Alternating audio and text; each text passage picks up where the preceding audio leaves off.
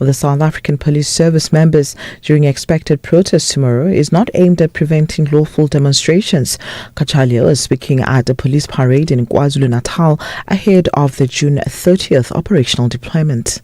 The public will judge not only the outcome of Tuesday's operations, but also the manner in which you conduct yourselves and exercise your responsibility and your authority.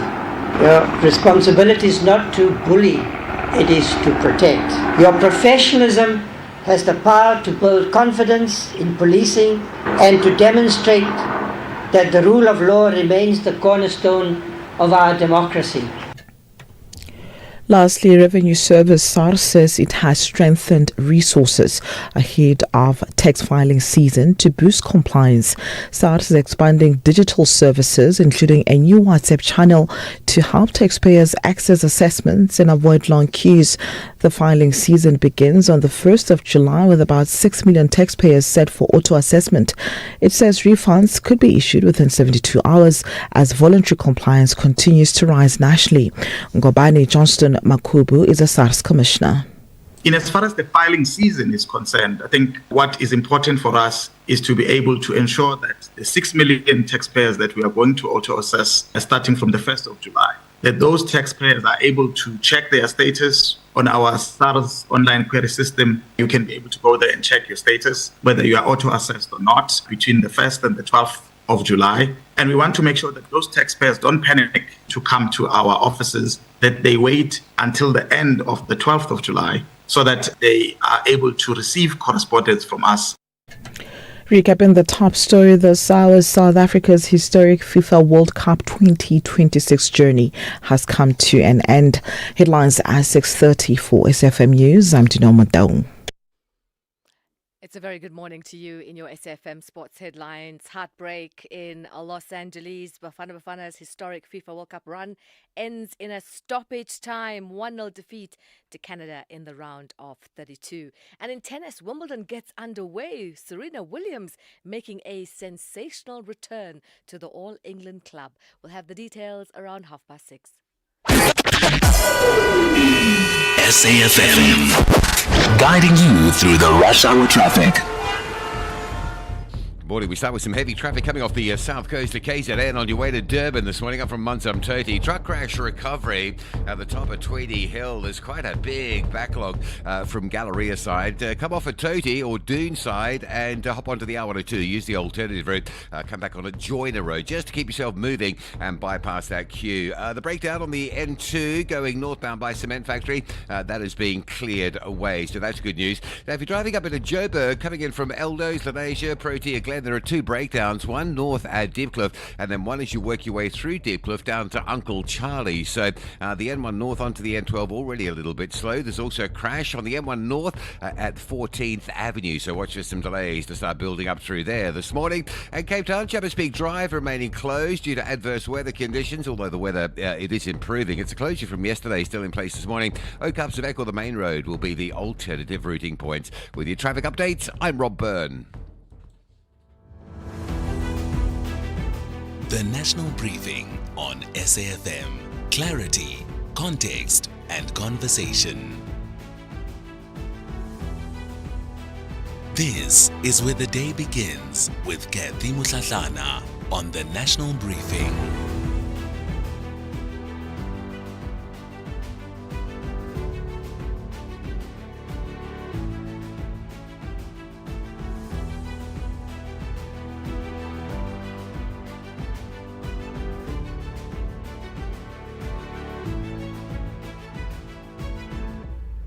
It's 7 after 6 o'clock. You're listening to the National Briefing. A very good morning to you. Welcome to the show. It's Monday, the 29th of June. I certainly hope you're ready to kickstart a brand new week, ready for a brand new day. And I know some of us are having to dig deep this morning. Well, we have to, because what other choice do we have?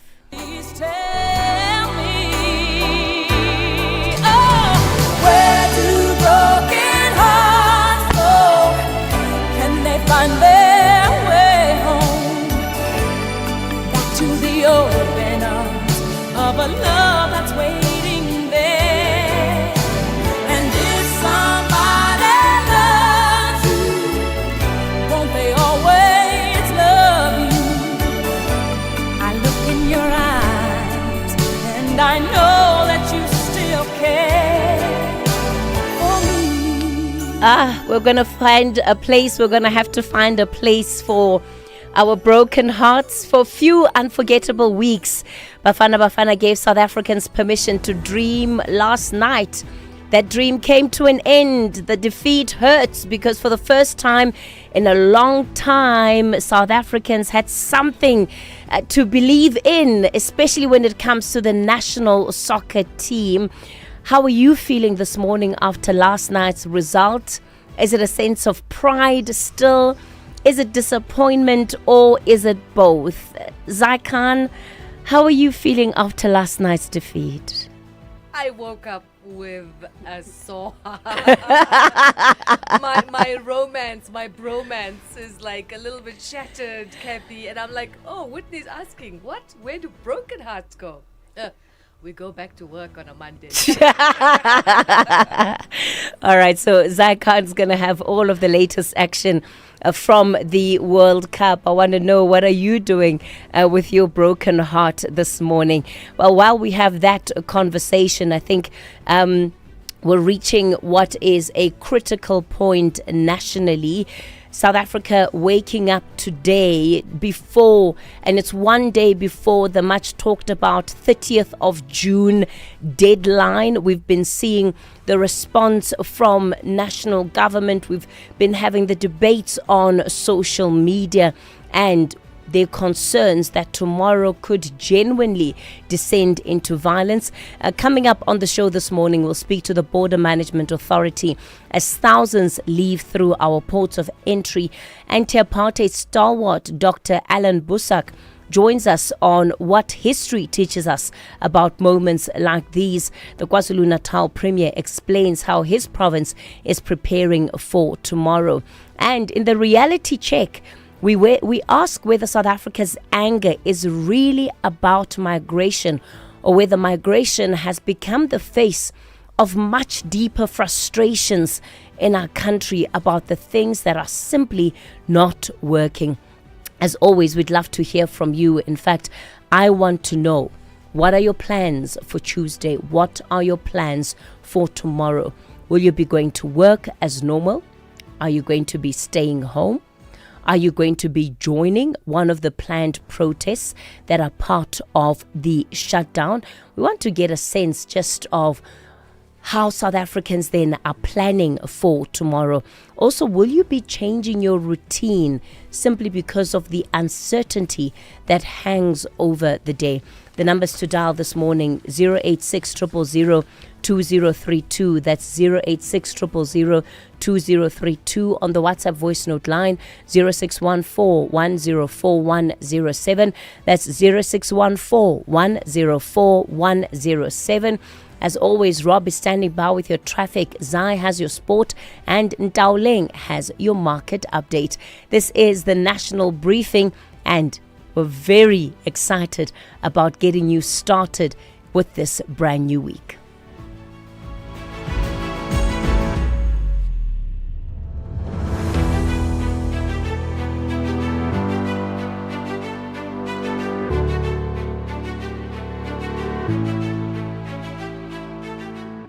Let's talk all things top billing presenter search. Some surprising and beautiful auditions coming through. We've seen the talk. We've heard every single thing that you've had to say about the search. But one of the most important things is that this search is different from any other search. This is our way of telling South African stories of each and every South African that comes out to show their magic to the world. So if anything, don't mind the naysayers. Go out there and show the world your magic. It's time to enter the Top Billing Presenter Search. Catch Top Billing every Tuesday evening at 7 through the month of June. Repeat Sundays at 1 on S3 and Tuesdays at 9:30 p.m. on SABC 1. From Wednesday, the 1st of July, SAfm is taking its connection with you further. Introducing SAfm Connect, a new digital streaming platform from SAfm, bringing you uninterrupted access to matters of national importance, in-depth discussions, special events, and the conversations that deserve more time. Beginning with the live coverage of the Madlanga Commission, SAfm Connect is designed to keep South Africans informed, engaged, and connected wherever you are. Live, relevant, accessible. Experience the uninterrupted Madlanga Commission on SAfm Connect, available online and across our digital platforms, because some conversations are too important to miss. Only on SAfm Connect, leading the conversations that move us. In case you missed it, the cigarette illicit problem is massive in South Africa. Currently around 60% of the market consists of illicit cigarettes, and that works out to a lost revenue of about 18 billion a year, and that's from 15 billion in excise tax and then about 3 billion in VAT. So it's not only a massive loss to revenue, it's also that people are smoking more because cigarettes have become more expensive. So in addition to the fiscal losses, we also have a massive public health crisis on our hands, where around 24% of South Africans are smoking. Dr. Nicole Velio, Senior Researcher at UCT's Research Unit on the Economics of Excisable Products. that was the Daily Discourse with Joanne Joseph. Kathy Mutlatlana on the National Briefing. Well, let's get straight then into the stories that are making headlines on the front pages of the country's newspapers. We'll start with the business day this morning. Afrophobia puts ANC legacy at risk. It weakens African solidarity, or weakening African solidarity will leave the party isolated. That's the warning coming from the Thabo Mbeki Foundation. And he's warning that the ANC risks becoming a casualty of the anti-immigrant sentiment that's sweeping South Africa and set to culminate in protests tomorrow. In a discussion document on immigration, which has been under the spotlight in recent months, the foundation is arguing that Afrophobia threatens the ANC because the party's liberation history was built on African solidarity. And yeah, they've also just got more details in as far as tomorrow is concerned and what the expectations are. On the front page of the business day is also a picture accompanying the story. More than 1,000 Zimbabweans wait in the rain outside the Zimbabwe consulate in Cape Town yesterday amid the repatriation of foreign nationals. And voluntary repatriation is taking place amid fears of intimidation, threats and violence and challenges with documentation. And they've got a picture there of the thousands that are outside the Zimbabwe consulate in Cape Town. And then they also are leading with a story around NERSA or energy. Power price deals fall short, says NERSA, and it's the negotiated price agreements entered into between Eskom and industrial players, industrial majors, have fallen short in providing tariff relief for South Africa's industrial base. And this threatens the utilities sales and the existence of the industry. These were observations made by NERSA, that's the National Energy Regulator, in its draft report related to the regulator's market inquiry into the impact of fixed charges levied by municipalities and the unbundled generation charges recently introduced by Eskom. The front page of The Citizen this morning, deadline tension grows, reads The Citizen, and there on the front page is a picture of thousands of migrants also gearing up to leave the country. With thousands of immigrants fleeing the country, protest leaders have given them until tomorrow to leave or face the consequences. Authorities claim the police and army will keep the peace as the masses get ready to march in protest. And yeah, like I said, that's just the story that is leading, a lot of the news publications, even beyond the front pages of the country's newspapers. On the front page of the Sowetan, Also, June 30 panic sets in, and they're also going with scores of migrants from neighboring countries descend on their diplomatic mission offices to seek help ahead of Tuesday.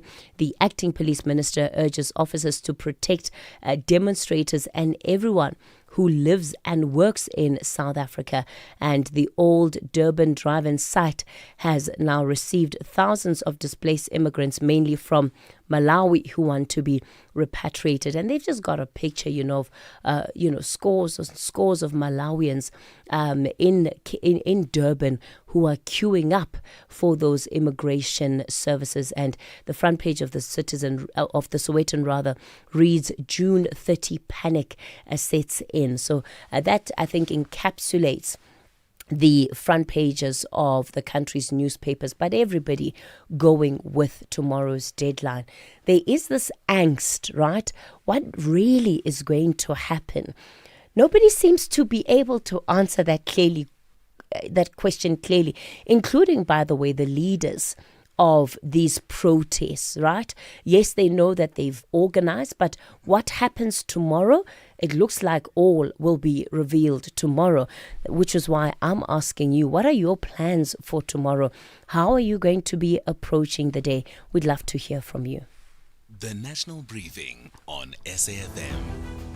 Well, let's get into your weather this morning. We have a yellow level 2 warning, damaging waves leading to localized disruptions to harbors, ports, beach activities, and difficulty in navigation of small vessels with risk of taking water and capsizing are expected between Cape Columbine and Port Edward. A yellow level 2 warning, damaging wind leading to localized disruptions to harbors, ports, beach activities, and difficulty in navigation of sea vessels with the risk of taking water and capsizing. That's expected between Cape Agulhas and Port Edward. Advisories, very cold, wet and windy conditions are expected over the southern parts of the Namakwa district in the Northern Cape, the Cape Winelands, Central and Little Karoo in the Western Cape, as well as the western high-lying areas in the Eastern Cape. In Pretoria, the weather's fine, a low of 7, a high of 22. The expected UVB sunburn index is high. In Johannesburg, fine, 5 and 20. Vereeniging, fine, 4 and 21. Mbombela, fine, 9 and 27. Polokwane, fine, 7 and 23. Mahikeng, fine, 8 and 22. Vryburg, fine, 5 and 22. Bloemfontein, partly cloudy, 6 and 19. Kimberley, partly cloudy, 7 and 18. Appington, partly cloudy, 7 and 19. Cape Town, partly cloudy with isolated showers and rain in the morning, clearing by the evening. Wind moderate south to southwesterly, becoming southeasterly by the evening, 9 and 13. The expected UVB sunburn index moderate. George, partly cloudy with isolated showers and rain, clearing by the evening. Wind moderate to fresh west to southwesterly, becoming light northwesterly from the evening, 9 and 14. In Gqeberha, cloudy with scattered showers and rain, becoming partly cloudy in the afternoon. Wind fresh to strong southwesterly, 13 and 16. In Kugombo City, partly cloudy, becoming cloudy with isolated showers and rain. Wind fresh southwesterly, 16 and 19. In Durban, fine, becoming partly cloudy to cloudy in the afternoon with isolated showers and rain. Wind light northwesterly, becoming fresh to strong southwesterly towards midday, 14 and 26. The expected UVB sunburn index very high. In Richards Bay, fine, becoming partly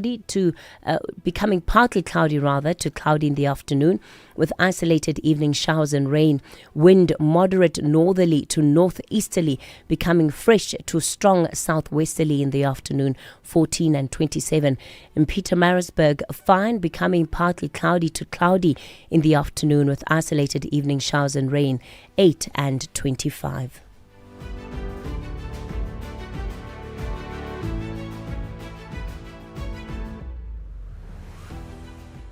Let's talk all things top billing presenter search. Some surprising and beautiful auditions coming through. We've seen the talk, we've heard every single thing that you've had to say about the search. But one of the most important things is that this search is different from any other search. This is our way of telling South African stories of each and every South African that comes out to show their magic to the world. So if anything, don't mind the naysayers. Go out there and show the world your magic. It's time to enter the top billing presenter search. Catch Top Billing every Tuesday evening at 7 through the month of June. Repeat Sundays at 1 on S3 and Tuesdays at 9:30 p.m. on SABC1. The Global Briefing on SAFM. Well, we're going to start in Washington and the Mediterranean this morning. After 4 marathon days of talks, the United States has brokered a framework agreement between Israel and Lebanon, a sequence deal that ties any Israeli withdrawal to the disarmament of Hezbollah. Within hours, Hezbollah's leader, Naim Qassem, called it null and void, humiliating, shameful, a surrender of sovereignty, and his supporters were in the streets of Beirut. Professor T.K. Bowe is Professor of Statecraft at the African School of Governance in Kigali. Professor Bowe, good morning to you. Thanks for your time this morning. Morning, and good to speak to you again, Kathy. So this Israel-Lebanon framework is being sold as a breakthrough, but when we look at how Hezbollah has responded to it, do you believe that it's an agreement that can hold, or are the words of the Hezbollah leader now setting in its fate? No, look, I think the words are quite true, because you also have to remember, you have to tie it to the other framework, which is the one between Iran and the United States, where Lebanon does feature within it quite heavily. And that's already failing. So this really doesn't answer the key question at hand, which is how do you actually resolve the issue of Israel's actions in Lebanon? And more than anything, it really creates more questions than answers to really understand why these frameworks are not holding. And key among them is, one has to be quite brutally honest about it, is it would seem as though the United States does not seem to have a handle on how to put Israel into a position where these frameworks can actually work. If we think about what it's going to take to broker a deal on both sides, Israel and Lebanon, US and Iran, what needs to change?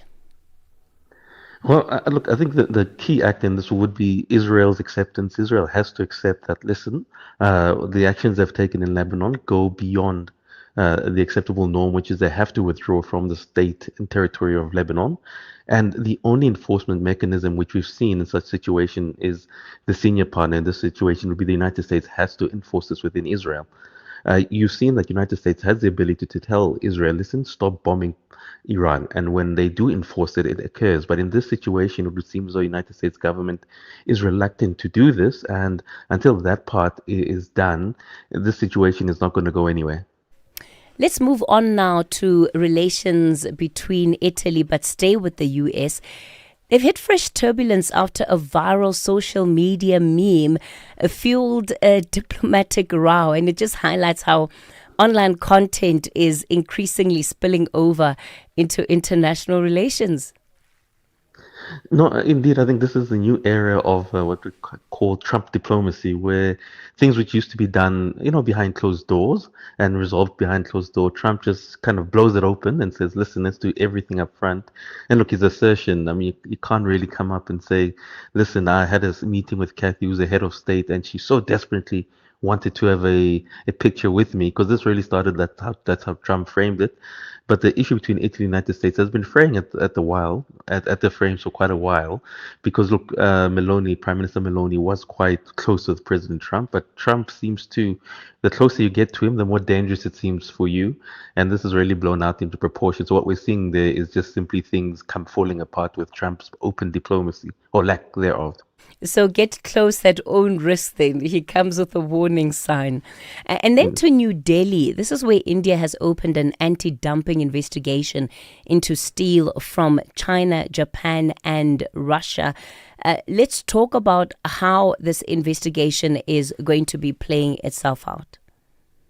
Well, look, this is quite interesting, especially when you look at the countries involved, because Japan is not normally a country which is put in these situations. But look, it follows normal practice, where the state would feel that, listen, with evidence, that they're going to take up the prices of how other steel comes into their country, compare it to what's happening within that country, and then look, make an argument. And the very fact that they've made it public would say to me that they've got some evidence which says, look, you're coming in, you're basically undercutting locals, and you're putting in steel, we're just dumping it at a price where it's very hard for local companies to compete with it. It usually takes a bit long for these things to work themselves out. Countries don't just declare it up front. There's a whole framework that they need to go through. So if India feels confident that these countries are doing it, they must have the evidence and the prices to kind of show this to be happening. And do you think that this is about India really just trying to protect its domestic industry? Yes, for sure. If you know anything about the Indian economy, it's one of those very markets. It's very hard to crack. It's always been a problem for countries who want to come play in India. They always make the argument that listen, the Indian government makes it quite hard for them to, for you to open up and to bring in your product. So this is quite normal. But look, I think this is the way the world is going.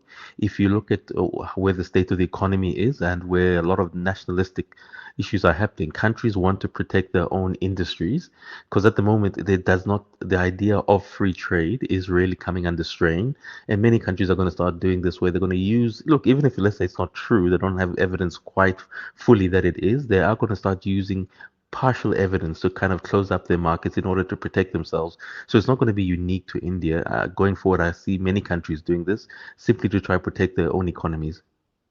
Professor T.K. Bowe, let me thank you for your time.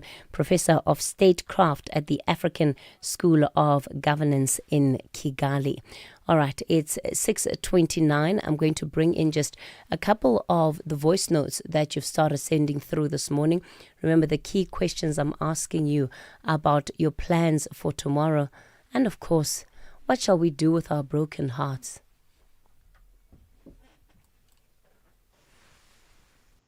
Good morning. I have no plans for June the 30th. I think the media is just blowing this whole thing up. It will be peaceful marches as far as I know. And the people that needs to be repatriated to their countries must be repatriated safely. That's it. Good morning, SAfm. This is Petros in Durban. Me, since I'm doing Uber. So on Tuesday, tomorrow, I'll park my car and I'll make sure that I'm on the road fighting for my country. Whatever I have to do, I'm gonna have to do it. I have to fight for this country. It's my country at the end. Well, it's 6:30. Please continue to send us those voice notes. What are your plans for tomorrow? Dinao Mutawang is standing by with your latest news headlines. Thank you, Kathy. A very good morning. Let's take a look at the headlines at 6:30. The South African government has praised Bafana Bafana for a historic FIFA World Cup campaign that saw the team reach the knockout stages for the first time, despite the 1-0 defeat to Canada in Los Angeles last night. In other news, Acting Police Minister Firoz Kachalia has called for mutual respect as SAPS officers are deployed ahead of the June 30th protest tomorrow. And Deputy Crime Intelligence Head Firoz Khan is alleged to be in a critical condition at Mill Park Hospital in Johannesburg after the car he was travelling in was shot at just after 10 p.m. last night. A full update follows at the top of the hour. SAfm, guiding you through the rush hour traffic. Good morning. Our top traffic story has been the M2 at Amansamtoti coming in off the south coast of KZN up towards Durban around some truck crash recovery. It looks like that operation has been completed. Traffic is slow, but it's no longer the heavy backlog that we had earlier. A lot of that traffic's been released and it's all jammed up now through Spaghetti Junction into the works at Westwood Mall. Truck and bus have collided up by Tugela River on your way between Escort and Funrena. Just one lane open at that particular scene. Coming into Joburg from the south this morning, a breakdown in the Deepcliff interchange to watch out for. Crashes you come off the N12 and R24 it's into Galuli. So if you're in from Boksburg, Benoni, or coming in from the airport, once those highways have merged into Galuli, so that's where the crash is. And the other side of town, a collision on the M1 North at 14th Avenue, starting to already push a queue back as far as Gordon Road. Pretoria's Mopani Highway heavy as well, coming down to Eskia and Pathleli. Cape Town, no traffic lights. Jafta K Masamola Spine Road at Khayelitsha. That's a big busy junction, and there's traffic backlogging into that already, and a crash on the M1 inbound before the N7 highway. That is a queue already pushed back to Plattercliff Road. With your traffic update, I'm Rob Byrne. This is SAFM Sport with Zai Khan. Please tell me, where do broken hearts go? Can they find their way home? Back to the open arms of a love that's waiting there. And if somebody loves you, won't they always love you? Zai Khan. One of our listeners says, Kathy, also please don't give up. Please play Don't Give Up by Peter Gabriel, Paula Cole. The fight goes on. The fight goes on. I love that. Thank you, because we're not enrolling at the School of Broken Hearts, okay? We are going to be graduating from the School of what belief? Yes. All right. Thank you, Whitney, asking all the difficult questions on a Monday morning. But one thing's for certain is that we are incredibly proud of our boys. South Africa's historic FIFA World Cup campaign coming to a heartbreaking end after Stefano Stacchio struck deep into stoppage time, handing Canada a 1-0 victory in Los Angeles. Bafana looks set to force extra time in their first ever World Cup knockout match, before Stacchio rifled home in the 92nd minute after a loose ball fell on the edge of the area. Canada controlling long periods of the contest while South Africa remained dangerous on the counter-attack.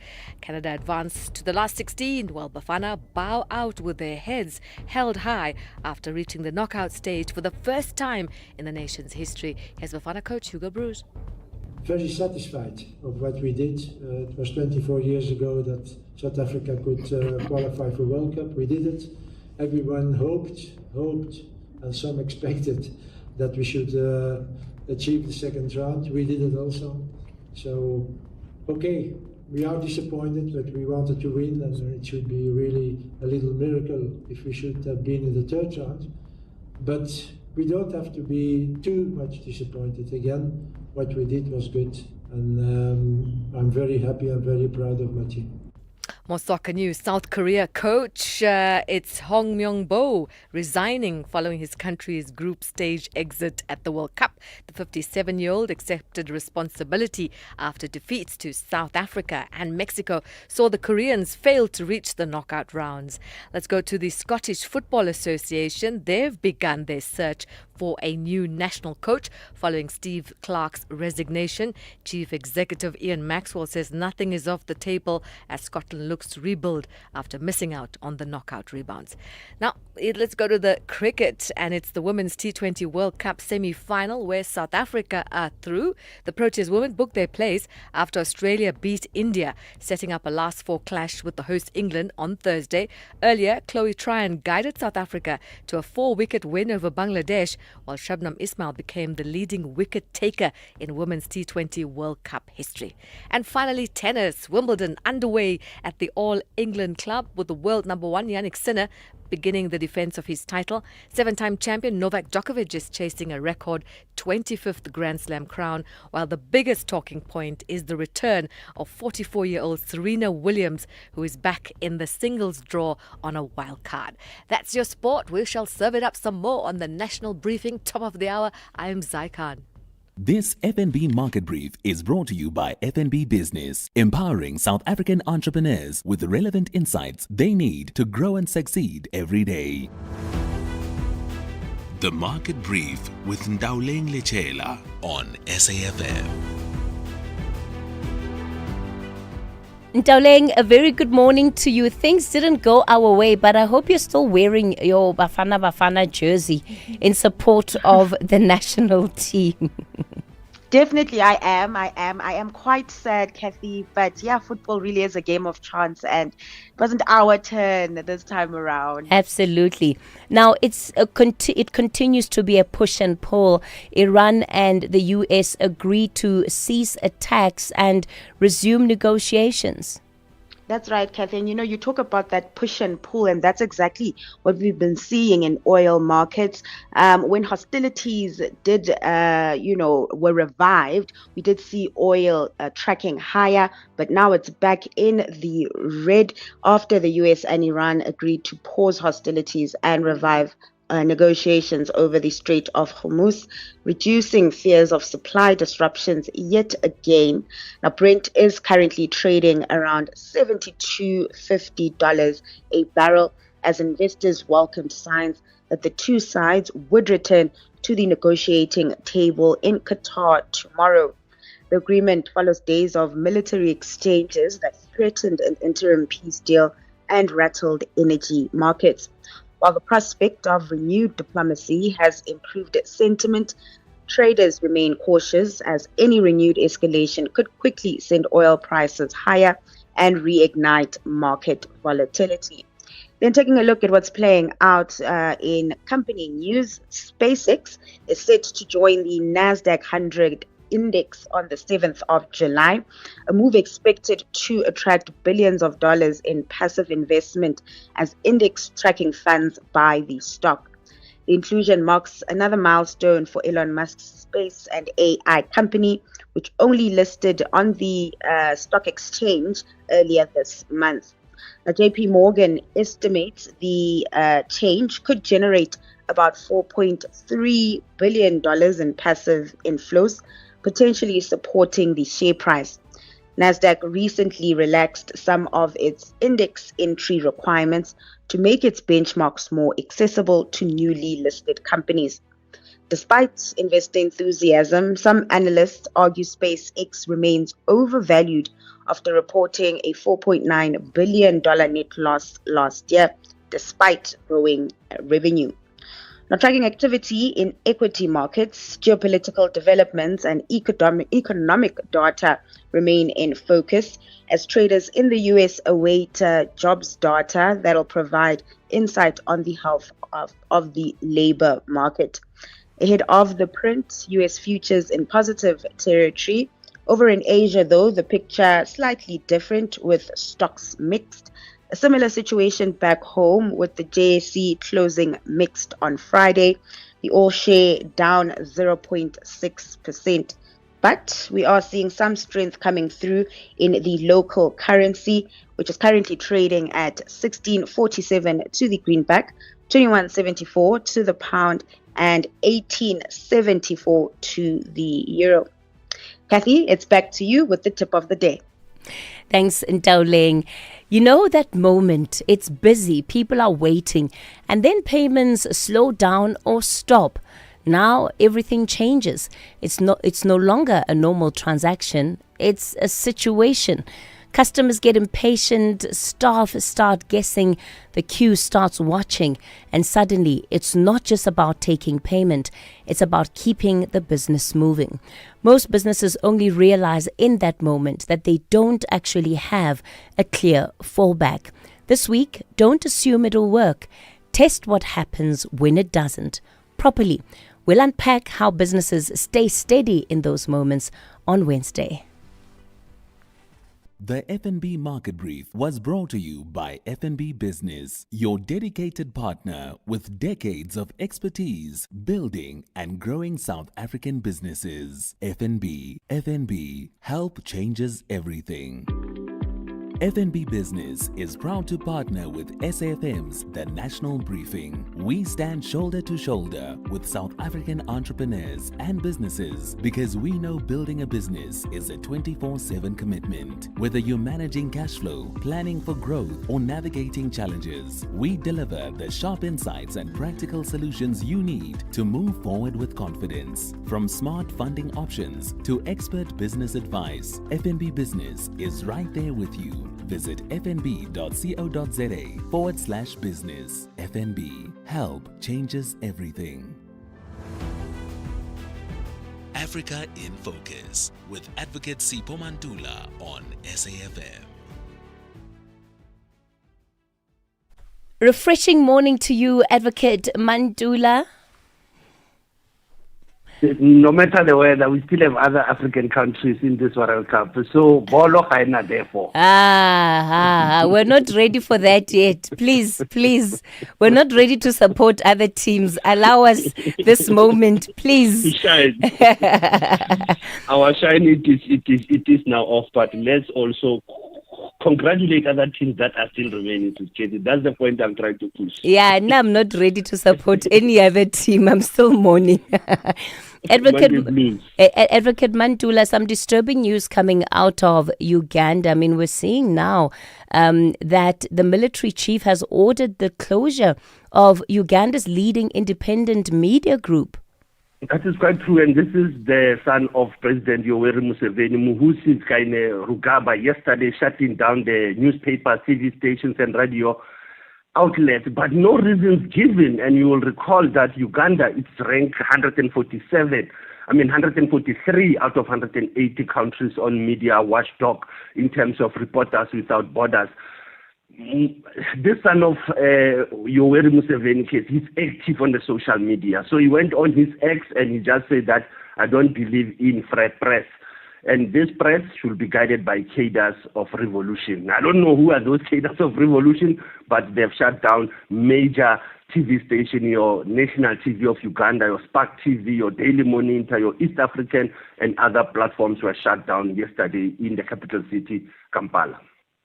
We're also seeing out of Burkina Faso that they've now cut diplomatic ties with France, Burkina Faso's ruling junta on Friday. It's long been building towards this, Advocate Mantula, but what's different that has happened now? What has changed is that 3 days ago, as you have said, the cutting of ties is that Burkina Faso is accusing Paris for its neo-colonial ambitions, subversive networks and terrorists who are also plunging the Sahel into mourning. This is what came out from Ouagadougou, alleging that France actually has been, their former colonizer, has been having active engagement with other African countries. But France also saying this is a hostile and a baseless decision that has been taken by Ouagadougou. You'll recall that strategy of Franco-Africo, where you find that Paris have kept the Francophones, and at the same time, those Francophones have pulled out of ECOWAS and they formed the Sahel. They're not in good terms with Paris. Rather, they are moving towards Russia and China. All right. And we're seeing at the International Court of Justice, DR Congo and Rwanda. This is for the third time, by the way, to our listeners. In 2006, this matter was dismissed by the International Court of Justice on the basis that they lacked jurisdiction. Now, why this time Congo is taking Rwanda to the International Criminal Court is asking for Rwanda to cease all alleged violations and award full reparations to both the victims and the state. Those accusations date back to 1996. So it's 30 years of the alleged massacres, sexual violence that the DRC is alleging against the state of Rwanda at the International Court of Justice. And this, like I've said, it has taken some time. 30 years ago, when this happened, 20 years ago, DRC took Rwanda to court, but nothing came out. So far, Rwanda has not responded on these papers that were filed by the DRC on Friday. And then our historical archives for today, 29 June 1982. Still looking at our painful past of this country 44 years ago when there was an inquest into the death of Dr. Neil Agat.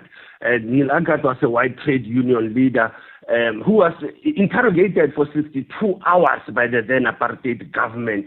And there was an inquest in 1982, that was towards 1982, the end, when the magistrate said that there was no one to be blamed for Dr. Agat. You can see these cases, there are many inquests that have been opened. We've been touching them as part of our national transitional justice. What has happened to people like Albert Lituli, Sobukwe, Biko? There are many actually that we have been looking at, but also this one of Neil Agat forms part of our historical political history of this country. Asante sana Sisketi, as we're still leading the conversation, SAFM observing the Soweto uprising month. It's Elimination Week on the Tastemaster Professional this Sunday evening at 7. Faced with one of the world's most popular dishes, our chefs must create a pizza that rises above the rest. With big flavors and bold ideas needed to impress the judges, the stakes couldn't be higher. Who will earn a slice of success and who will get boxed out of the competition? Find out on the Tastemaster Professional, Sunday at 7, repeat Saturday at 4:30 and Sunday at 3:30, only on SABC2.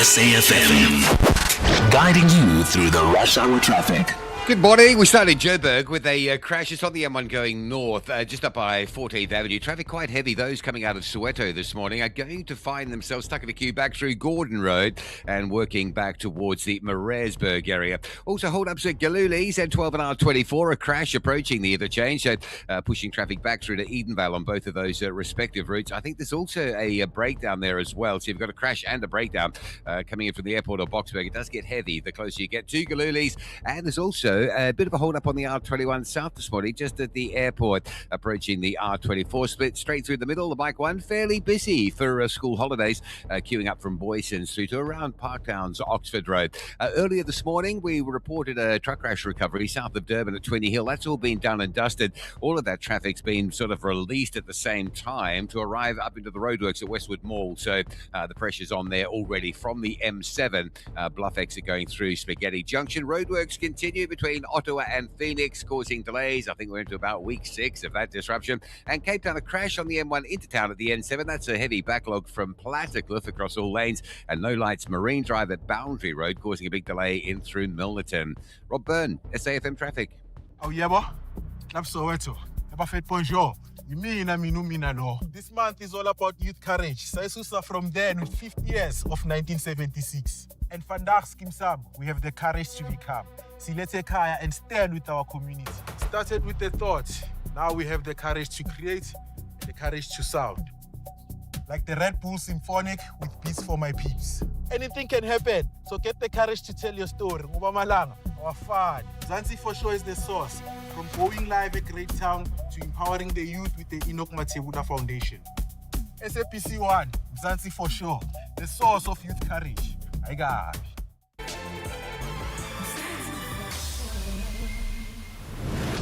You are listening to the National Briefing with Kathy Mutlatlana. It's 6:50. You're listening to the National Briefing on this Monday morning. Now, the Border Management Authority says more than 13,000 foreign nationals have moved through Beitbridge and OR Tambo in just 5 days. Roughly 9,000 Malawians and 3,000 Zimbabweans. All of them heading back home. I'm joined now by Memme Mokhotsi, who is the spokesperson of the Border Management Authority. Of course, it's not just those borders where you have seen heightened activity. I'm assuming that the 13,000 is cumulative of the movement at all our country's border posts. Yes, good morning, Kathy, and good morning to the listeners. You are actually right. This is a cumulative number of activities that have taken place. You would remember on the 7th of June, the President announced a clear program of action in terms of a repatriation process that started then. So now we are seeing quite an increase as well as we are at Beitbridge Port of Entry. So many buses have already been processed. Currently now we have about 6 buses that are in the port. So that number will definitely go up, Kathy, and we'll be able to report cumulative statistics by the end of tomorrow, just to reflect on what has been happening in the overall numbers by the 30th. Which board or which entry points are you finding are under the most pressure? Currently, Kathy, the Beitbridge Port of Entry with Zimbabwe. And you would understand that now with the announcement of the Interministerial Committee that the temporary repatriation processing center that was in Durban would move to Musina this week. So Beitbridge Port of Entry, as it is also in Musina, it is experiencing pressure. But we are prepared as the Border Management Authority. We've increased our deployment on the ground. All our executives are here. We are led by our our acting commissioner, Major General David Chilembe, who is the acting commissioner at the moment. So he's here at Beitbridge but other ports of entry as well. Libombo, we have a facilitation movement also happening at that one. Maseru as well, the one with Lesotho. We have movements happening also that side. As we are comparing in terms of this time last year, we are seeing an increase in terms of movements just in one day at the Beitbridge on the 27th. We're able to process like 3,000 repatriations that were done just in one day. So it's quite a lot. We are not now calculating the normal movements of other travelers who are just going outside the country. But you know that at this period as well, it is month end, schools have just closed. So there is, quite a bit of increase in all ports of entry. And just to be clear, these repatriations that you are seeing, do they include people that have the legitimate documentation to be in South Africa but are leaving simply because of the threats and the intimidation that we've seen reported in some communities? Yes, there would be some, but majority, 99% of the repatriation is for undocumented persons. We found that most of the processing that we have done, it's foreign nationals that possess the emergency travel certificate. And you'd know that that emergency travel certificate is the one that we had requested the various high commissions, the embassies, to issue their undocumented persons who were found in the country, who were in the country, and who are partaking voluntarily in this repatriation. Remember, the repatriation, it is a voluntary measure where, because they found themselves undocumented in a country, and due to the foreign missions having called them to say, we will assist you with transportation to go home if you don't have documents, so that there is abidance to the immigration laws of South Africa. So there is understanding through our diplomatic channels facilitated by the Department of International Relations that there cannot be continuous disregard for the immigration laws of South Africa. This is breaking the law. So when we had the discussions, then many countries heeded this call.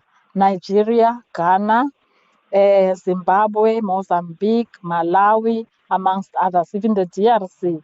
So it is indeed good that those governments are assisting with the participation and the voluntary repatriation. Memme Mogotsi, spokesperson, Border Management Authority. Thanks for your time. We'll leave it there. So that's just then a roundup of what is happening at the country's borders right now. You can expect plenty more updates from the Border Management Authority in the next 48 hours. As you heard, they are expecting those numbers to increase. Call SAFM now on 086 000 2032. Let me take some of your calls. Temba, you're in Limpopo. Good morning. Yes, okay, how are you? Good, Temba. Go for it. I'm okay, kids. I'm ready for tomorrow. I can't be ready like now. Tomorrow I'll be out today wearing, you see that attire that Pagelu Mtagati always wears. I've got all those things. I'll be wearing them tomorrow in Limpopo. How I wish I was in Gauteng or KZN, but nevertheless, the 600 million that the ANC government have put aside for us, like I said the last time, we are ready for that 600 million. Come tomorrow. By the way, ANC, they are not new in this abnormal spending. There was a time when the same ANC government, through National Empowerment Fund, they gave 32 million to two individuals. It was Kanye Jomo and some woman, it's Ruthie or something like that. They gave 32 million to two people who are already having their own money to open a shop somewhere in Sandton or somewhere in Joburg. So this ANC, we are going to deal with them come 4th November. And the very same ANC now, they don't know what to do anymore. They are confused. The deputy minister on your show, Oshielo, said they don't know anything about 30th and they are not panicking about the 30th. But here is 600 million for the very same 30th. Okay. Yesterday, Castle Matale, second deputy minister of police, said he was addressing police, telling them that tomorrow, the 30th, protect South Africans, arrest all illegal immigrants. So now they are confused now. They are no longer protecting illegal immigrants. They are saying those illegal immigrants should be arrested. We are listening to them. Okay, Temba, let's leave it there. You've said a mouthful. Temba out in Limpopo. So what's clear is joining the protest. Mastermind, you're in Mpumalanga. Good morning. Good morning, Sisketi and the listeners of the SAfm Mastermind. Philip Gupega from Mpumalanga. No, Sisketi, here at Mulubek, we are ready for the march of tomorrow. We are prepared to making government understand what our complaint is. What is surprising me, Sisketi, is that why the government, Cyril Ramaphosa, is putting the forces, the law enforcement to, I don't know what is protecting, because all the communities, the citizens of the country are complaining about one thing. And instead, Ramaphosa to come and give us the address, the right way to deal with this issue, because simply, Sisketi, he has seen how many thousands of Nigerians who have gone out, Ghana. Now, more than 25,000 only Malawians are still going out in the country. Why did Ramaphosa not see that this thing the community are complaining about is a reality? Because how many millions of people who are here, and these people, they are working, they are doing anything, others, they are doing it a criminal. Okay. And, yeah. All right. And these people, they've got no time limit how long they will stay here, Sisketi. So this thing of Ramaphosa, I think he was failing to controlling or leading this country. All right. Thank you, Sisketi. Okay. Yeah. Mastermind out in Mpumalanga, also joining the protest for tomorrow. Kathy Moslasane, Kumanishinga here. I nearly changed the station when you play Where Do Broken Hearts Go. I thought the frequency has changed. Wow, our hearts are broken. Well done to Bafana. Thank you, Kathy. Good morning, SAfm. It's Happy from Boxback. Tomorrow I'll be at work. I don't have a plan for marching against illegal immigrants. Thank you. Outsurance is in the business of saving you money on your car insurance premium. If they can't, ask for 500 Rand. SMS out to 30754. That's out to 30754.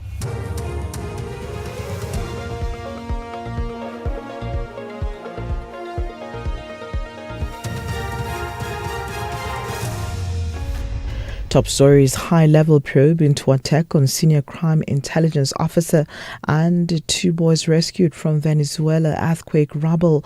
A very good morning with the news. I'm Dino Motaung. Police have launched a high-level investigation following the attempted assassination of suspended senior crime intelligence officer Major General Firoz Khan in Houghton, Johannesburg last night.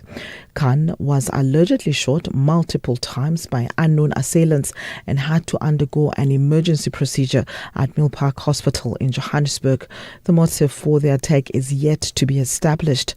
Khan has been implicated in high-profile cases of corruption, illicit precious metals and the controversial 2021 Ayrton drug bust. He was due to appear before the Madlanga Commission on Wednesday. National Police spokesperson Atlenda Mate.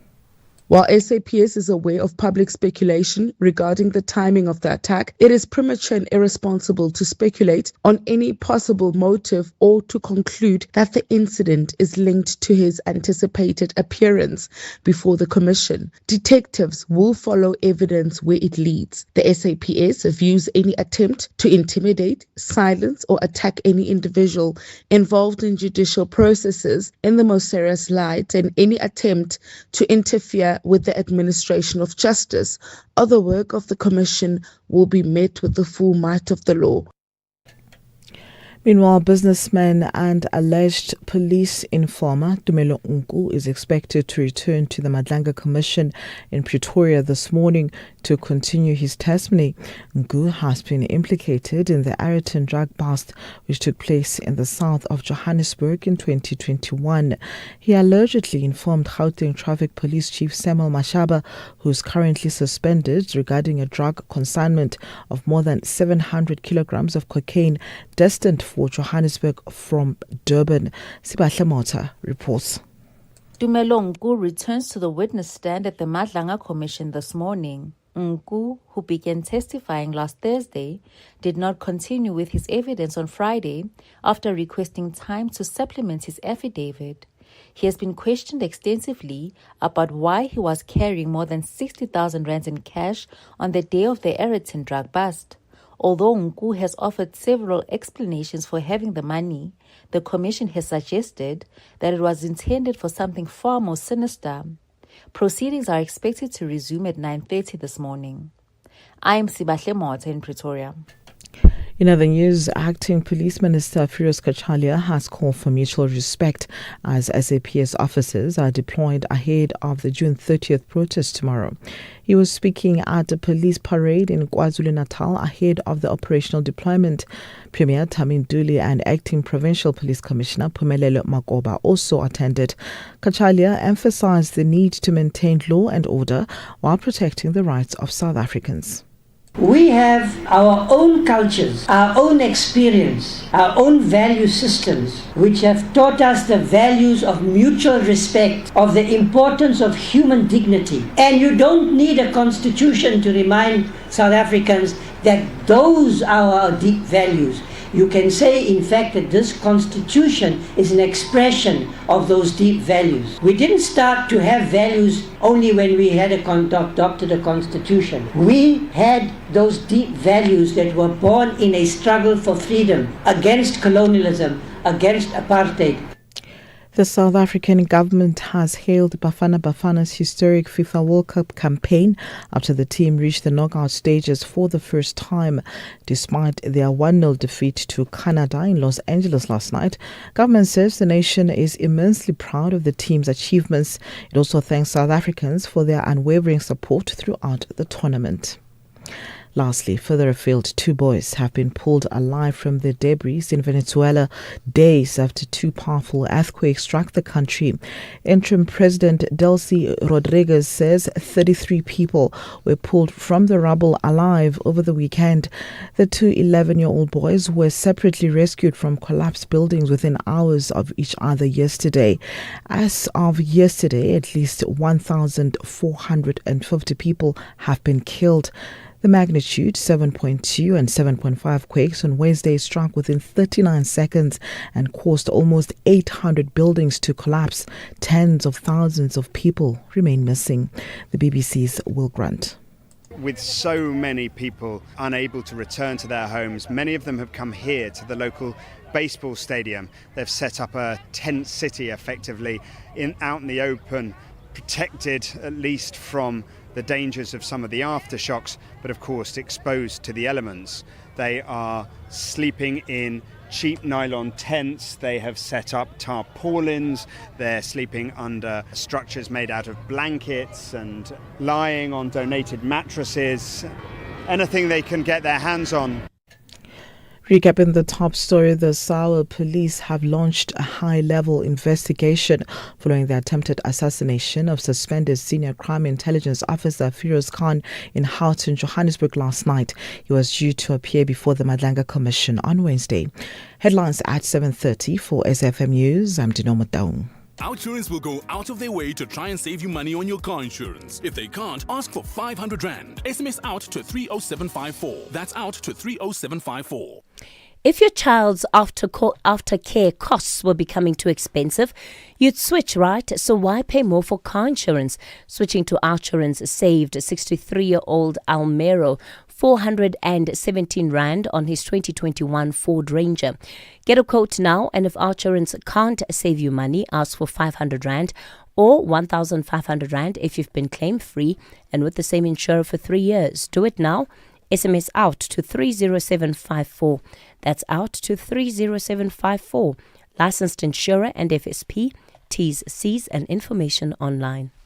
It's a very good morning to you in your SFM Sports Headlines. Soccer, Bafana may be out of the World Cup, but Coach Bruce believes South Africa now has a foundation to become World Cup regulars. And in, rugby news, the Springboks, they shift into test mode as Rassie Erasmus prepares his side for next week's Nations Championship opener against England. All the details around 7:30. SAfm, guiding you through the rush hour traffic. Good morning, Joburg N1 North, coming out of Soweto on your way to Randburg this morning, being held by this earlier crash at 14th Avenue. It looks like it's being cleared, but there's a backlog coming through from Maresburg up through Gordon Road through 14th on your way to Bayers Nordia. N3 from Elans up into Galulis for connections to the N12 East is heavy. There's a lot of activity on the westbound side, possibly those going north onto the N12 having a look because the N12 and R24 is driving into Galulis. There's a crash and a broken down vehicle as well. Also a crash on the M1 North at Buerta Avenue. That's causing a delay both ways. If you're heading to Pretoria or out of Pretoria this morning, very slow. Durban's N2 North under pressure from the M7, moving through Westwood Mall. Roadworks continue, Ottawa through to Phoenix, so the R102, Chris Harney spillover, that's all really busy as well. And Cape Town, crash on the M1 into town by the N7 highway exit at Goodwood. That's pushed the queue all the way back through to about Durban Road at Belleville, very heavy. And no lights on Marine Drive at Lagoon Beach. That's the Boundary Road junction, heavy from Milnerton as you come up towards the Parton Island area. With your traffic updates, I'm Rob Byrne. The National Briefing on SAfm. Clarity, context, and conversation. This is where the day begins with Kathy Mutlatlana on the National Briefing.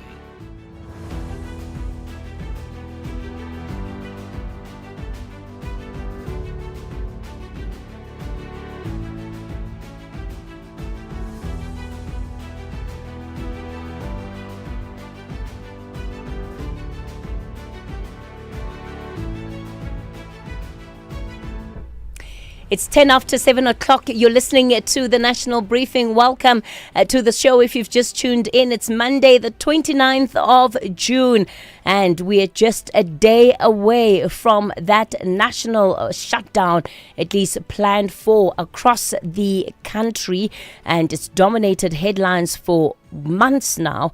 Anti-apartheid stalwart Dr. Alan Busak will join us. He asks whether the moral authority that once united South Africans still has the power to steady the nation in this moment. And the KwaZulu-Natal Premier Tamin Ntuli will give us a breakdown in terms of how his province is responding and preparing for tomorrow.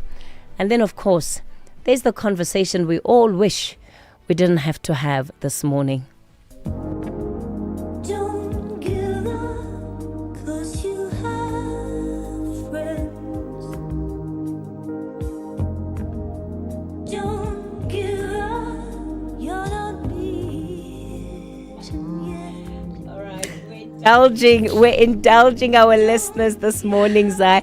After we played Whitney's Where Do Broken Hearts Go, we got this request, and yeah, it's just saddened me even more, unfortunately. But thanks, Peter Gabriel. We need the Monday morning advice. But I like that we have a recovery playlist here on the National Briefing. So we got you. That's how you know we are going through it all. When there's a playlist to accompany the heartbreak. Yeah. So Zaikan is standing by with all of your latest updates from the World Cup. Okay, it's 11 after 7 o'clock. We're going to get straight into it after this.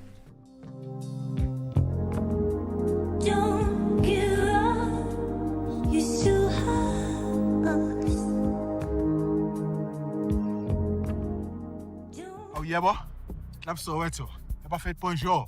Mina lo. This month is all about youth courage. Saisusa from then with 50 years of 1976. And vandaag Skimsam, we have the courage to become.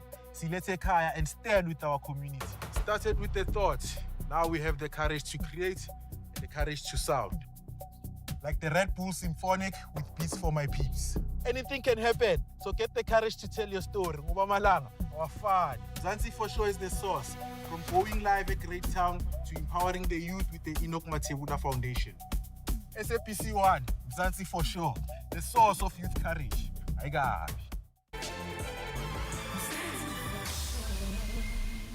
Have you discovered the TV license WhatsApp yet? We see you binging reruns, living for the drama, loving the SABC Plus sports replays. Now, paying your TV license fits the vibe. Simply say hi on WhatsApp to 077 6069 060. Get your balance, make a payment, or set up a debit order all in one chat. No queues, no please hold, just convenience that feels like it should have been here all along. Because every screen in South Africa is a stage and yours is lit. So why wait? Send hi on WhatsApp to 077 6069 060 and get your TV license sorted today. Hashtag your screen, your story. You are listening to the National Briefing with Kathy Mutlatlana. It's 13 after 7 o'clock. President Cyril Ramaphosa has urged religious and interfaith leaders to actively combat xenophobia and use their influence to calm rising tensions.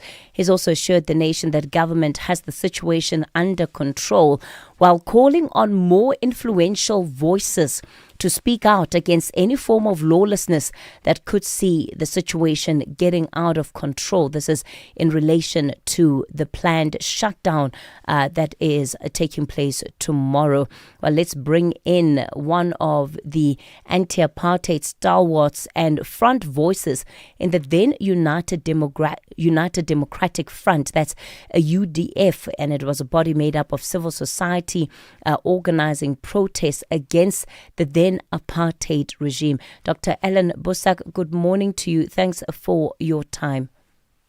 Good morning, Kathy, and good morning to your listeners. Thank you for this opportunity. I'm quite keen to know, Dr. Busak, how do you describe this moment that we are in? Because, yes, there may be all of these concerns around what happens tomorrow, but certainly I think there is a lot to be said about how this protest action has come about, that it has been ordinary South Africans that have seemingly been organizing against an issue that they believe has largely gone unattended. Kathy, it is very clear that we must not hide the fact that this is a huge, huge crisis we are facing. But number two, this is not an isolated moment of crisis. This has been a crisis within a whole array of crises that we have been experiencing for a great number of years now, perhaps for the majority of the last 32 years of our democratic experiment. When we spoke out to the churches, one of the things that the churches said is it is wrong to do the violence that we are doing, even though many of the reasons that the people are protesting about are understandable under normal circumstances. Of course, I would support any legitimate non-violent protest against government policies that are unjust, that are harming the people. But nobody can support the kind of violent mobilization that is going on and the way that it is targeting the wrong people. So the methods are wrong and the targets are wrong. They should put the blame where it belongs, and that is right at the door of this very government who are now calling upon us to raise our voices against the violence that is happening. But when we called and raised our voices against their corruption and their misrule, then they got angry at us. And so you cannot have these two things next to each other. The contradictions are not sustainable. Is that part of why there seemingly is no moral voice that can unite the nation in a moment such as this, and in whichever way possible, help to instill a sense of stability, a sense that while these complaints are legitimate, things are not going to get out of control. The Asian provocateurs, as they often describe them, are not going to come in and create a situation that is untenable for the state and for South Africans. Well, the problem, of course, is that, as you say, much of what the people are protesting about is legitimate. I mean, there are very, very good reasons. They are doing this for many reasons, but one of the reasons is that they have lost all trust in the ability of the government to deal with this particular problem that they are lifting up. But this particular problem is not the heart of the problem. The heart of the problem are government policies over many years, government corruption over many, many years, government neglect of the needs of our people for many, many years, carelessness and injustice done to those are the things. Now, the churches have, I must say, to my own despair, we have not been the clear prophetic voice in the last 30 years that we have been against injustice in the apartheid era. We have not been as forthright to the present government as we should have been. And in that sense, we have failed the people. We've been coming together now only for the last 2 years to try and rekindle that voice of the interfaith communities. But it's taking us too long. And so the people are not looking to government to solve the problem. They are not really looking to the churches and to faith communities to help them solve the problem. But if we could have brought people together in the streets, as churches, for instance, to protest against this government that has no legitimacy as it stands, that does not enjoy the trust of the people. If we could have called out unequivocally, Mr. President, you have failed us, resign. Government, you have failed us, resign. We must begin over. We have not done that. So the people think that they must do it themselves in this way that might go horribly, horribly wrong. Because if you can find, this is what the people say, all of a sudden you can find 600 million to fight us, but you could not find the money to address the injustices and the crises that we have been pointing out to you. These are the issues. And so even if, Kathy, we will find a way to contain the violence or contain something in this coming week, the root causes of the problems out of which all of this sprout, the inequality, the economic policies, the gap between rich and poor, the carelessness and neglect of government, those will be the causes that remain. Every single illegal or legal immigrant can be chased out of the country by July, but that does not mean that any of the real causes will have been addressed, and that's what we should really now make an urgent call for, that South Africans address that. It seems that in trying to get to the bottom of what to prepare for tomorrow, there isn't really a full understanding of what may unfold. Safe to say that, you've spoken about the 600 million rand that government wants to be prepared for any eventuality. When you look at the pattern of organizing that we are seeing right now, what is it telling you about, number one, what we can anticipate tomorrow, but also how long this protest action is likely to last for? Because yes, there might be a lot of emphasis on the 30th of June, but certainly it doesn't seem that after the 30th of June, that will be the end of the kind of protests we've seen, or even the calls that are being made. I think what we have heard is that this group has vowed that it will not stop until every single illegal immigrant is driven out of this country. Now, I don't know how they're going to determine who is illegal and who is legal, but they will have found their own ways of determining who is what and who is who deserves to stay and who can be kicked out or hurt or damaged or even killed. So that is a crisis. And I think we must expect everything. Throwing 600 million against this problem is, remember, this is not 600 million to alleviate poverty. It is not 600 million to prepare for better housing. It is not 600 million to make sure our health services are up to scratch to deal with the needs of our people. It is 600 million for police and army to contain the violence or to do violence against your own people. That's what the 600 million is for. It is not a solution at all. We have to think much deeper. The other problem, of course, is I think that this crisis is not spontaneous. I think it is an instigated, manufactured crisis and has been coming on for a while. I think of certain politicians who are now in government who bragged around the country how they would go into hospitals and cut off the oxygen of every illegal immigrant they found.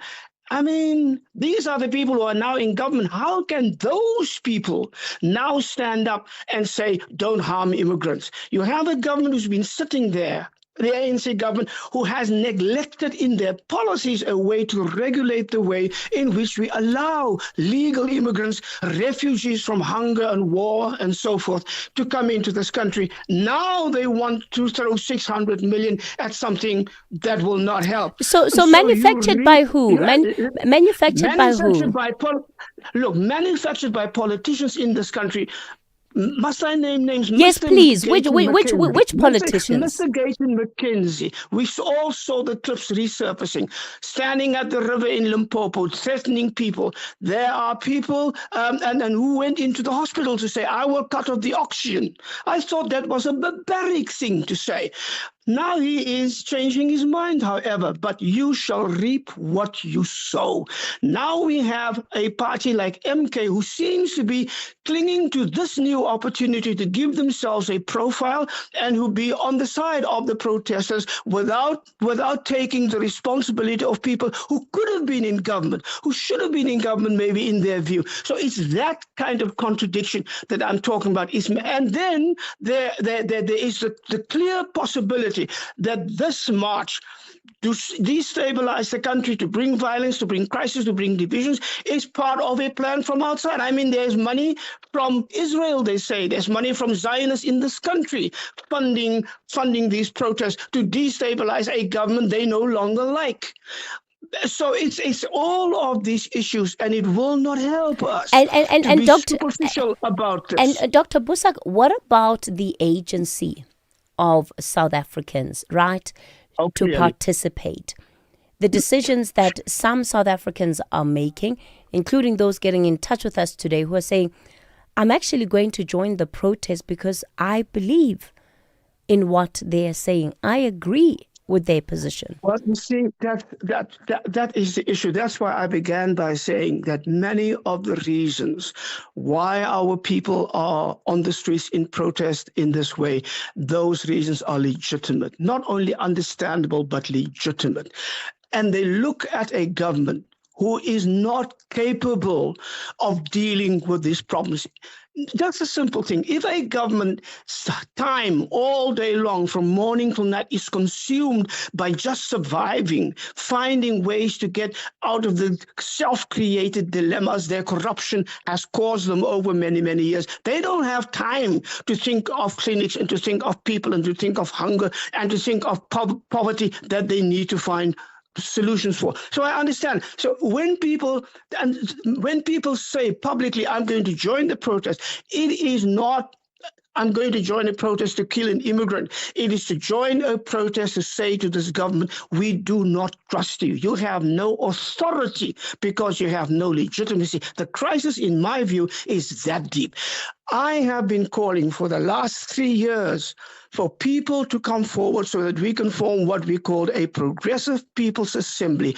Bring the organizations, bring the voices from our society together again. Let us sit down. Let us look at the crisis. Let us look at the solutions. But it must begin with a call to begin again. What is presently our political situation must be fundamentally changed because they cannot deal with what we are facing now, Kathy. All right, Dr. Alan Busak, we'll leave it there for this morning. Let me thank you for your time. I know we did promise the KZN Premier, Tamin Duli, as well in this hour. We haven't been able to reach him, but we will put him on air as soon as we get him on the line. In 1976, youth just switch on, and for 50 years the nation has watched as the story unfolds. And namhlanje, courage looks the same and different. It looks like showing up when no one believes in you. It's about finding the strength to stand up again. The courage of 1976 is a pillar in 2026. SAPC 1, Mzansi for sure, the source of youth courage. My God.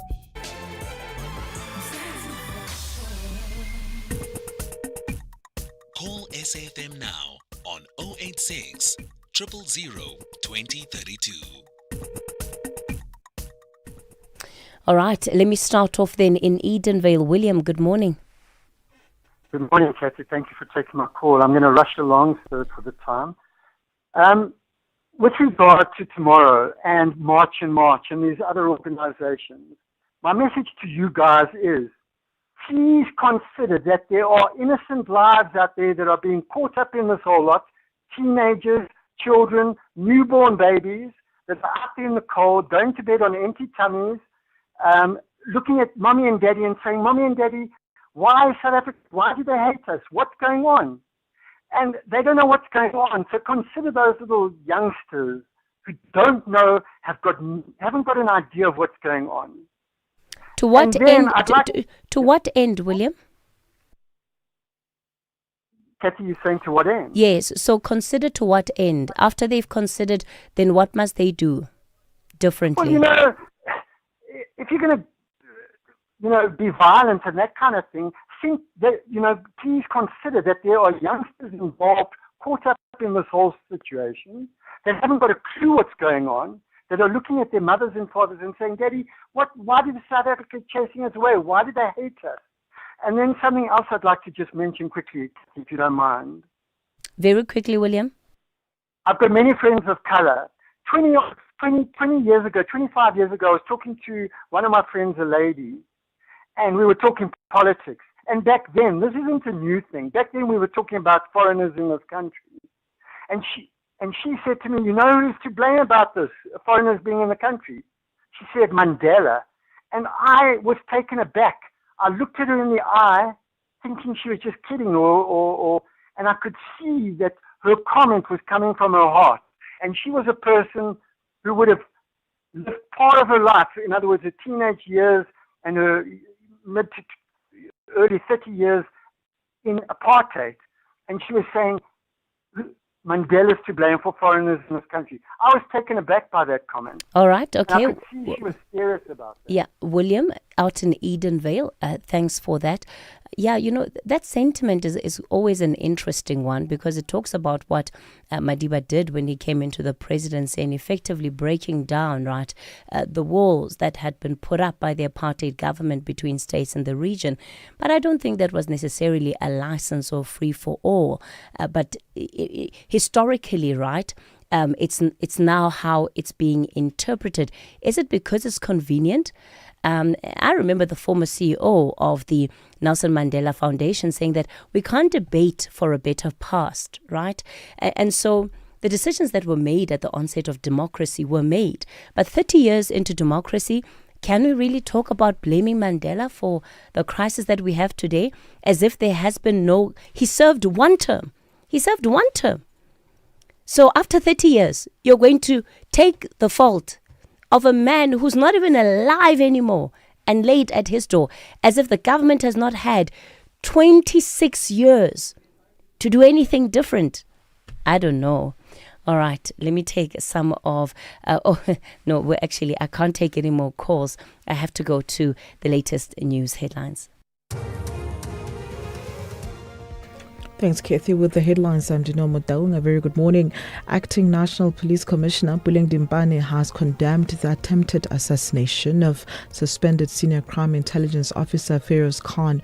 In other news, businessman and alleged police informer Tumelo Ungu is expected to return to the Madlanga Commission in Pretoria this morning to continue his testimony. And the case against 8 former Milnerton High School learners accused of being involved in a bullying incident at the school is set to resume at the Cape Town Regional Court this morning. A full update follows at the top of the hour. SAfm, guiding you through the rush hour traffic.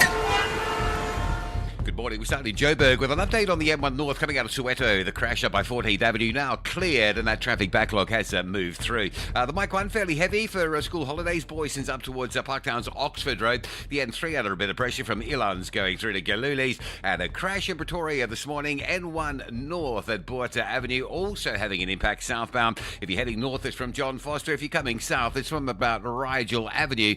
Reasonably high volumes on that N1 driving into the crash scene there in both directions. Crossed in Durban, the earlier truck crash recovery at Tweedy Hill. That's long done and dusted. That is well out of the way. Traffic this morning on Durban's N2, just queuing from the M7 through to Westwood Mall. The roadworks continue between Ottawa and Phoenix, causing delays on multiple routes. I think we're up to week 5 or 6 of major disruption for peak time traffic through that Ottawa-Phoenix area. And Cape Town, a crash on the N1 into town before the N7, taking forever to clear. Traffic's heavy coming through from Belleville, and no lights. Marine Drive at Boundary Road, slow going through Milnerton in towards Pardon Island. With your traffic updates, I'm Rob Byrne. This is SAfm Sport with Zai Khan.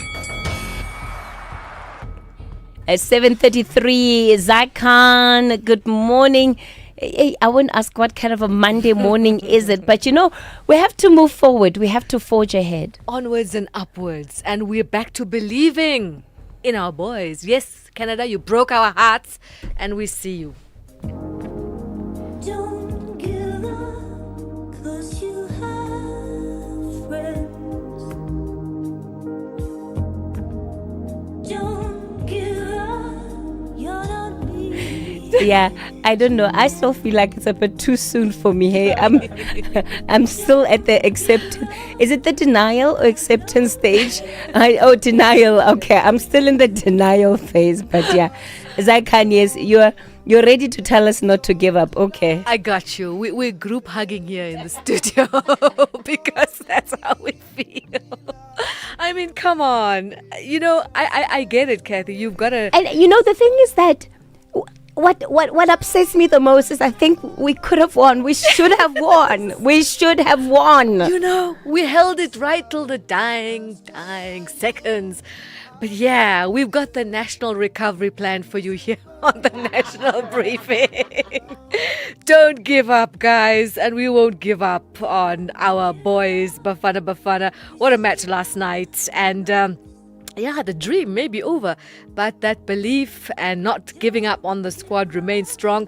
Winger Oswin Apollo says South Africa refused to abandon their style of play despite Canada's approach, insisting the team fought until the very end in their last 16 defeat. He says the players gave everything for that badge. We stick to our game plan, I think we got behind them.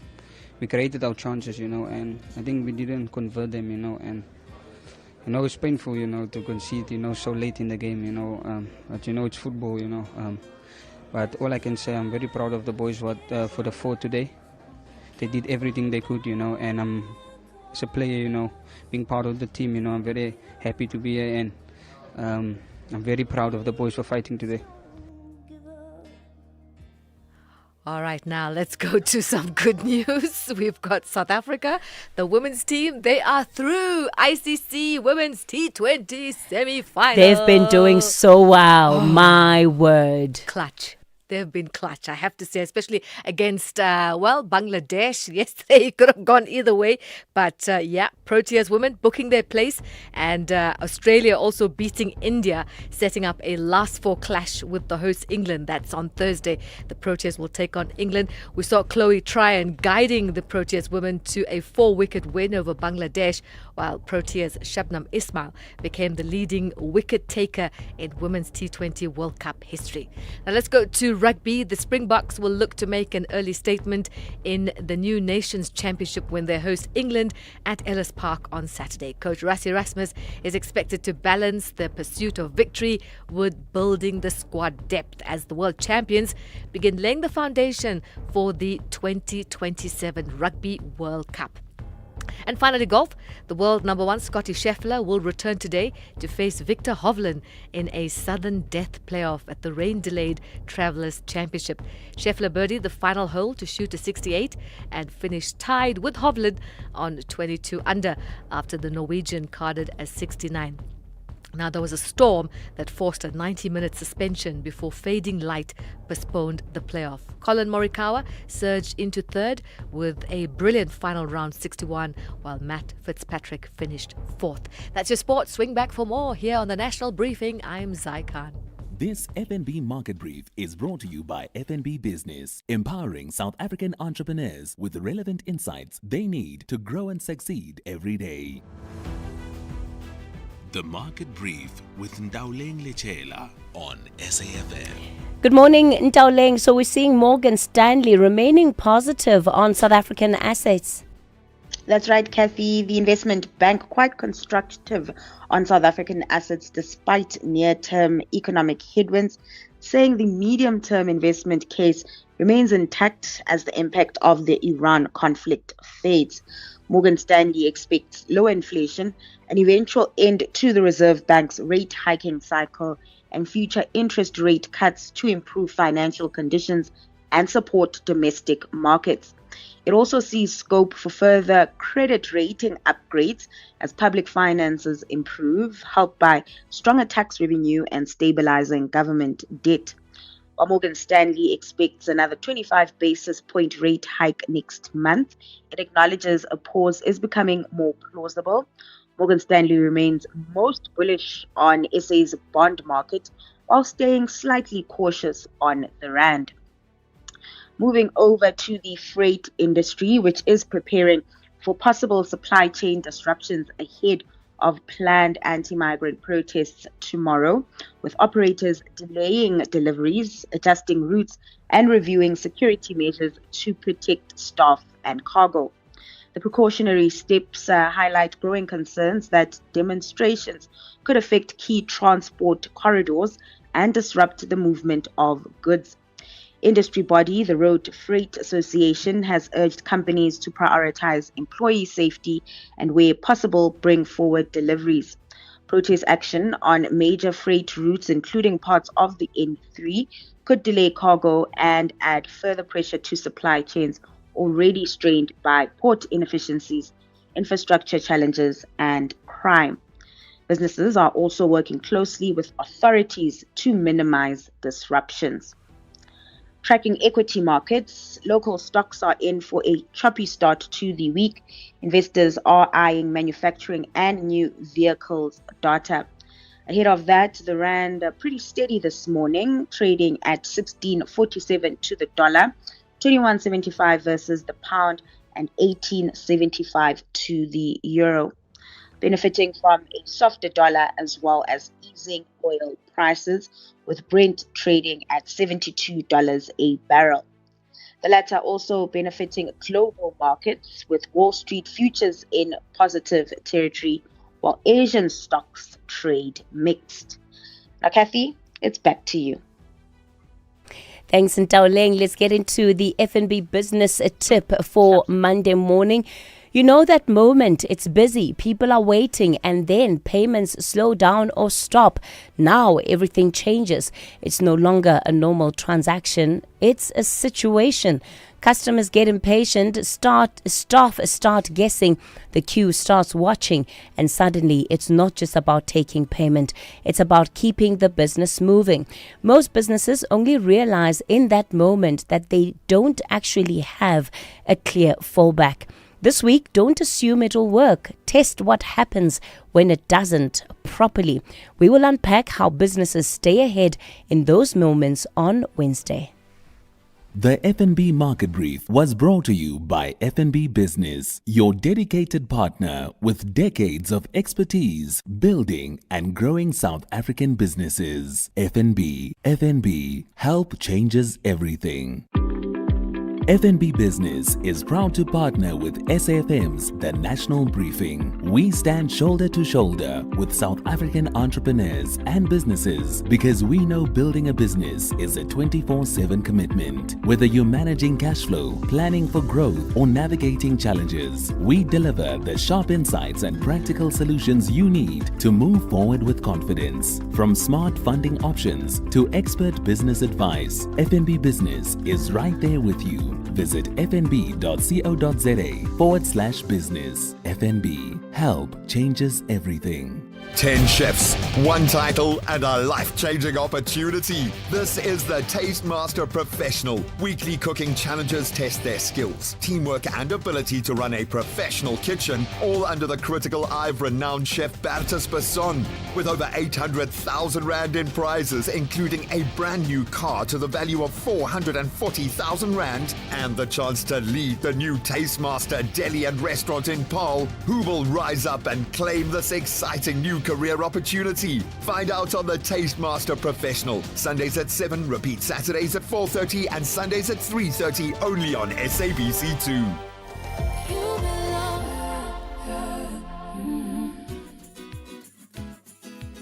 Hey there, need to know your TV license balance but don't want to wait? No sweat. Just send a quick SMS with your ID or TV license number to 44210. Remember, standard SMS rates apply.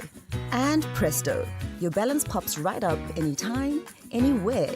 It's as easy as pie. So why procrastinate? Give it a try and get your info in a flash. T's and C's apply. Reality check on the National Briefing. It's time for our reality check, the point in the show where we pause, reflect, and think deeply about the state of South Africa. Not just what is happening, but why it's happening, what it's costing us, and what we must do to change it. This week, we're going to be welcoming Nomfundo Mohapi, clinical psychologist and trauma specialist, the CEO of the Center for Mental Wellness and Leadership. For more than 2 decades, she studied what she describes as wounded leadership and how the hurts we never deal with come up with shaping the choices that we make. Nomfundo, good morning to you. Thank you for agreeing to come onto the show and be our contributor this week. And it's an important week, right? We're going to navigate difficult conversations that are going to play themselves out on the country streets. And you wanted us to begin with firstly talking about a dysregulated collective nervous system. For a listener who's hearing that for the first time, what does it mean and how does it help us in understanding this moment we're in as a country? Good morning, Kathy, and good morning to your viewers. And thank you very much for creating this opportunity for us to really pause, reflect, and use the psychological intelligence that we have to contribute in helping us to understand this moment better and to give us additional tools for how we need to respond. I think before I even talk about what we mean by the dysregulated nervous system, Kathy, I would like us to first just name this issue by holding 3 issues together. Acknowledging that, yes, this issue is about issues of, on the one hand, migration documentation. There's so many facts around it, including xenophobia. There's a whole issue around migration and the failures of dealing with it. But I think if we just only focus on that, we do miss a deeper issue and what I call a deeper wound. because there is another issue on the other side, which is the many years I have talked with you on this radio, Kathy, where I'd said that the continued neglect of social injustices of poverty, unemployment, and humiliation that a lot of South Africans are feeling, who feel that they've not felt the promise of democracy in their homes, is a ticking time bomb. So we have people who feel that the elite and those in power only listen when the pain has reached crisis point. We've talked many times where we have been saying that communities feel that when they speak peacefully, there is no changes. However, when the grievances are brought in and there's visible anger, protest, disruption, and violence, then suddenly we pay attention. And that is part of our wound, right? When do we pay attention to people's pain? Now, this pattern feeds the restlessness and the psyche that we are talking about. It teaches us as a society that those in power only listen when pain becomes loud enough, disruptive enough, and threatening enough.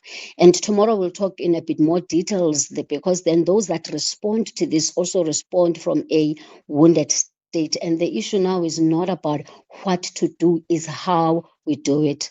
And the third one, Kathy, which is the one that you are asking about and why I asked that we have this conversation, is because these issues of migration and years of unresolved social injustice with the elite that only listen when there is overt violence or disruption happens not within a neutral South African society, but they happen within a country that carries deep-seated. The historical trauma is contributing to a dysregulated nervous system, which basically means that we don't have a calm nervous system. When you raise something that hurts us, it's very easy for us to be triggered towards either violence or towards ignoring some of those problems. So I'm not going to outline what that history is. We all know it: mistrust, poverty, inequality. But what that has done, it has made other people feel unseen and feel lonely and desperate for answers, Kathy. So what it means in this context is that if anyone comes and packages something as a solution and touch people's emotion, it becomes very easy to mobilize that pain. And the dysregulated nervous system, just to give some examples of what we need to consider in this moment, Kathy, is, for example, the fact that when the state comes with solution or creates more police, it doesn't automatically arrive with a calming presence. For most communities, the presence of the state and the intervention and the police actually arrives into a trauma memory that is likely actually to trigger people more and to do the opposite of what we are trying to get. We know, Kathy, that part of the nervous system that is dysregulated is this deep-seated trauma of othering in our country. 374 years of wounding that where people feel unseen, judged, blamed, but most importantly, and this is what really concerns me, Kathy, is people feeling dehumanized because of what they do not have. And what we are now finding is that in trying to solve the problems of social injustice, we are bringing that language of dehumanization in how we are treating other vulnerable groups, such as, for example, some of the migrants. And also, Kathy, the issue of, we've talked about poverty a lot, and part of what feeds this nervous system is we don't appreciate that poverty is not just economic, it is psychological. It affects people's sense of dignity, hope, and how they see the future. People have felt trapped, right? So this has agitated their nervous system. And what we found from our work is that when people want to get out of poverty, there is an added level of emotional labor, because it's not just about getting out of being poor, is about getting rid of this painful psychological stuckness that they have. So in a context like this, Katie, then you can imagine that it is a volatile context. We can't be bringing solutions without appreciating this psychological context. And we'll talk more tomorrow about how even the best of intentions in this context are likely to mutate and result in violence. It's not the question of whether the people that are protesting don't have the best intention, but the question is, are we using this intelligence even in how we understand the issues and in some of the solutions that we are actually bringing. Sure. I'm stuck on what you've said about how part of what we are seeing is a mobilization of pain. And then I get into understanding the patterns of protest, the patterns of violence that we have in our country. How do we use the work that you have done, including on violence, to better understand ourselves as a nation in this moment? I think, Kathy, there is few sectors of the society that needs to look into the mirror, right? There is a sector of the society of, I would call it inverted commas, the elite, the ones that are in power, where we really have to ask ourselves important questions around social injustice, around when do we listen and how do we listen. And when people do then decide to come and protest, what is our response? There is an important question, and I will touch deeper on it tomorrow, within our communities, because we produced a research which was the smoke that calls when I was at CSVR, and communities said to us, we know these people sometimes, some of them, I'm not saying all of them, please hear me, could be using us, but we are so desperate to be heard. We are so desperate for the solution. So what then happens is that anything that gets packaged as a solution to these multiple complex issues, if somebody comes with a simple solution, the migrants must go. We've seen this in Zimbabwe. The solution was the farmers must go. We've seen this in Rwanda. The solution is the other ethnic groups must go. When that happens, people will respond. But because the psyche is so volatile, Kathy, then that is likely to end up leading into violence. So even as governments speak, Kathy, the way we even speak from both sides, right? People who are saying we're dealing with social justice, the dehumanization, the way in which we are talking about people, even those that are saying, well, this is xenophobia, let's deal with it, calling people stupid, all of that. As a society, we have not learned a way of calming the nervous system. Sometimes the way in which we deal with the issues agitate the nervous system even more, and then it results into an eruption of violence, despite the intentions of those who are originally trying to solve the issues or coming in with the protest or bringing the police. Nomfundo Mohapi, we're going to leave it there for this morning. What then becomes the impact, right, of having a nation with an agitated nervous system? Does it mean that we need collective national therapy? How do we deal with getting our nervous system out of that restlessness and out of being easily triggered by some of these social issues that we are facing? But I'm still stuck on the mobilization of pain, that is part of what we are seeing, that our pain as South Africans is being mobilized. I wonder how many of you see it that way too. We'll take your calls 086 000 2032. That's 086 000 2032. On the WhatsApp voice note line 0614 104 107. That's 0614 104 107. SAfm, guiding you through the rush hour traffic. Good morning. School holiday, so things are a little bit lighter across the board, but, you know, we're not without incidents. One is the Mike 1 heading up to Sandton, Mike 1 northbound through Joburg, crashed before Athol Oaklands, pushing a queue back towards the Parktown side. The N1 and N3 routes getting up to Buccleuch, just starting to be held up on the ramps off those highways onto the N1 for a turn up to Midrand, if you like. So just those ramps in Buccleuch, looks like something's crashed or broken down there.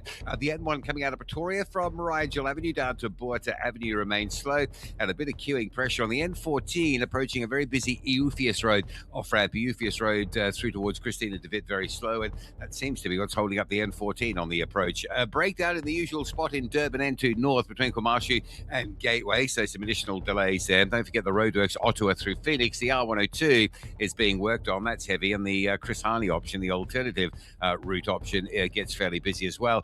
Cape Town, bit of rain about, so take it easy. A crash on the N1 inbound at the N7, taking forever to clear up. It's heavy coming through from Belleville this morning. M5, pretty heavy as well, from Rondebosch all the way to Coburg. Interchange, no lights on Marine Drive at Boundary Road, causing quite a delay. If you don't fancy that, off-ramp at Racecourse Road, coming on the Coburg Road, it might be a bit quicker. And this is interesting. The Durban Road, Belleville Durban Road on-ramp to the N1 outbound is being closed. There's been a big truck crash here, so there's a lot of congestion around the Durban Road N1 bridge as motorists sort of arrive and realise, oh, they can't get onto the N1 outbound, so having to scramble to alternative routes. Old Oak or Yiptiaga probably will come into play as alternatives. With your traffic update, I'm Rob Byrne. Oh, yeah, boy. Club Soweto. Bonjour. In 1976, the youth switch are on, and for 50 years, the nation has watched as the story unfolds. And namhlanje, courage looks the same and different. It looks like showing up when no one believes in you. It's about finding the strength to stand up again. The courage of 1976 is a pillar in 2026. SAPC 1, Mzansi for sure. The source of youth courage. My God.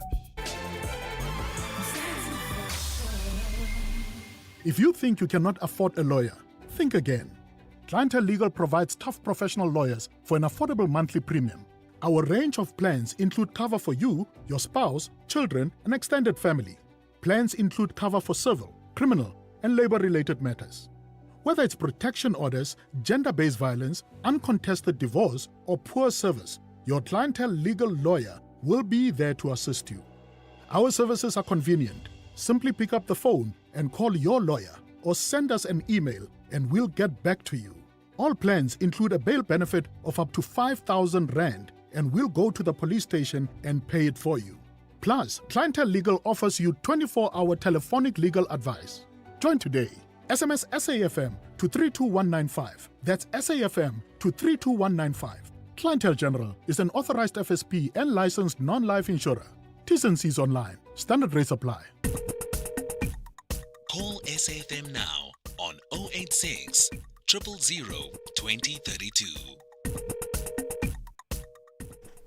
All right, I'm going to take some of your calls. Let me head on to Durban. Zindela, good morning. Good morning, Kathy. How are you? Hope you're well. Go for it, Zindela. I'm good. Thank you.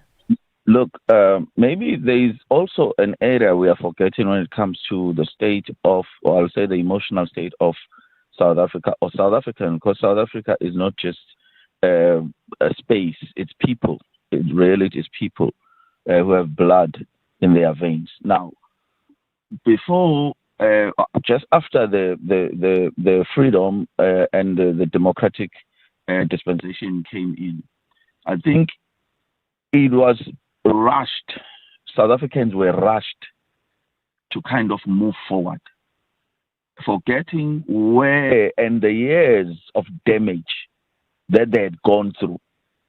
And so that trauma and the pain and all that had been piling up over years and years, all of a sudden we need to welcome people without understanding what that will create in the nation. Even when there are things that the nation feel uncomfortable and unhappy about, politicians, they will force and impose it on the citizens to say, no, you're supposed to, we are Africans, all we are Africans. Yeah, nobody denied that. Now, but you are not addressing the real issue, that people have been wounded, others, they lost their parents, their fathers, their mothers, and all, and so on, and brothers and sisters during the apartheid time, and there was a lot, as you know, the chaos that was going on. That wound had never really been addressed and healed. And so you are bound to have that reoccurrence emotionally in the mind, because when there's a build-up and there's pressure and people feel like they're not heard, it's the flashes, it's the same government, it's the same government system that we were dealing with. Now we must push back, because if we do not push back, we will drown. And that's reaction. That's automatic reaction. Zindela? So yeah, we're going to have to leave it there. But I think, your reflections really solid this morning. And as Nomfundo was saying, it's about how do we listen? How does the government listen when South Africans are raising their complaints? Because as long as people do not feel heard, then this is always going to be the reaction. It will always result in the kind of patterns that we see over time. And we ask ourselves, but why does this keep happening? Well, have we listened differently than we have before? That says that we are learning from some of these experiences. All right. Unfortunately, I can't take any more calls right now. We'll take your calls in the final hour of the show. It's time for your latest news update. Neo Motawung, good morning. Outsurance Essential is made for older cars. Claims are paid in cash within 5 working days, and you choose your own panel beater. SMS CAR to 43185. That's CAR to 43185.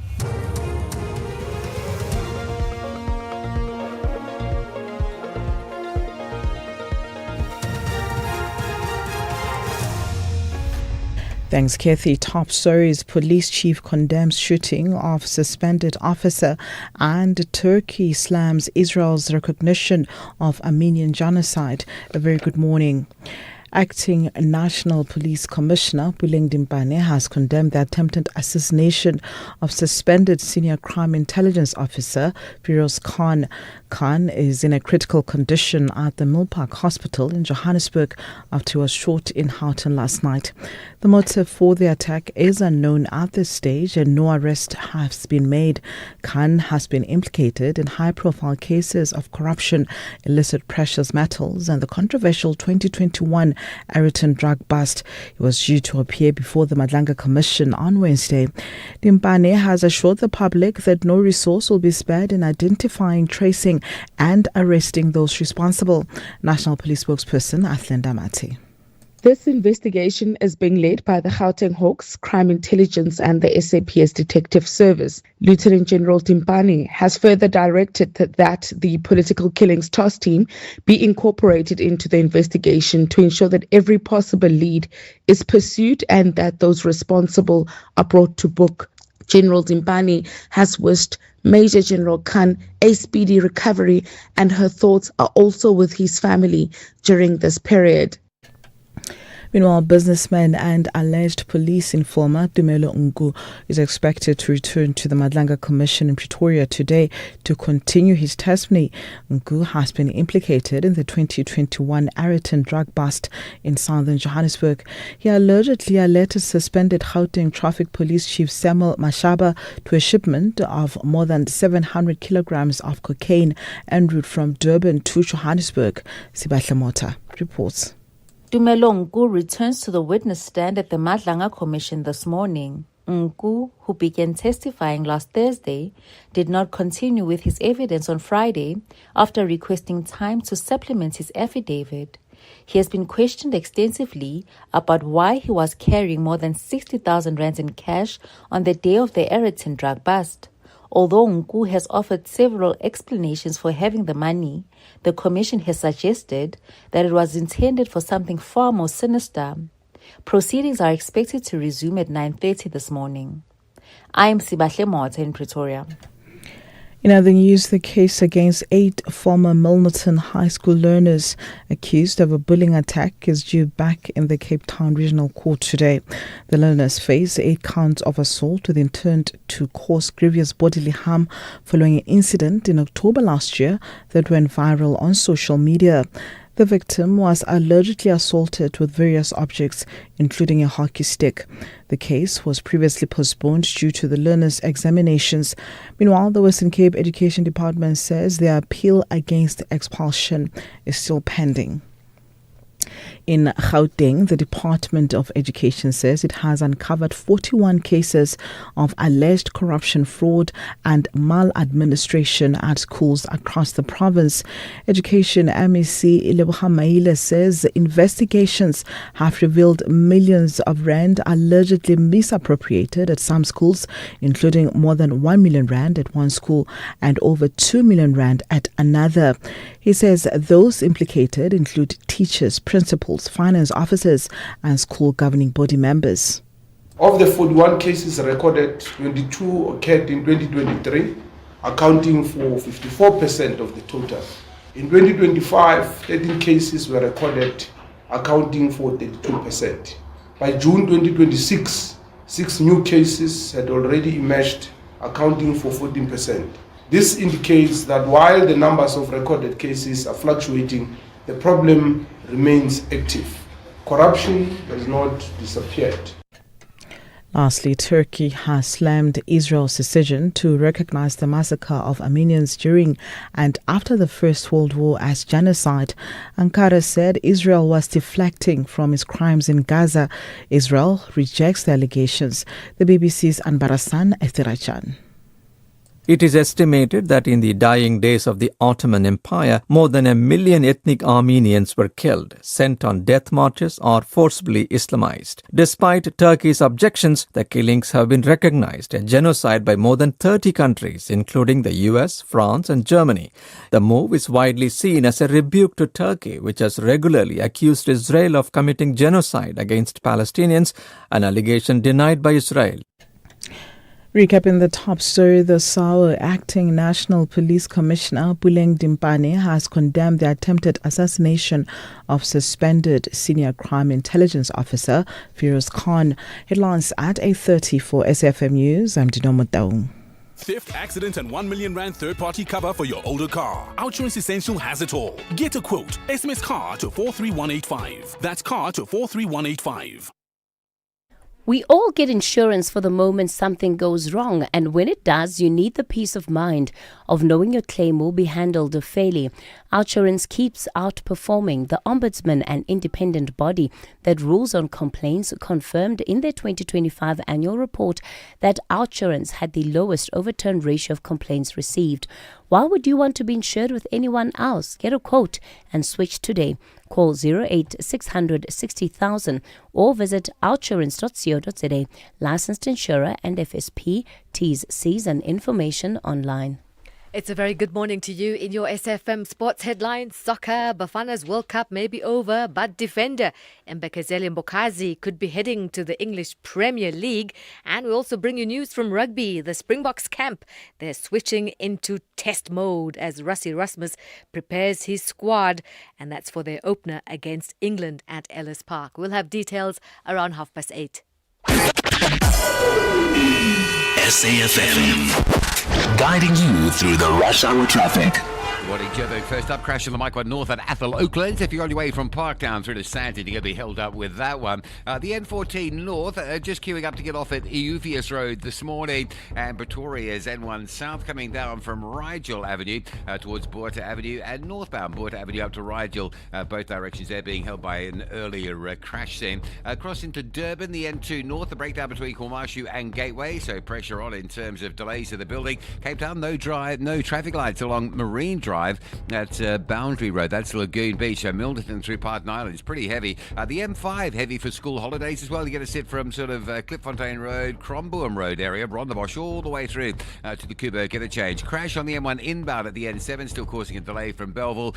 And the Durban Road on-ramp to the M1 outbound at Belleville is closed due to a very serious crash. A truck and a taxi involved in that one. A lot of congestion around that Durban Road N1 bridge. If you need to get onto the M1 outbound, you'll probably have to go Old Oak Road or double back to Yipti Yaga. With your traffic updates, I'm Rob Byrne. The National Briefing on SAfm. Clarity, context, and conversation. This is where the day begins with Kathy Muhlahlana on the National Briefing.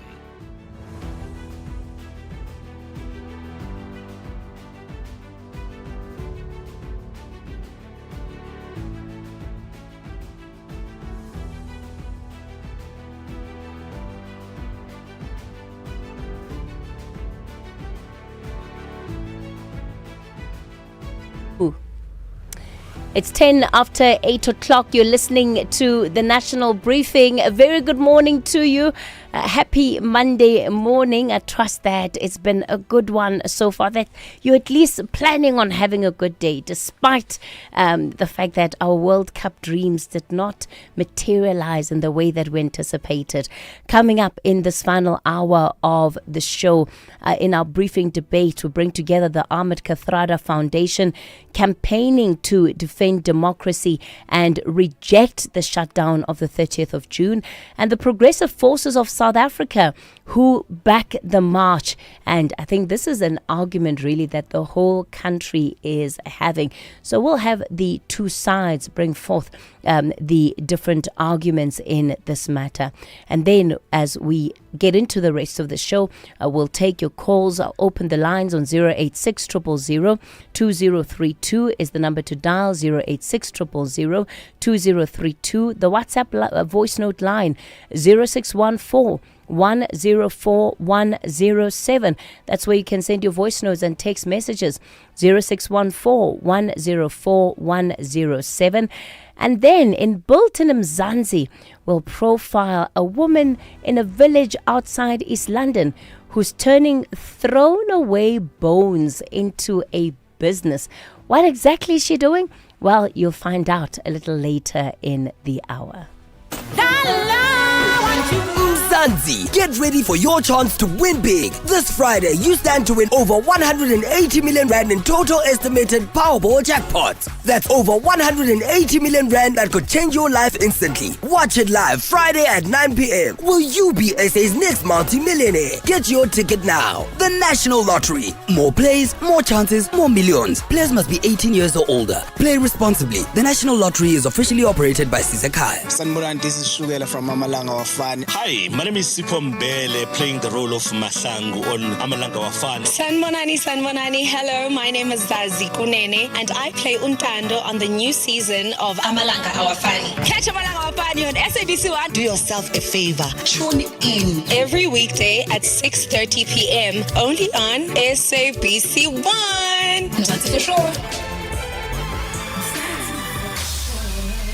Mavis, I wonder if I should sell my car. I'm not sure where to go. Wanna sell your car, but don't know what to do. You don't have to go far, we come to you. If you're rolling on a 1.5 or a Lacquer 2.2, doesn't matter what you drive, we buy cars once you. We Buy Cars, the easiest way to sell your car by far. Here's the thing about insurance. You only find out how good it is when it's time to claim. With Outsurance, you've got that peace of mind. The Ombudsman, an independent body that rules on complaints, confirmed in their 2025 annual report that Outsurance had the lowest overturned ratio of complaints. Isn't it time you switch to the insurer where you always get something out? Call 08600 60,000 or visit outsurance.co.za today. Licensed insurer and FSP. T's, C's and information online. Sanmuran, this is Shugela from Amalanga Wafani. Hi, my name is Sipho Mbele, playing the role of Masangu on Amalanga Wafani. Sanmonani, hello, my name is Zazi Kunene and I play Untando on the new season of Amalanga Awafani. Catch Amalanga Awafani on SABC 1. Do yourself a favor, tune in every weekday at 6:30 p.m. only on SABC 1. That's for sure.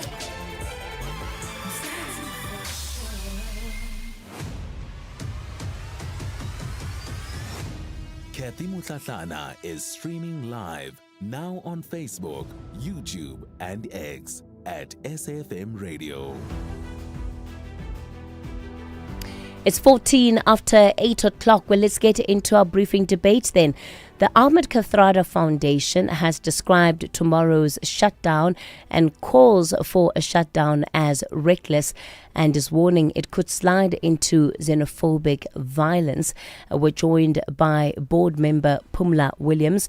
Pumla, good morning to you. Thanks for your time this morning.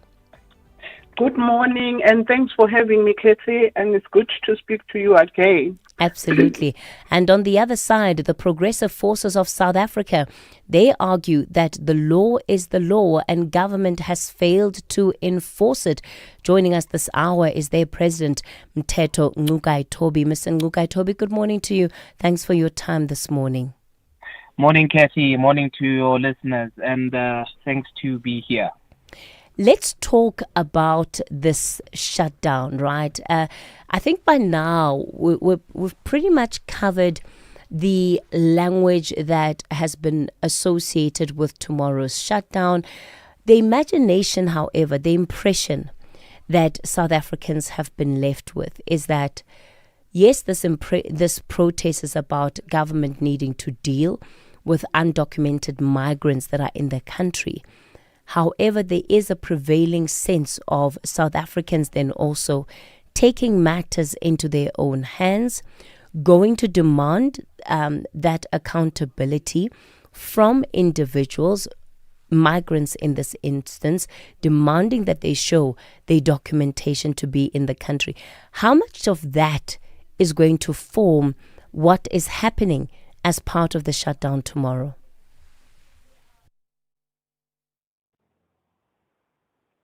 Is the question for me? Yes. Oh, thank yes. you, Kathy. Look, thank you very much. We need to put that disclaimer. It is really not a shutdown, but it is a day of South Africans to really, really voice their cries if they've been engaging with government, and we have been following procedures of even going to the white paper. Some of us have been part and parcel of the white paper in submissions, the ZTP, LEP submissions. But at this current juncture, our government has been tone deaf for the longest time. You know, Kathy, as I'm speaking right now, you are calling me. I'm in a site. I've just got a call in the morning. I'm in a site whereby I was told to say I must quickly hurry up and assist because this site has hired illegal foreigners, you know, and it has been doing this for the longest time. So, but these are things that the government has been tone deaf about. These are things that people have been really, really advocating for, to say, government, please intervene. Please enter into the spaces of labor. Please enter into the spaces of immigrations themselves. Now, our government has been not coming to part at this current juncture. It is very much surprising when you find a government who would deploy so many police, and you would find now there's funds of about 600 million that has been deployed also into the assistance into the law enforcement. Well, we do welcome the government's intervention in that manner, but whatever that needs to happen, it is on a base of peaceful manner. It is the cries of the people in the peaceful manner that South Africans are no longer part and parcel of these illegalities. You know, it's not a crime to push government to enforce Employment Act 1904. You know, you cannot hire an illegal immigrant in an unrest skill. You know, you're contravening Immigration Act of 2002. Okay. And in that respect, so we as South Africans, we are at that particular juncture. Mteto, for tomorrow, what are you actually asking South Africans to do? Well, for tomorrow, we're asking South Africans to come and put their voices. And when you're putting your voices, we are talking about putting your flag up, joining peaceful marches. There's marches that have been started in around Johannesburg. There's another one in Pretoria. We are asking the South Africans to peacefully march. That is a day of a peaceful march. What does success look like for you tomorrow? Well, the success rate, when we're looking at it, the numbers on the ground would say that a lot, to say that South Africans have had enough. We cannot have South Africans only that will be engaging on social media platforms. But on that particular day, South Africans would say they would sacrifice their time into not going to work, some of them, and say, I want to be part of these peaceful marches. I just want to clarify something yet again, Mteto. You said that tomorrow is not a shutdown. So does that mean that what we have been seeing, where we have protesters going to demand people to show their documents very intentionally, so that is not part of tomorrow's protest? I cannot engage on other people that have engaged further on shutdowns, but I can engage on something that I'm particular part of. And I'm talking about a march, a peaceful march that would be advocating for the people's rights, expressing their views, also in submission of a memorandum. That's where we are. Yes, Mteto, and I'm saying this because even in other provinces where this has been the stated aim, it has been accompanied by those protesters asking people to show documentation, stopping people in the streets. Now, are you saying that that is not going to be part of what happens tomorrow? No, most definitely.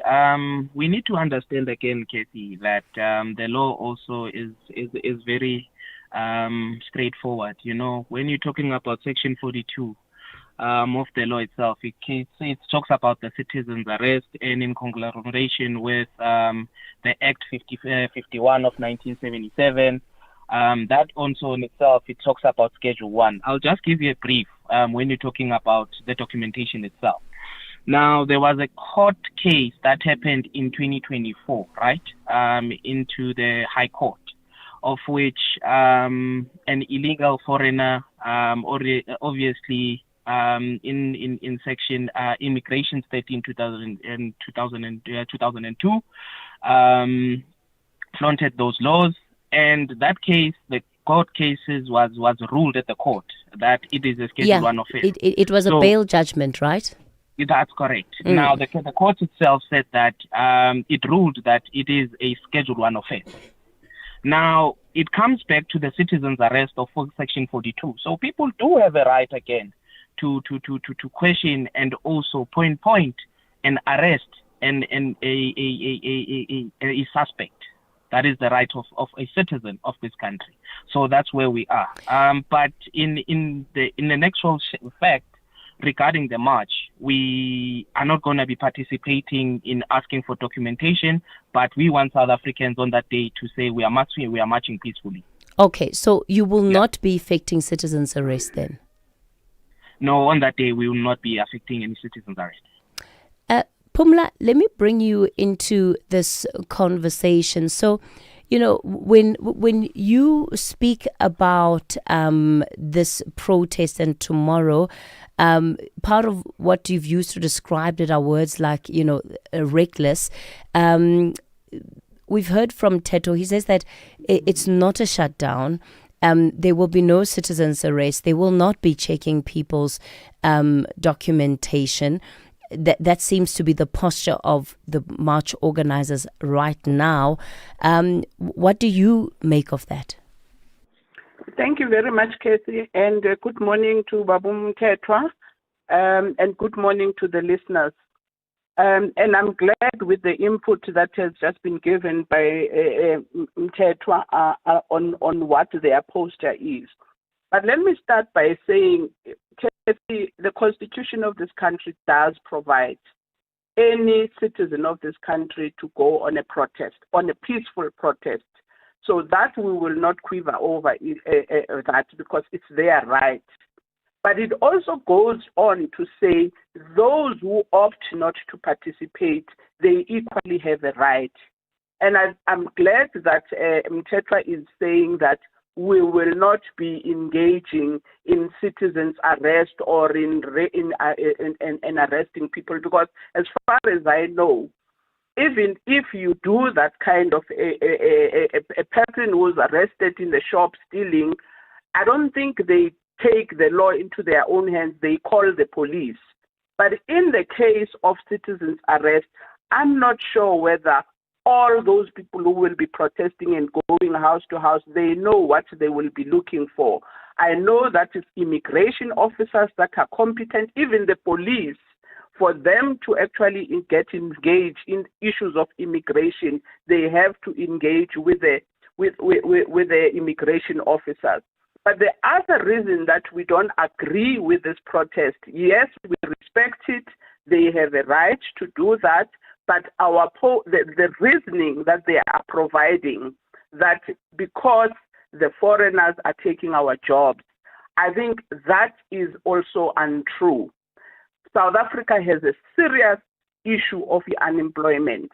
And I agree with Mtetwa to say we do need to direct the anger where it's supposed to be directed to. The issues of unemployment in this country are supposed to be addressed by the government. The issues of our porous borders should be addressed by the government. And we are happy that the government is beginning to tackle it. But we are also happy that some of the embassies have already said to us, we take note of some of our citizens, and we are doing a lot of documents when they travel to any country. So it's a joint thing that I hope at the end of the day will also protect our citizens and foreigners, because a lot of people who are being trafficked into South Africa, there's no other reason other than to be exploited by the unscrupulous business people, because you traffic people into this country with no documentation. You don't even think, if God forbid something happens to that individual, my heart goes out to the children that are caught up in the middle of this. So I think at the end of it, we hope that some of the employers are going to learn something out of this. They cannot be trafficking people without documentation because they want to violate the labor laws of this country. So at the end of the day, yes, protest, but let us keep the anger to where it's supposed to. The president has spoken. Let's hold the president accountable. They have said they are going to be addressing the issue of immigration. They have said that they are going to address the issue of the labor laws. And they should also address the issues of unemployment in this country, because we have been raising the issue of unemployment for as long as I remember. And I think it is about time that government deals with these things and also come back and account, because that's another thing with this country, is that we will really raise our, and I think you're correct to raise the issue, Kathy, of saying after the 30th, so what? And I'm hoping that our government will be consistent and update the nation regularly what they are doing.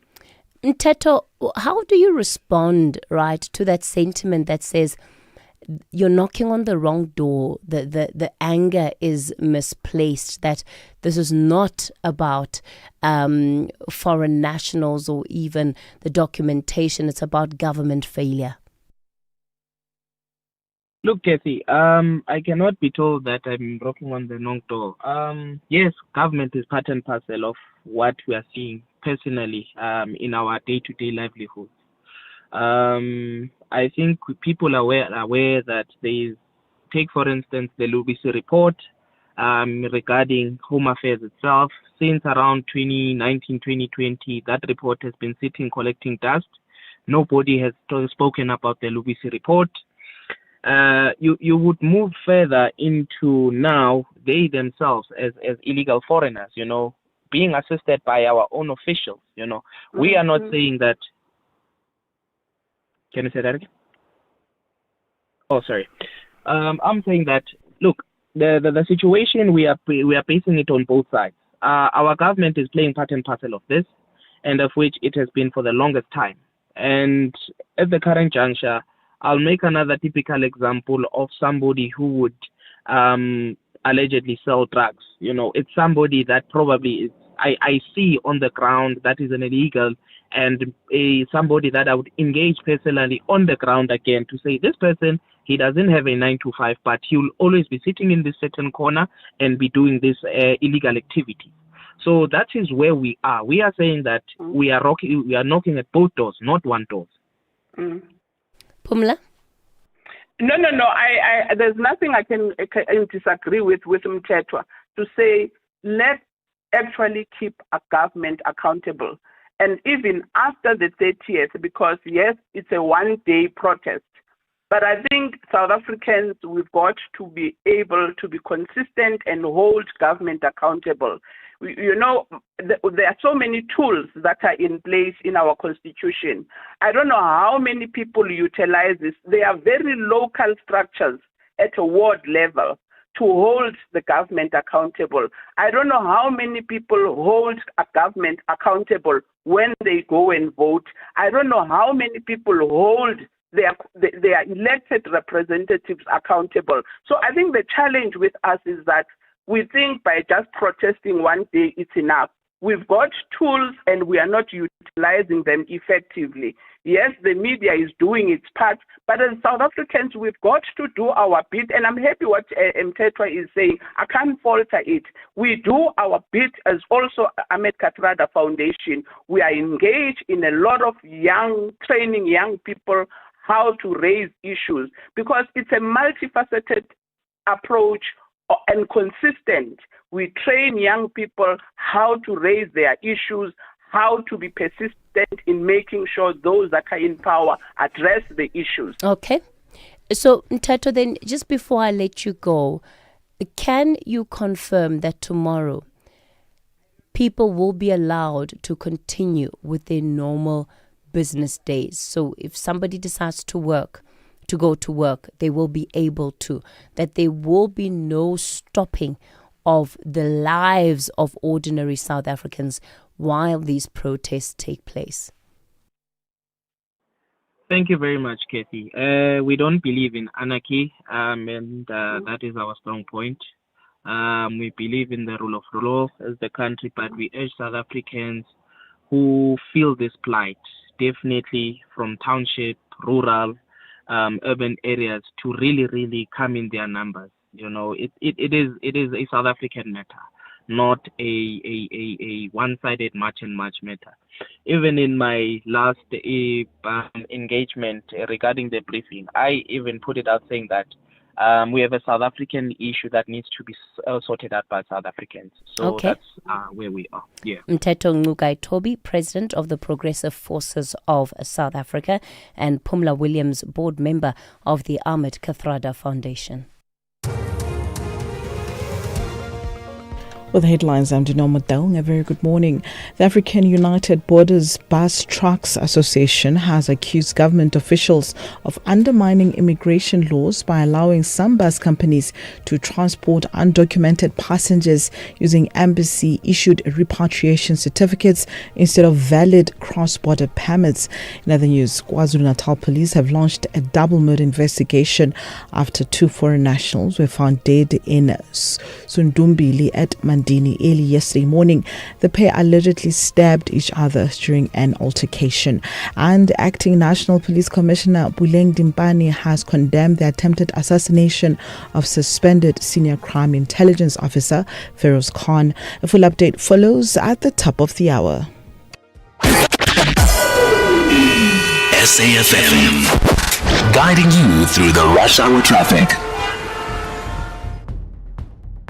Generally a much lighter morning for commuters that are off to work during school holidays. We have seen a real sort of drop-off in terms of volumes. Hopefully you've enjoyed it on your trip through. Some haven't been able to.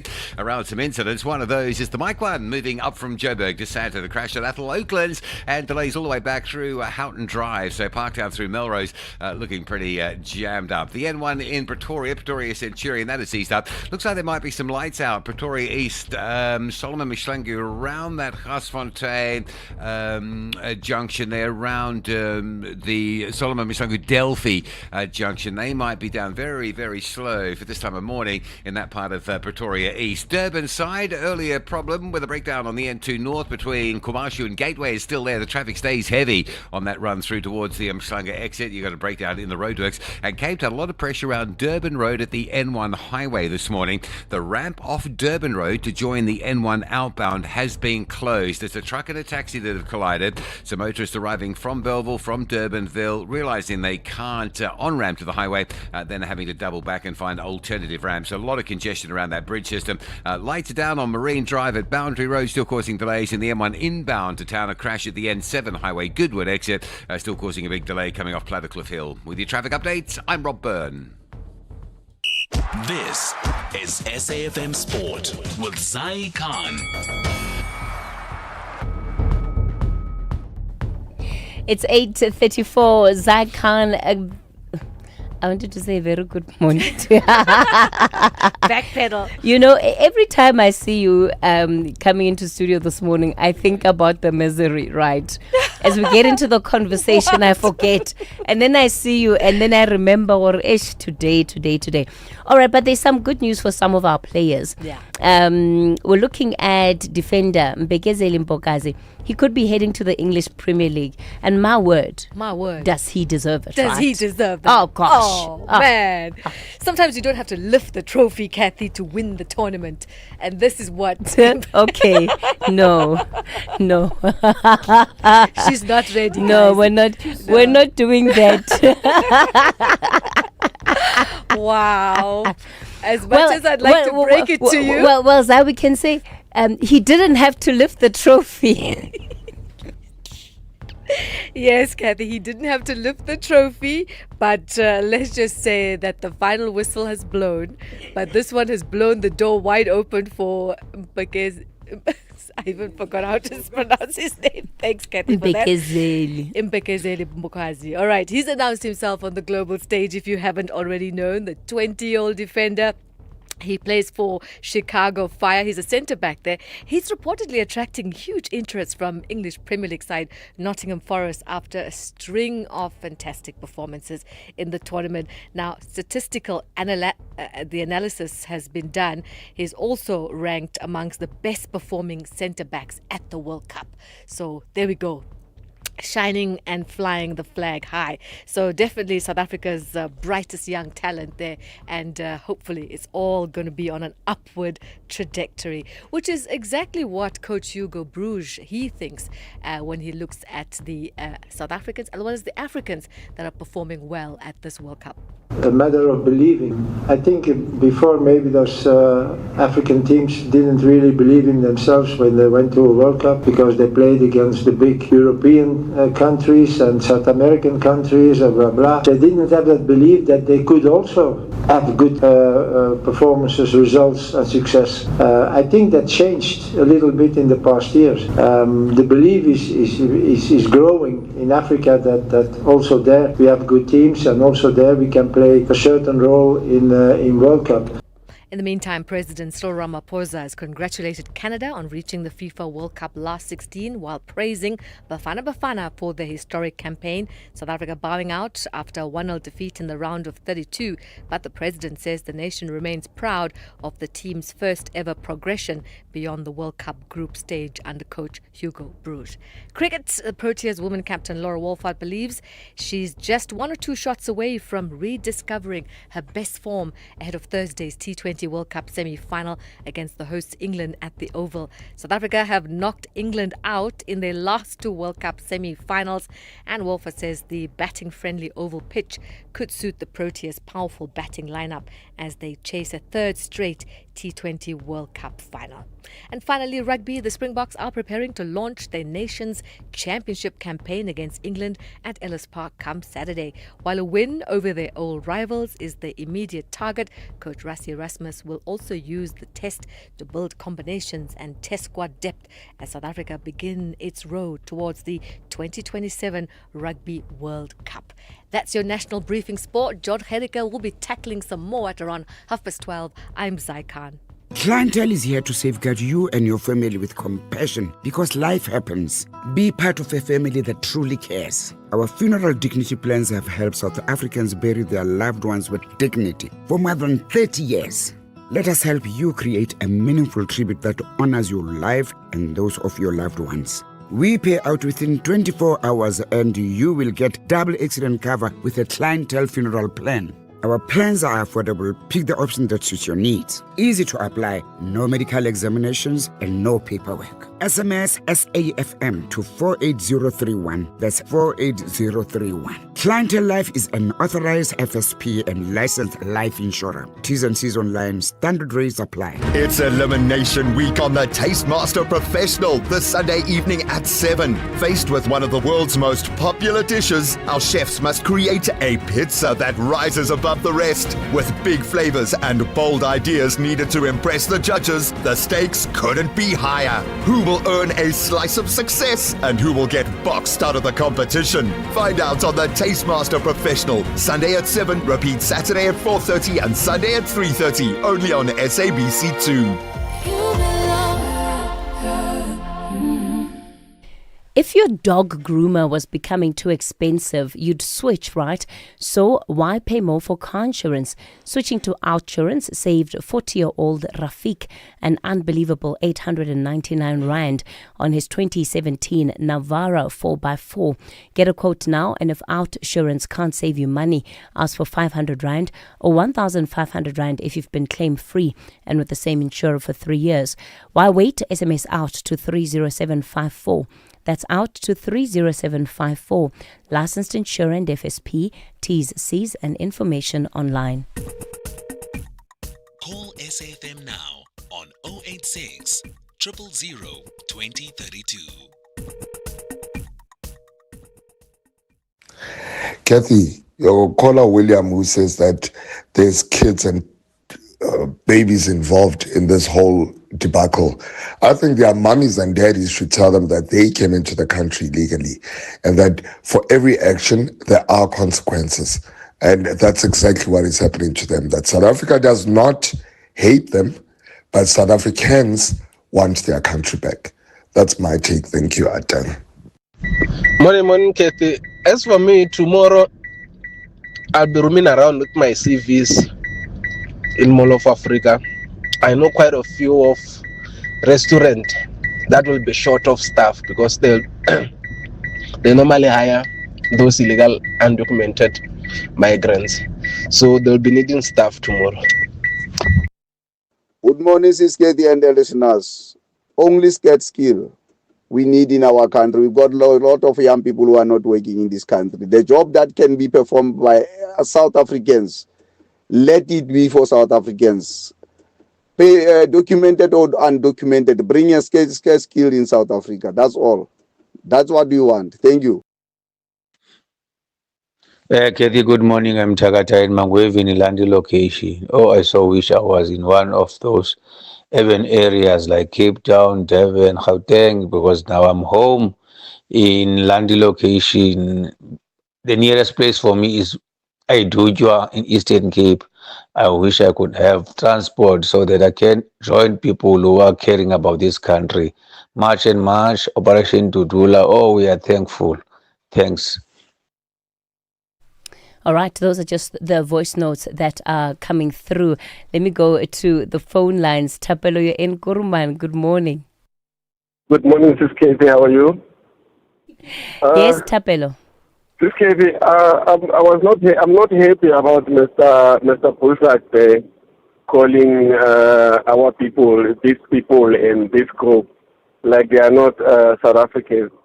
They are patriotic South Africans, just like you and I. The only difference is that they choose to do something about the concerns and protecting the laws of their country. So they are not, it's disrespectful to come to the radio and call them this group and these people. They are us. They are South Africans. They are talking about protecting the laws of the country. Because first of all, when are we going to talk about the criminality that happened? The moment anybody gets into our country illegally without documents, no matter the circumstances, the law says that crime. The people who have come illegally into our country have committed a crime. When are we going to talk about that? All right, okay. Tapelo out in Kuruman. Reflecting back to that interview that we had with Alan Busak, and he's raised then the issue that he felt was perhaps somewhat unsavory. It didn't necessarily stick out for me. I didn't see it as a reference to him othering them when he said these people. But yeah, we listen, but we all hear different things. Lucky, you're in Limpopo. Good morning. Good morning, Casey. Two things quickly. First thing, I just wish South African government can see that those governments, they first process their people, like the Malawi, Nigeria, to make sure that these are their people. If illegal migration wasn't the problem, maybe Malawi was going to take even Ghana, Mozambique, Zimbabwe to Malawi. So I just hope and pray that our government at least sees something, that even when they take their people from South Africa, they first make sure that these are our people that we are going to repatriate. Secondly, as people who are in the rural villages, it is very much painful. I'm a businessman myself. I can give an example of Ethiopians, the ones that are running spazas. Their policy is that next to each other in the rural villages, they cannot build a spaza. But if it is a South African, they can come and build a spaza front opposite that South African, knowing that they feel that they are entitled to be business people in South Africa. And lastly, with their advocate Malima, there was a Zimbabwean that got a tender at Polokwane municipality. He shouted too much because He's at the level of tenders. He doesn't care about us who are at the level of spaza shops. So I just wish and pray that South Africans can open their mouth and see what is happening with our politicians, because they are deceiving us. We are not safe with these illegal foreigners. They are doing all these sort of illegal things here. Okay. They are gathered. And yeah. Thank you, Katie. All right. Okay, Lucky. Let's leave it there. Sydney, you're in Acornhoek. Good morning. Good morning, Sis Kathy. Sydney Deleva in Acornhoek, Bushbuck Ridge. My sister, 50 years ago, the real reason that sparked the 1976 protest of students, learners, was the language of learning, the core reason, language of learning in schools. That they should have, can you only imagine, had the language of learning was only Afrikaans for all subjects, math, science, technology, and all those things 50 years later, how life would have been. We blacks in particular would have been just be prepared as just earners, as just tools, would be irrelevant possibly to the outside world. It would have shackled us in another, it should have arrested us in another way. Then 50 years later, it worries me, the developers, the professionals, the curriculum developers conclude as it is now. Then learners must learn through their tribal language. It worries me. If that's what South Africans want, I don't have to say no. But if you ask me alone, it worries me that today, young children in the primary schools, the Tsonga learners, they have to learn their math and science and technology in their Tsonga. The Sothos must also learn the very same content, but you have to develop through your tribal language, your ethnic language. The Zulus elsewhere, they will have to do the same content, but through their Zulu language. The vendors, but where does this take us to? If it is what South Africa wants, then be it. But if you ask me, I don't like South Africa where tribalism will be indirectly be taught, be promoted in schools. These are not the intentions, but these are the practicals. 3 weeks ago. Okay, Sydney. I think you've made the point that we need better language policies in our schools. Magdalene, good morning. Morning, Casey and the listeners. Casey, I'm going to add something. Heavenly Father said, if you want wisdom, go to His word and then you'll get wisdom. Last year, when I read my Bible, it was saying to me, foreign nationals will have to go back to their countries. That's the word of God. That is why in January, between January and April, I was silent. I was not on SAFM. I was praying very hard so that foreign nationals can live as Heavenly Father said. Number Magdalene, two, where does I will it check say? for you. I will check for you. I'll give it to you. Go through your Bible. You'll get answers for any situation. How? But you've been praying about it, so I would imagine that Yes. it's top of mind. Okay, Yes. so what does Okay, it let say? me just finish off. What does it say specifically? It says there is another one which says you will be enslaved by the foreign nationals in your countries because you don't do as I commanded you. You see, that one I got it the year before last year. And then last year, as I prayed, I got this one which says foreign nationals must go back to their countries. That will be that time they will go back to their countries. That is why I had to fast and pray about it and say, Heavenly Father, do it as you mentioned in your word, because your word cannot just come and not be put into action. And then in May, then I called here on SAFM and I said, South Africans, we need to collaborate together to have a one mind and one saying in shutdown. That's what I said. It was 5 to 8 when I called here. So Magdalene, you're one of the organizers, right, of tomorrow's Yes. protest in Bloemfontein. So are you Yes. having a shutdown in Bloemfontein? Because Mteto says tomorrow is no longer about a shutdown. Kathy, we are having a peaceful march like we had on Friday. Friday, we had a peaceful march with National Service Delivery Forum and other civic movements in Mangaung, within Bloemfontein. We are still going to have it tomorrow around Mangaung again. Peaceful march with an action to show that enough is enough. Now, Okay. the last thing I'm going to say, Alan Busak, yes, your sword is within our pens. Your sword, you are busy killing us again. Point is, this action that you are taking tomorrow has been a culture and a teaching to our brothers in 1976 that they should do the action towards the apartheid. So we are taking this as an action that ANC just believe in action. They don't just believe in negotiations. So we are doing what they taught our brothers. So we are taking the baton to say, ANC, enough is enough. Okay. We've been enslaved. Now we want our democracy and equity. Active citizen in Polokwane, good morning.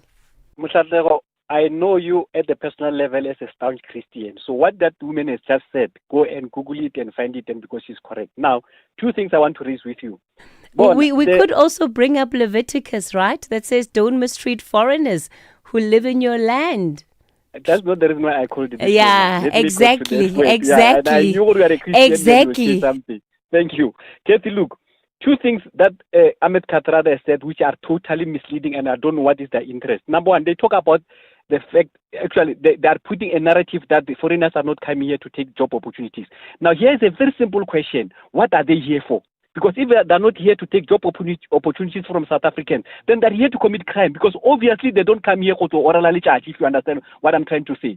So this women from Ahmed Kathrada that are misleading us and that are distorting the information, we need to fight for and defend the constitution, and also to protect the job opportunities that we have been doing, that our forefathers have been doing, our parents and everybody has been doing for the longest time. Okay. Number two.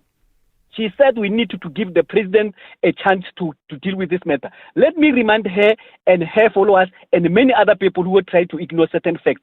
When the president campaigned for the presidency of the ANC, he was at the stadium shouting loudly to say we need to stop this father shop of illegal foreigners that are just coming into the township and villages to open shops without, giving us a chance and taking over the township economy. That was the president talking to the nation.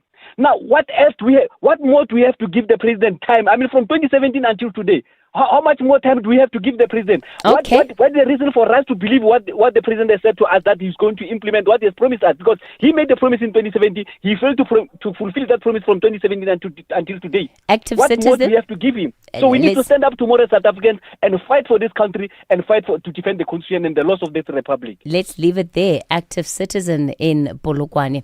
Okay, so we're going to take a final update from Rob Byrne. Rob, I mean, you watch what's happening in the country and what's likely to affect our roads very closely. Do you have a sense of what things on the roads tomorrow are going to be looking like?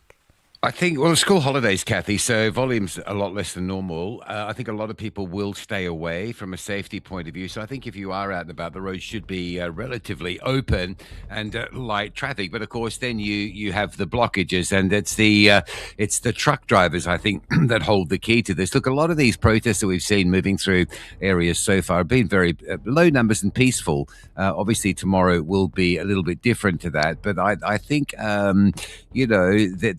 it depends what the truckers do, what key routes they want to block off will affect potentially traffic flow.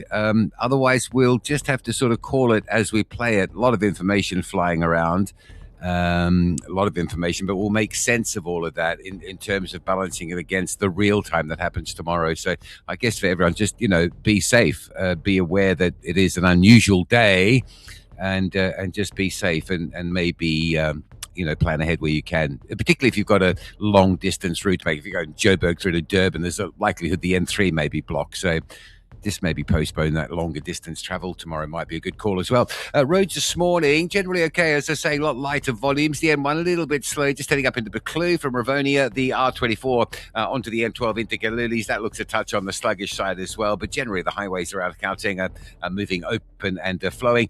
Durban, the breakdown before Gateway, that's been cleared. Durban traffic also looking good. There is, however, a breakdown between Ashburton and Market Road. So on your way to Pietermaritzburg, that's very slow. And Cape Town, 2 collisions this morning have just backed up the N1. The latest is in exactly the same place, N1 inbound at the N7, so slowly coming in from Plattekloof. There's also a crash on the M1 inbound at the Durban Road exit, and the Durban Road on-ramp to get onto the M1 outbound is closed due to a crash scene there. Also coming into Cape Town, a crash between Kraaifontein and Brackenfell. It's on the N1 inbound near Okavango Road, causing quite a heavy backlog. Rob Byrne, SAfm Traffic.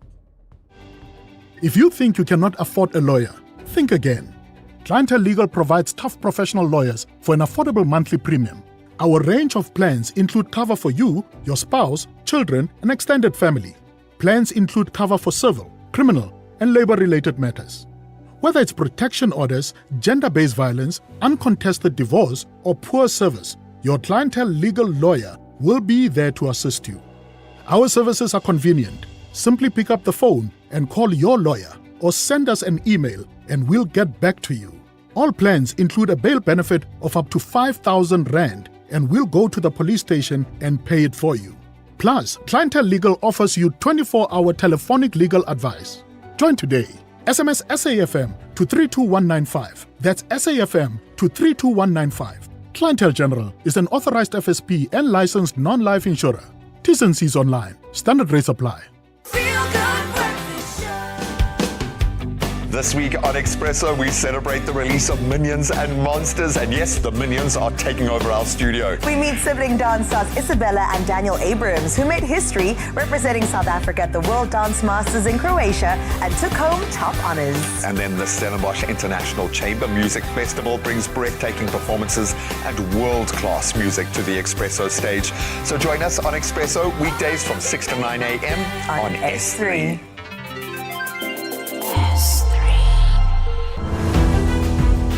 Built in Mzansi on the National Briefing.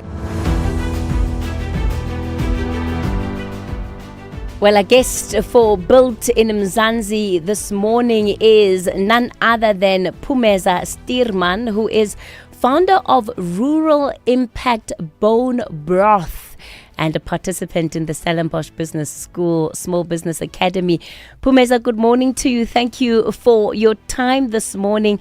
So, firstly, you are operating in a village on the outskirts of East London and you produce fresh chicken and beef bone broth. Tell us about how you came to establish this business. Good morning, Kathy and the team, and good morning to your listeners. Thank you for having us this morning. Bone broth was born through different situations. Firstly, my business had failed. It was affected by COVID and I couldn't recover. And also in that process, I also had health challenges. So I thought of my grandmother's recipe of bone broth and sharing with friends and also seeing the effect that it did to my body. And I then realized that this is an answered prayer because I've been looking for something that I can produce in the rural area but be able to scale it nationally and internationally, but bringing economic vibrancy at home. So that's basically how it was born. Now, my understanding is that you then are collecting bones from across the city. Tell us a little bit more about how you're sourcing your bones. The way we source is we look at our focus is that we look at local suppliers. So it's local butcheries, your local abattoirs, so that when we say economic vibrance, we're not only looking at Ngahoni specifically, we're looking at East London community as a whole. So that is how we carefully select our local suppliers.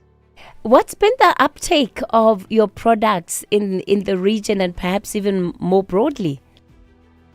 Oh, wow. It's been amazing. The East London community has embraced our initiative, mostly because there's no preservatives. Mostly we've been serving East London and surroundings within 30 kilometers or so but also major cities with airport-to-airport services. They've embraced, my community has embraced it so well. We get so much support. We do fresh batches every week, and we are sold out almost every week. I can imagine now in winter, your sales must be through the roof. Yes, definitely. Everyone wants their immune systems to be in order, their families, and we also have one which is a pet friendly, so it's for the whole family. It's the humans and the fur babies. Oh, wow. Pumeza Steerman, founder of Rural Impact Bone Broth. And she's also a participant in the Stellenbosch Business School, a small business academy. That's how we round things off on the national briefing this morning. Up next, the Daily Discourse with Joanne Joseph.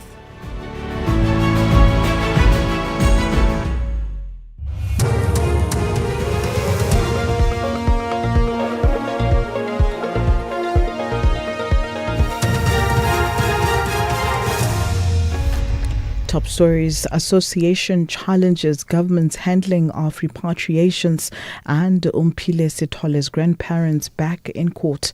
A very good morning with the news. I am Dino Mataung.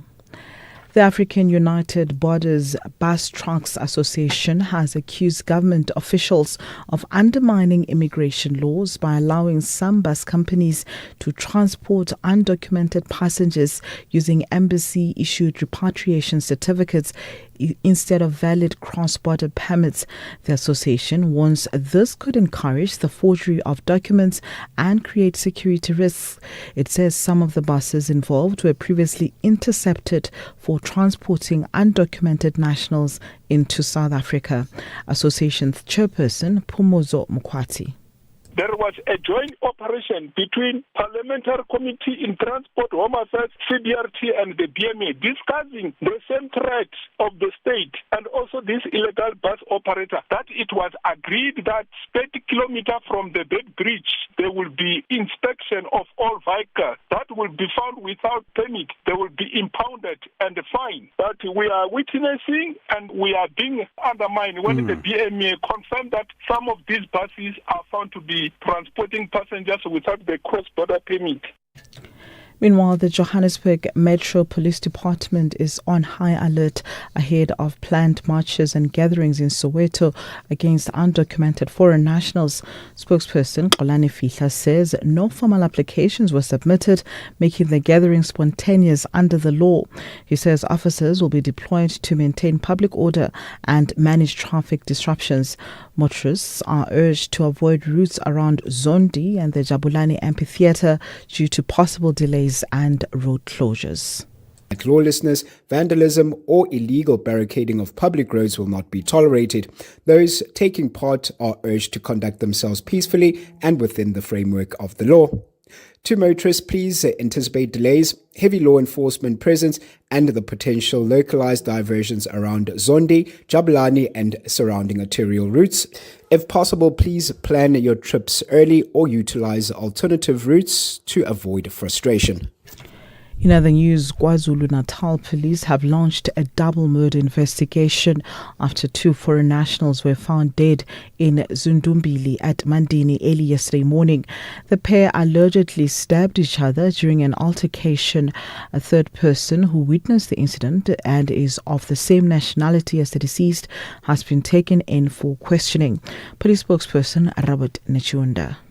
Information available at this stage suggests that the two deceased were working from a tavern under the influence of alcohol when an altercation ensued between the two and they stabbed each other. One deceased was found where the incident happened, whereas the other one was found by committee members a few meters away from the first scene. It is believed that he also succumbed to multiple stab wounds he sustained. The third person who witnessed the incident, who shares the same nationality with the deceased persons, continues to be questioned by police for more information. Acting National Police Commissioner Buleng Dimbane has condemned the attempted assassination of suspended Senior Crime Intelligence Officer Firoz Khan. Khan is in a critical condition at the Mill Park Hospital in Johannesburg after he was shot in Houghton last night. The motive for the attack is unknown at this stage and no arrests have been made. Khan has been implicated in high-profile cases of corruption, illicit precious metals, and the controversial 2021 Ariton drug bust. He was due to appear before the Madlanga Commission on Wednesday. Dimbane has assured the public that no resource will be spared in identifying, tracing and arresting those responsible. National Police spokesperson Atlenda Mate. This investigation is being led by the Gauteng Hawks, Crime Intelligence and the SAPS Detective Service. Lieutenant General Dimbane has further directed that the Political Killings Task Team be incorporated into the investigation to ensure that every possible lead is pursued and that those responsible are brought to book. General Dimbane has wished Major General Khan a speedy recovery, and her thoughts are also with his family during this period. Lastly, the paternal grandparents of missing 2-year-old Umpile Setole are expected back in the Mahwelereng Magistrates Court today. Finolia Mabuela and Jacob Ledwaba faced child neglect charges after the toddler disappeared from their Hamabuela home outside Mokopane in May while in their care. The state says it has a strong case alleging signs of neglect were identified earlier this year. The pair were granted 1,000 rand bail each and will appear in court today. Recapping the top story, the African United Borders Bus Trucks Association has accused government officials of undermining immigration laws by allowing some bus companies to transport undocumented passengers using embassy-issued repatriation certificates instead of valid cross-border permits. Headlines at 9:30 for SAFM News. I'm Dino Mutaung. SAFM. Prime time all day long. Let's talk all things top billing presenter search. Some surprising and beautiful auditions coming through. We've seen the talk. We've heard every single thing that you've had to say about the search. But one of the most important things is that this search is different from any other search. This is our way of telling South African stories of each and every South African that comes out to show their magic to the world. So if anything, don't mind the naysayers. Go out there and show the world your magic. It's time to enter the top billing presenter search. Catch Top Billing every Tuesday evening at 7 through the month of June. Repeat Sundays at 1 on S3 and Tuesdays at 9:30 p.m. on SABC1. You can become a victim of a legal problem: wrongful arrest, assault, uncontested divorce, rental disputes, maintenance matters, or labor problems. It can happen to you. Clientele Legal provides tough professional lawyers for an affordable monthly premium. Our legal team is standing by to assist you 24 hours a day. Join today. SMS SAFM to 32195. That's SAFM to 32195. Clientele General is an authorized FSP and licensed non-life insurer. T's and C's online. Standard rates apply. From Wednesday, the 1st of July, SAFM is taking its connection with you further. Introducing SAFM Connect, a new digital streaming platform from SAFM, bringing you uninterrupted access to matters of national importance, in-depth discussions, special events, and the conversations that deserve more time. Beginning with the live coverage of the Madlanga Commission, SAFM Connect is designed to keep South Africans informed, engaged, and connected wherever you are. Live, relevant, accessible. Experience the uninterrupted Madlanga Commission on SAFM Connect, available online and across our digital platforms, because some conversations are too important to miss. Only on SAFM Connect, leading the conversations that move us.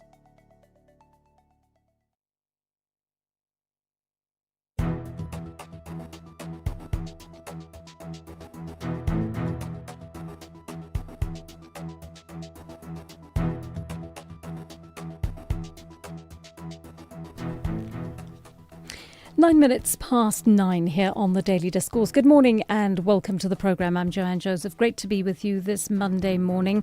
A little sad after Bafana's performance last night, but they did so well. At least we have that to celebrate, and history was made after all.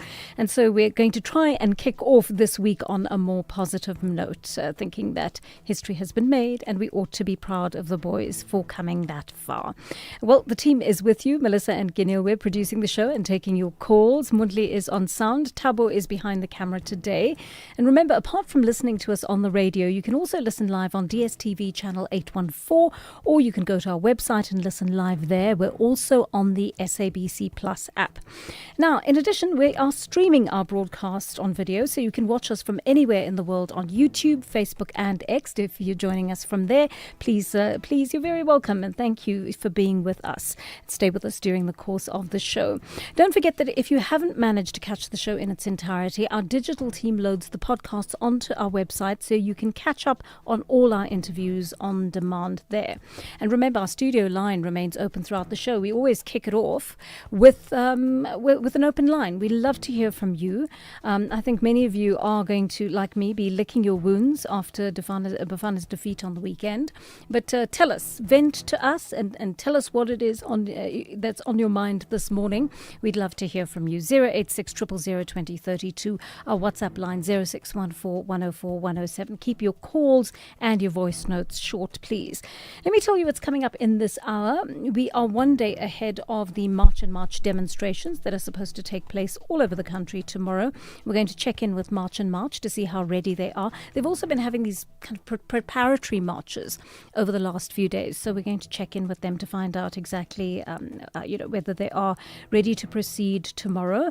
We are also looking at this, and I wonder if you know of young people who've been caught up in this, because this really disturbed me when I was reading about it yesterday.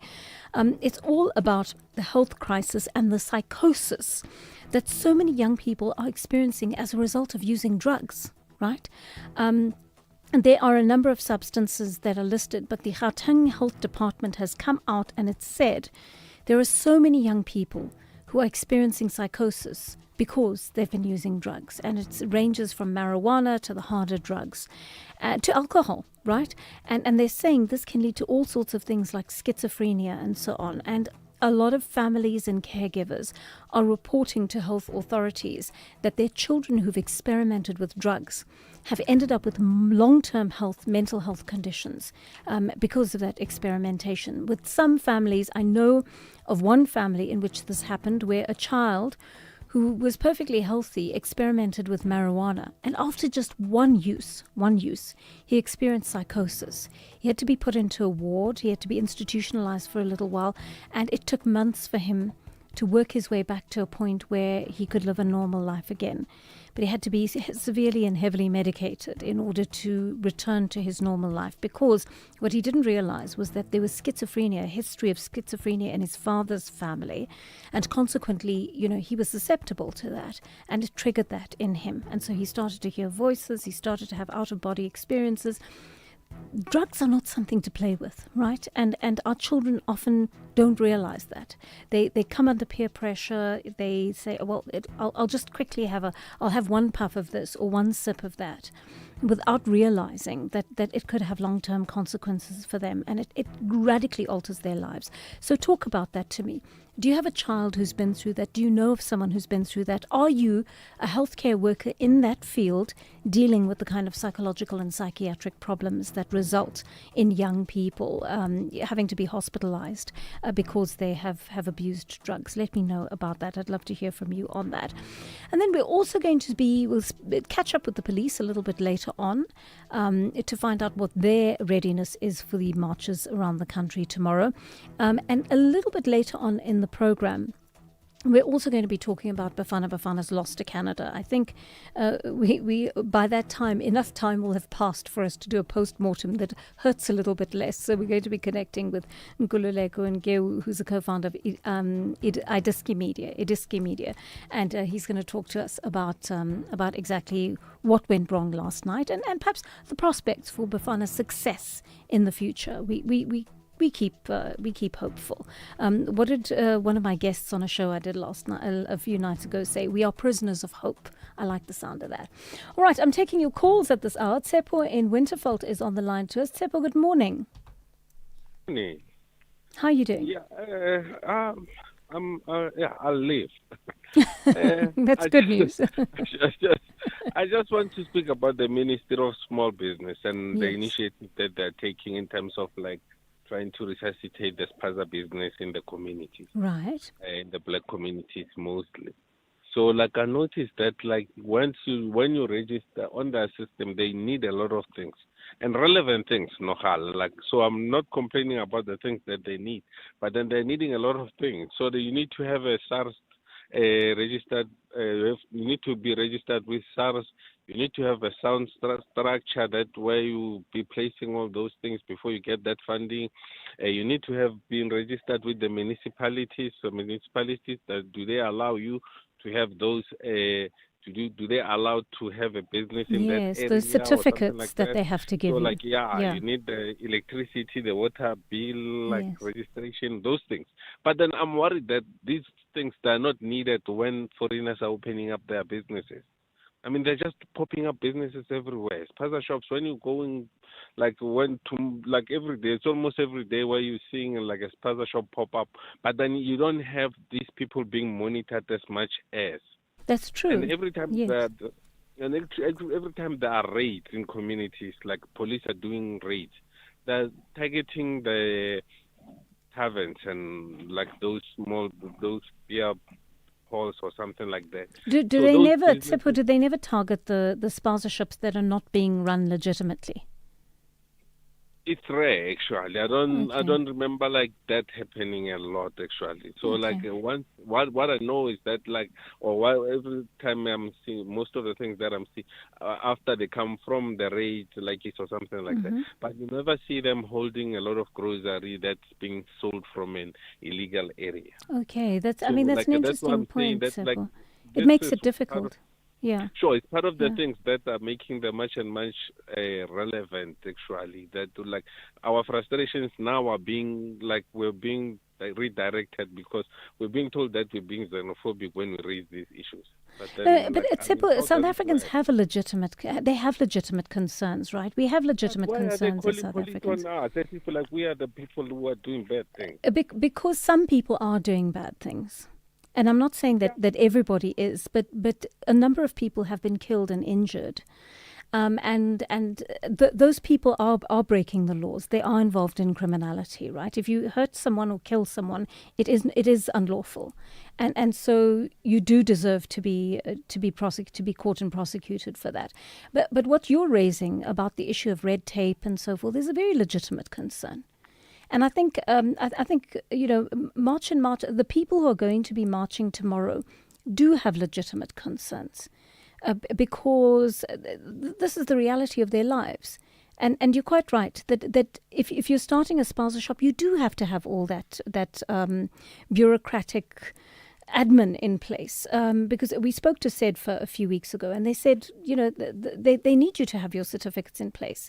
They need you to have the electricity in place. They need all sorts of documentation in order to be able to support you in the first place. So there is 500 million that they're putting aside for that, but they need you to have that documentation in place so they can bring you into the formal business sector. And it's important that businesses be brought into the formal sector, not only so that they can pay tax, but also so that they can be supported. There's a framework within which they can work. But how do you compete with a business that's jumping all those red You tapes can't. and doesn't have those? You can't, and that's why government needs to react to the legislation around this, because you can't have people setting up businesses. I mean, part of the problem was, if you remember, the children who died from consuming snacks that were stored incorrectly. They were stored with that poison, right? That is actually not permitted to be kept in those types of shops. That's an example of how, if you don't go out and regulate, there's a problem. You absolutely have to go and do your inspections and make sure that every business that is running lawfully. And that's part of where government has failed South Africans. to my mind anyway. Let's take a short break. When we come back, thanks for your call, Tsepo. We will chat more after this short break. In 1976, youth switch on, and for 50 years, the nation has watched as the story unfolds. And namhlanje, courage looks the same and different. It looks like showing up when no one believes in you. It's about finding the strength to stand up again. The courage of 1976 is appealing in 2026. SAPC 1, Mzansi for sure. The source of youth courage. My God.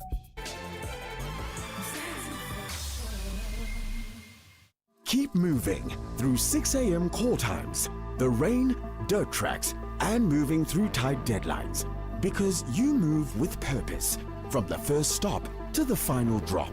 The Hino 700 truck tractor comes standard with a 6-year drivetrain warranty and advanced safety features tailored to your industry. The Hino 700 is built to fuel your business's progress. Hino, all the way.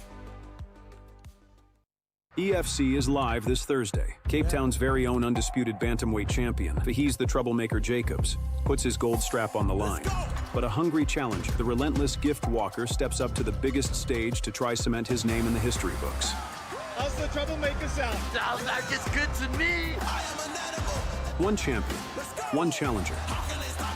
Live this Thursday from the World Sports Betting Arena. Watch it on SABC Sport Channel on DTT Channel 4 from 7 p.m. Brought to you by SABC Sport.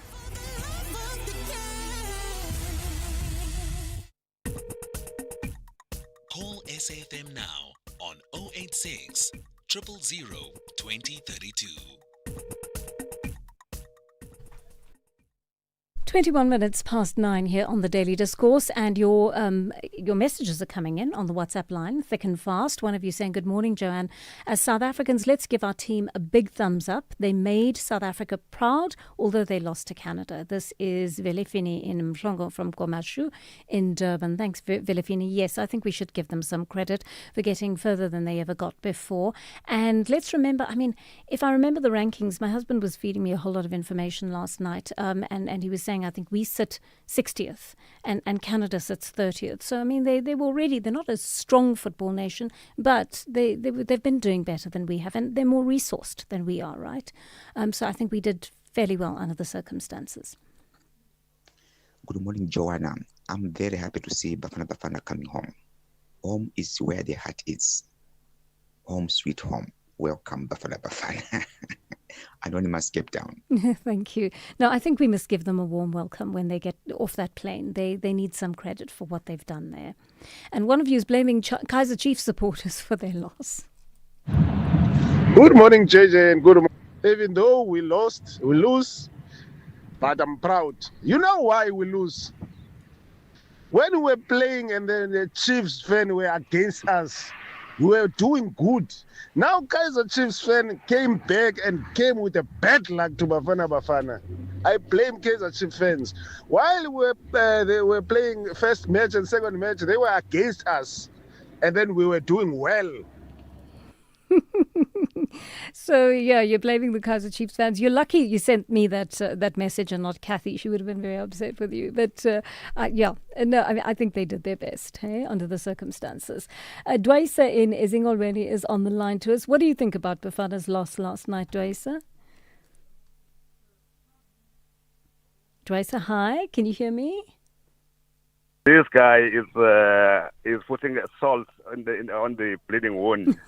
Yes. This guy,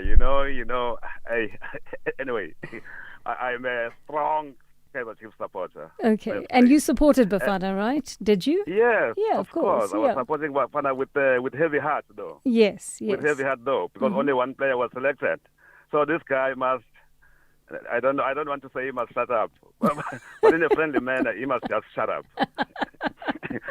Anyway, my point is, firstly, I think congratulations to Joanne and to the SFM listeners. In order for Bafana to make us proud, make history by for the very first time to make it to the last 32. But at the same time, I blame the coach. I really do blame the coach. Obviously, Canada was higher than us in terms of experience and FIFA rankings, as you've just said. But it was possible to beat Canada yesterday. That's what pains my heart big time. Yeah. How do you think we would have done that, Dwaisa? What should we have done differently? You know, the substitutes are made in football, more especially after the second half, if the first half was a draw, like yesterday, right? Mm-hmm. On the 65th minute, that's when you need to make substitutes. And those substitutes were supposed to be Mahopa and Masango. Indeed, he substituted them on the 86th minute, and it was too late. It was supposed to be on the 86th minute. To me, it was too late. Had he done that, at least we were supposed to have taken the game to extra time and penalties, and anything happens in penalties. Yeah. And lastly, you could see that we were playing for extra time. At the same time, Canada was playing to make sure that they win the game within the 90 minutes. Yes, and you know what they did? They substituted all their 5 players, all of them. Then we did not do that. I think that's exactly where I seriously think that's where the coach lost it. I can't point anything to any players. They played so well. Yeah. Okay. Dwaisa, thank you. I mean, we do have a few regrets, I think, but hopefully it'll shore us up for the next World Cup, and we live in hope that some of the lessons can be taken home and transferred perhaps onto the next World Cup or the next huge event that we play in. Sintu in Midrand is on the line to us. Sintu, good morning. You want to talk about Soli Mapaila's address on illegal immigrants? Yes, how are you, my dear? I'm so well, thanks. Go for it. Yes. Firstly, man, let's give the boys a round of applause. Yeah, definitely. They played very well, you see.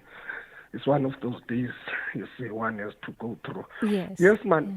I'm not sure if you had an opportunity to listen and observe the proceedings in the Nehao Congress. Yes, when the SACP was given a platform to speak, you see. I think sometimes these politicians are not taking us seriously, especially the SACP that wants to contest elections and then also wants South Africans to vote for them. You come to the gathering of that nature where many South Africans are affected by the number of these illegal and undocumented foreigners that are within our country, and then we are saying to them that no Africans should be here illegally. So that simply means that we are opening these borders without thinking, you see, that people need to observe the laws and rules of the country, you see. And I was very glad that the delegates saw that and started to boo Soli Mapaila. Because these should be the ones that should be also putting pressure on the government to come up with stringent measures to make sure that our borders are safe. Because we are not saying that illegal many Africans should not come to South Africa.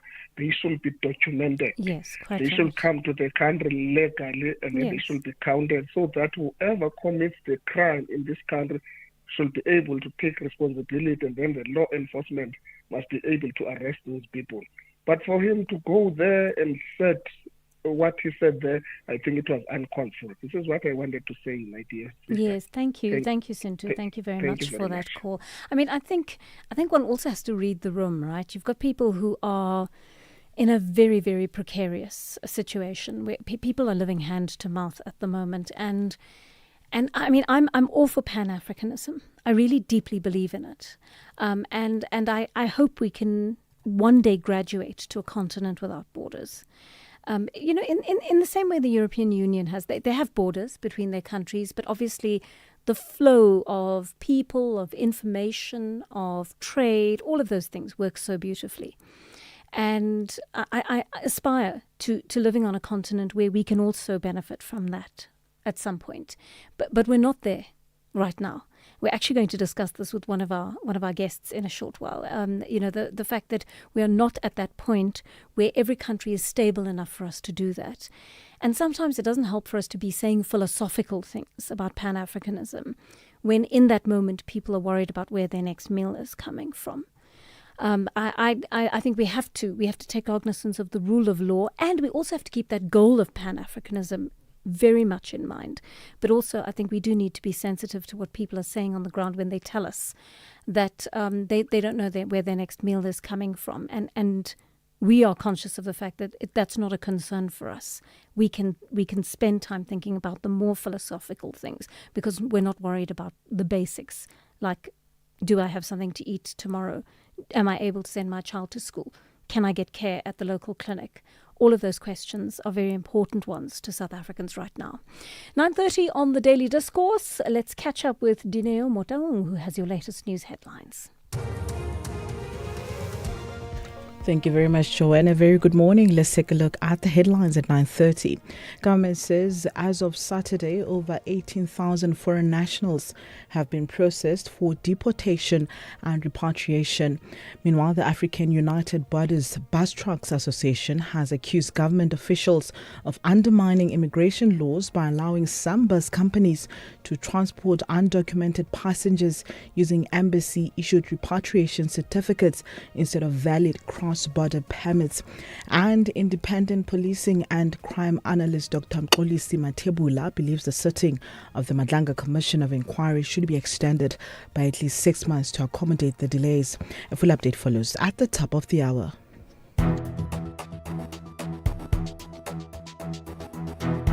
The Daily Discourse on SAFM, weekday mornings from 9 to 12. 9:31 on the Daily Discourse, and your voice notes are coming in as well. Here's one of them on the issue of spaza shops. Good morning, Joanne.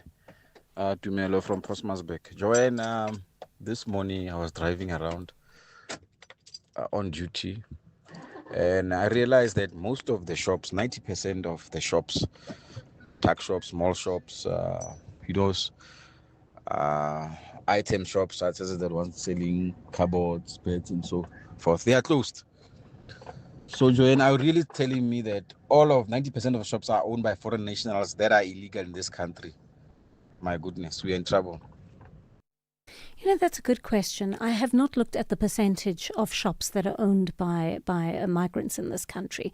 And I think I need to go and look for those numbers to actually be able to give you a concrete answer on that. But I think these shops have actually sprung up everywhere. And I think we're also going to feel the consequences of it as people living in those communities who used to be able to get particular types of goods at lower rates and that kind of thing, because a lot of the migrants had networks through which they bulk bought, right? And that enabled them to be able to offer certain things to customers at lower prices. I think there is going to be a kind of social shift that takes place from people moving out of those communities. I'd like to hear from you if you're living in one of those communities. And then what happens? If those shops are shuttered, what happens to them? Do South Africans then go and take them over through some kind of administrative process? You know, do they buy them from people who are leaving? What do they buy the stock? What happens in that situation? I am curious to know about that. One of you is commenting on gun laws. Morning, Joanne. Can somebody please help me understand this? Isn't there any law that protects children from the display of guns by police? Because recently there was a protest, there was looting of tuck shops by school children around my community, and the following day police went to schools, and unfortunately my brother's child is really afraid of guns, and somebody uttered something to them that because children damaged those puzzle shops, police are going to shoot everyone at school. The minute she saw those guns, you know, she fainted, and yeah, it's something that we really struggled with it. So I'm just wondering, isn't there any law that protects children from such things? Because I don't see a need to go into schools with big guns. Gosh, what an unfortunate thing to have happened to this poor child. I think guns are terrifying for children. They're terrifying for all of us, but especially children. And there are laws around. I mean, police should not be waving around guns when in the presence of children, right? And militarizing areas like schools, universities, and so forth is a problem. It's a huge problem. You'll remember as well that the shooting of live ammunition is not permitted among crowds the kind of gathering that you are talking about there in a school situation. Remember what happened at Marikana, right, where live ammunition was drawn and then it resulted in the deaths of so many people. I would hope that our police have learned from that experience, and I would hope that systems have been put in place to make sure that police are sensitive, particularly to young people when running about with guns in public areas.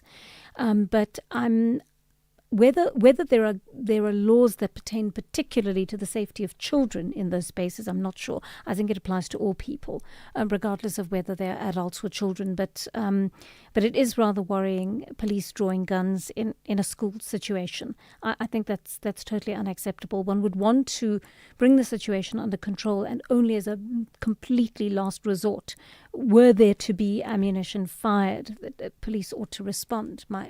That would be my understanding. One of you says, "Morning, JJ. I was shocked to hear that General Feroz Khan was shot at in his vehicle. He's due to appear this Wednesday at the Madlanga Commission. One wonders if he isn't pulling a brown mokhotsi on us," says Avile in Adelaide. You know, the thought did cross our cynical little minds. I'm not going to lie, Avile, because, we were talking about the kind of vehicle in which he was travelling as well. Would that have been the safest vehicle for him? Would he have been protected? Surely he was aware of the landscape as someone in the police service. He's aware of the landscape and what exactly happens in these situations. So very strange indeed. But we're going to get the details from one of our reporters. Our reporter Calvin Dudla is out there. He's at the hospital today. We're going to ask him for the latest on what he knows. And I'm hoping that we're going to be able to speak to him in just a short while for an update on that. We appear to be having a little bit of a problem with our lines right now, and we are having trouble getting our guest up. So keep sending those voice notes through, and hopefully we'll be able to listen to some of those as well if you are struggling to get through to us on our normal line, our studio line, that is our 086 000 2032 number. I'm just going to check whether we have our guest online at the moment. We don't at the moment, but let me just tell you what else is coming up on the show. We're also, in regard to the issue of the marches that are taking place tomorrow, there was a media briefing that happened yesterday afternoon. The main Mozambican opposition leader, Venancio Mondlane, he's the president of Anamola, and he called this media briefing to ask people not just to be responsible for what is happening tomorrow, but also to talk about the responsibility of other African countries in terms of the conditions they create that force people out of their country into other countries like ours. And so we're hoping to have that conversation with him in just a short while. And I would urge you to tune in at 10:20 to be able to find out exactly what is happening there. Because he's said some really interesting things about other African countries and what their responsibility is in terms of whether they can actually take responsibility as leaders for what is going on in their country, and what is South Africa's responsibility in terms of holding other African leaders to account, and saying to them, you need to create the conditions in your country that are conducive to keeping your citizens there. We're going to take a short break. When we come back, we'll hopefully have our guest up on the line. It's Elimination Week on the Tastemaster Professional this Sunday evening at 7. Faced with one of the world's most popular dishes, our chefs must create a pizza that rises above the rest. With big flavors and bold ideas needed to impress the judges, the stakes couldn't be higher. Who will earn a slice of success and who will get boxed out of the competition? Find out on the Tastemaster Professional, Sunday at 7, repeat Saturday at 4:30 and Sunday at 3:30, only on SABC 2.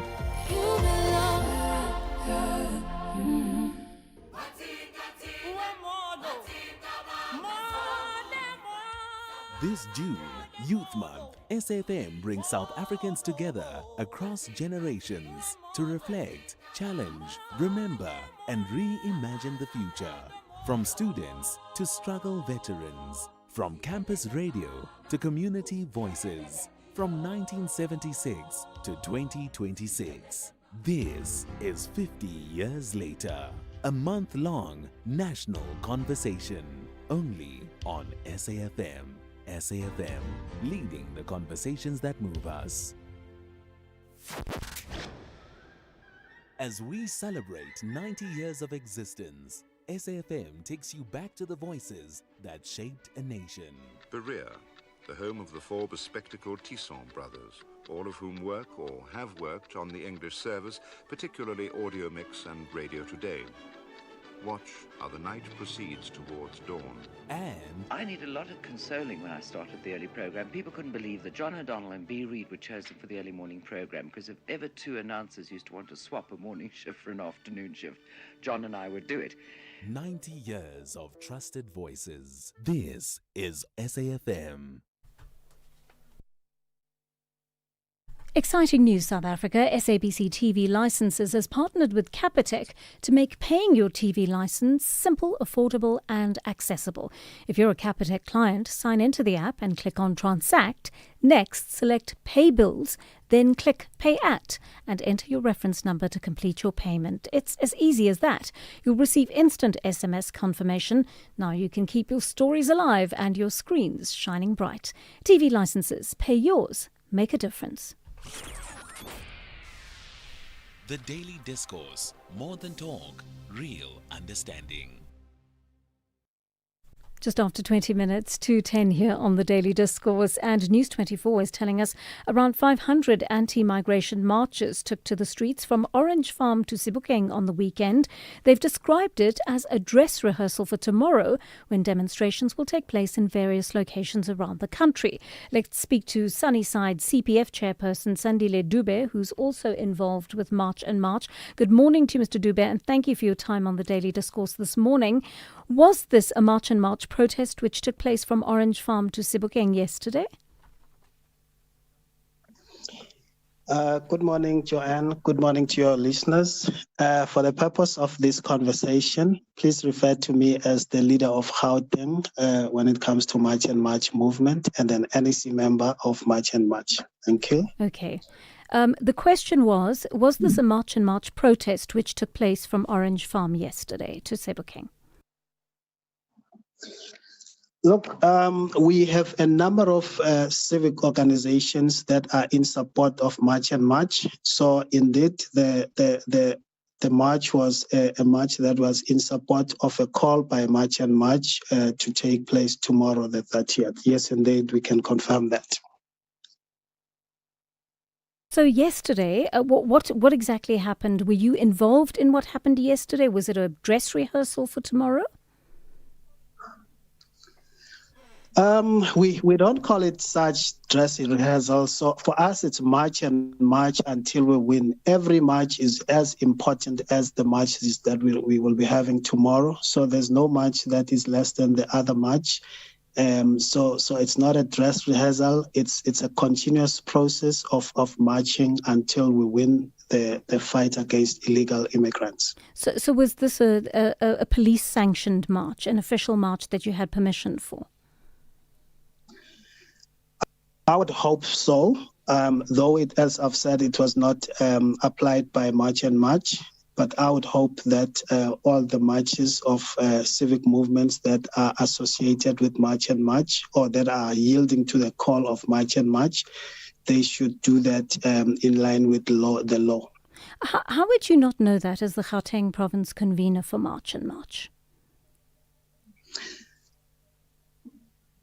I think I've just told you now that we've got March and March sanctioned programs. Mm-hmm. Then we've got associated programs to March and March, of which we cannot denounce. But it's very we must be very clear that they are sanctioned by those respective civic organizations who are yielding the call of March and March. And are you comfortable? So I wouldn't know. Yeah. Are you comfortable being associated with a march that you're not entirely sure was legal?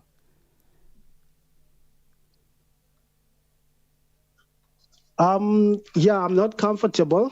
As we've said it over and over again, that all marches that are associated with March and March must be sanctioned by us, must be communicated to us. But you would know that South Africans are very angry at this point in time. So any march anywhere is possible. But let me perhaps clear out in terms of March and March, what are the marches that are sanctioned by March and March currently as we speak? Yeah. We have a march that is planned for Church Square, Pretoria. That is tomorrow, which will be heading to Sunnyside. We have a march that is sanctioned by us that is will leave Bears Nodere Square, which is in Johannesburg, and it will be going to Hillbrow Police Station. We also have a march in Kimberley that will be heading to the office of the Premier in Kimberley, the Northern Cape. We also have a main march that will be in Durban, which is going to Point Road. All our marches are heading to the police stations. We want to make a point, We might also, we have, though not confirmed, but our team in Cape Town is doing quite very well with these intensified marches. We have not confirmed yet if they've made an application, but we may have in the list a march in Cape Town that will also be associated with March and March. Let me also indicate that there are some provinces that have indicated that they want to support the call of March and March. By the way, I've just spoken to Mpumalanga province now in the morning, Emalahleni. So that march is sanctioned by March and March. It's the convener of March and March in the province that will be leading that march. So Emalahleni, we are meeting the premier there tomorrow with our memorandum. So that then there are marches that we are getting requests for us to support.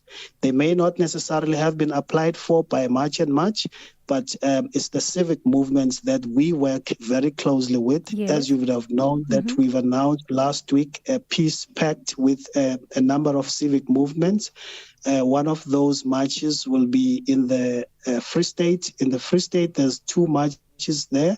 One is in Kroonstad and one is in Mangaung. So we can confirm that those marches have been communicated with us as March and March. And also one of the marches that you must look out for is in Soweto. So we are very happy that Sowetans are actually taking this up, because Soweto is a very historic township in terms of our revolution, the 1976. So our 1976 in Soweto is tomorrow on the 30th of June 2026.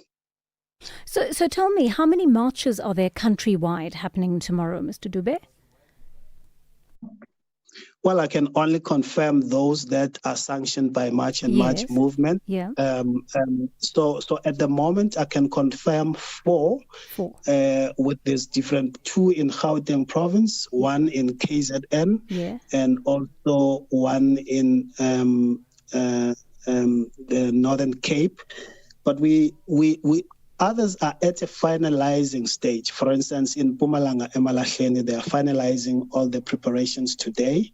There's also the one in Kroonstad has been communicated by Ms. Jacinta Zindle-Ngobese-Zuma. If you go on her page, the one in Kroonstad, so we can confirm that one as well in the Free State. All right. The two in Gauteng, the one in KZN and the one in Northern Cape.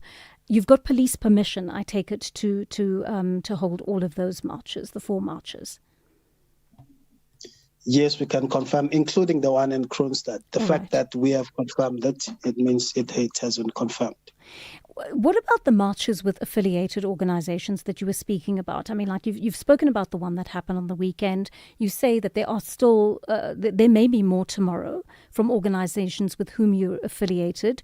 Do you check, first of all, that the police have actually sanctioned those marches and given permission for them before you encourage your members to attend those marches? Well, we have continuous engagements with those civic movements. There's a number of these civic movements. We have 25 plus civic movements that are yielding the call of March and March. And we had almost a 3-hour meeting yesterday. And most of these marches, most of them, they're not calling for marches. They are directly supporting March and March. but some of them will be using their registration to sanction those marches. We will be communicating those marches as the day goes by. By the end of today, at least by 6 o'clock, we should have known which march has been sanctioned and by the police, do you mean, or by your by organisation? By the police. By the police. Strictly by the police. Yes. Okay, so the police are continuing to sanction those marches ahead of tomorrow, over the course of today. Yeah, well, you'd recall that in terms of the Act itself, we are required to make an application 7 days in advance. So all those marches have been applied prior. Mm-hmm. So it means it's just a continuation of the process for finalization. All right. But yeah, we look forward to countrywide protests, peaceful, in line with the constitution of this country. I'm glad to hear that, Mr. Dube. Please stay with us. We're going to take a short break and we will continue the conversation with you when we come back. It's Elimination Week on the Tastemaster Professional this Sunday evening at 7. Faced with one of the world's most popular dishes, our chefs must create a pizza that rises above the rest. With big flavors and bold ideas needed to impress the judges, the stakes couldn't be higher. Who will earn a slice of success and who will get boxed out of the competition? Find out on the Tastemaster Professional, Sunday at 7, repeat Saturday at 4:30 and Sunday at 3:30, only on SABC 2.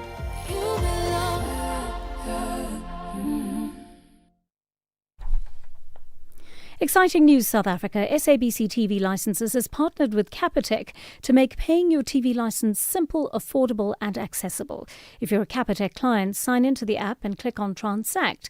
Next, select Pay Bills, then click Pay At and enter your reference number to complete your payment. It's as easy as that. You'll receive instant SMS confirmation. Now you can keep your stories alive and your screens shining bright. TV licenses. Pay yours. Make a difference.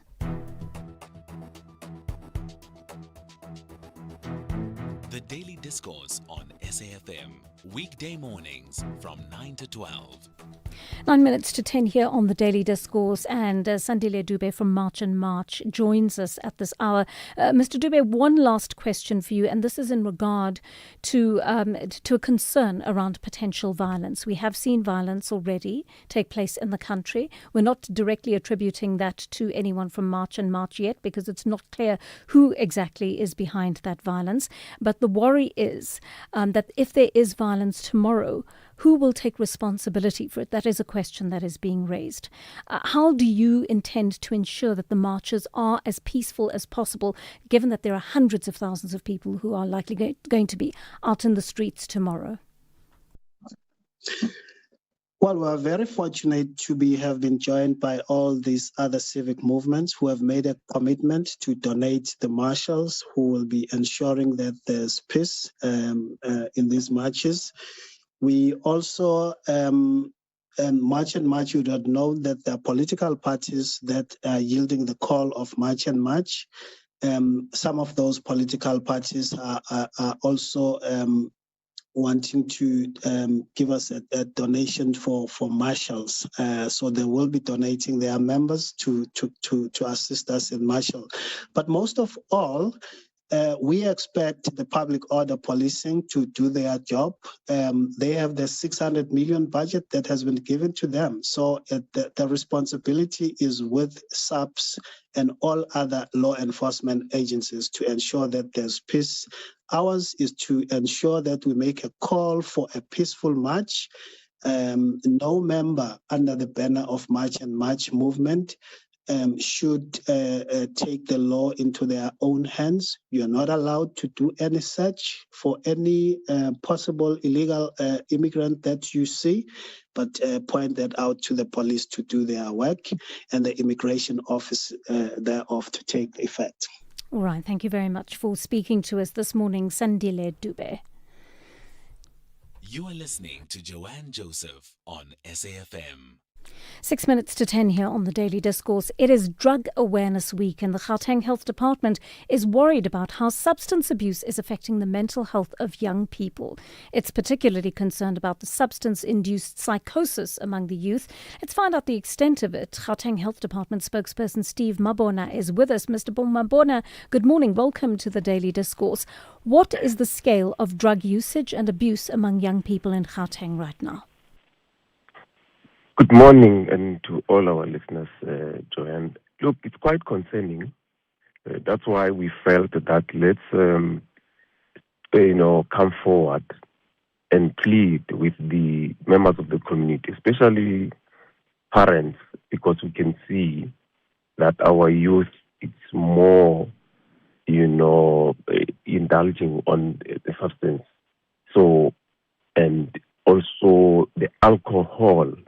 It's also a problem. So that's why we're saying we need to work together and make sure that we reduce the numbers, because the pattern is quite bad when you look at the number of patients that we are seeing in our health facilities across. Very worrying indeed. Tell me, what is the connection between substance abuse and psychosis, especially as you are seeing it play out amongst young people?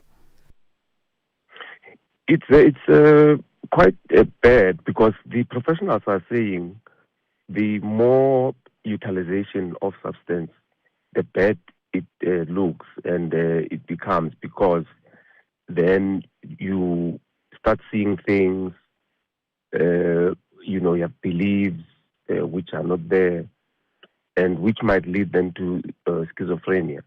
So those are the things that you are seeing, and our professionals are saying when they look at the number of those that are coming in our health facilities, it's young people.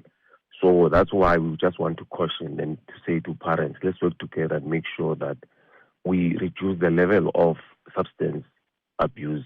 More so, we also drift into alcohol, because abuse of alcohol as well, it might be detriment to this ailment. So it's a plea now that we are saying people need to do away with the substance abuse, and let's work together, because there's an element of mental illness, like as we have put in our statement.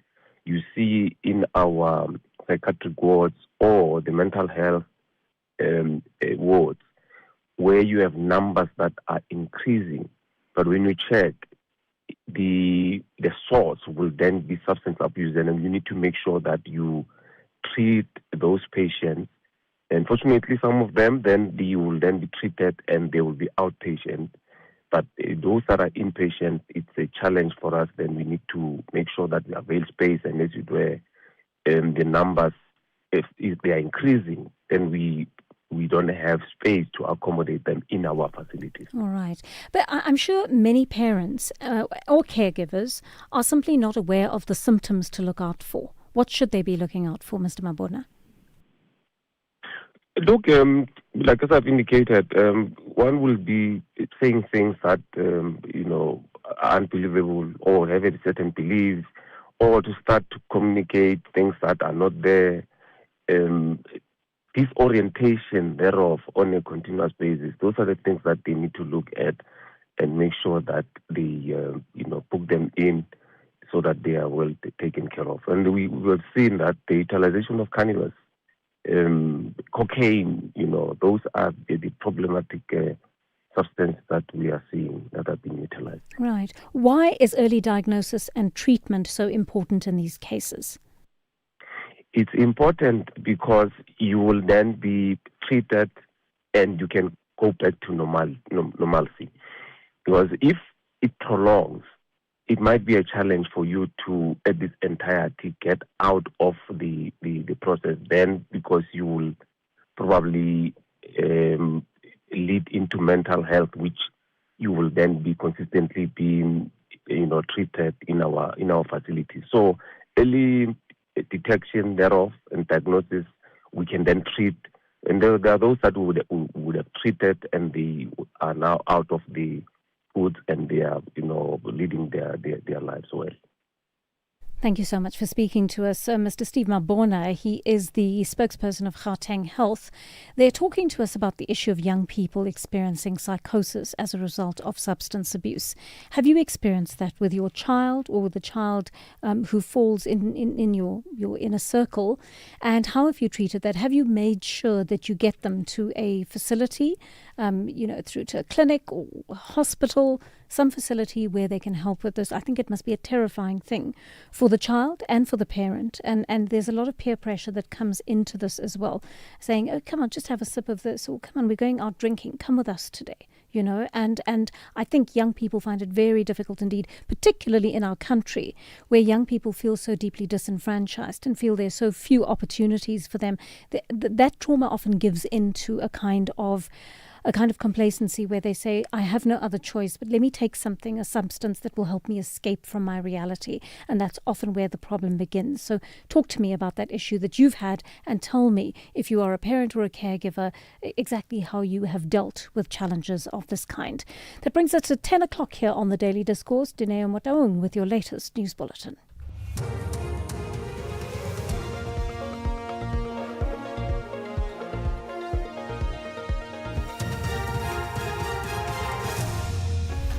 Thanks, Joanne. Top stories. Government confirms repatriation figures, and US and Iran agreed to stop attacks. A very good morning.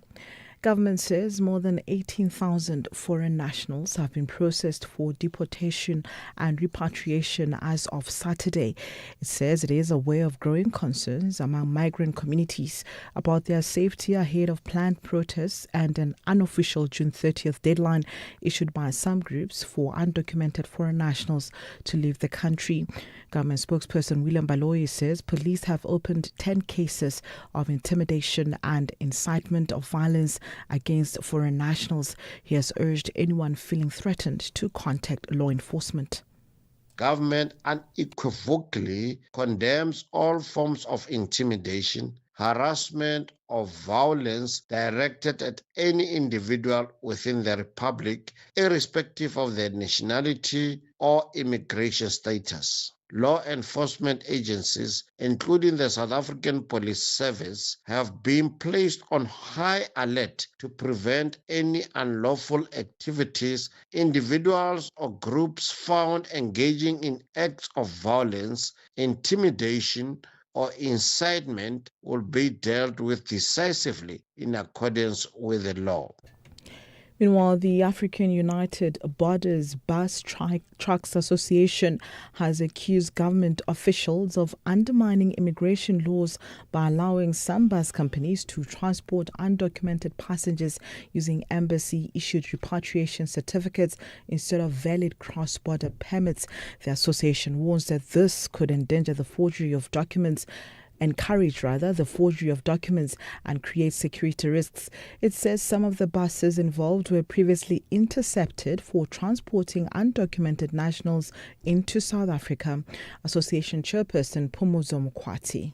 There was a joint operation between Parliamentary Committee in Transport, Home Affairs, CDRT and the BMA discussing the same threat of the state and also this illegal bus operator, that it was agreed that 30 kilometers from the Bed Bridge there will be inspection of all vehicles that will be found without permit. They will be impounded and fined. But we are witnessing and we are being undermined when the BMA confirmed that some of these buses are found to be transporting passengers without the cross-border permit.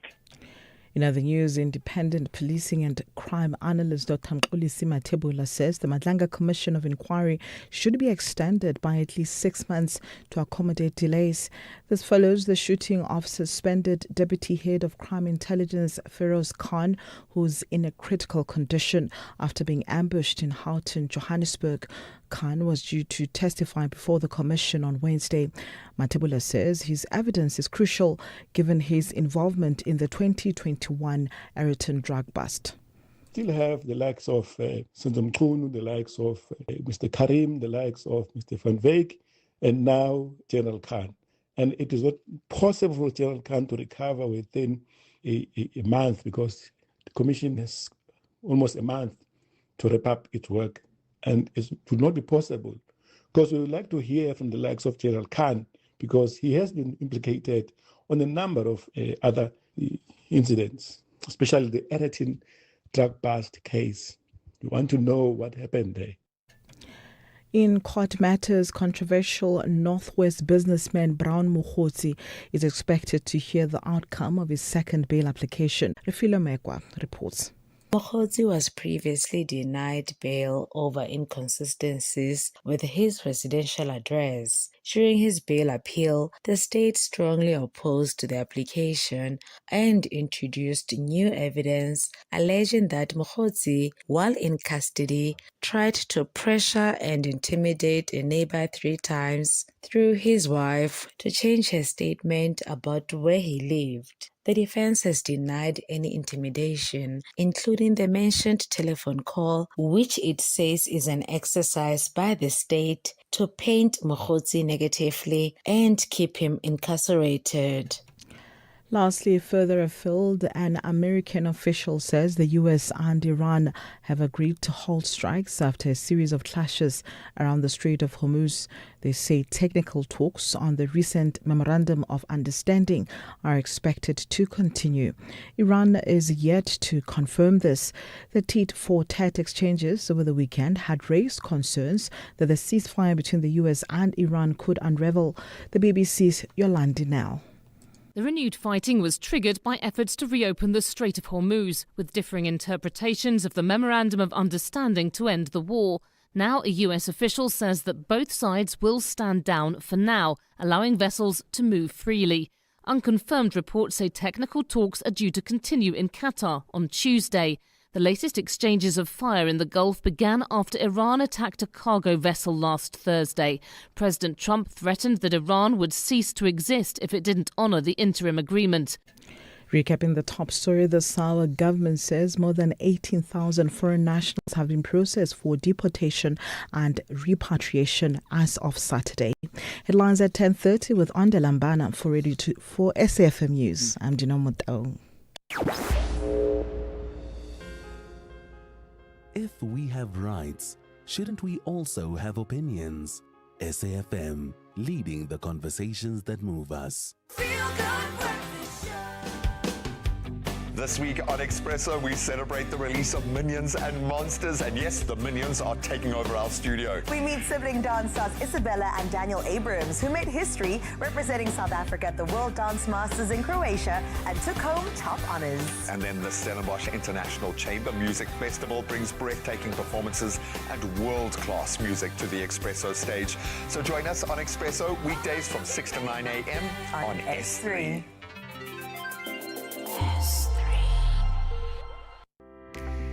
From Wednesday, the 1st of July, SAFM is taking its connection with you further. Introducing SAFM Connect, a new digital streaming platform from SAFM, bringing you uninterrupted access to matters of national importance, in-depth discussions, special events, and the conversations that deserve more time. Beginning with the live coverage of the Madlanga Commission, SAFM Connect is designed to keep South Africans informed, engaged, and connected wherever you are. Live, relevant, accessible.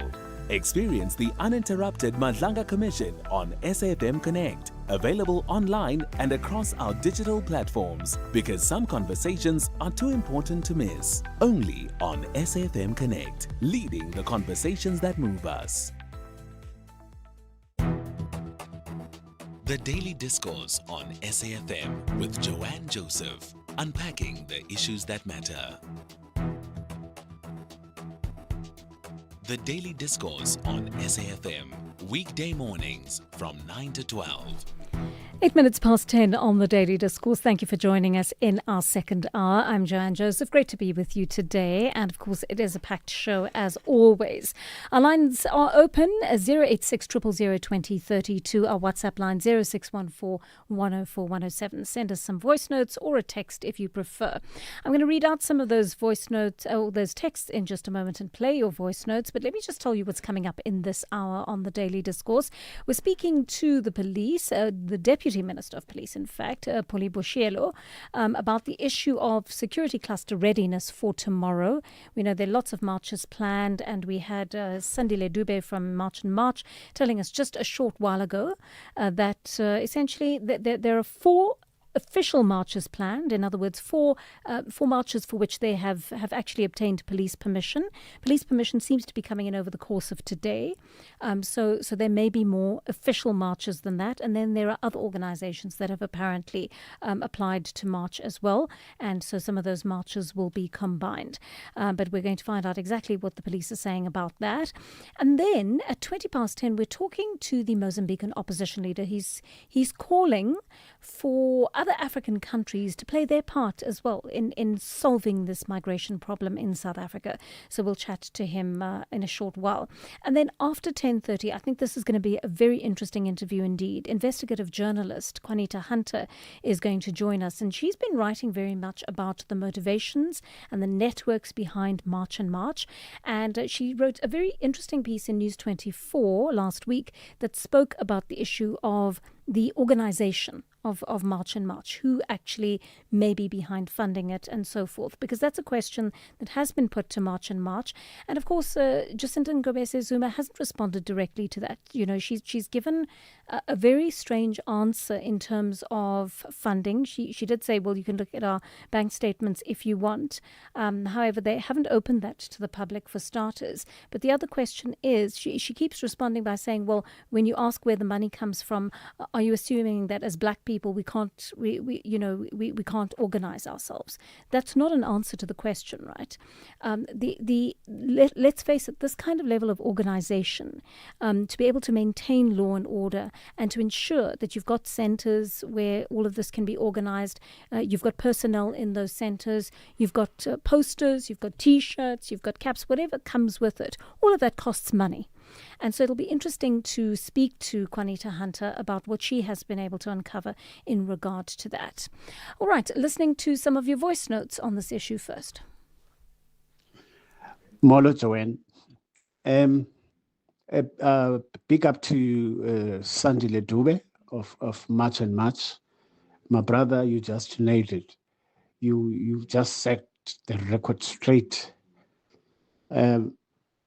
Right from the onset, March and March had a clear message that no looting, nothing, no intimidation. It's just marching and submitting the message that we don't want foreigners here in this country.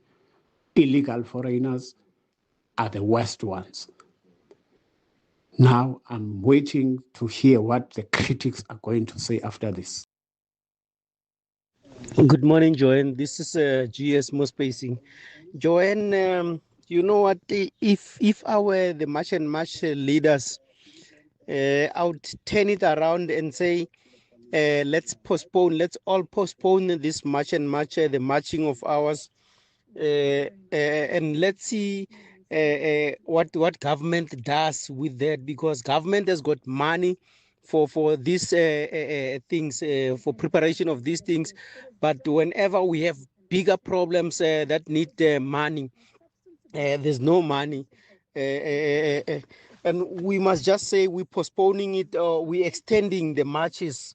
You know, they become throughout the whole month. And let's see where all this money will come from, because seemingly our government has got money, but not to address our issues, you know, our social issues and services as the people of South Africa. Thank you, GS Mospacing. Thank you so much for those messages. Keep them coming on the WhatsApp line. All right, 13 minutes past 10 on the Daily Discourse. And of course, that's what we are thinking about very much. Acting Police Commissioner Feroz Kachalia holding a police parade in Durban ahead of the SAPS deployment tomorrow. He's asked SAPS members to be on their best behaviour and to ensure that any protests on the go are peaceful. Kachalia called for constraint and reminded police that they're being deployed to protect the public, protesters and property. Deputy Police Commissioner Dr. Poppy Boshielo joins us on the line now. Dr. Boshielo, good morning and thank you for your time on the Daily Discourse. How prepared would you say police are for tomorrow?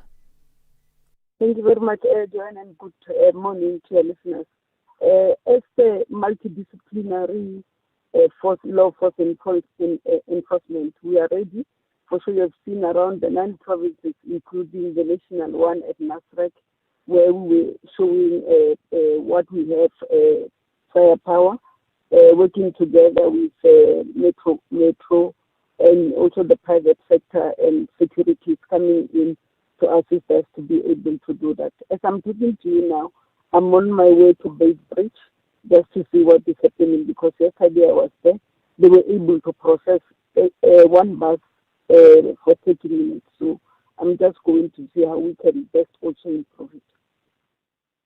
Dr. Boshielo, I'm going to, for the moment, just put you back to Genelwe, and we're going to try and get you on a clearer line, if you don't mind, please, because I'm just worried that our listeners won't be able to hear what you're saying because we don't have a clear line to you. Dr. Polly Boshielo there, she is the Deputy Minister of Police. Sorry, I said Deputy Police Commissioner. Deputy Police Minister is who she is, and she is going to give us a little bit more information on police preparation for Tuesday. Did you watch the police parade on the weekend? I thought it was very interesting, all of the troops being pulled together and also being readied for exactly what lies ahead. I mean, they were told you're going to be asked to leave your families, you've been asked to come back from leave, you've been you're being put into situations which may be potentially dangerous, and we're asking you to do your best. And I wonder how troops responded to what the police minister, the acting police minister, Feroz Kachalia, had to say. If you were involved in that, or if you were observing that, I would love to hear from you on our studio line 086 000 2032. Tell us exactly how you perceived that. And I'm asking about the police reaction because, of course, the army is also potentially on standby, and they might get involved. We haven't been told they are going to be involved, but they may be, and they may be working with police if they're called in, if the situation gets out of hand. Remember, private security is also involved. So government has really upped the stakes this time. It's working. It's the first time that we've seen this kind of this triangular show of force in terms of the police protection that is going to be required around these protests tomorrow. I believe we have the Deputy Police Commissioner back. Sorry, I keep doing this. The Deputy Police Minister on the line, Dr. Polly Boshielo. And sorry for that interruption, Dr. Boshielo. We just had to get you on a clearer line. Thank you for your cooperation with that. So give me a sense of this. Acting Minister Kachalia was clear on how police ought to conduct themselves. After events like Marikana, would you say police have a better idea of what level of discipline is expected of them? Yes, thank you very much, Anne, for coming back also. I'm not the commissioner, the Deputy Minister of Police. Sorry about that. As we were giving at the parade, we are actually giving marching orders to our police. One, we said to them they are not deployed to prevent law demonstrations. They are deployed to ensure that they take place under safely, securely, and in an orderly manner. And we are there to protect life, safeguard property, prevent criminality, and respond swiftly should any individual seek to exploit these legitimate grievances to commit acts of violence, intimidation, vandalism, or other offense. We also told our members that they will be provoked at one stage. They should not let anybody provoke, and then they must also use necessary force if they are under attack, but not necessarily to fight with people who are marching. Is their constitutional right? Is there in the constitution? They can march as much as they could, as long as they don't destroy properties, as long as they don't beat people. We've seen some even spraying others on their faces. What is the ministry doing to support and safeguard police themselves who are going to be out in the field for the next couple of days? There's some other things I can't be able to tell you because they're operational issues. Okay. But our police have got all the gear. You see also the private sector have come in, especially the private security and then the metros and everybody, the firepower. One of the issues that we said to them is that they must take care of each other. If one of them or whatever is attacked, they must be able to protect each other because we want them to come up or to come back from this operation safe, all of them. We don't want to lose any one of them.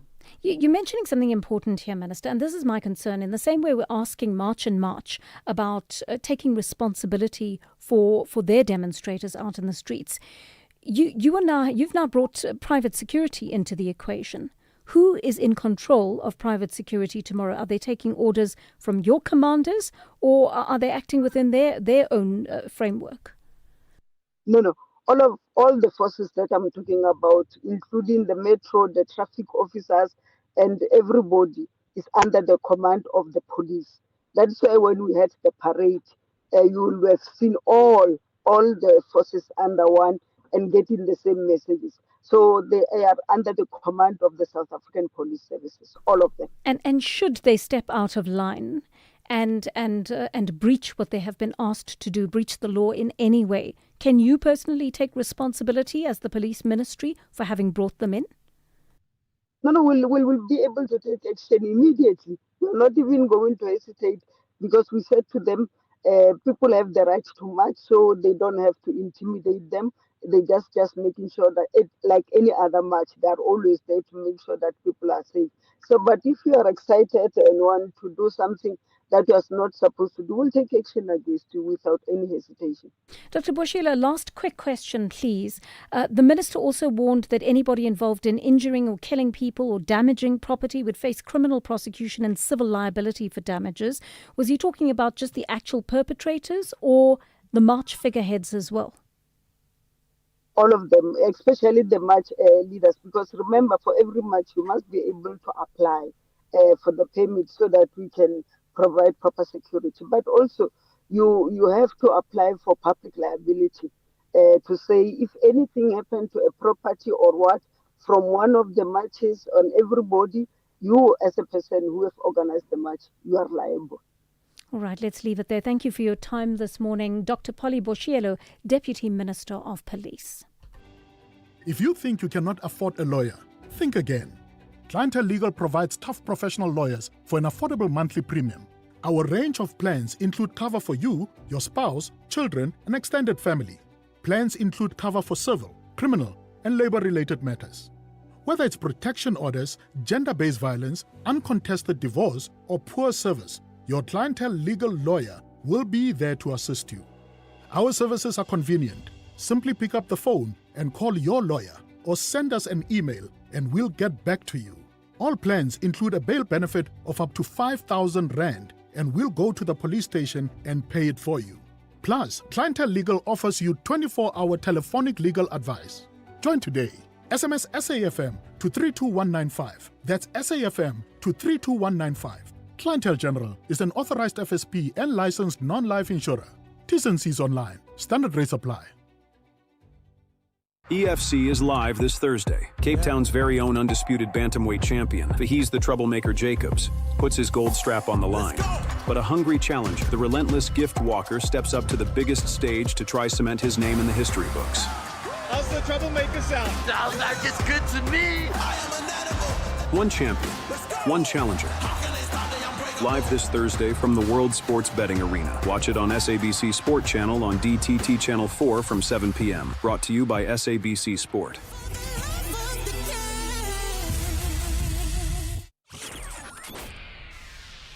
The Daily Discourse. More than talk. Real. I take it you were listening to our conversation with the Deputy Police Minister. What do you have to say on this issue, Billy? Hi. Yes, it's a pity that she has already left. Here's the thing, JJ. This thing, it gets to show you that for them to go and ask services from the private security industry, it means that they can see that the ratio between the citizen and the police in South Africa, it's dismal, it's very, very poor, it's not right.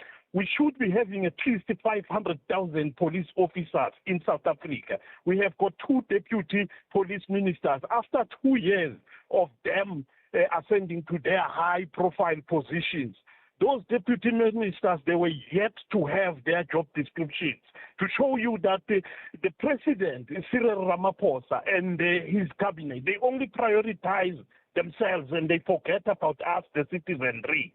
So then now, March must not only stop here. Now we must go and force them that they must only be driven in one car, all these ministers, and then they must only have 2 bodyguards with them. And we must fight that the cabinet must be reduced. We must only have 10 ministers in the whole country.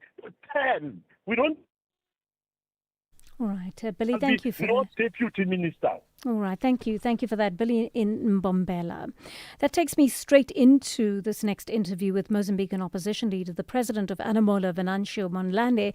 He's delivered an address on the demonstrations scheduled for tomorrow and more generally the migrant issue in South Africa. He called on all Mozambicans in South Africa, other migrants, South African citizens and community leaders to join forces in tackling the migration question. He joins us now. Mr. Mondlane, good morning to you and thank you for your time on the Daily Discourse. You seem to take the stance that March and March was indeed correct in asking the South African government to deal with migration failures, but you differed on the approach. How would you have preferred to see these marches happening? Good morning. Thank you very much. The sound is a little bit low, but if I understood the question, is our approach is that March and March we are with you, and we understand the sorrow of the South African people. We understand your pain, and I think in addition, that is a phenomenal idea, the March and March. I say before in the morning that even in Mozambique, I think that we need to rise a movement like March and March. That we must have March and March in Southern Africa, but not against the foreigners, because the foreigners, they are bleeding twice. Because first of all, they was pushed away from their own houses, and where they find a shelter here in South Africa, they are kicked away as well. What happened is we believe that we must march, but not to march with another African like us, but we must march against the governments. Because the situation in Mozambique and South Africa, Zimbabwe, is related with mismanagement of the liberation parties, because they betrayed the original, the genuine principles of our struggle. What happened now is the mismanagement linked with the corruption, linked with the destroying of the farming, destroying of our democracy. All of these issues is the really cause and the really enemy of our African. And I want to say that we must remember the words of our giants of the history of Africa, like Eduardo Mondlane, like Cam Krumah, like Thabo Mbeki. They say that we are African, and Africa will be free if we African look each other like one. This is our approach. But let me ask you about this, because you referred to a borderless Africa yesterday. Do you believe that's possible with the unstable political situations in so many African countries? To remove the borders. The sound is a little bit low, but if I understood your questions, you are talking about to remove borders. Yes, and I'm asking, is that possible? Is it possible to remove the borders when there is political instability in so many African countries? Yes, we can't do that immediately. It's impossible. Even if you want to use European Union like example, the European Union today, they don't have borders in the midst of 25 states, but they took something like 40 years after the end of the Second World War, and the first thing that they did is to create the economic integration and social integration, what they call the Schengen criteria. Yes. Schengen criteria. What we need here in Southern Africa, we can call it Durban criteria or Pretoria criteria, but we must establish what's the criteria, and to establish the process to do this. It means that the problem of instability is not the problem of Mozambique or Nigeria or Tanzania. The problem of instability is instability of Africa. And this forces us to work together. It forces us to march together. That's why yesterday I said that march and march, we must march together. We must march together, and we must march against the mismanagement in Mozambique. We must march together against the mismanagement in South Africa, in Swaziland, Zambia, Tanzania. That in short, what it is possible to remove borders, but this is a process, and we need an agreement, and we must start with the economic and social integration. But we must start now. We must start now. The problem here is the governments. They don't have the really genuine public policies to develop our countries and to save jobs. If you allow me, I will give you one example. I'm going to stop you there for the moment, please, Mr. Mandlane, just because we have to go to news headlines right now. But I'm going to ask you to please stay with us. I realize you're saying something important here. Please stay with us. Right after our news headlines, we will come back to you. Thank you so much. You're hearing the voice there of Dr. Mondlane. He is the Mozambican opposition leader, Vincentio Mondlane, and he is talking about the issue of responsibility that African leaders need to take in the migration crisis. 10:31 on Delambana with your latest news headlines. Thank you, Joanne, and a very good morning. On the news headlines, 4 people have been shot and killed at a residence in Solomon Mahlangu informal settlement, Woma, in the Eastern Cape.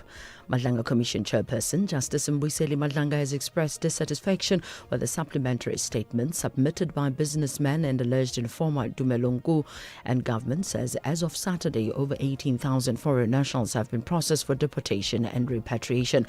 A full update follows at the top of the hour.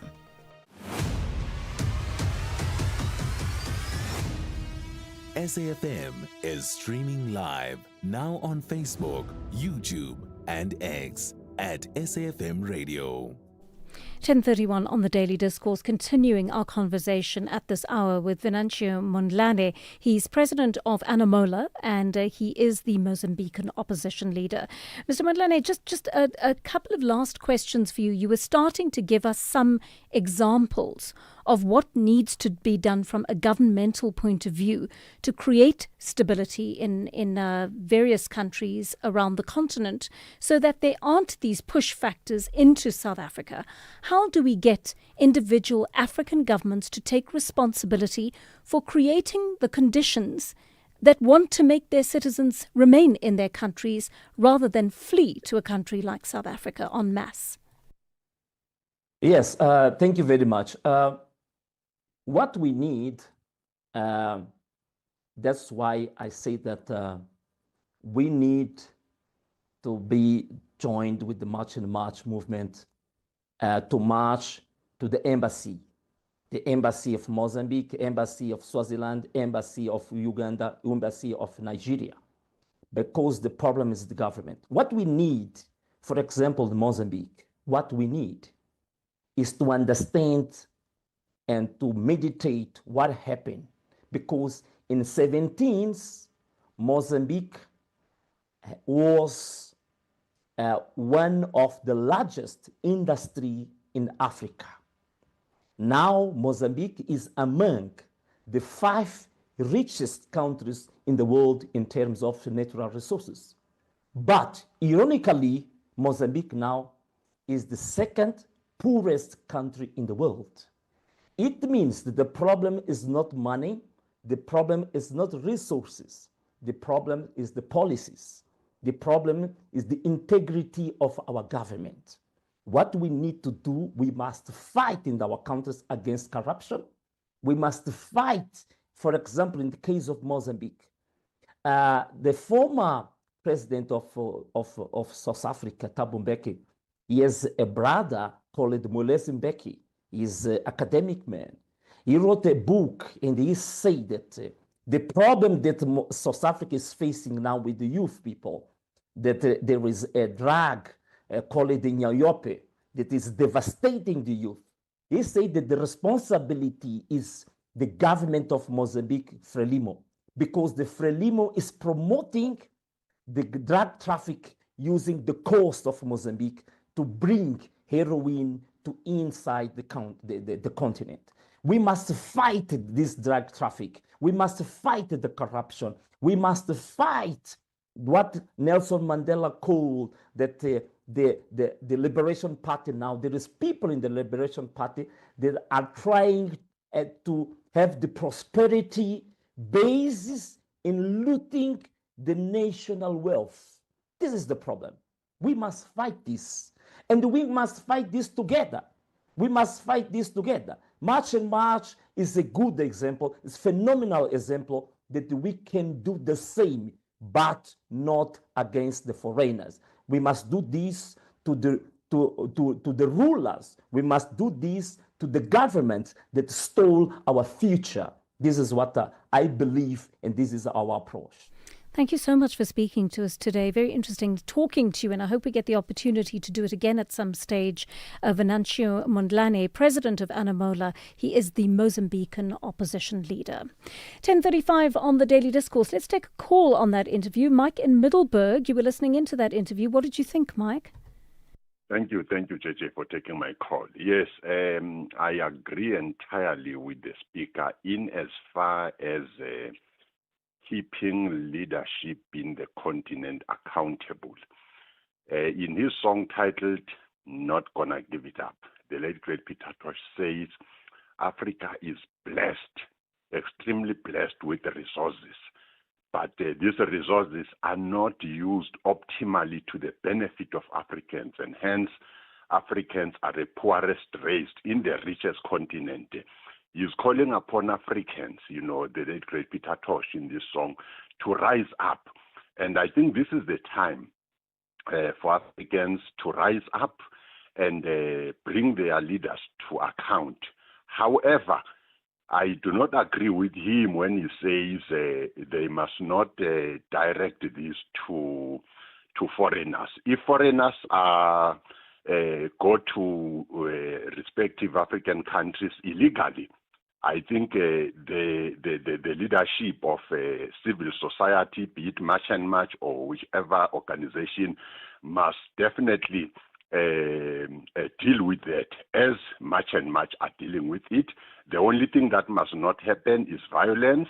They must do it within the parameters of the law, but Africa will be liberated economically if the citizens of this beautiful continent, keep their leaders accountable. And the best way to do so is to remove them from power. Yeah, good point. Mike, thank you. Yes. Thank you for that very, very good call.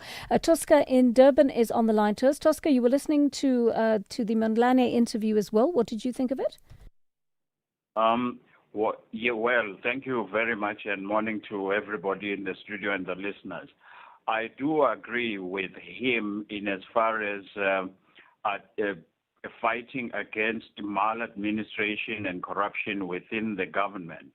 But for him to then comment that tomorrow's march, that from March and March, it should have been something else, that is wrong, because tomorrow we are marching against the drugging, the trafficking, the prostitution of our children.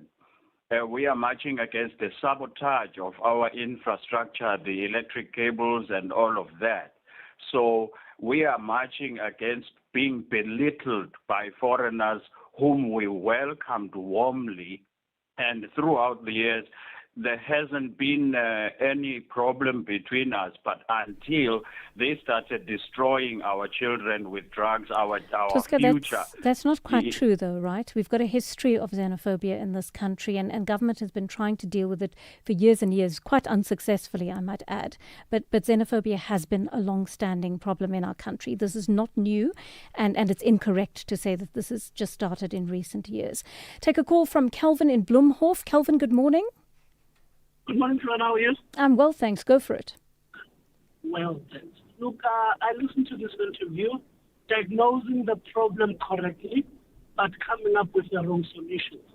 In that we are blanketing the problems of Africa to be the same for every country. Yes, we may have a common problem of leadership, but it is not necessarily the same. You can't say the situation in South Africa under the ANC and the situation in Rwanda under Paul Kagame, you need similar solutions. Two entirely different problems. The problem is Mr. Mondlane wants to pursue an idea that all African governance is corrupt. All Africa's governance and leadership is corrupt. He's portraying an idea of being anti-African governance. It's the same. The problem of Africa is Western influence and international influence in the affairs of Africa. You look at movements like March and March itself, his own political party in Mozambique, they depend a lot on external or international funding. And therefore, they push an agenda and a propaganda of destabilizing governments in Africa. This is an international propaganda that we see even from publicists like your Belpotrida and all these things. So a quick one then. Tell me, what is the solution? You don't think that governments need to be held to account? Are you happy with the state of most African governments on our continent? No. Governments do need to be held to account. How do you do that? They need to be, by the voters. But they need to be at held the ballot to box, account. Is that what you're saying? Yeah. Okay. But they need to be held to account based on their problems, individual problems. It can be correct that corruption is corruption when it's been done by blacks or African governments. And it can be correct that every African government that self-determines has to be riddled by all these international media and international organizations as being corrupt, as being... But that's not what he actually said, Tosca. He spoke about Africans marching against their own governments. And I think that is a little bit different to what you are suggesting. And we must be fair. If we have an African government in power in Africa that is corrupt, we need to hold them to account. And I mean, he hasn't spoke about foreign interference, but I take your point that there is that possibly that element as well. Tosca, thanks for your call. We'll take a short break. When we come back, we'll talk to Juanita Hunter. Missed your favorite SABC education program on SABC Radio? With SABC Plus, you can catch up on all your favorite SABC education programs anytime and anywhere. On your phone, simply open the SABC Plus app, tap on demand, select radio, find SABC Education, select the podcast of your choice and press play. Or if you're on your computer, visit the SABC Plus website, www.sabcplus.com. Click on demand, choose radio, scroll to the SABC Education podcast section, select the podcast of your choice and press play. It's simple, convenient, and always available when you are. Brought to you by the SABC Education. Enriching minds, enriching lives. Oh, yebo. Lapsoweto. Abafet bonjour. Mina no. This month is all about youth courage. Saisusa from then with 50 years of 1976. And vandaag Skimsam, we have the courage to become. Silete Kaya and stand with our community. Started with the thought. Now we have the courage to create and the courage to sound. Like the Red Bull Symphonic with Beats for My Peeps. Anything can happen, so get the courage to tell your story. Ngubamalanga, our fun. Zanzi for sure is the source. From going live at Great Town to empowering the youth with the Enoch Matebuna Foundation. SAPC 1, Zanzi for sure, the source of youth courage. I got.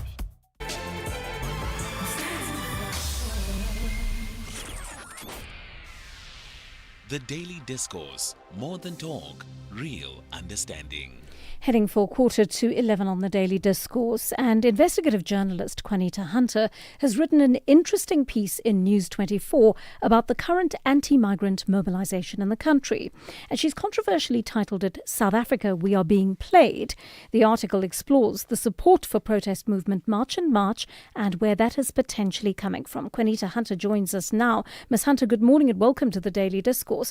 On the face of it, there appears to be extreme poverty and deprivation driving the March and March movement in South Africa's citizens involved in it.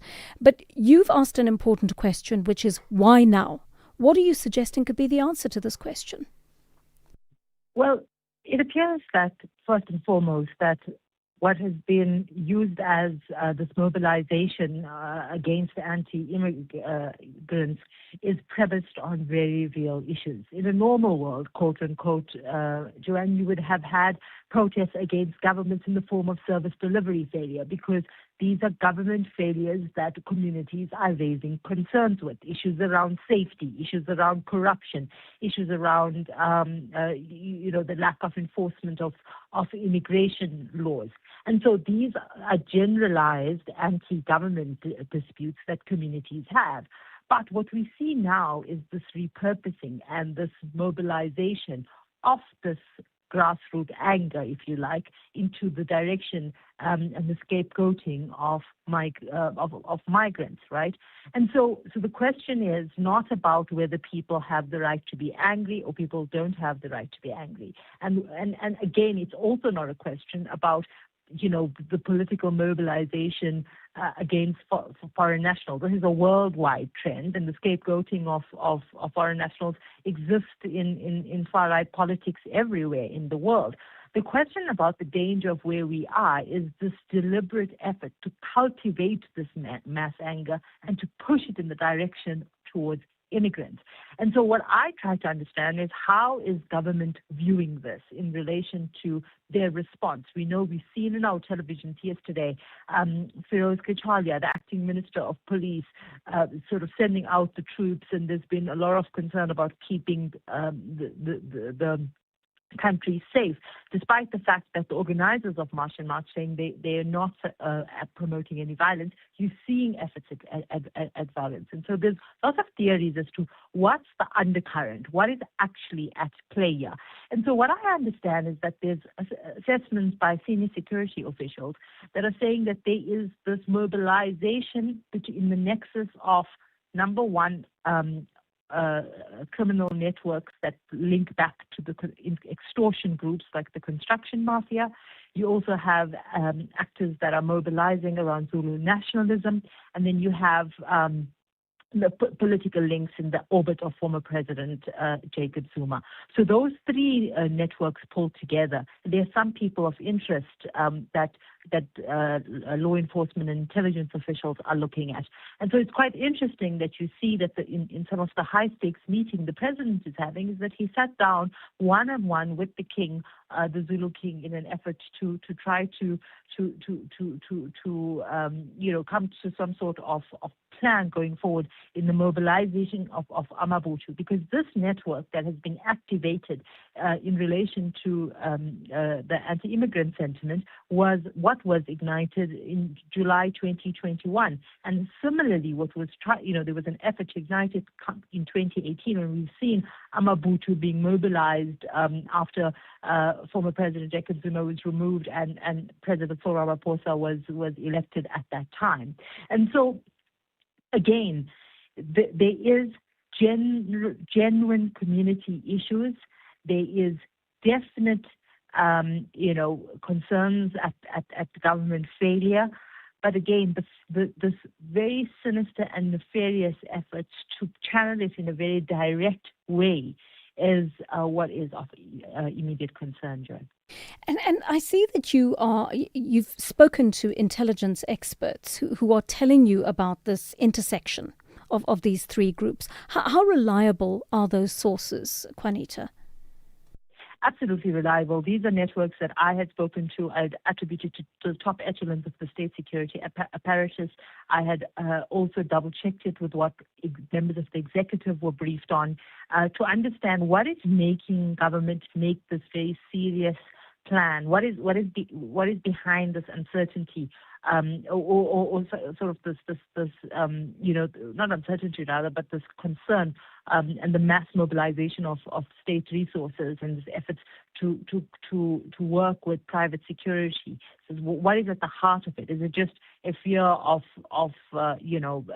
people who are leading the March and March movement, and the reality of it is that they do not believe that's what they're mobilizing states' resources to protect. Is that this is not the part where community members come up and raise concerns about illegal immigration is not really what's at the heart of it. At the heart of it is the sinister and nefarious efforts to use the anti-immigration sentiment as leverage in something more serious, like an extortionist network.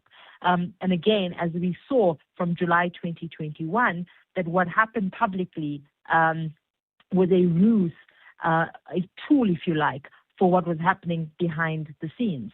And so what we are witnessing now is this anti-immigrant mobilization cannot be viewed purely as spontaneous social movement. And as much as they say these are just ordinary people upset and worried about crime, etc., we are firmly into a territory where public anger has now become a resource, really, and a strategy.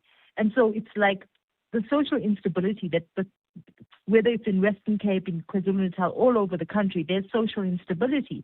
And so the question is, who benefits from this? And this is at the heart of it is that it is the chaos itself that's the objective, because the benchmarks keep moving. Now there's talk about the fact that March and will not stop even beyond June 30, because the president has to physically come and accept a memorandum, or that there must be no illegal immigrants in the country. So it keeps moving, and it appears that at the nexus of it is an effort to create chaos.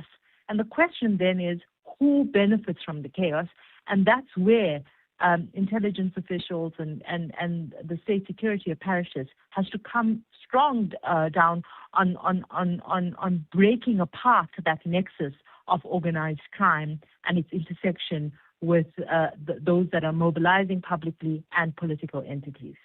Stay with us, please, Ms. Hunter. Quanita Hunter, investigative journalist, talking to us. We're going to take a short break. We'll continue the conversation with her when we come back. EFC is live this Thursday. Cape Town's very own undisputed bantamweight champion, He's the troublemaker Jacobs, puts his gold strap on the line. But a hungry challenger, the relentless gift walker, steps up to the biggest stage to try cement his name in the history books. How's the troublemaker sound? Sounds like it's good to me. One champion, one challenger. Live this Thursday from the World Sports Betting Arena. Watch it on SABC Sport Channel on DTT Channel 4 from 7 p.m. Brought to you by SABC Sport.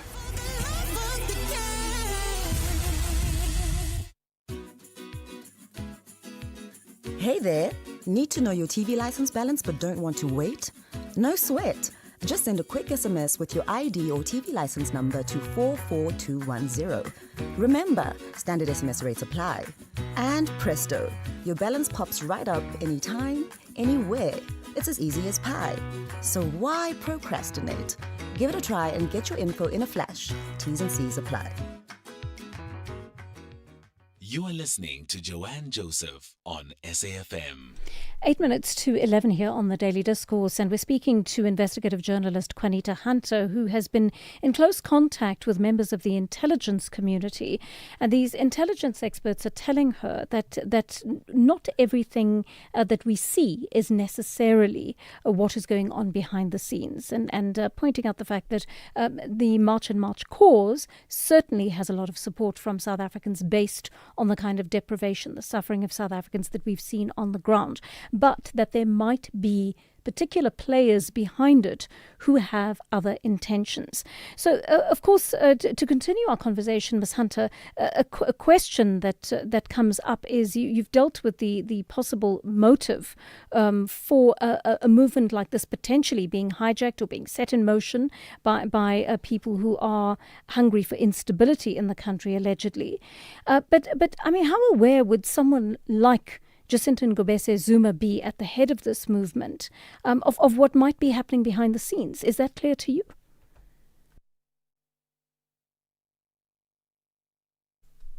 Have we lost Ms. Hunter? Okay, I'm going to put you back to Kenewe. Let's try and get you back on the line. We have lost that line to her somehow. Let's take a call from one of our listeners, Thomas in Newcastle. Hi there. Hi, how are you, ma'am? I'm well, thanks, Thomas. Yeah. The problem I have with all these people that the journalist is talking to is they are putting out their conjectures. No one is putting a fact. Everyone is saying there could be, it's not necessarily so. We can't believe that. Are they saying we as black people, I'm going to be subjective, are so stupid that every time we need something to happen, somebody must use us? Is he saying when the Mandelas were saying down with apartheid, somebody was using them for an end cause? Because right now, this decade has been a decade of upheaval in as far as illegal immigration. It was started off by Emin Mashaba, and we all laughed at him. Our government even took him to the Equality Court saying he's being xenophobic. And he was talking about something that we are feeling at grassroots level. These guys in the intelligence, they are saying this right because they are sitting with R1s and whatever ammunition guarding themselves. They are provided for all the food they eat. They have a job and a cash check every month. The people who are feeling these things don't have all that. So can't Thomas, the people do stuff themselves because they are sick and tired of the government that's not listening to them? All right, Thomas. Nice call. Thank you. Let's put this to Juanita Hunter. Ms. Hunter, you missed part of this phone call while the line dropped, but essentially Thomas in Newcastle saying to us, must we assume, first of all, because we're hearing the language around this isn't giving us a sense of certainty.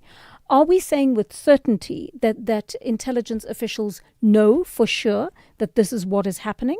Or is it a case of people just assuming that whenever black people organize, they're incapable of working towards a goal, like the issue of solving migration, without actually being controlled by someone?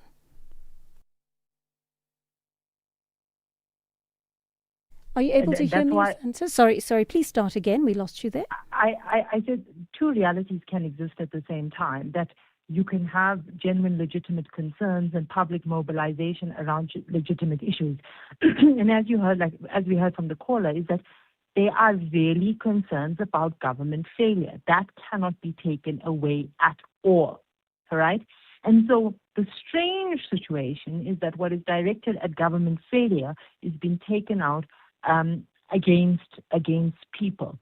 And so and that is the issue that has been raised numerous times, to say the mobilization of people's concerns is not. No one is saying that those concerns are not illegitimate or are not legitimate, rather, meaning they are completely and utterly valuable, and action has to be taken, right? But the question is, who benefits from this mass chaos and instability that comes with these deep-rooted threats, that comes with acts of vigilantism? And what is acts of vigilantism? Acts of vigilantism is simply ordinary people taking the law in their own hands. And that's what the president has cautioned against. Because once that happens, when you are just simply joining a march because you feel really, really aggrieved at the fact that you've been unemployed for 5 or 10 years, etc., you are not aware of the fact that there may be bad actors that may use this, may leverage this legitimate support for reasons and causes that you have no sight of. And so these things can be true at the same time. And so this is not about this assertion that there's one puppet master, single puppet master that is pulling the shots at every single march mobilization across the country. That's not what the assertion is at all. The assertion is that there is an effort to use to focus and weaponize the public outrage at illegal immigrants, to use it as a leverage tool for other nefarious agendas. And that is concerning. And that, as ordinary South Africans, we have to then understand that maybe this way of venting public outrage may not be the best way. And so and we take a step back to say the anger at the issues is not what anyone is disputing. It is about the othering language. It's about saying these are the people that are then the cause and responsible for your personal suffering, which is simply not the case, and having endless uncertainty. Who seeks to benefit from that? Surely not me and you who just need to go to work tomorrow and the day after and the day after and just trying to hustle in a very, very, very difficult economic situation. And so again, this is not either or. This is not about it's either legitimate public concern or it is bad actors that are trying to sow instability in this country.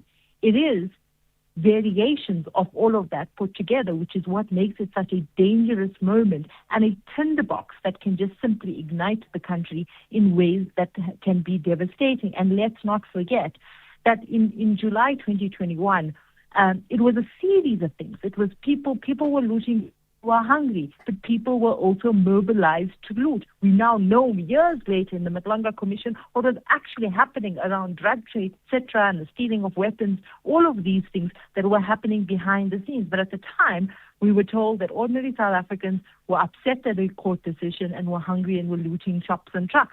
And the consequences of that, where 300 people died and 50 billion rand was wiped out of the GDP, could be felt for years and years and years. And so the question is not about the existence of anger. The question is about who is weaponizing this anger and to what end. Thank you very much for speaking to us today. Juanita Hunter, investigative journalist.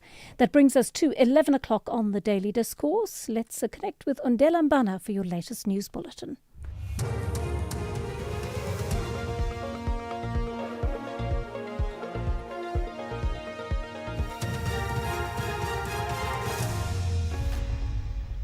Thank you, Joanne. On the top stories, 4 people shot and killed in the Eastern Cape and 18,000 foreign nationals deported. For SAFM News, I am Ondela Mbana and a very good morning. 4 people have been shot and killed at a residence in the Solomon Mahlangu informal settlement in Woma in the Eastern Cape. Police spokesperson Captain Sandra Janse van Rensburg says all 4 adult victims sustained multiple gunshot wounds to their heads and were declared dead at the scene. Police have urged anyone with information that may lead to the apprehension of the perpetrators to come forward. Preliminary investigation indicated that 1 male and 1 female were found laying next to each other in the sitting room, while another male and female were lying next to each other on a bed in the bedroom. All 4 victims sustained multiple gunshot wounds to the head and were declared deceased at the scene. The motive for the killing remains unknown and no arrests have been made. Police are appealing to anyone with information that could assist in the investigation to contact Lieutenant Colonel Monde Sitole, 610 111. Madlanga Commission Chairperson Justice Mbuyiseli Madlanga has expressed dissatisfaction with the supplementary statement submitted by businessman and alleged informer Tumelo Ngu, who was scheduled to continue his testimony before the Commission on Friday, was unable to do so after requesting an opportunity to supplement his evidence. He has been implicated in the 2021 Eretin drug bust, where more than 700 kilograms of cocaine were intercepted by law enforcement officials in the south of Johannesburg. Justice Madlanga criticized the supplementary statement, saying he had expected Ngu to come clean, but found that his version of events had largely remained unchanged. It's just a little bit about the background, how this started insofar as Eretin and Eretin only is concerned, what the background is in that regard, and a little bit about how the interception was supposed to happen, but the rest of the narrative is the same. For a whole wasted day, I cannot but say it's absolutely a damp squib, or a lead balloon, as some would say. Government says as of Saturday, over 18,000 foreign nationals have been processed for deportation and repatriation. Government says it has noted growing concerns among migrant communities regarding their safety amid planned protest actions ahead of the June 30th unofficial deadline set by various groups for undocumented foreign nationals to leave the country. Government spokesperson William Baloyi says police have so far opened 10 cases of intimidation and incitement of violence directed at foreign nationals. Baloyi has encouraged those who feel threatened or unsafe to urgently contact law enforcement and government agencies.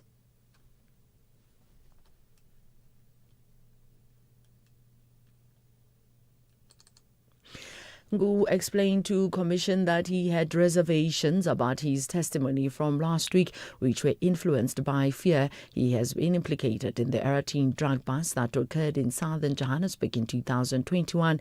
Advocate Lee Seagul's Ngube is leading him through his supplementary statement. Upon my testimony on Thursday, I've had a long and hard chat with my spiritual leader. The dismay was indicated. It became clear that regardless of what I fear, I must come to the commission and the Lord will take care of the rest. There had been reservations in what I've inserted in my previous statements, and it was mainly out of fear. So after that chat, I saw it fit and correct that I need to come to the commission and set the record straight.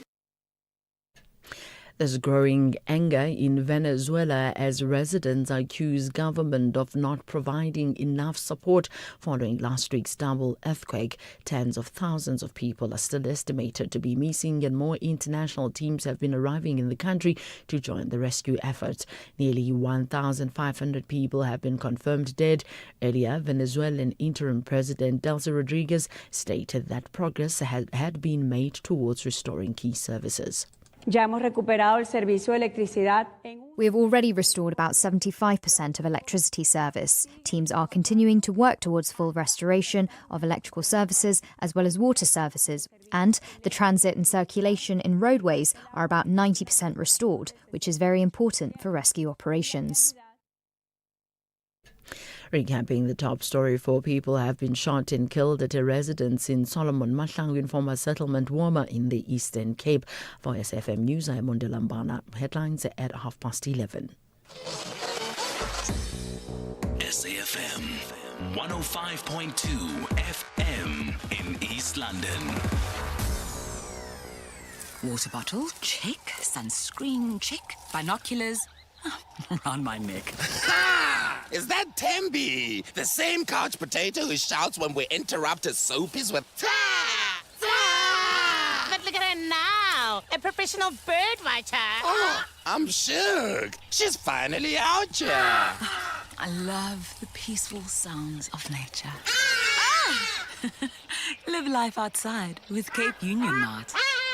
EFC is live this Thursday. Cape Town's very own undisputed bantamweight champion, He's the troublemaker Jacobs, puts his gold strap on the line. But a hungry challenger, the relentless gift walker, steps up to the biggest stage to try cement his name in the history books. How's the troublemaker sound? Sounds like it's good to me. One champion, one challenger. Live this Thursday from the World Sports Betting Arena. Watch it on SABC Sport Channel on DTT Channel 4 from 7 p.m. Brought to you by SABC Sport. You can become a victim of a legal problem: wrongful arrest, assault, uncontested divorce, rental disputes, maintenance matters, or labor problems. It can happen to you. Clientele Legal provides tough professional lawyers for an affordable monthly premium. Our legal team is standing by to assist you 24 hours a day. Join today. SMS SAFM to 32195. That's SAFM to 32195. Clientele General is an authorized FSP and licensed non-life insurer. T's and C's online. Standard rates apply. The Daily Discourse on SAFM with Joanne Joseph, unpacking the issues that matter. FM, weekday mornings from 9 to 12. 8 minutes past 11 on the Daily Discourse. Welcome to the third and final hour of the programme. I'm Joanne Joseph. Great to be with you as always. All right, we're taking your calls at this hour. Our studio line 086 000 2032. Our WhatsApp line 0614 104 107. And I will take some of those calls that have been holding for a little while. And I just want to remind you of what we're doing at this hour. We are talking to Nkululeko Nkweu about the issue of Bafana versus Canada and what happened last night. It was a disappointing outcome for so many of us who are holding thumbs for Bafana and just hoping they could move on to the next round, if only. But they still got very far. They worked very hard and they did very well for us, and they made history in the process. So we'll speak to Nkululeko about that in just a moment. Love to hear from you on that story. And then shortly after that, around about 11:20, we'll speak to Siafana Sonke Action Campaign.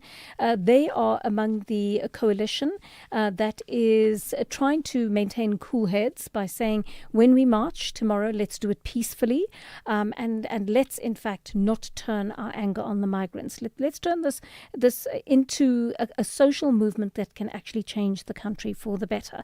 So we are going to have that conversation a little bit later on, and I'll take your calls throughout. I'm going to start with a call with Ngobo in Durban. And Ngobo, you held for so long. Thank you for your patience. Go ahead.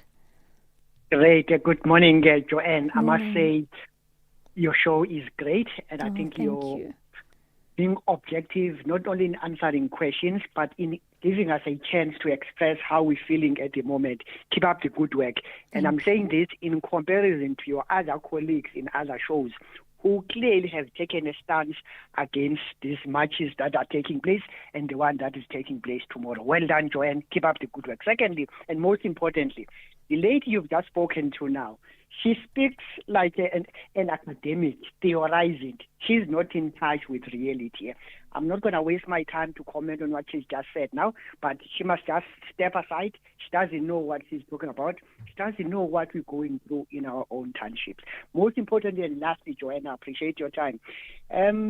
Your guest from Mozambique, I hear when he says that we need to unite as Africans. Mm-hmm. No one is disputing that. Yeah. But you are saying, let's do that in our own countries. I mean, you can't have a situation, Joanne, when if I'm not happy with my government in South Africa, I go to Mozambique illegally, so with no documents, and do funny things there in the name of I'm not happy with my own government. So my point, therefore, is we're saying now to these undocumented immigrants, if they can give us our own government, they need to do the same in their own country. That's all what we're asking for.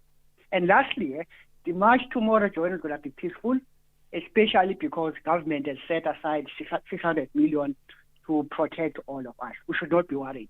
Thank you. Okay. I appreciate it. Well, thank you very much for that call. I wonder how you feel about what Juanita Hunter had to say, and I'm very careful about dismissing senior journalists, investigative journalists, and because I don't consider myself to be a journalist in the class of someone like Juanita Hunter or Hajra Omarjee we spoke to on Friday. Investigative journalists have different kind of capacity, and the way they follow the trail is very different to the way the rest of us are coming on to shows and doing a show every day and doing these quick interviews. We do not have the capacity to get into the depth that they do. And that is why I respect their work, and they have reputations from having put their lives on the line to bring us these stories. So I'm not so quick to dismiss them, but I'm keen to know from you how you feel about what Juanita had to say. And I think she was very careful about not dismissing the current situation on the ground and what South Africans are going through. Because I think that's so important to actually say we understand. We may not be able to completely empathize, but we sympathize with this cause on the ground to ensure that our people do have access to the resources that they deserve. Absolutely. And we've been trying to use the media, I think, very much as a platform to fight for that. Having said that, to just dismiss what she said out of hand and to say she doesn't know what she's talking about when she has had access to members of intelligence who have given her information, to dismiss out of hand what people like Hajra Omarjee are saying in terms of reporters after they have spoken to people on the ground and they've come back with this. I think it is worth giving it thought. Instead of just dismissing it out of hand. It just helps us build up the picture of what may be going on. Mike in PE is on the line to us. Mike, good morning.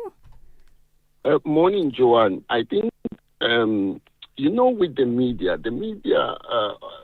at times drives a narrative.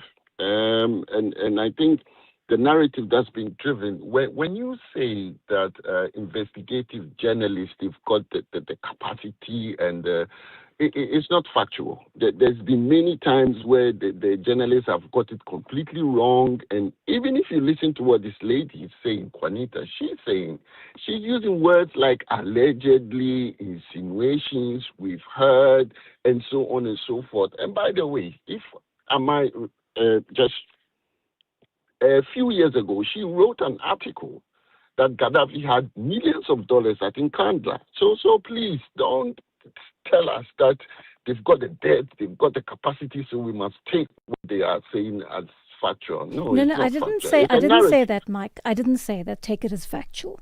I said figure it into the equation.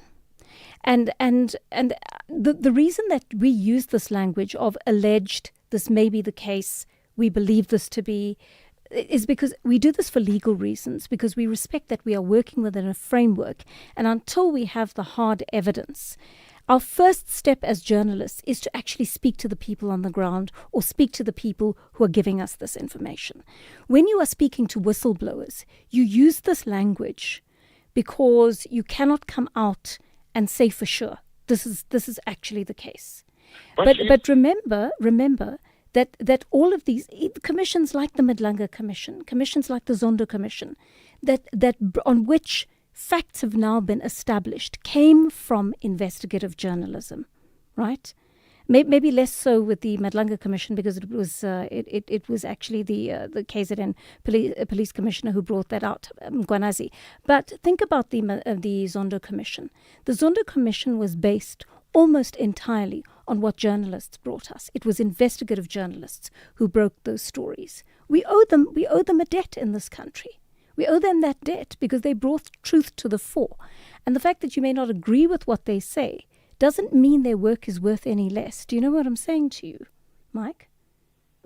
Joanne, please, with all due respect, let's not be all over the place. We are from Madlanga, we've now Zondo. Let's not be all over the place. Mine is quite a simple one. I'm saying, right, she's using words like allegedly, my intelligence sources. But I've just explained why that happens. Okay, so can you agree with me that it's not factual? Yes or no? It is not established as fact yet. I absolutely agree with that. I absolutely agree with that. Thank you. That's it. That's all I wanted to say. But Mike, consider for a moment that whistleblowers in this country come out and tell us things that are not always established as fact yet. In fact, everything you heard before the Madlanga Commission in the last few weeks has not been established as fact. But our listeners are addicted to the Madlanga Commission because they know that the kind of evidence that is coming out there could be really useful in establishing fact and could lead to convictions and could lead to jail sentences in the long term. So these are the first, often this is what happens with investigative journalists. This is the first inkling we have of things that may be going on that they are drawing out. And once these stories are built upon, they may turn into something important. And the reason I bring them into the conversation is because you as a listener have the right. You have the right to be privy to all the information that journalists are able to draw out or whistleblowers are able to come forward with. You are able to hear it here first. If it is disproven, we will bring you that fact and we will say to you, this was wrong. The information was completely wrong. Having said that, if intelligence officials are leaking this to journalists, if members of political parties are leaking this to journalists, if a lot of networks are telling our journalists the same thing, we need to start letting you in on that picture so that you have an idea of what is going on potentially in this country. It's about building your knowledge as a listener. Use it, don't use it, but we offer it to you as part of the possibility of bringing you what is going on in this country. That is the analysis that we bring you. All right, we'll take a short break. When we come back, we'll have a conversation with Nkululeko about Bafana Bafana. In fitness, as in finance, endurance is key. If you're 55 and older, you can get an interest rate of up to 10.25% with a Nedbank Electronic Optimum Plus account. Now, feel the earn. Invest within 2 minutes on the Money app and get money fit with Nedbank. See money differently. Nedbank, we're a licensed FSP and registered credit provider. T's and C's apply. For more info, go to nedbank.co.za.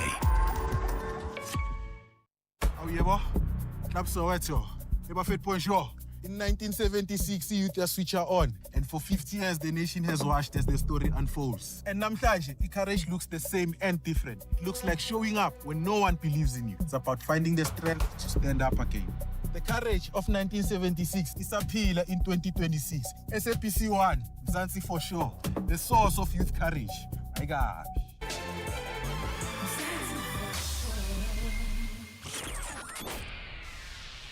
The Daily Discourse. More than talk, real understanding.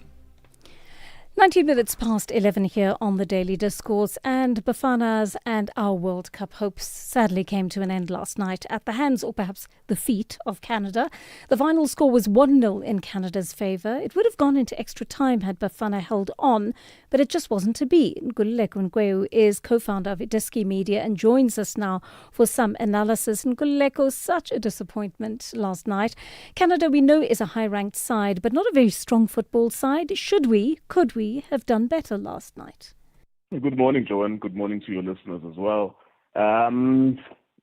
It's relative to how you want to look at it. If people spend, let's say, 100 million over 10 years developing their children, sending them to Europe, preparing for a World Cup that's coming in 10 years' time or in 8 years' time, and they play against a group of people who have a passion for the game but not as invested as them, it is very easy to deduce that the team that's hosting, the one that's heavily invested, particularly spending money on football over a long period of time, should be a more competitive team. So yes, it's disappointing that we are out, but Canada were one of the co-hosts of the World Cup. There's 3 hosts, including Canada, Mexico, and the USA. For them, the expectation is high. They're not going to win the World Cup, of course, but they did not want to disappoint their home fans. That's why they spent heavily. They also went on a recruitment drive as well, with some of the players of African descent, Nigerian descent, even Alphonso Davies, who is their star player who plays for Bayern Munich, who came in the second half, is a refugee who became a Canadian citizen because they were trying to absorb and recruit talent from different places because they know that football is not their main national sport. Ice hockey is one of those that people love in Canada, but football maybe is lower in the hierarchy of sports. In terms of the match yesterday, yes, it's disappointing that we lost. But there was a point, I think, as I was looking at the game, and I'm suppose even fellow South Africans, maybe after 30 minutes, after 45 minutes, you get the first evidence that who's better than the other. Besides the hope and expectation, I felt that if anyone deserves to win, it was Canada. The way that they were playing, the way that they were playmaking, they were first men on the ball. They were better decision makers when they received the ball. There was always someone else available, a teammate available to receive the pass from whoever has got possession of the ball. From our side, it was never the case. Our pass was slower, our build-up was slower. I think Ronan Williams broke one of the records as a goalkeeper who received the most passes, meaning that we were playing back to our goalkeeper a lot. At the stadium, there were a lot of boos in Los Angeles as well because people were frustrated because South Africa were taking too long to build up and go to the opposition's half. So, yeah, my summary of that game was that the better team won. I'm a South African. I would have loved for us to win, but I thought that they were better than us. Yeah, I mean, I can't disagree with you there. I mean, some of the technical aspects around it, I mean, they looked as though they were attacking, we were defending. Bafana, we know, had more possession than Canada, just didn't seem to use that possession to good effect. How would you say our strategy needs to change in the future in Nkululeko?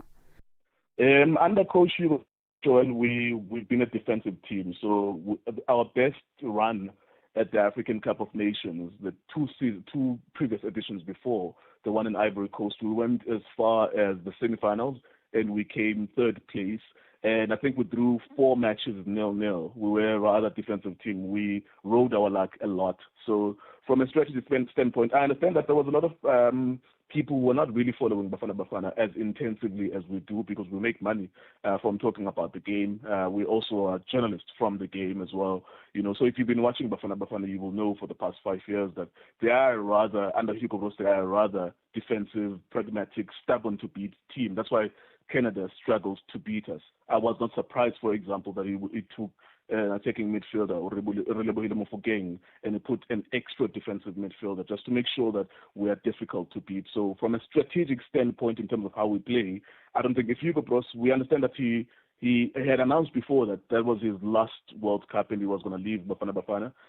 unless maybe there's further negotiation to say he must stay until the next African Cup of Nations. I say that to say that if he remains at Bafana Bafana, Bafana Bafana will continue to be a rather defensive team. And that perhaps is a calculation. It is to say, I look at my material, the players that I have at my disposal, and I think that this is the best way to play, because if I try to play make and go forward and be adventurous, we're going to lose more games than we win. So I'm trying to see it from his eyes that he perhaps is a negative coach in terms of how he approaches the game, but also is over 75, 76 years old, yes. And he's pragmatic enough to understand that with the material that he has, the human beings at his disposal at Bafana Bafana in South Africa, it's not the same as having players from Argentina, Portugal, Spain, Brazil. So he's thinking to himself that I would rather be defensive than be adventurous. You know, you're making a really important point here about the practicality of who you're working with, and I think this takes me back to that 100 million that was given to SAFA by FIFA for the country's football development around about 2010, right? And I really wonder what happened firstly to that money and what happened to all the development of infrastructure as well as players that should have occurred post 2010. And my question is, Nkululeko, did it ever happen? Did what was planned and what was vaunted to have happened ever actually take place? Were we ever in a situation where we could benefit from that 100 million to create a generation of players who would have been world class? Yeah, I think that's an important question, Joanne. And I used my platforms when we beat South Korea. I thought that the best message I could put across to South Africans at the time, as opposed to overly triumphalist, was to say that what happened with us in terms of the World Cup legacy funds. I remember this because I was part of grassroots football at the time, and I remember that there was a lot of frustration from grassroots coaches and football clubs, amateur football clubs, one of which I owned as well, where we had expectations that at least there will be high performance centers built. There are 9 provinces here. The country is very easy to approach, that if you build a high performance center in each province, even if the money is not enough, but if you make that attempt and build perhaps provincial national stadiums or facilities or academies, provincial national SAFA academies for each province, you will have 9 in each province, so that all the best performing players at amateur football, they go to that high performance center and they live there and they eat there for free, such that in 10 years' time, we have players who come from SAFA, who were raised by SAFA, who were fed by SAFA. I suppose it will be SAFA who will be able to answer those questions in terms of what happened to the monies, but we can speculate what happened. But what we should have done is what many other countries have done. I think even Canada, I was reading on one of the books by Malcolm Gladwell, Outliers, that Canada, in ice hockey, for example, they have an elite program for all the best performing ice hockey players. And by the time that they reach a certain age, they would have been fed and trained by elite coaches such that they become world class. And when you compare them with players who did not go through such a program, you can see the difference on the field of play. And I think that there's so much evidence in many different countries that we can be very purposeful in terms of how we approach the next 10 years when we use monies. And our country is very easy. You can divide it through provinces and allocate resources through that and scout talent according to provinces and take then the best players from all these different provinces.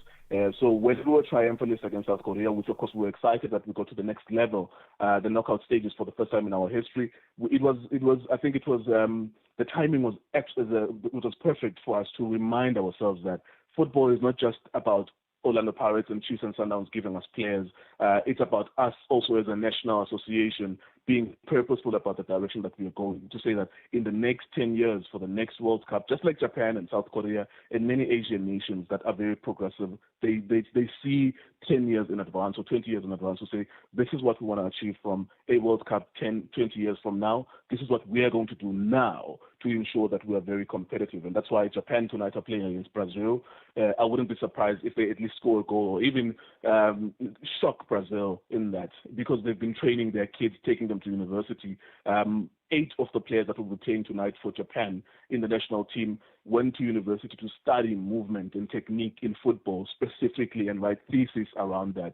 So we can be purposeful as well as a country if we want to, using some of the funds from the government and from FIFA. Whether or not the funds are still there, of course, is a question, but we're not dying. The world is not ending today. Therefore, if the opportunity was missed yesterday, we still have an opportunity tomorrow to implement something that will help us 10 years from now. Such good advice there, and thank you so much for that insight. That is Nkululeko Nkweu. He's the co-founder of Idiski Media, and giving us some fantastic analysis there, I think. And I think we need to go back and ask that question. What happened to the 100 million? How has it been used? What infrastructure was built? Do you see more soccer pitches? Do you see more football pitches in your area? Do you see more youngsters getting into programs at grassroots level where they are learning to play, where they are benefiting, where they could one day be playing overseas and playing for our country at the same time? I want to listen to one of your voice notes on this.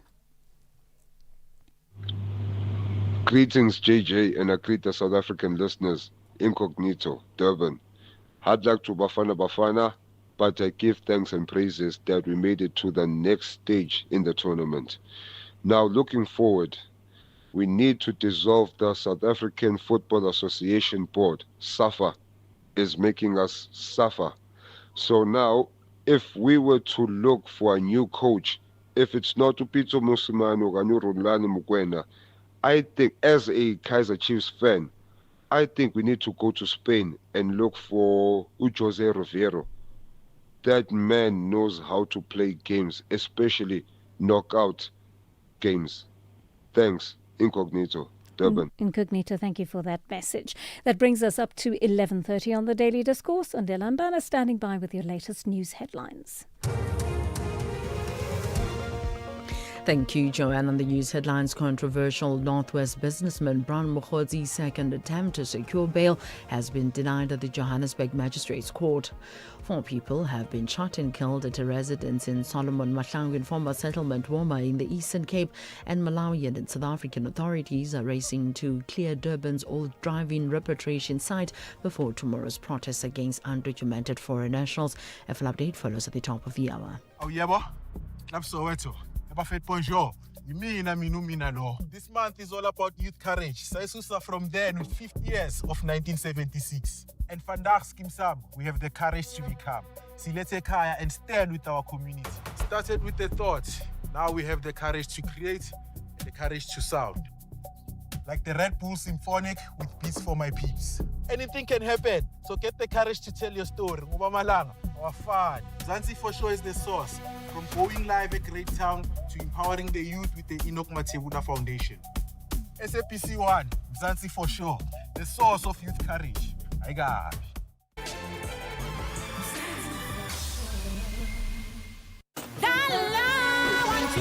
Zanzi, get ready for your chance to win big. This Friday, you stand to win over 180 million rand in total estimated Powerball jackpots. That's over 180 million rand that could change your life instantly. Your ticket now. The National Lottery. More plays, more chances, more millions. Players must be 18 years or older. Play responsibly. The National Lottery is officially operated by Sizakaya.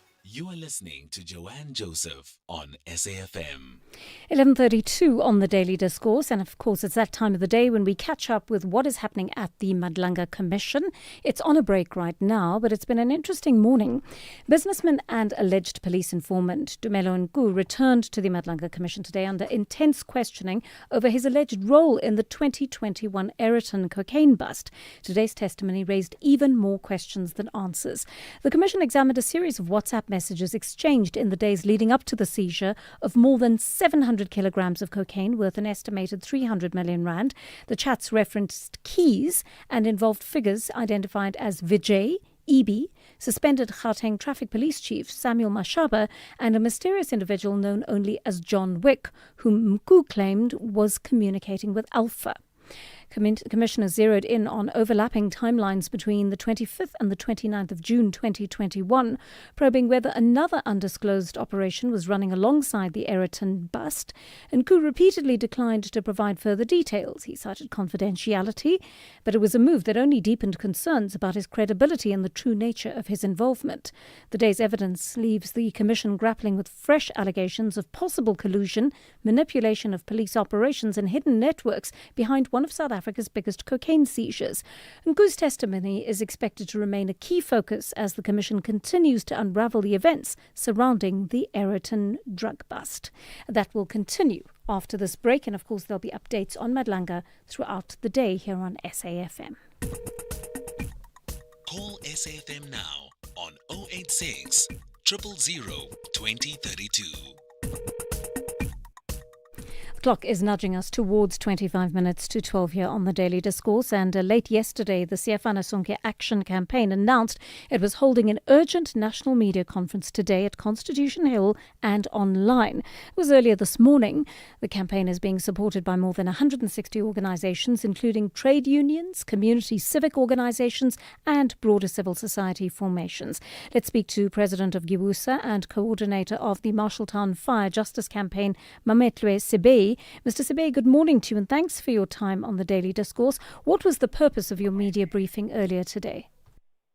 Well, the media briefing has been organized by SAfmRadio campaign, which is actually here to register our opposition to the so-called deadline of the 30th of June, to the scapegoating of the migrants, to the violence that we have seen in the past weeks and months, where people are being evicted from their homes, displaced from their communities, now living on the streets in makeshift refugee camps, as well as others hiding in bushes because of assaults, of robberies, of even, murder. I mean, the whole campaign of terror that has been unleashed on the migrant communities. We are here to reject that.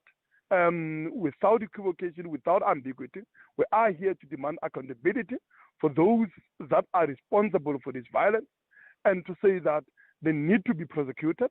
But also we are here to say that there's got to be a conversation about all these issues, from documentation to issues of unemployment, which has reached about 13 million, housing crisis that has left 13% of the population in a squalor of informal settlements, shacks without dignity, water supply, electricity, sanitation, all of those issues.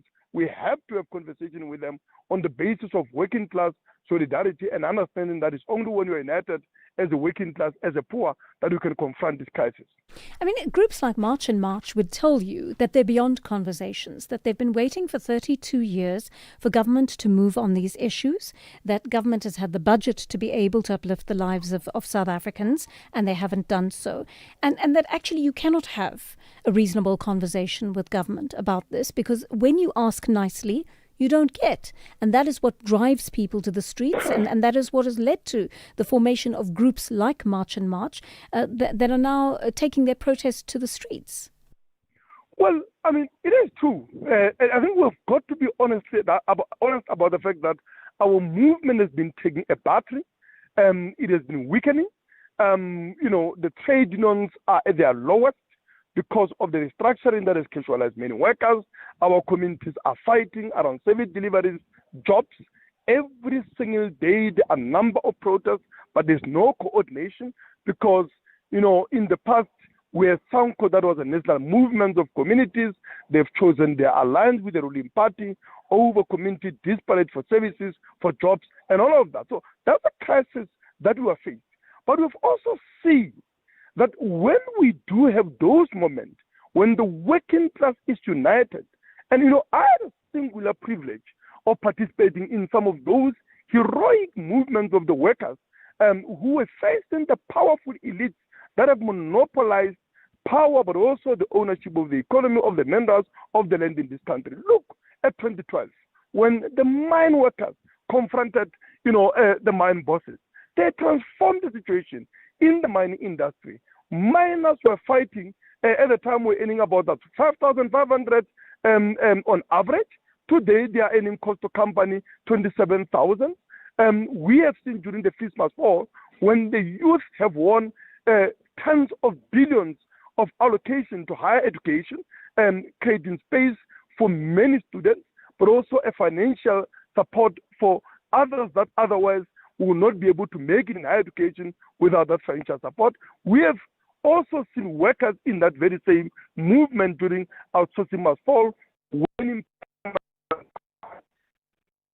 Oh dear, we are losing you. Can you hear us, Mr. Sabei? Are you still with us? All right, we're going to try and get him back on the line. Apologies for that. Our lines have given us a bit of trouble today. I don't know whether it's the networks. It could be the mobile phone networks that may be a problem. But if Peter in Makanda is on the line to us now, I'd like to take his comment. And Peter, I know you're commenting on an earlier story, just to give our other listeners context. We interviewed investigative journalist Juanita Hunter, who spoke about a nexus between potentially former President Jacob Zuma, the Amabuto, and the construction mafia, whom she said intelligence sources are telling her may be behind the March and March movement. Peter in Makanda, what's your take on what Juanita Hunter had to say? On that is, I appreciate that, and it could well be true, Joe, and I love your show. However, there's a certain nuances about that kind of argument. It sort of minimizes the role of the man in the street, the person who is wearing a shoe, to say, look, there are these manipulators up in the air. I don't say she's saying that directly, but there's a sense in which I'm an academic. I used to live in the township here in Grahamstown, and then through hard work and study overseas, I worked myself up. I live in the suburb. And one example, last night I had been without electricity for 2 days. I only picked up the phone, and the guy who's in charge of electricity, they were here within hours. Now, all I'm saying is for someone to say this is low-hanging fruit, the masses are going for the low-hanging fruit. Okay, that might be true. But there's a reality where I've moved out of a bucket system and into a flushing toilet. And now and again, I have to go back home. I have to go back to that bucket system. Yes. So a kind of arrogance, really, to say that person wasting his time to step out into the streets when I'm no longer faced with those conditions. I'm no longer faced with living with a bucket system, and there's a kind of arrogance, not underplaying the macro, the power groups up at the top. Look, they're into their game, but at the same time, the guy who's stuck with a bucket system, who am I to saying, look, you should have... I've heard this as a last point, the white collars to Gada, Ashraf Gada. The white collars are blaming these poor people to saying, you should step out into the street for the poor roads and more than that, vote out the ANC, which makes sense. Wow, that at the end of the day, you might find after all this march and march, the polls are going to show very surprising things. The ANC is going to be voted back into power. So even the middle class, I'm not condemning them, but they're saying, but you are the same people who, if the bucket system is troubling you, but the following day you vote this ANC back. So it's a very difficult thing. Yes, you know. Yes, no, I agreed, Peter, and thank you for sharing that point of view with us. And I like it that you straddle both worlds, and you haven't forgotten the world from which you come, and you speak from both perspectives, which is interesting to me. I'm going to get Mr. Sibe back on the line, Mametlo Sibe, the president of Gibusa. And sir, I've literally got 2 minutes to wrap up with you because we've run out of time here. But my last question to you is if you're appealing to working class people as a whole, and you're saying to South African working class people, take pity on other working class people from other countries who've come here under quite severe circumstances, fleeing severe circumstances in their homes, to come to South Africa and build a life for themselves, and don't attack them, don't kill them, even though you may be upset about the migration situation. How do you appeal to the hearts of South Africans if you want to hold them back from that action? Well, the issue is that there are some of the genuine issues that have been raised. South Africans want to know who is it that has been caused, right? This is the issue of service delivery, of documentation, of home affairs system that is broken. We need to be able to deal with that.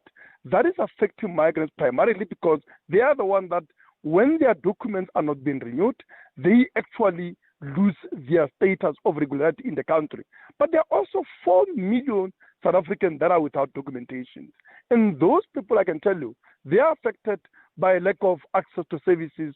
They can't open bank accounts. All of these are things we've got to deal with. We've got to deal with the levels of violence that is making it more safer to live in Ukraine, in Gaza, and other war-torn countries than it is to be in a country like ours. All right, These we're are going to issues that we've got to confront, but we must also confront issues of deindustrializations, closing of factories, mines. Government must expropriate, recapitalize this, create millions of jobs in it, as well as mass public programs in creating other millions whilst building homes for everybody and other public infrastructure. We disparaging it at the same time as eliminating unemployment, poverty, and rising inequality. All right. Thank you so much for speaking to us today, Mametlo Sibe, president of Gibusa. All right, that is where we wrap up the show for today. Thank you so much for joining us on The Daily Discourse. We'll do it all again tomorrow from 9 to 12. From the team and me, take care till then. Bye-bye. Keep moving through 6 a.m. call times, the rain, dirt tracks, and moving through tight deadlines. Because you move with purpose, from the first stop to the final drop. The Hino 700 truck tractor comes standard with a 6-year drivetrain warranty and advanced safety features tailored to your industry. The Hino 700 is built to fuel your business's progress. Hino, all the way. Let's talk all things top billing presenter search. Some surprising and beautiful auditions coming through. We've seen the talk. We've heard every single thing that you've had to say about the search. But one of the most important things is that this search is different from any other search. This is our way of telling South African stories of each and every South African that comes out to show their magic to the world. So if anything, don't mind the naysayers. Go out there and show the world your magic. It's time to enter the top billing presenter search. Catch Top Billing every Tuesday evening at 7 through the month of June. Repeat Sundays at 1 on S3 and Tuesdays at 9:30 p.m. on SABC1. SAFM's award-winning drama department presents to you another episode of the book In the Shadow of the Springs I Saw, written by Barbara Adair, read by Fiona Ramsey. This is a radio broadcast edit. Please note that the views expressed in this book are not that of the station. Listeners' discretion is advised.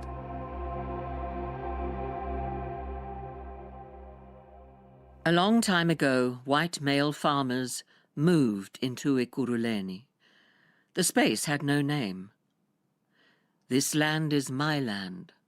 As I went walking on that ribbon of highway and saw above me that endless skyway, I said, God blessed America, South Africa for me.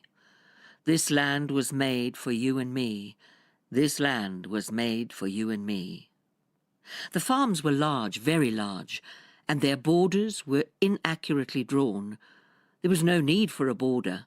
A border is, after all, merely an ersatz line drawn in the sand to keep someone or something out. And there was no one, or nothing that needed to be kept out of this brotherhood of pilgrims.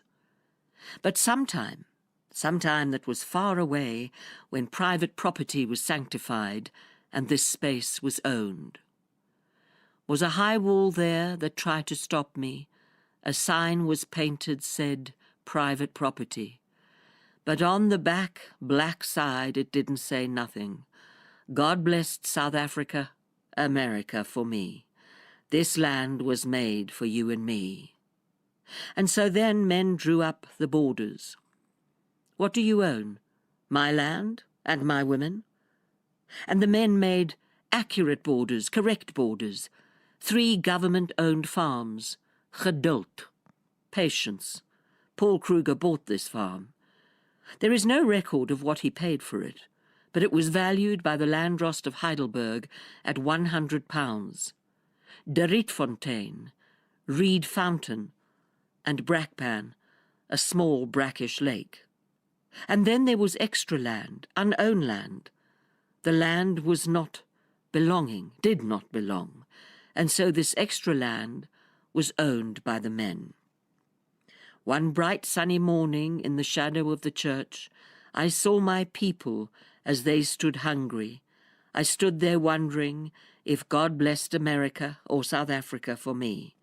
This land was made for you and me. And so there was a very odd piece of extra land there between the 3 named farms. The land surveyor who surveyed the farms was named Richard Brooks. Brooks in English is a stream or a spring, and Brooks in Afrikaans means underwear. But Richard Brooks wanted to be a memory, so he called this place the Springs. Rupert Brooks was immortalized by a compromise, not by his underwear. Then coal was discovered in the Springs, and so the space changed. There grew hotels and general dealers, and bars and pimps and prostitutes, and gunslingers and apartment blocks, and a fire station, and families with children and servants, and all those things that a small town needs. And then gold was discovered in the Springs. On the farm Geduld, be patient, and you will find gold. And more gold, and more. And then there were more hotels and more bars and more general dealers and more apartment blocks and some suburbs with families including mother and father and children, and still only one fire station, and more pimps and more prostitutes and, of course, more servants. There was the Springs, and the space moved into a town called Springs. And then there was a railway line and a railway station. And now there is no railway, and no coal, and no gold. But there are general dealers and hotels and bars and apartments filled with many people, and a fire station that is a monument, not a fire station, and pimps and prostitutes and many taxis and many beautiful buildings, and the gold is movement that is dancing golden. To be, from A, Springs. In South Africa, we have the weird and never-ending belief in the value of property. I say we, even though I know that we means me or others like me. And this is bizarre, as of course it was property that caused the 2008 meltdown. Well, sort of. I suppose it was the manipulation of the idea of the value of property in America. And then there was the ripple effect. And as a consequence, there was massive movement, prices, people moving from their homes, children thrown into fires or rivers or the ocean. So much for the value of property. It was stamped on and beaten to death. Anyway, we still romanticize property, and so all the buildings here are owned by a few people, and they rent them out for a lot of money, mostly to immigrants. There are always a lot of people in the flats. It is interesting how I think that this is sacrilege. How can so many people be stuffed into such a beautiful space? Art Deco, a Western ideal, a beautiful decorative architecture, and yet for others it is just a space that they make into a place. Did you know that the word batu means a movement where the feet beat an extra amount? The beating of feet on the tarmac, the beating of feet to beat someone downstairs. And because there are so many people in this building, in the street, in front of it, there is a lot of batu. Many feet are beating. But did you know that to dance once was thought of as to dance off earthly property and into heavenly heaven? Not dance off and die, but dance off and fly. I think that the underlying organizing principle of the modern world is to crash, a plane crash, and I'm glad that you have not crashed, metaphorically that is, and that you want to beat your feet many times over. The last long ago time, I mean, you said that you were writing. Are you still doing this? If you have some money, the Parks Hotel, an Art Deco building that is owned by a Tunisian, is for sale. Only 2 million rand. Some would say for nothing. Buy it. What a great place to write in. A writing retreat with all the noise of an African city outside. It will sound like Havana. I think that the Art Deco buildings with springs tell a story. Bricks, loops, circles, parapets. Does your story have a morality? Does it need to? Yes. Then the buildings have no story, for Art Deco is almost entirely devoid of a social or moral agenda. It is only style. It embraces the eclectic and the ornamental. There are colours, different materials, and lustrous surfaces. Art Deco is consumerism, luxury, excitement, and glamour. Art Deco is the architecture of the future, the futurists, Marinetti, the worship of the machine. Buildings are machines, flying machines, ships, motor cars. Buildings tell the story of the machine, but do machines have stories? We are against sadness, moonlight, and marriage. And we hate sentiment. It is real. We are against the colonial past, this infatuation with the presence of the past. We are against tradition, the tradition of culture.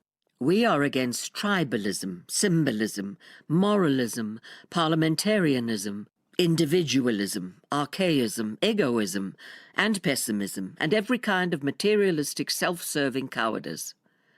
We are against the great and famous colonialists of the past. Great white men are a very trivial thing. We will write sounds, noises, and smells. We will free ourselves from the stink of the professors, archaeologists, tour guides, and historians. We believe in the movement of ideas. We want to sing about the love of danger, about the use of energy and recklessness as a daily practice. Courage, boldness, and rebellion will be our poetry. We will glorify aggressive action, a restive wakefulness, life at the double, the slap and the punching fist. We believe that this wonderful world is enriched by the beauty of speed. A racing car, its bonnet decked with exhaust pipes like servants with galvanic breath. A roaring motor car which seems to race on like machine gun fire. We wish to glorify war. It is the soul cleanser of the world. I think that Art Deco is the architecture of the poet. Listen, they are a vibrant fervour of spaces that are ablaze with violent electricity, a fire station that devours smoke-plumed dragons, a hotel that hangs on clouds by the crooked lines of its balconies, apartments that stride the streets as giant gymnasts that flash in the sun, the glitter of threatening knives. It is adventurous players that sniff the horizon, built like the streets where the motor vehicles' wheels pour the tar like the hooves of enormous steel horses. It is a sleek flight of aeroplanes whose propellers chatter in the wind like banners and cheer like an enthusiastic crowd, for the street is made of countless voices that blend into one high but resonant sound which vibrates on the ear as if it were trying to penetrate beyond hearing. It will make the universe crackle and angels dance in the static on designs of mysterious and romantic animals, the fiery sun and fountains of steel. It is the wings of aircraft, the portholes of ships, and the wheel of the fast cars. And the Art Deco buildings are the stories of people.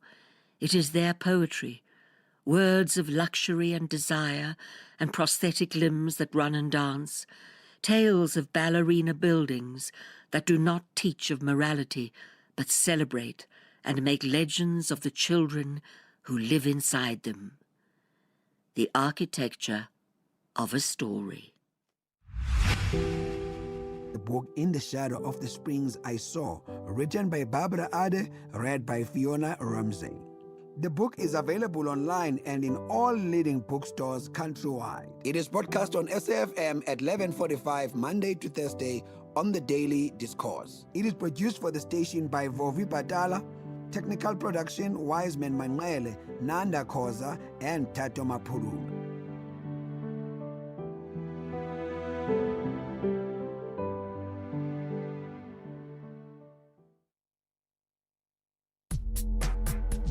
If you're active on social media and love SAFM, we hope you'll take a moment to like or follow our SAFM page on Facebook and Twitter. These are the best places to find all the guest information, conversations, and stories you love from your favorite presenters, along with regular updates from SABC News.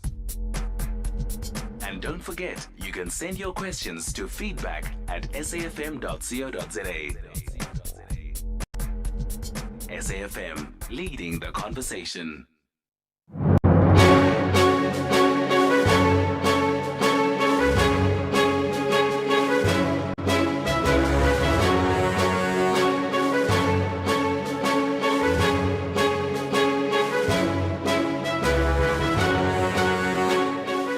It's 12 o'clock on Monday, the 29th of June, 2026. A very warm welcome to Updated Noon here on SAFM. Leading the conversation, I'm Sakina Kamwendo. Coming up in the next hour.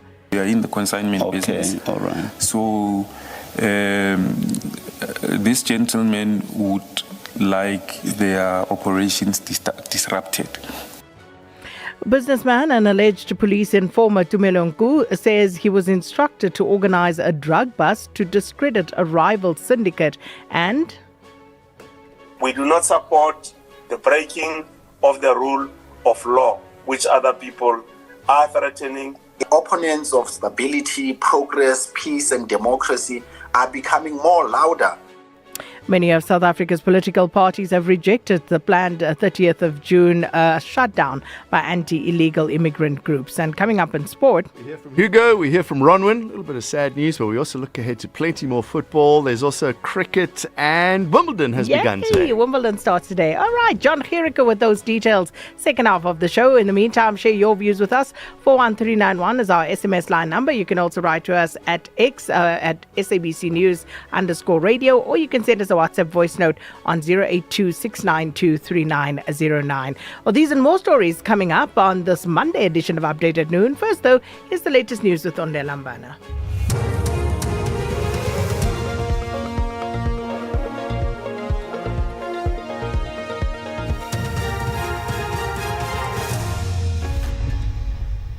Thank you, Sakina. On the top stories, Brown Mokgodzi's second bail application denied and explosive cables intercepted at the Beitbridge port of entry. For SAFM News, I am Onde Lambana, and a very good day. Controversial Northwest businessman Brown Mokgodzi's second attempt to secure bail has been denied at the Johannesburg Magistrates Court. This is in relation to his alleged staging of an assassination on his life. Mokgodzi launched a fresh bail bid based on new facts following his initial bail denial on the 4th of this month due to unverifiable residential addresses. In denying him bail, the court has upheld its first judgment. In her ruling, Magistrate Annalise Tlhapi stated that Mokgodzi presented no new facts. The court have considered the evidence in the initial bail application together with the new facts which are placed before me, and I've found that there are no new facts but reshuffling of evidence. My decision still stands. Bail is denied. Case postponed 8 July for arrangement of a trial date. You are in custody. The Madlanga Commission has questioned why businessman and alleged informer Tumelo Nku was receiving detailed planning information about an alleged drug shipment if he claims he was not involved in the planning process. The Commission is examining screenshots from messaging app Threema found on Nku's phone. Nku testified that the screenshots depict conversation between alleged businessman EB and another individual identified as John Wick. He told evidence leader Advocate Lee Seagulls-Ncube that he was only receiving intelligence from insiders and was not involved in planning drug shipments. To become part of planning, it's difficult. But it seems from this text that you succeeded, because why would they send you a screenshot of conversation between John Wick and EB if you hadn't been successful in becoming part of their network? Because on your version, this has got nothing to do with the bust that you eventually get involved in. Mm-hmm. So Advocate Seagulls, succeeding in terms of getting an inside man is not similar to succeeding being inside yourself. 4 people have been shot and killed at a residence in the Solomon Mahlangu informal settlement, Woma, in the Eastern Cape. Police spokesperson Captain Sandra Janse van Rensburg says all 4 adult victims sustained multiple gunshot wounds to their heads and were declared dead at the scene. Police have urged anyone with information that may lead to the apprehension of the perpetrators to come forward. Preliminary investigation indicated that 1 male and 1 female were found lying next to each other in the sitting room, while another male and female were lying next to each other on a bed in the bedroom. All 4 victims sustained multiple gunshot wounds to the head and were declared deceased at the scene. The motive for the killing remains unknown and no arrests have been made. Police are appealing to anyone with information that could assist in the investigation to contact Lieutenant Colonel Monde Sitole on 082-457-2812 or the Crime Stop number on 08600 10111. The Border Management Authority has intercepted explosive cables worth about 100,000 rand in a bus travelling from Malawi at the Beitbridge port of entry in Musina, Limpopo. BMA says the explosive cables were concealed in a bag of rice. A Malawian national has been arrested and detained at the Musina police station. The acting commissioner of the BMA, David Chilembe, has commended the vigilance and professionalism of BMA guards following the interception of the Interlink bus. Malawian and South African authorities are racing to clear Durban's old drive-in repatriation site before tomorrow's protest against undocumented foreign nationals. Buses have been transporting Malawian nationals from KwaZulu-Natal to a temporary repatriation centre in Musina, Limpopo. The Durban transit site closed yesterday and is no longer accepting new arrivals. Officials have halted verification and are relocating only those already processed. Many waiting to board the buses say they are relieved to be leaving Durban ahead of tomorrow. We feel relief. We feel very relieved because when you first said that on the 30th people will be beating up, we were so afraid. But now we feel relief because we are with the police here and the police are helping us. And there are a lot of buses. It looks like we are going all today. Recapping the top story, controversial Northwest businessman Brown Mokgotzi's second attempt to secure bail has been denied at the Johannesburg Magistrates Court. I'm Mondela Mbana for SAfm News Headlines at 12:30. Update at noon with Sakina Kamwendo, midday to 1 p.m. Update at noon with Sakina Kamwendo. Thanks so much, Ondela. Good afternoon, everyone, and welcome to Update at Noon. Quite a bit happening this afternoon. Of course, the businessman, as you heard in the news, Brown Mokgotzi, denied bail again by the Johannesburg Magistrates Court. So he'll be back in court next month on the 8th of July. He had, of course, launched a fresh bid last week based on what he termed new facts. But of course, you heard what the magistrate had to say to that. That's one of the stories, a few others that we are watching as well. And also to preparedness for tomorrow's march. Remember this nationwide march that's been called by civil society groupings. And of course, police are all out on high alert. And this is meant to kick off tomorrow. But as we understand, there may be a few marches in certain places today already. And then also we have the Madlanga Commission, the return of Tumelo Nku, and it's been quite interesting what has been produced this morning in terms of the evidence that the commission has put to him, chats, exchange of communication between him and John Wick. You'll remember John Wick gained infamy in Pretoria at some point, where it was thought that this was a person who was going around meting out, justice on behalf of the community, sort of vigilante, if you will. And he was subsequently killed, if I remember correctly. But of course, there seems to be an exchange there between him and this person called Ibi, whose name has not been divulged by the commission. And of course, Nku, who allegedly went by Philip Klein. And this is something that he denied to the commission. But of course, the commissioners don't seem to be buying into it, but that is his story at the moment, and he's sticking to it. So we'll take you there in a short while. And then also with tomorrow's protest action approaching, we have many foreign nationals trying to leave South Africa at the moment. Border security is, of course, also enhanced, and the Beitbridge border post is experiencing highly intensified security enforcement at the moment. And again, we'll check in with our reporters and see how things are going at the various stations where they find themselves. So those are some of the stories that we'll be bringing you updates on. It's 10 minutes after 12. Whether it is a CCMA referral, problems with a mechanic, unfair blacklisting, or an uncontested divorce, Clientele Legal provides tough professional lawyers for an affordable monthly premium. We cover civil, criminal, and labor-related matters. Our nationwide legal teams are standing by to support you 24 hours a day. Plus, all plans include a bail benefit of up to 5,000 Rand, and we'll go to the police station and pay it for you. Join today. SMS SAFM to 32195. That's SAFM to 32195. And we'll call you back. SMS now. Clientele General is an authorized FSP and licensed non-life insurer. T's and C's online. Standard rates apply. Update at noon with Sakina Kamwendo, midday to 1 p.m. The temporary repatriation site at the Old Durban Drive-In has officially closed after operations ended yesterday. However, thousands of Malawian nationals across South Africa are still awaiting repatriation. Scores remain camped. The government says that plans are underway to relocate those still at the facility. For the latest, we join on the line now by the KwaZulu-Natal Head of Government Communications, Bongani Gina. Mr. Gina, welcome to Update at Noon once more. Sakina, good afternoon, and thank you for having me. So the drive-in site, as we understand, was officially closed yesterday, and yet people still remain there.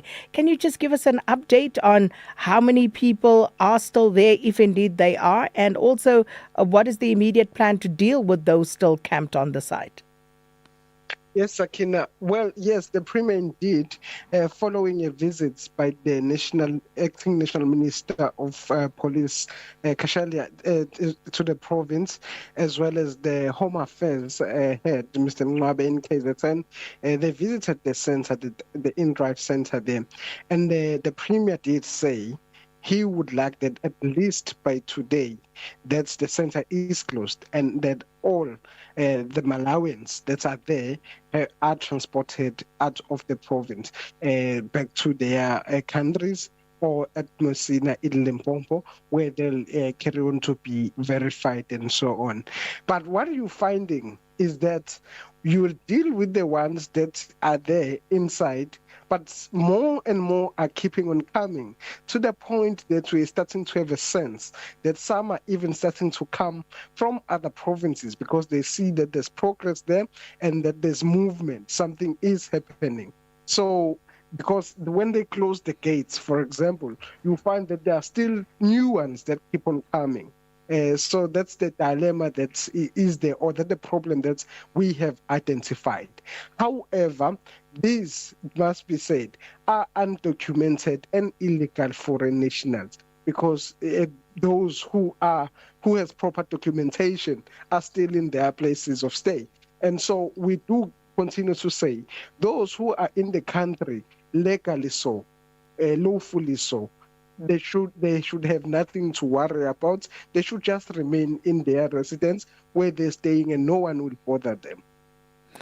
Mr. Gina, so do you know the exact number of Malawian nationals still physically at that site?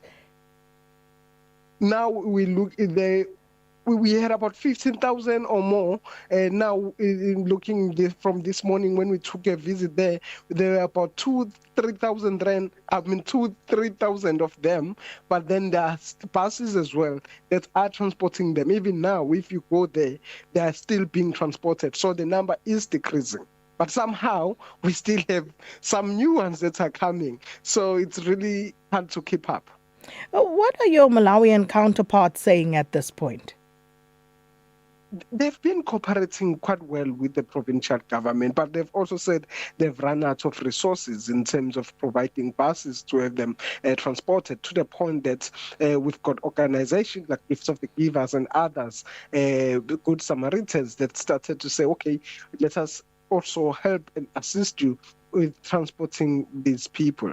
So, the Malawian government is working quite well with the province, and they understand the situation. They've been helpful and quite positive.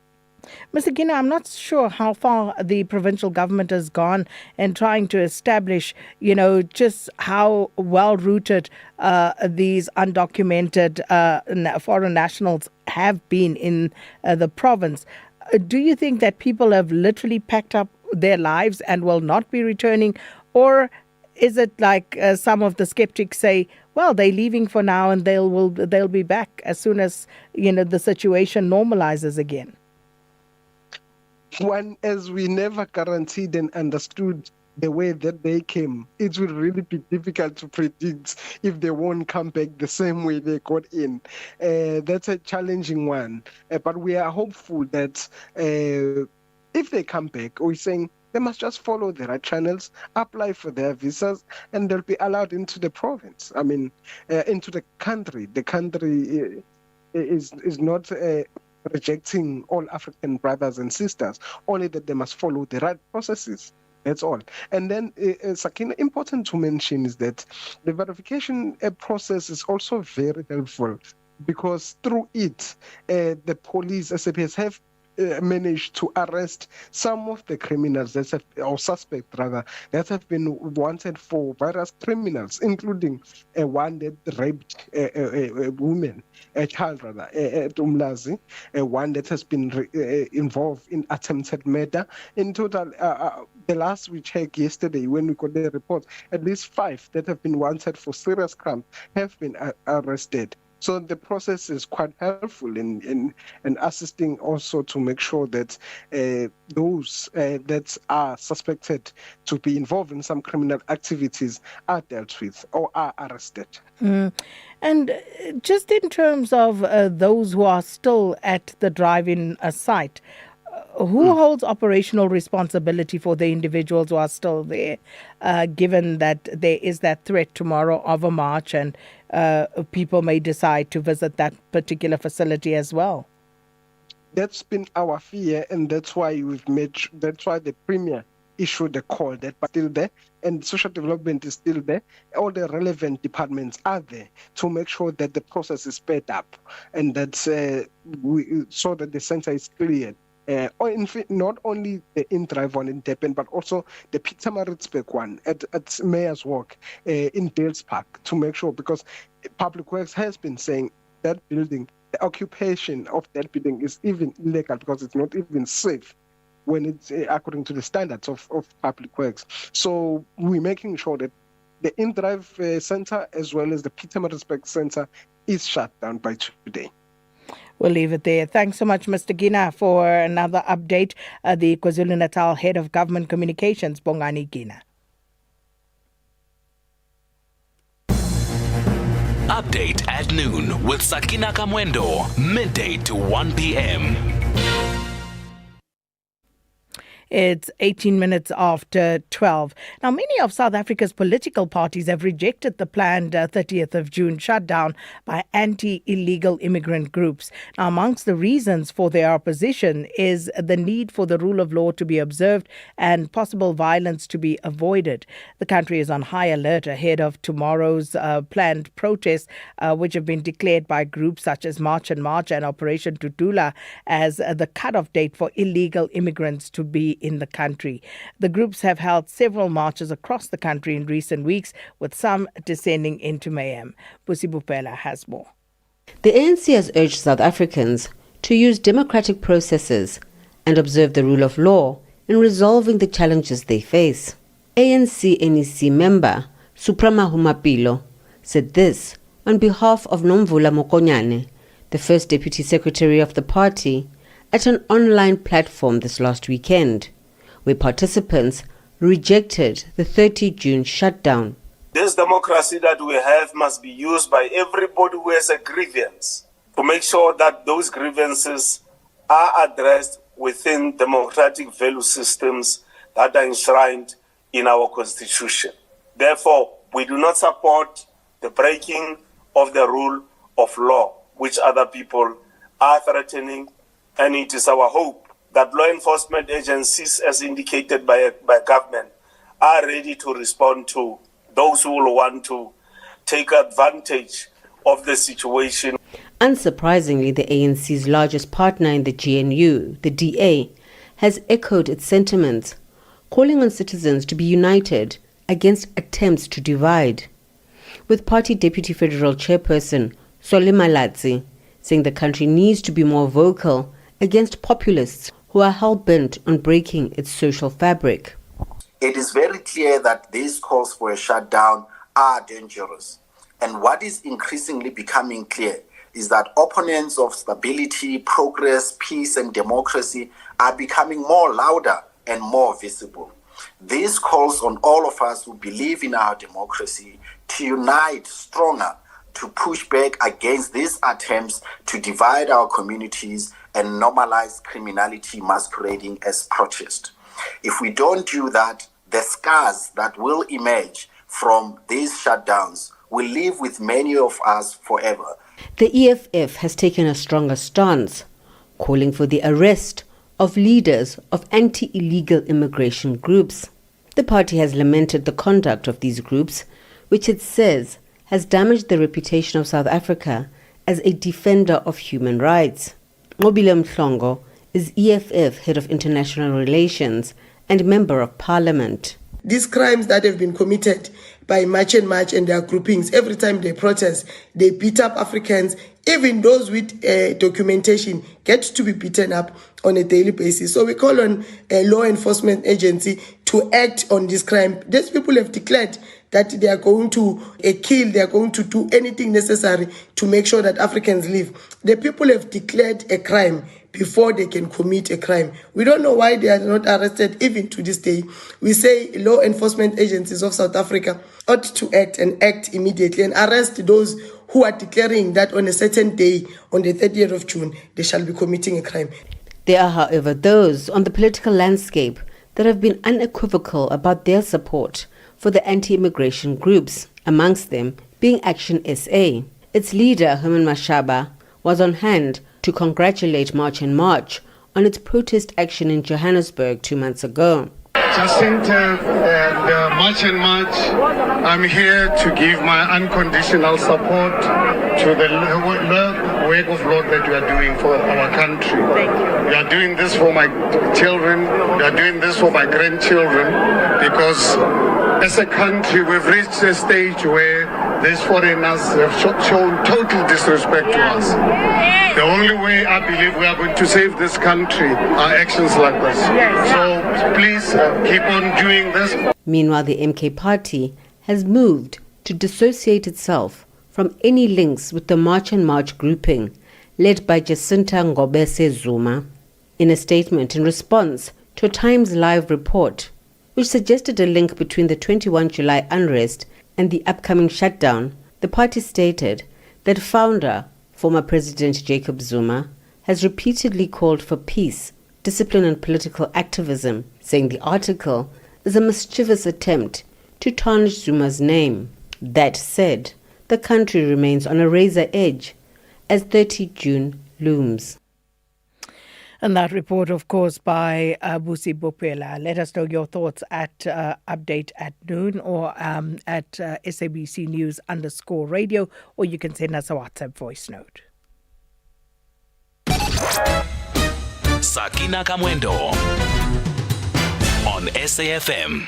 Now, the Border Management Authority, or BMA, says it has increased its deployment at the Beitbridge border crossing following last week's announcement of a temporary repatriation processing centre in Messina in Limpopo. Now, this is several countries, including Zimbabwe, which borders at Beitbridge, continue to repatriate their citizens amid growing tensions over illegal immigration.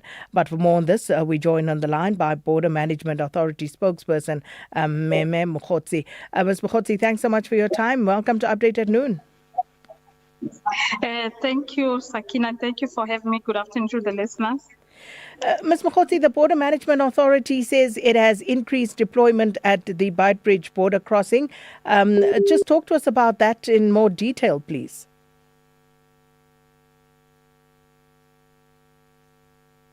Seem to have lost Ms. Mkhotsi there. We were having some problems getting hold of her to begin with, so I suspect it may be a technical issue there with regard to connectivity. But of course, we wanted to know more about the BMA operation at the Beitbridge and other border posts, given what is currently happening and some foreign nationals taking the opportunity to go back to their countries of origin at this point. But of course, unfortunately, that line scuppering the discussion. So we'll try and see if we can get her back once more. Otherwise, we will then just have to wait for a later stage when we can have a better connection with someone from BMA. Update at noon with Sakina Kamwendo, midday to 1 p.m. Well, in Soweto, Ndunas have called on the government to address issues of crime, drugs and illegal immigration in the country. And they've raised concern about government departments and police, whom they accused of turning a blind eye to certain crimes. Tabiso Khatebe has more details. The Ndunas who represented Soweto hostels were part of hundreds of Soweto marchers in Kliptown calling for foreign nationals to leave the country. Deep Kloof in Nduna, Gama Mpongose says police must do more to fight crime and drugs in the society. We are not turning back. We protest against crime in the country. We are also concerned about drugs killing our children.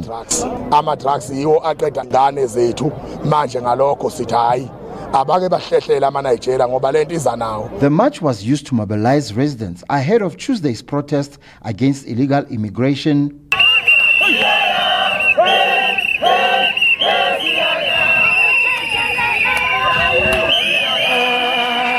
Shops belonging to foreign nationals did not operate. One of the march leaders, Lumkile Mkhalipi, says they are mobilizing to reclaim South Africa. What we are doing now, we are having this peaceful march. It's under March and March.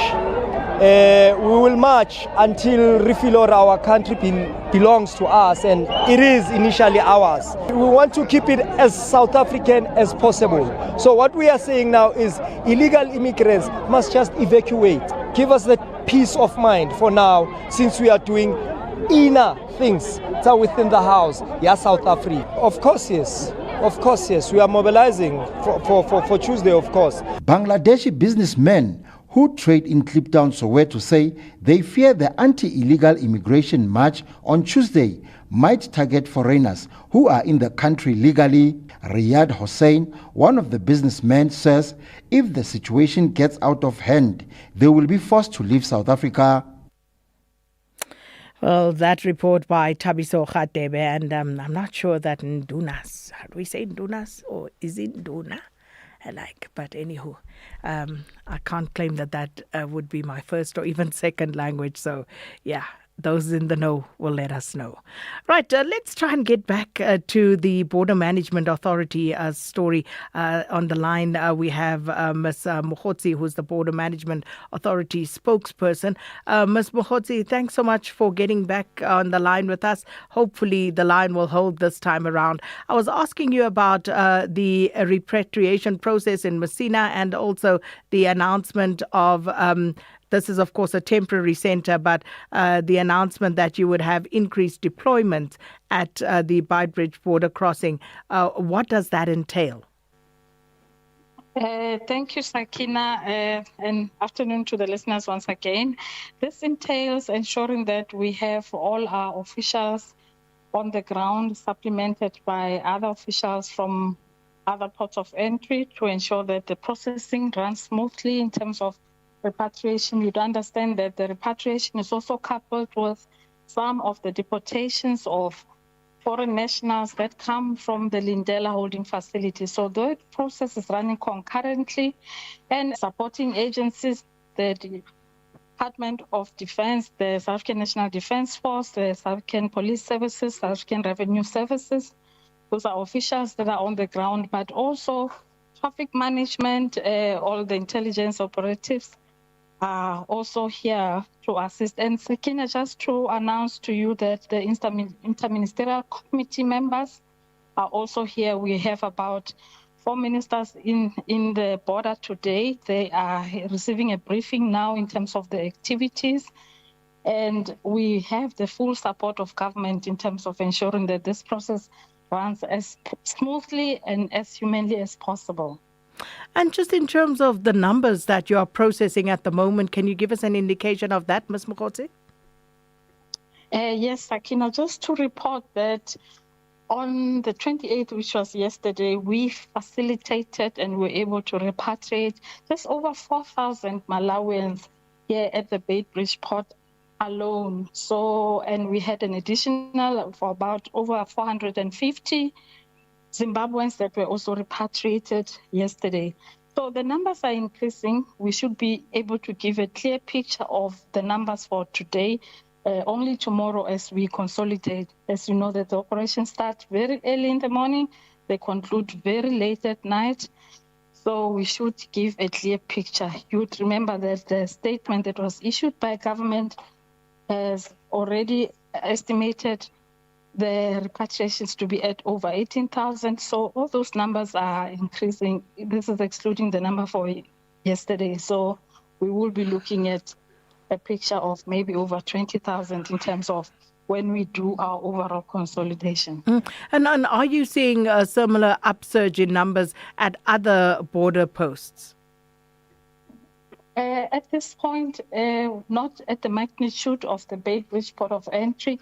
And just maybe to indicate that Beitbridge, as you are aware, is our border with Zimbabwe, but it does not only facilitate travelers to Zimbabwe. Malawians are also repatriated here. Also, it's a gateway to Africa. So travelers who are going to Zambia or going to the DRC or going to various areas, they use this port of entry. So, and now with the announcement by the Interministerial Committee that the temporary repatriation processing center, the one that has been in KZN, will be fully relocated to Messina. So that means that Beitbridge is the center point for processing for this repatriation program. So it's important for us as the Border Management Authority to ensure that it's all systems have our technological advancements. On the ground, we have our drone system, we have our body-worn cameras, and they're assisting with surveillance as a force multiplier. And just a final question, Ms. Mokgotsi. The BMA intercepted explosive cables worth around 100,000 rand on a bus traveling. Was it from or to Malawi? If you could just give us clarity there, and what else have you uncovered? Yes, Sakina, just to say that our systems, just to demonstrate that our security is very heightened at this point. A bus was coming in from Malawi, and it was a traveler who had a bag with him, and he had rice with him in a bag. But when our technology, when the scanners detected, they were able to see that there are explosives that are hidden there. At that point, we did not know what those are, so that is why the bomb explosive unit of the South African Police Service, together with the Hawks, had to be brought into the port to be able to assist us in terms of what those are, and they were able to confirm that these are explosives that are used, in various activities. Sakina, you'd understand that, the ATM bombings and, mining, illegal mining activities. So those are some of the explosives that are used for those activities. And the BMA border guards were able to intercept that, and the person is now detained at Musina Police Station. Ms. Mokgotsi, thanks so much for that update. Appreciate it. Border Management Authority spokesperson Meme Mokgotsi. And that's where we leave that. Let's quickly bring you up to speed with the latest news headlines with Onde Lambana. Thank you. Second on the news headlines, controversial Northwest businessman Brian Mokgotsi's second attempt to secure bail has been denied at the Johannesburg Magistrates Court.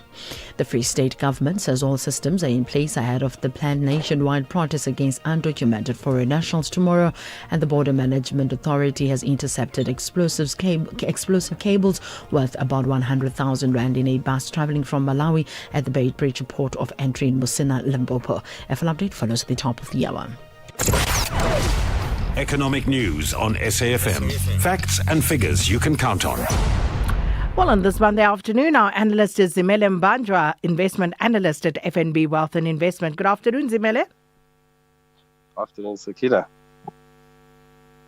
How's it looking on the market, Zimele?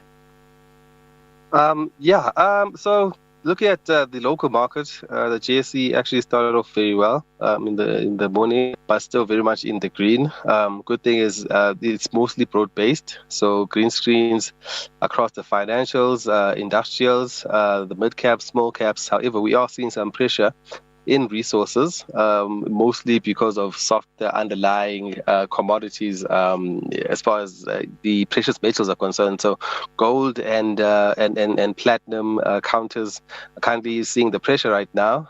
With the Iran-US peace talks set for tomorrow, and the expectation, at least they've reported that they've halted the strikes. I mean, they had some exchanges last week and over the weekends, so they're saying they halted those, and ships are flowing in the Middle East through the Strait of Hormuz, so that hasn't necessarily stopped. So the supply side pressures and the uncertainty that's linked to that is sort of supportive to the market in general, but obviously energy linked stocks are seeing some pressure, and the gold and platinum also seeing some pressure because of the lower the lower safe haven demand, so rather given the lower risk in the market. But we're also seeing what is also pushing the market higher, industrials, particularly market movers, Naspers and Prosus, who released their full year results. The market seems to be very impressed by that. Dividend was up around 40%, strong EBITDA growth. So the numbers are looking good there, and that is supporting the broader market, I believe. But just in general, I think there's a risk-on mood, and we are seeing that, with the various sectors performing well. Looking at the futures as well in the US, they're also in the green. That looks positive. Just again, reinforcing that risk-on mood. again. But I think the main issue or main concern just is the fragility of this peace agreement. But I think the market has had a bit of war fatigue at this point, because we can see that the Brent crude oil prices are remaining around that $70 a barrel mark, which is around pre-war levels, despite the strikes over the weekend. So I think we're starting to see a market that's starting to stabilize a little bit. Inflation expectations are sort of falling, which is a positive for equity and risk and risk assets. So we're also seeing that sort of translate and play out in Europe. Less optimistic there. I think some very country-specific drivers and company-specific drivers are at play there. The stock markets are mostly under pressure, but I think just the sentiment is a bit more risk-on. However, as I said, the resources are taking the hit currently. Well, thank you so much, Zimele Mbanjwa, investment analyst at FNB Wealth and Investment.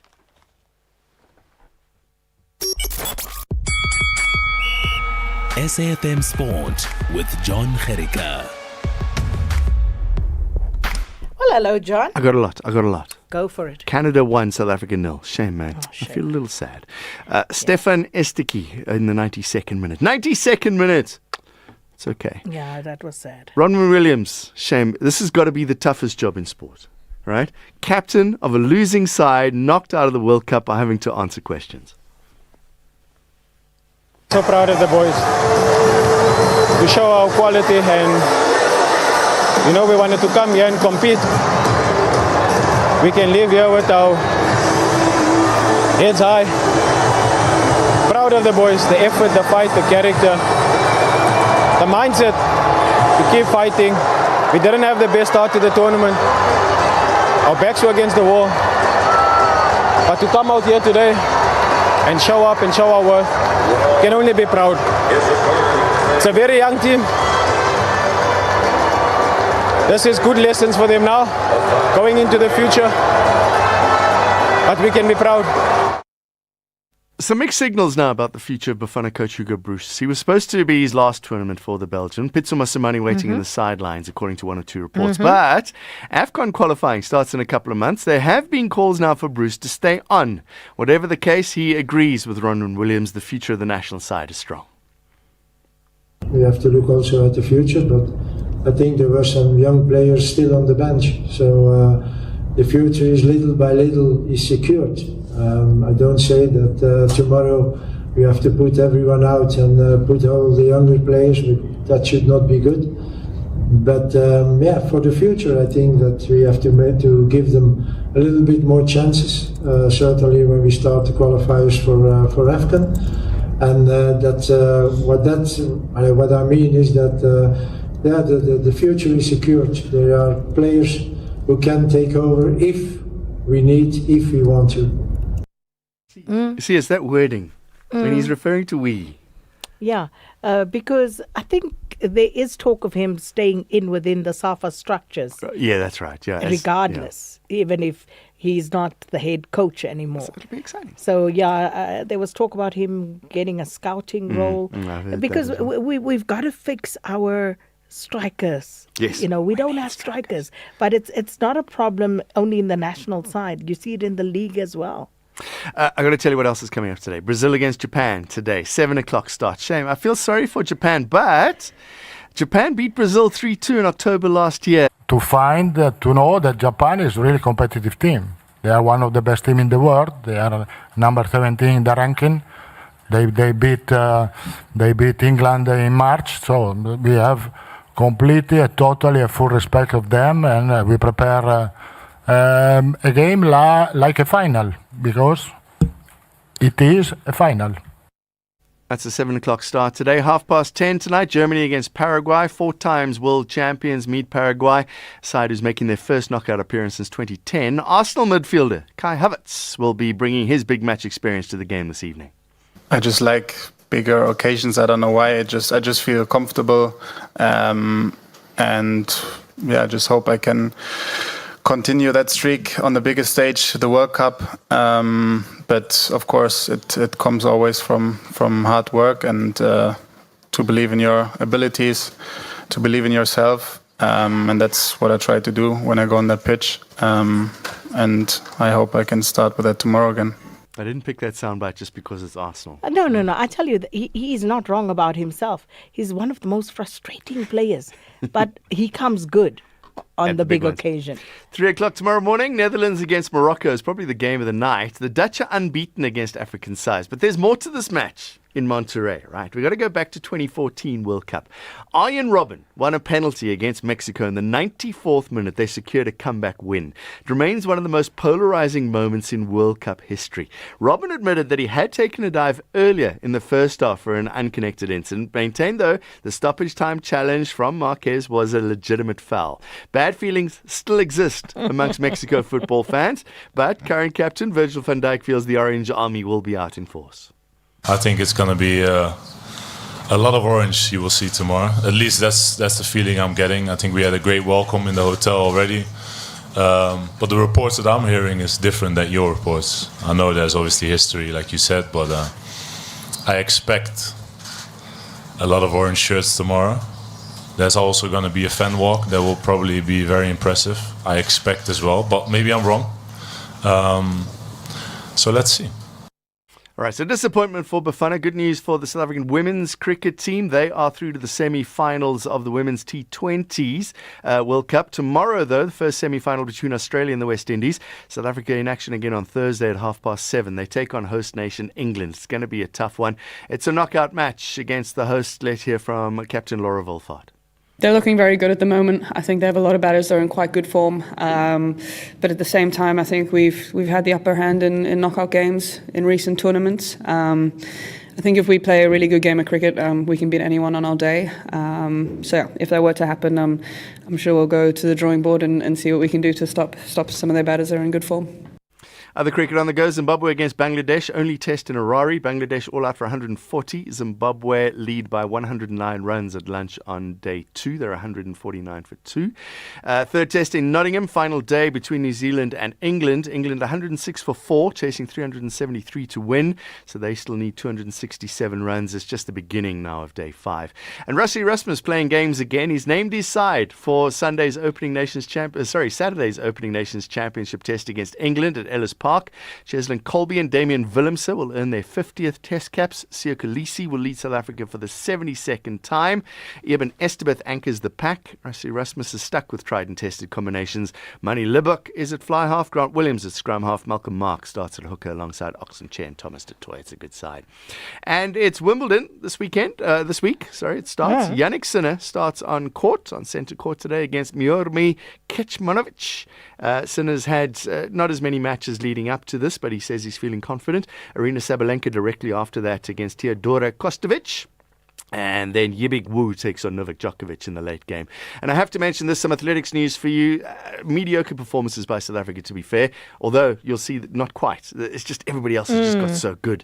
Kani Simbini finished 4th in yesterday's men's 100 metres at the Paris Diamonds League. He ran a season's best, 9.97. Tricon Bromwell won in 9.91, so 0.06 seconds.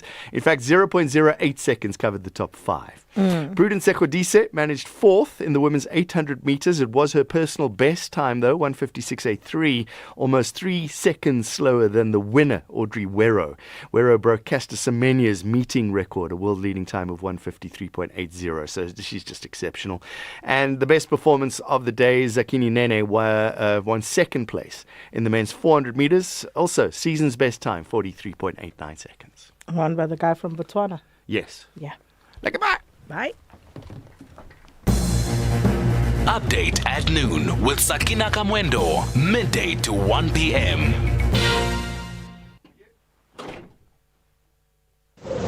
Good afternoon, Sakina. This is Matthew. Sakina.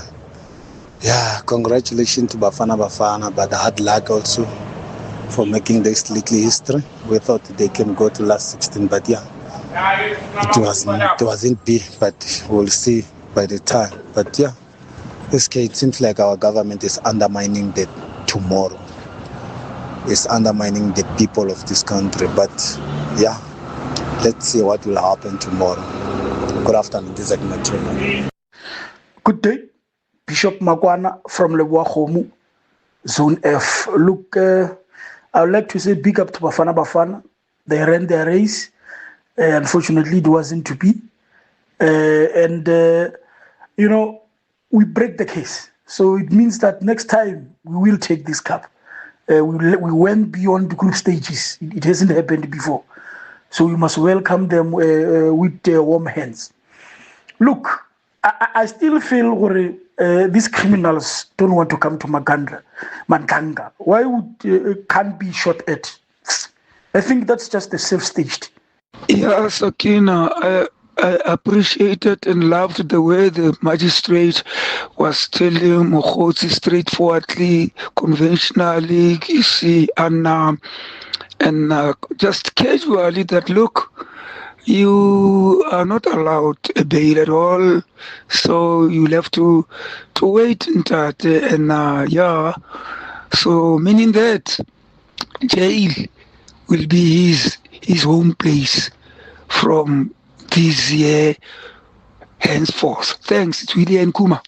Good afternoon, Sister Kena Mbongo Sunday Samboisa here. Sis SK, the attempted murder on General Khanman, I think it's the people who are associated with him. So they are scared that like if he goes to Madanga Commission, then their names will be mentioned. Then also they will have to be arrested or be called to come and testify and end up being arrested. So I think they are just being afraid. So I think the police should like try by all means, or the commission should try by all means to offer him like protection until he testifies. It should not be like what happened to witness D. We do want to hear his side of the story, and he seems to be involved too much in this mess. Sakina Kamwendo on SAFM. Well, thank you so much for those messages. And yeah, it's very interesting what's happening at the Madlanga Commission, as you just indicated there. You listen to the witness that's back today, Tumelonku, and as people testify, more and more names are mentioned. Now there's an EB. Kebi Mapatswe came into it, the late Kebi Mapatswe, who introduced according to Nku, who introduced him to this EB guy. And then, of course, that was linked to the John Wick character. So it is a lot. But of course, we try to follow and try to connect all of these dots as they appear. But I get what you are saying. However, it all remains to be seen. Police are still Major General Feroz Khan's lawyer. And if I understood correctly, he spoke about giving a briefing perhaps this afternoon. Don't hold me to it, but he was saying something to that effect. So we'll obviously keep an eye out for that. But we wait to hear what his condition is and, of course, what the way forward is in that regard. It's 10 minutes before 1. Update at noon with Sakina Kamwendo, midday to 1 p.m. Right, just onto this story now. The undocumented foreign nationals are rushing to move from various parts of the country towards repatriation points ahead of tomorrow's deadline to leave South Africa. Our SABC News reporter in Johannesburg continues to monitor these hotspots, including Park Station, Braamfontein, long-distance bus depots. And for the latest, we join now by SABC News reporter Sasha Naidu. Sasha, good afternoon. So as you and other reporters continue to move around Johannesburg, what is the current situation on the ground? Hi, good afternoon, Sakina. Well, currently we are in Jabulani, Soweto, where there is a massive march. Maybe more than 900 to 1,000 South Africans are actually taking to the streets and currently marching through the main roads of Jabulani. And this is, as we know, anti-illegal immigrants march. So we are seeing, the March and March organizers together with Operation Dudula, as well as Action SA's Kolani Kumalo, who are at the forefront of this march, leading residents through the streets. And are you seeing increased numbers compared to last week, for example, Session? Well, today I must say the numbers are quite high. If I can estimate at this point in time where I currently am, there are around 1,000 people who are actually currently marching on the streets. So they are going to specific locations, but they are escorted by quite a large contingent of both South African Police Service members as well as Johannesburg Metro Police Department members. So from here, we are understood that the march is going to continue all the way to the Protea North Police Station, where they will embark on a protest and picket at that police station. And what about undocumented migrants or just migrants who are in the country legally? Are you seeing any of them? Have you been able to speak to any in and around that area? Well, in Soweto, I haven't yet managed to find any, foreign nationals on the streets. However, from this morning, I did go to the Malawi embassy, and that's in Woodmead, where we did see hundreds of Malawian nationals actually queuing there, waiting for buses to actually take them back to Malawi. So we did speak to the Malawian diaspora, who did say that, many of these Malawian nationals are actually fearing for their lives. That is why they have, in fact, gathered, at the consulate to get buses back home. We then stopped at the Zimbabwean consulate in Bedford View, where we saw the exact same scenes. There were hundreds of Zimbabwean nationals who were gathered outside as well as inside, waiting for transportation to be taken back home. So just in terms of the role that the consulates are playing in assisting their nationals, can you just give us clarity on that, Session? So basically the main role that the consulates are playing is actually facilitating the transportation of, their people back to their countries. We did see outside the Malawian embassy that there was, NGOs and NPOs also helping out, giving out food, shelter, as well as medical assistance. That happened also at the Zimbabwean consulate in Bedford View. We did see quite a lot of, NPOs and so on handing out food to those waiting in line. But the main role of the consulate is basically just to facilitate, process, and then transport, those who want to go back home. Session, we'll leave it there. Thank you so much. That's our reporter, Session Naidu, along with other reporters, just making the rounds in Johannesburg. As you heard, he's been to various suburbs in the city, just try to get a sense of what is happening with undocumented foreigners and also those who may not feel safe for whatever reason. And as you hear, the numbers are increasing at the various consulate offices. Right, a businessman and alleged police informer Tumelo Nku has told the Madlanga Commission that he was not involved in planning the Aeroton consignment, but later became aware of a separate planned shipment. Now, he says that he received information from a person called John Wick and was part of the group's decision-making. The Commission's chairperson questioned how he got involved and why he was following their activities.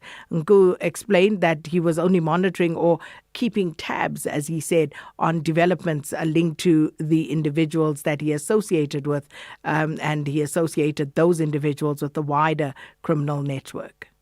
Ms. Sigels asked you if this consignment about which there was planning, you have said they were planning about the shipment of a consignment.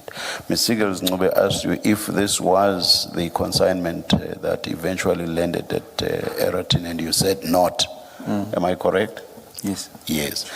Now, if this was a different consignment, how did you get involved with that? You have told us how you got involved with the Aeroton consignment. The introduction or introductions that were made by Mr. Mapatswe and so on and so on. Now, this one, how did you get involved? So, Chair, this is planning phase. So for which consignment? So it would seem that they were planning shipment. For which consignment? Still, a consignment still to come, because remember a different one or the Aeroton consignment? No, a different one. That was still to come. Yes. Then you are not answering my question. My question is a simple one. Yes, and I've also touched on the planning and so on, so please do not repeat that. My question is, that consignment that they were planning, it appears that you were somehow involved, because there's Mr. John Wick sharing information relating to that consignment with you. So my question is, how did you get involved in that? Because this is not Eratin. You've told us about Eratin. You've told us how you got involved, the introductions and so on that were made. That you've told us about. And now, this is a different one. How did you get involved?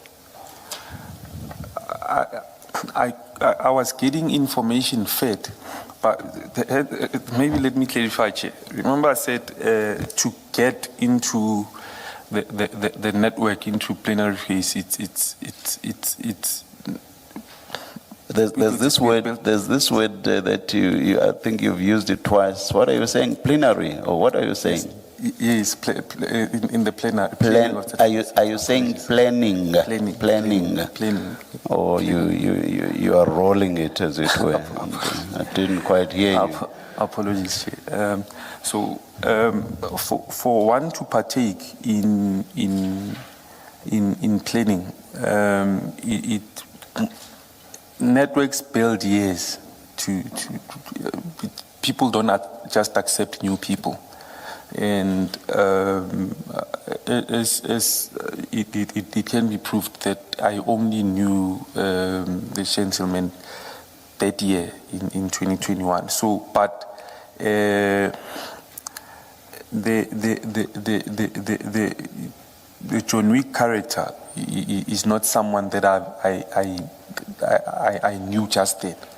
It's someone that it happened. That one became aware, oh, you are in the same realm with certain individuals. So that's why for me it was easy to get information from him. Albeit I'm not part of the planning, but to keep tabs as to their activities, it was good for me. Let me take you back to Eratin and Mr. Mapatswe and the introduction he made. You said the purpose there was for EB's competitors to be messed up, as it were, take the consignment away from them. Now, so that explains Eratin, that explains your involvement. And that's where we'll leave it. The businessman and alleged police informer Tumelonku are continuing to give testimony before the Madlanga Commission. Well, thanks so much, everybody, for joining us this afternoon. And of course, we'll do it again tomorrow. Thanks to the production team as well. Ondelambana standing by with your news at 1.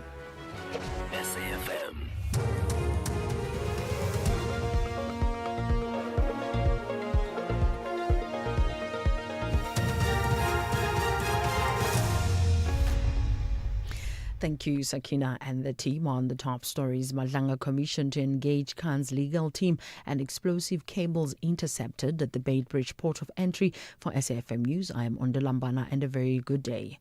The Madlanga Commission says it will engage with crime intelligence official Feroz Khan's legal team regarding his scheduled appearance on Wednesday. Khan, who has been implicated in the Eratin drug bust that occurred in the south of Johannesburg in 2021, was shot last night and is currently in hospital. The Commission spokesperson Jeremy Michaels has told media that the Commission's engagement with Khan's legal counsel will determine if he's able to appear this week. Now, regarding Wednesday's testimony, the Commission will be in touch with General Khan's legal representatives, and much more than that we can't really say at this point, because obviously this incident just happened last night, and once we have had that engagement with his legal representatives, we will then be able to make a further announcement. The legal representative of Northwest businessman Brand Mokgotsi says they will appeal the decision by the Johannesburg Magistrates Court to deny him bail for the second time. His lawyer, Magao Sekhaja, expressed their disappointment and believe they presented new facts in his second bail application today. The matter has been postponed to July 4th to set the trial date.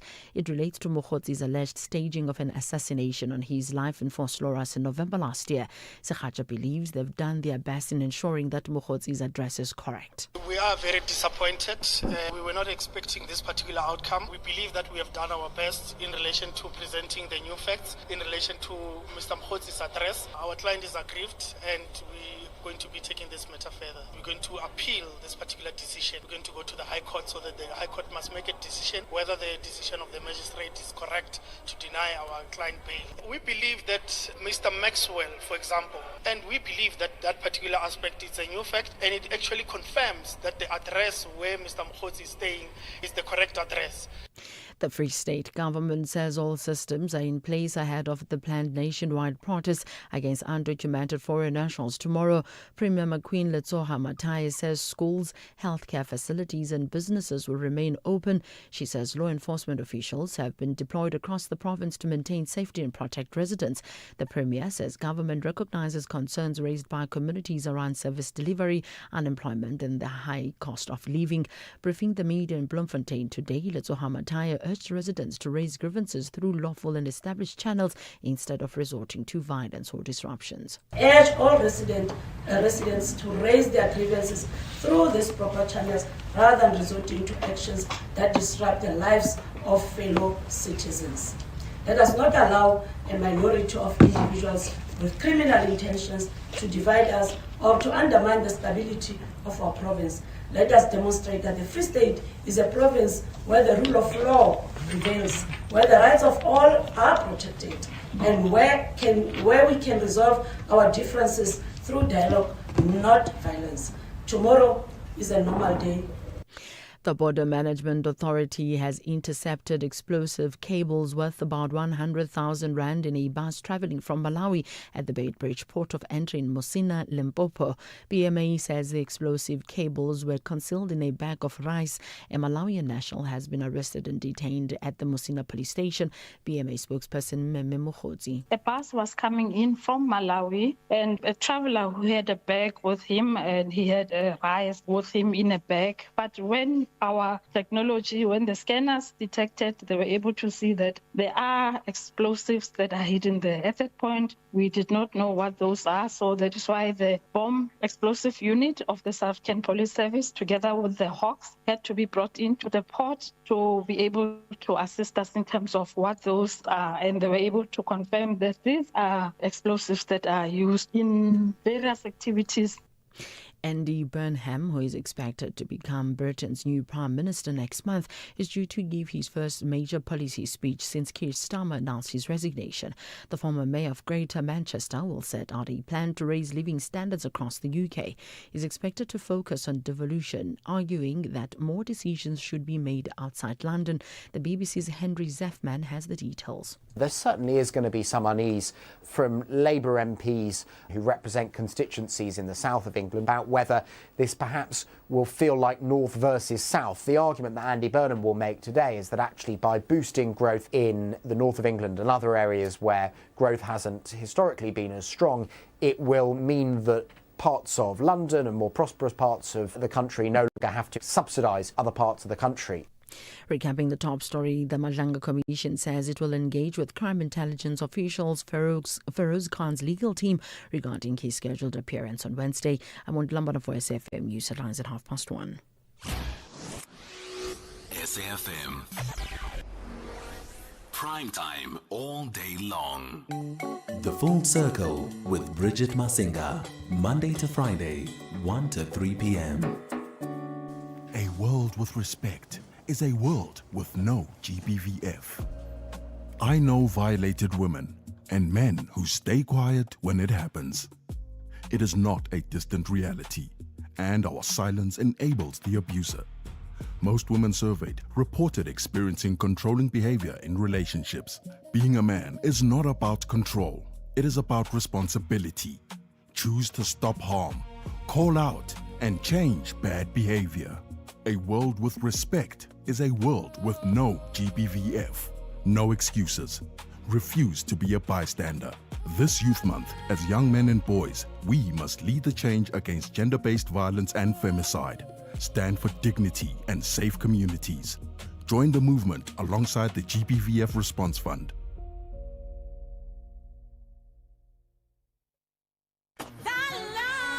Mama Millionaire, and yes, I am a millionaire. And then you'd be on the couch with your 6 numbers. But 7 is for heaven, or yes. But 4 is for the door, or yes. But 38 is never too late, or yes. Well, the Lotto Live draws are back. Every Tuesday, Wednesday, Friday, and Saturday. Catch the live draw at 9 p.m. The National Lottery. More plays, more chances, more millions. Players must be 18 years or older. Play responsibly. The National Lottery is officially operated by Sizakai. From Wednesday, the 1st of July, SAfm is taking its connection with you further. Introducing SAfm Connect, a new digital streaming platform from SAfm, bringing you uninterrupted access to matters of national importance, in-depth discussions, special events, and the conversations that deserve more time. Beginning with the live coverage of the Madlanga Commission, SAfm Connect is designed to keep South Africans informed, engaged, and connected wherever you are. Live, relevant, accessible. Experience the uninterrupted Madlanga Commission on SAfm Connect, available online and across our digital platforms, because some conversations are too important to miss. Only on SAfm Connect, leading the conversations that move us. You're listening to Bridget Masinga on SAfm. When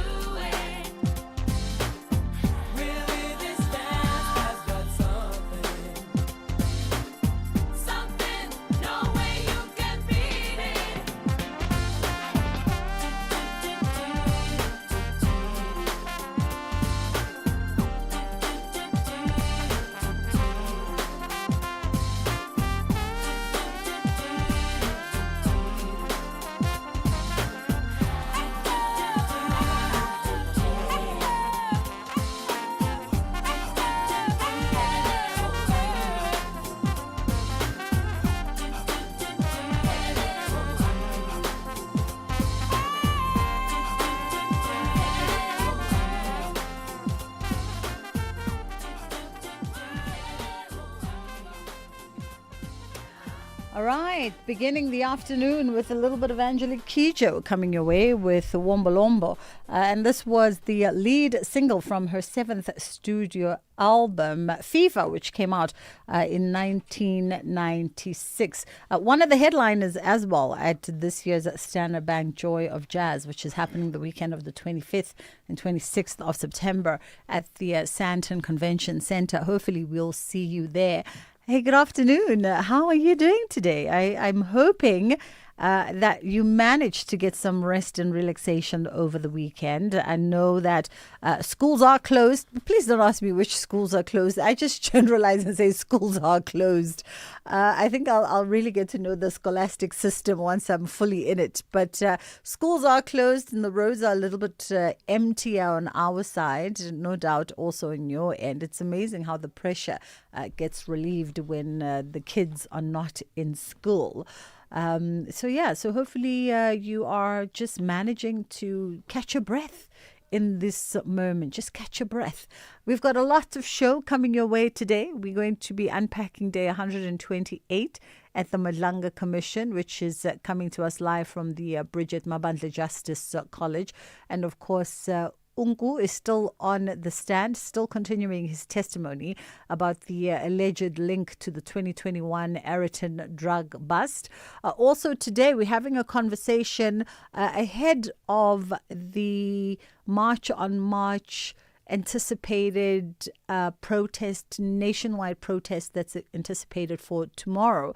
We're having a conversation that really just reflects our behaviors back to ourselves as South Africans. And we're asking the question, as a South African citizen and as a South African business, whether small, medium, large, and otherwise formal, informal, do you proactively check if the person that you want to hire, the persons that you've hired, is in the country legally with the right kind of documentation that allows them to be gainfully employed?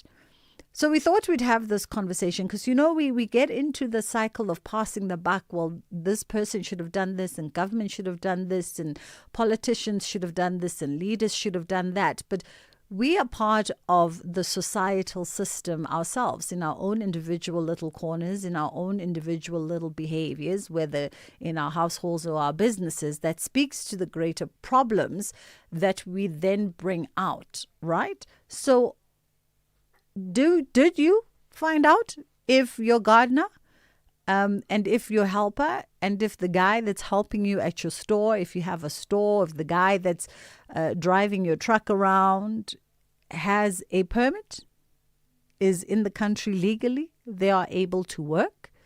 Did you do that, or you've just never actually bothered to do that? And because it's a non-judgmental space, so feel free to share. 061-410-4107 is our WhatsApp line, and 086-000-2032 is the number that you can call us on. A quick pause, and then we'll come back with Usbatli.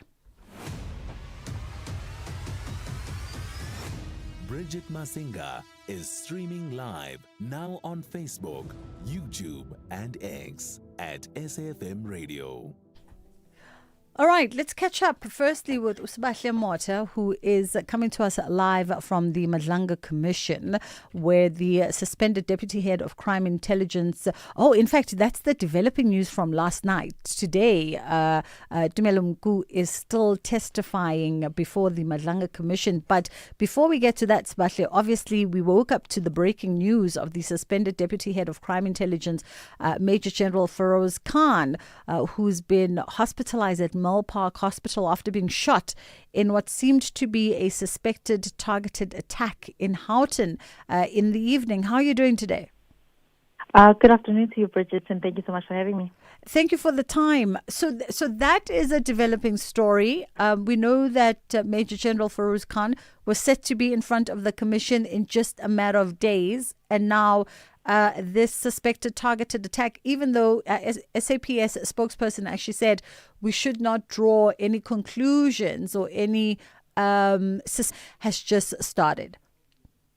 No, definitely. I think, when we saw the news, I think it was just straight out of the Bafana game with Canada. And various media houses were breaking the fact that Feroz Khan had been targeted in an apparent hit and it's alleged that he was hit in the lower body. And we got some answers, if I could say, regarding his appearance before the Matlanga Commission on Wednesday. And what Michael said, that they'll be consulting with his lawyers to just try and figure out what is exactly happening and if he will be able to make an appearance before the Matlanga Commission on Wednesday.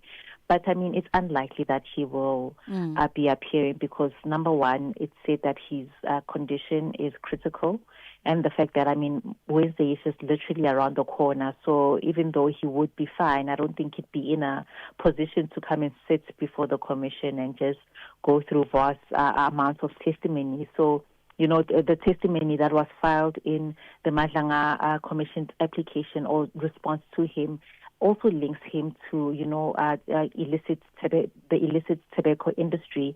And also there's these allegations before the Matlanga Commission that have been traversed now regarding the Eritrean drug bust. So there was quite a number of allegations that he would have to come and answer for, and it doesn't seem likely that we'll be seeing Major General Feroz Khan before the Matlanga Commission on Wednesday. I mean, we can't help but draw our own inference as, just bystanders and onlookers, of course, because Major General Feroz Khan is one of those central figures in so many what seems to be unscrupulous dealings and, connections to folks that you wonder where, and one can't, and one has to wait for SAPS to tell us exactly what was the root of this attack that happened yesterday. Is it connected to the commission, which I'm pretty sure it probably is, and which characters in the commission have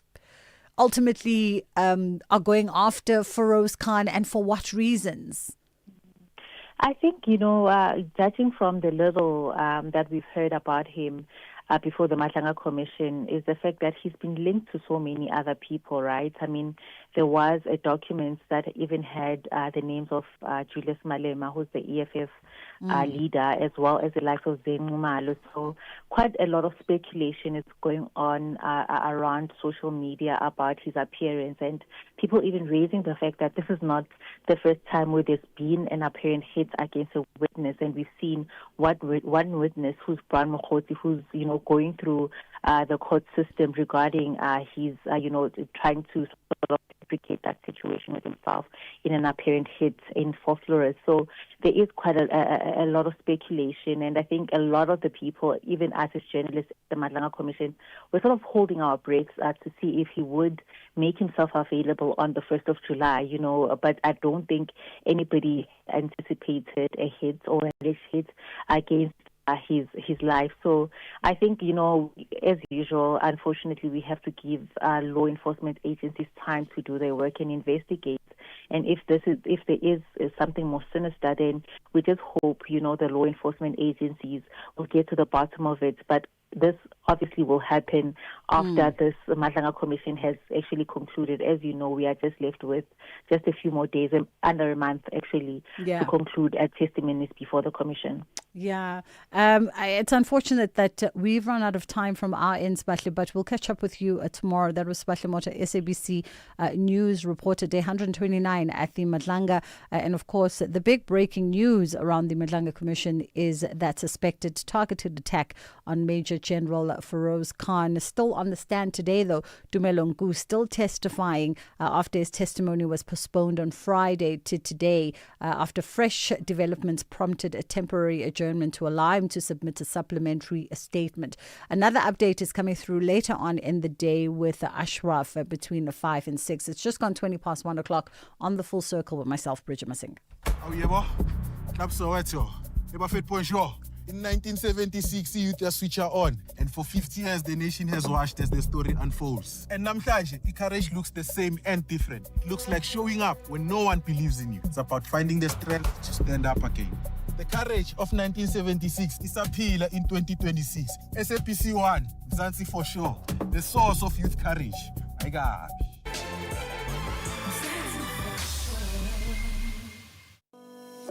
From Wednesday, the 1st of July, SAFM is taking its connection with you further. Introducing SAfm Connect, a new digital streaming platform from SAfm, bringing you uninterrupted access to matters of national importance, in-depth discussions, special events, and the conversations that deserve more time. Beginning with the live coverage of the Madlanga Commission, SAfm Connect is designed to keep South Africans informed, engaged, and connected wherever you are. Live, relevant, accessible. Experience the uninterrupted Madlanga Commission on SAfm Connect, available online and across our digital platforms, because some conversations are too important to miss. Only on SAfm Connect, leading the conversations that move us.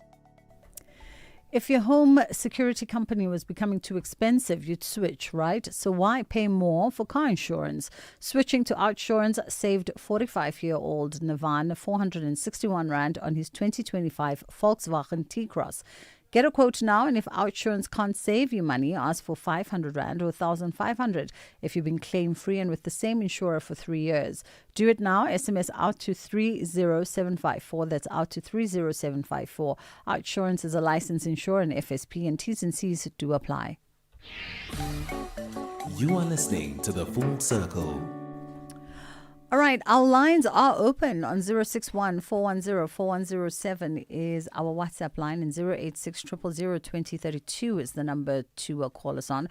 We are having this conversation and asking the question, as a South African citizen or someone in business in South Africa, did you check if the person that you have hired or desire to hire holds the right kind of documentation and permits to be in the country legally? Are they documented?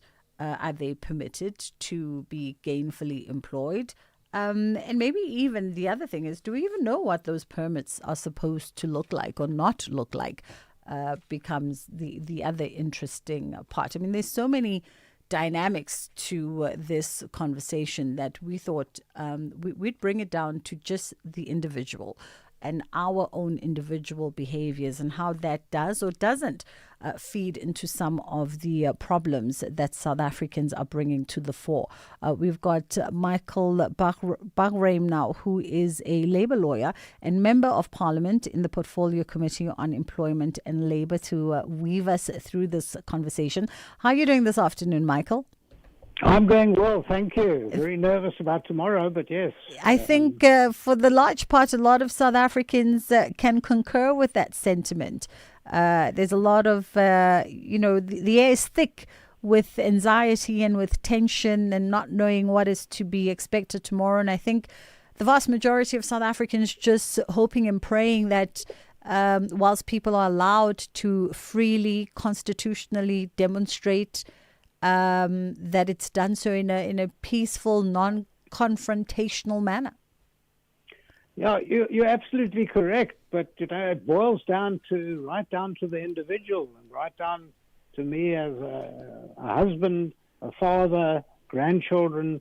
You get very shaky about this because, look, it's all pervasive. I don't know how many foreigners we have in South Africa, but there are figures such as 3 million or even more, and it's going to affect every town, unfortunately. And there are a lot of people to blame. We can blame lots of people, but we're now right on it. And well, let's hope that there's peace. Let's hope that we are a peace-loving country. We are a country that has no enemies in the world. And we're fighting now internally. It's an internal fight. We've got no threat from any external country at all. Yeah, which is a wonderful feeling. We read about military disputes all around the world, but we always sit back and say, well, we in South Africa, we're safe. Everyone loves us.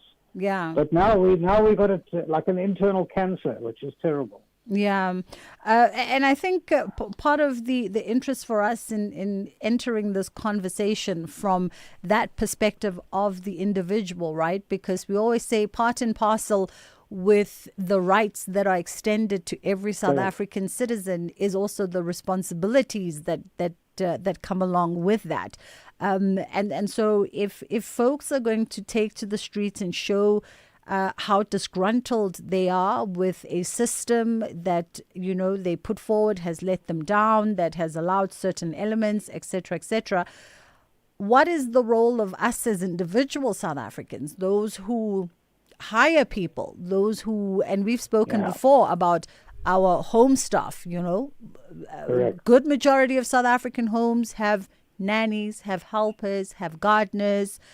And I can almost render a guess that also good majority of those folks are folks from outside of South Africa, Zimbabwean, Malawian, Lesotho, all over. Everywhere, all over. From all our neighbors, people have actually come into the country, either legally or illegally. Unfortunately, our borders have been porous, but that you can't expect the individual employer to worry about the porous borders, to worry about the overall picture. But yes, you're right.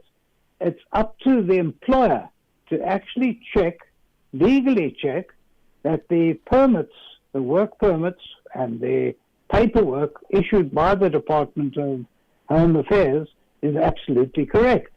Now, I, as a lawyer, as you can well imagine, I'm sitting in my little office, my tiny little office in Cape Town in the law firm, and I'm getting thousands of calls saying, can I email the work permit that I've got on my domestic or people in my factory or on my farm? Can I email those to you so you can tell me whether they are perfect? Are they legal? So what I've been doing is, yes, I've been getting literally hundreds of those have come through to me, and I'm just one tiny little law firm. So you can see it's the tip of the iceberg. And I've been emailing it on to Home Affairs and to the Department of Employment and Labour, because both of those departments should be able to come back to me and say, this work permit is not good. This work permit's expired, or this is a fake, or this was bought from someone.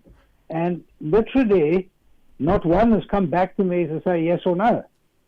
Now, I'm a lawyer. I'm the person that's supposed to check this and check it against the authorities, and I'm not getting answers. Can you imagine the housewife sitting in Sea Point in Cape Town saying, I employ both a gardener and a domestic worker. They've been with me for 20 years. They're absolutely loyal, fantastic people, but now I'm shaking. Can you check up on this? And I can't tell them. I cannot for the life of me tell them whether it's good or bad. Yeah, Michael, let's hold it there for a second to take the headline news. We'll come back on the other side. 061 410 4107 is our WhatsApp line.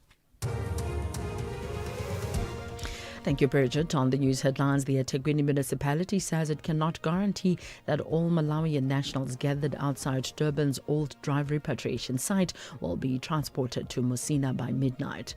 The Maldengo Commission says it will engage with crime intelligence official Feroz Khan's legal team regarding his scheduled appearance on Wednesday, and the legal representative of Northwest businessman Brown Mokhotsi says they will appeal the decision by the Johannesburg Magistrates Court to deny him bail for the second time. A full update follows at the top of the hour.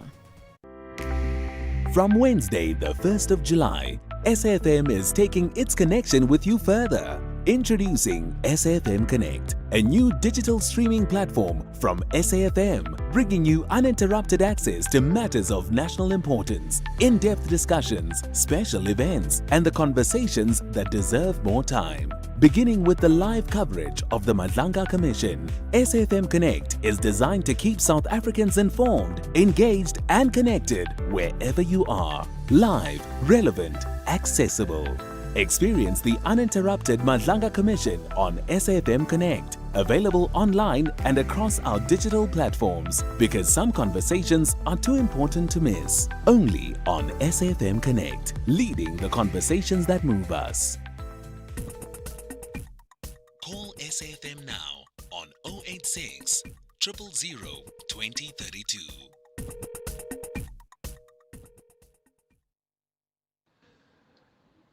Yeah, Bridget, you see, your question is relevant to the status quo. But now, such questions an employer or small business employer wouldn't want even to dream about asking himself or herself about whether the person he is hiring is well documented or not. They wouldn't. Even the president himself, you remember, he hired the foreign nationals from Namibia and they were undocumented, we understand. Thanks to William Kuma. William, this is why we asked the question. When was the last time any of us who hire folks, especially informally in what we call, the lower scale jobs, when was the last time you asked your gardener for a permit and myself and my team were talking about this as well. And we were like, okay, for the most part, we all have South African helpers and nannies. My nanny's from KZN, fully Zulu from the rurals, but my gardener is from Malawi. And I don't recall a time, and this is just me being honest, I don't recall a time where I've ever asked Simon, are you documented? I went on the complex group and asked who's got a really good gardener that I could employ, and recommendations came from 2-3 homes, and I hired that person. And he's been with me for years doing the garden, myself and other folks. So these are the things when we talk about a broken system, we also have to be honest to say that we are part and parcel of that system. And we can't, at convenience, shift the ball when we ourselves also play our own. We have a small responsibility in our own part to ask the hard questions, because we know domestic work remains a critical source of income for South Africans and non-South Africans. And folks who are in the country, work in the country, some are undocumented and some are documented. There's a large number of Zimbabwean workers who are in the country and Lesotho workers who are in the country on the exemption permits, legally entitled to work, legally entitled to be gainfully employed. And the other end of the spectrum also is that many migrants accept the difficult, exploitative work conditions because they've moved in search of better opportunities for themselves and their families. And so they come here literally hand to mouth and try and make a living, right? So this conversation we just wanted to have between you and I in the midst of all of this. And of course, Michael Bagraim is joining us now, Labour lawyer and member of Parliament in the Portfolio Committee and on Employment and Labour.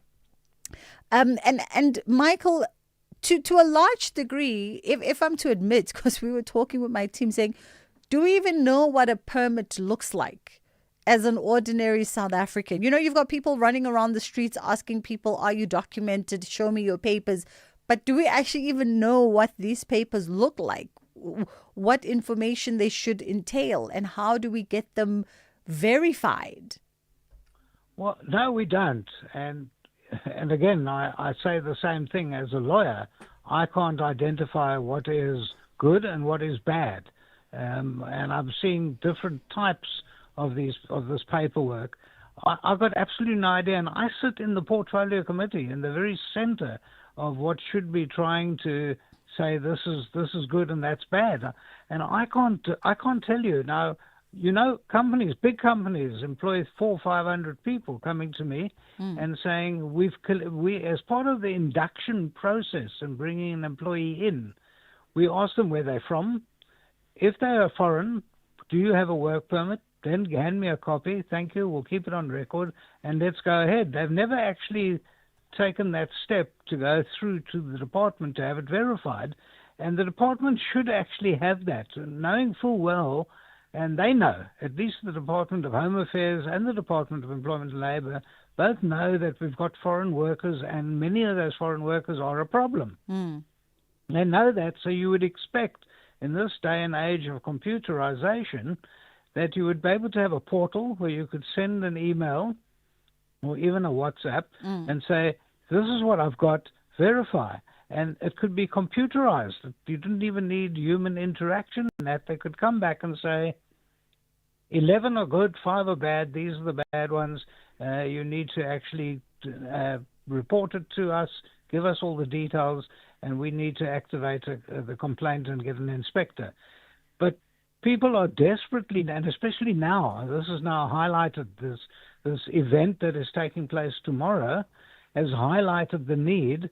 And the department, I got hold of them on Friday, and they said, sorry, we don't have a portal, nothing's active, you'll have to come in. Now, I can imagine an employer, the managing director of 300 people, you have to come in with the permit and we'll check it there, stand in the queue for 4 or 5 hours, and we'll then check. Obviously, they're not going to do that.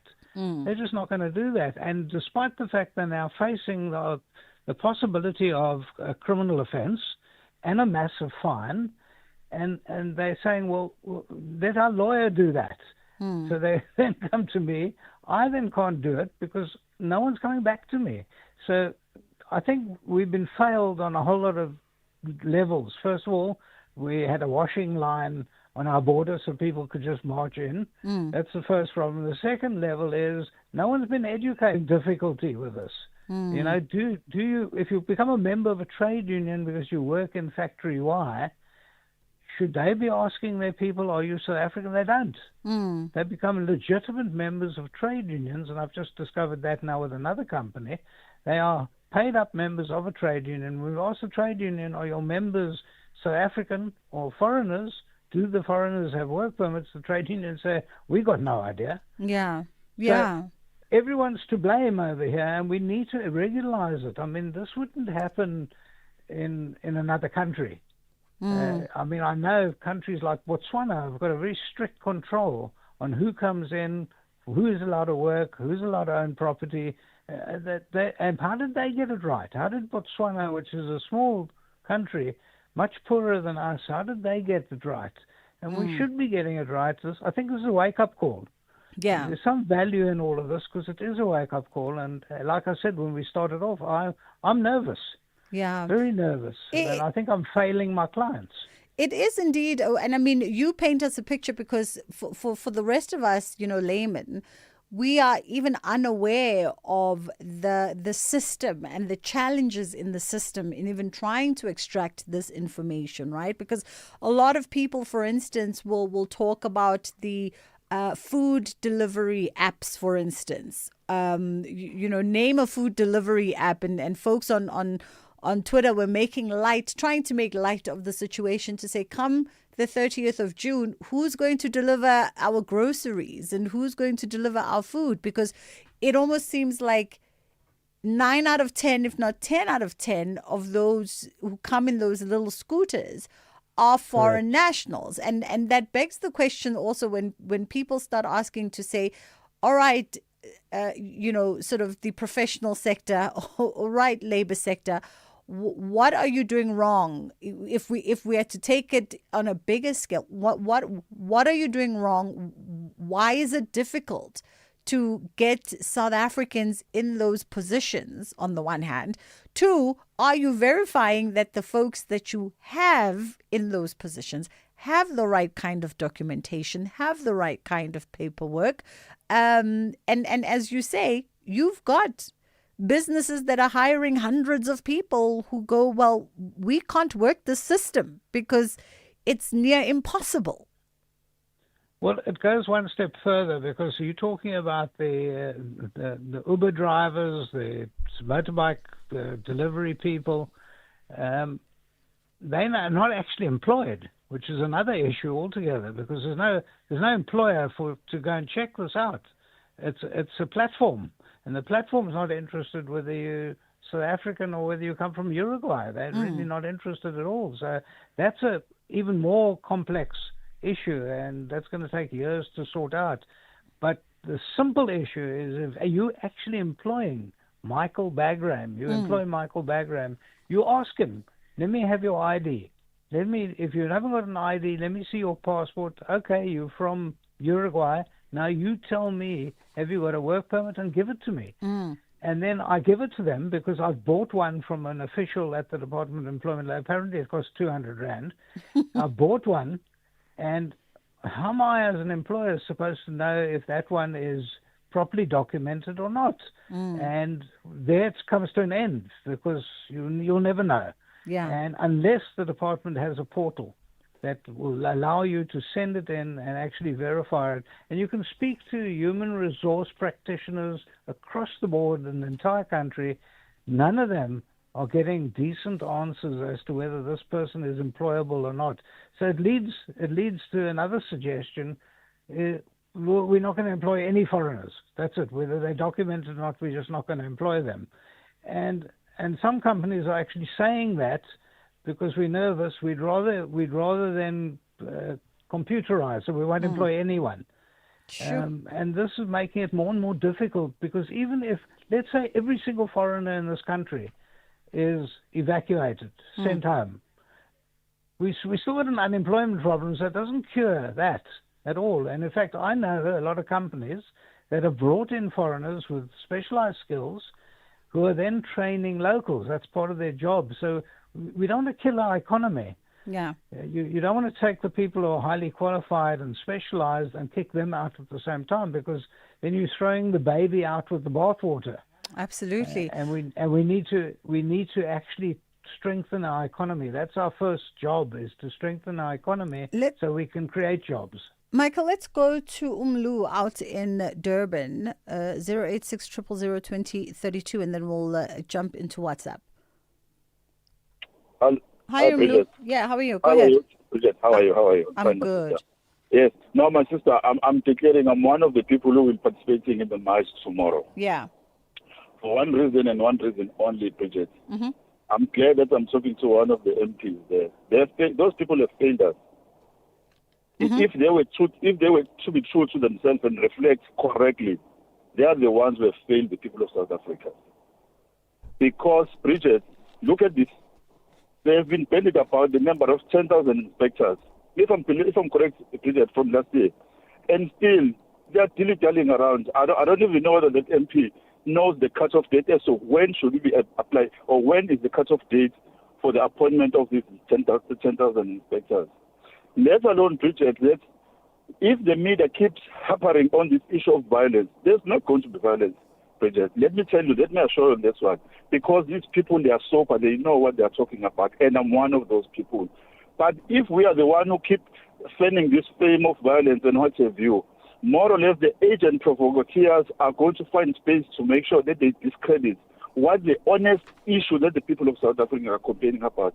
The government had all the rules. They have failed. They need to accept that we have failed the people. That's why the people are up in arms fighting over this thing. But if they are afraid of the people, because they know that they are no longer popular, then they inject 600 million rand for what? To fight against the people who are raising honest and objective issues, because they know that they have lots of skeletons in their cupboard around this particular issue. So the MP must be able to give guidance, even if it doesn't have to say this is a timeline for the employment of this inspector. Let's not be playing around and talk about violence, something that is not there. Okay, Mlu, thank you so much for the call. Thanks, Mlu. I don't think Michael ever made mention of violence or proposed violence in the conversation. We literally just been harping on the systems at Home Affairs and in the Labour Department, and how they have not enabled citizens to be able to do their part in terms of the checks and balances. Let's go to WhatsApp quickly. Afternoon. Thank you very much on this program for the day. In regards to Home Affairs issue, verification process of Home Affairs, that verification center, it's dysfunctional. It is not working. Just imagine if you want to go to write your learners there at the traffic department, they will say, no, we have to first verify if your document is all right. They will email Home Affairs. Home Affairs, it will take 2 months, 4 months to respond. The authenticity of that document, just imagine. Yeah. All right. Let's some final thoughts, perhaps, Michael, from your end as we wrap up the conversation. Thank you. Yes, I do agree, actually, believe it or not, with the first caller. In that, you might recall, during the State of the Nation address, the President said we are going to employ 10,000 more inspectors. Well, let me tell you, he offered that 2 years ago as well. We never got them. We haven't got them now. We haven't trained them, and we don't have a budget for them. So it's terrible to tell the people that we're going to promise you 10,000 more inspectors. We do need more inspectors, and on top of it, we need those inspectors to be trained. We need them to have tools of trade, computers, transport. We've got no money for it. And so we haven't got any 10,000. We haven't got them at all. So I've got to agree with that caller. Somehow the blame has to fall to a large degree on government. Yeah. Michael, we appreciate the time with you as always. That was Michael Bagram, Labour lawyer and Member of Parliament in the Portfolio Committee of Employment and Labour. And of course, our WhatsApps remain open for you to share your perspective. 061-410-4107. Let's take a quick pause and then we'll come back on the other side and get into a conversation around the barriers and opportunities for young people, especially when we're talking around sustainable financial investment. Who says talking never solves anything? SAFM, leading the conversations that move us. 50 years later, Youth Month, The Voices. In 1976, we, the class of 76, threw stones against apartheid, and we saw it falling into pieces. Now, fellow South Africans, I'm particularly referring to you young people. There is no more time to be throwing stones. It is time now to be gathering stones so that we can build a South Africa that we want, and the South Africa that will be owned by you as young people. Time to be gathering stones, South Africa. Different generations, different experiences. One South Africa. 50 years later. Only on SAFM. Leading the conversations that move us. Bridget Masinga. Weekdays on The Full Circle. All right, let's catch up with Sthandwa Nongauza now, who is with SAtrix, the SAtrix brand operations manager. And we're looking at what are the barriers and opportunities in young people being sustainable financial investors. We're concluding Youth Month and we're preparing for National Savings Month in July. And Digify Africa and SAtrix have released key insights from the Youth Investment in Building Sustainable Income Pathways roundtable that was held earlier this month. How are you doing this afternoon, Sthandwa? Good afternoon, Bridget. I'm well. I hope you are, as well as the production team. We are fabulous. Okay, let's talk about the Youth Investment in Building the Youth Investment and Building Sustainable Income Pathways Roundtable. Firstly, give us some context and background around this initiative and its objective. So, what the objective really is to improve financial literacy amongst the youth, and really to build that confidence amongst the underrepresented and youth of South Africa. So really that is really the basis of the context, and we do this in multiple ways, but we felt like the roundtable, having names and faces to names and a sort of open, engaging conversation would help with achieving that. And in terms of the insights, what were the findings on what the youth investment barriers are? So, the main findings, I would say, was that, look, I'll be frank with you, the economy hasn't really been conducive to youth investing. The discourse amongst financial professionals and, the headlines is typically that South Africans in general spend irresponsibly. But if you look at, things like the SA Reserve Bank's quarterly bulletin for March 2026, you'll find that household spending between 2015 and 2024 has only increased on necessities like health, food, transport, housing, and recreational spending has, as a portion of total spending, has decreased. And so, something that my SAtrix colleague mentioned in the roundtable, which you can find on YouTube, was that FNB shared some research that more than half of South Africa's middle income base spends their entire salary within 5 days of receiving it. So really, the economy, plays a hand in that. And if you pair that with our high youth unemployment rate, then you can imagine how difficult it actually becomes to invest, and that it's unfair to just name, irresponsible spending amongst the youth.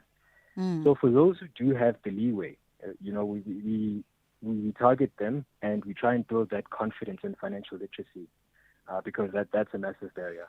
Because right now it's easier than it has ever been to actually start investing. It's the understanding and maintaining this habit where it becomes trickier. Yeah. I mean, when you say right now it's easier than ever, the sort of the main barriers that have stopped South African youth before, are they still a factor, or is it just a case of maybe a turning tide or even an understanding of financial literacy and those kinds of initiatives bearing fruit and allowing people to penetrate investment opportunity? Yes, nice question. So I think it's a matter of all three coming together. So structurally, it is becoming easier. I mean, we have resources like digital platforms, fintech as well is developing in a way, online resources that are free and accessible. And, you'll find that the financial culture is actually changing to be more accessible and relatable. So, that's one factor. That's a structural factor. And another factor is in the, I guess, the culture changing as well. A lot of financial companies and the industry as a whole is actually trying to meet the youth where they are. So everything is just coming together to improve access. You mentioned that financial literacy must move from theory into daily practice. So what are perhaps 2-3 habits that SAtrix would want young people, youth, to build on coming this National Savings Month? So for National Savings Month, I would say, the first one be start as early as possible. And that cuts across learning and doing, because nothing builds confidence like time does. As adults, we tend not to overthink the skills and abilities we learned in our youth. One day you're falling over trying to walk, and before you know it, you don't even think about it. So I'd say the first one is starting early. I'd say the second one is to build that habit of budgeting and saving, and that's where the practicality comes in, because budgeting helps you track income and spending, and more importantly, it helps you establish financial priorities. Because if we're being honest, if you can't manage 500 Rand now, the chances are that you will struggle to manage 50,000 Rand later. And this principle actually is why we love watching shows like I Blew It. So I'd say that's the second one. And the third one, I'd say, is to practice delayed gratification. Because the key to investing is all about achieving long-term success. So, I mean, of course, yes, we do have short-term needs and issues to address, but being able to put something aside, even if it's, however small it is, for later, is how you build that investment skill or muscle. And you don't have to practice this with finances only. So I'd say those are the three. Let's maybe also talk through the skills opportunity in learning to invest via platforms like WhatsApp. And I know you guys have a bot, Lisedi, that you've put out there.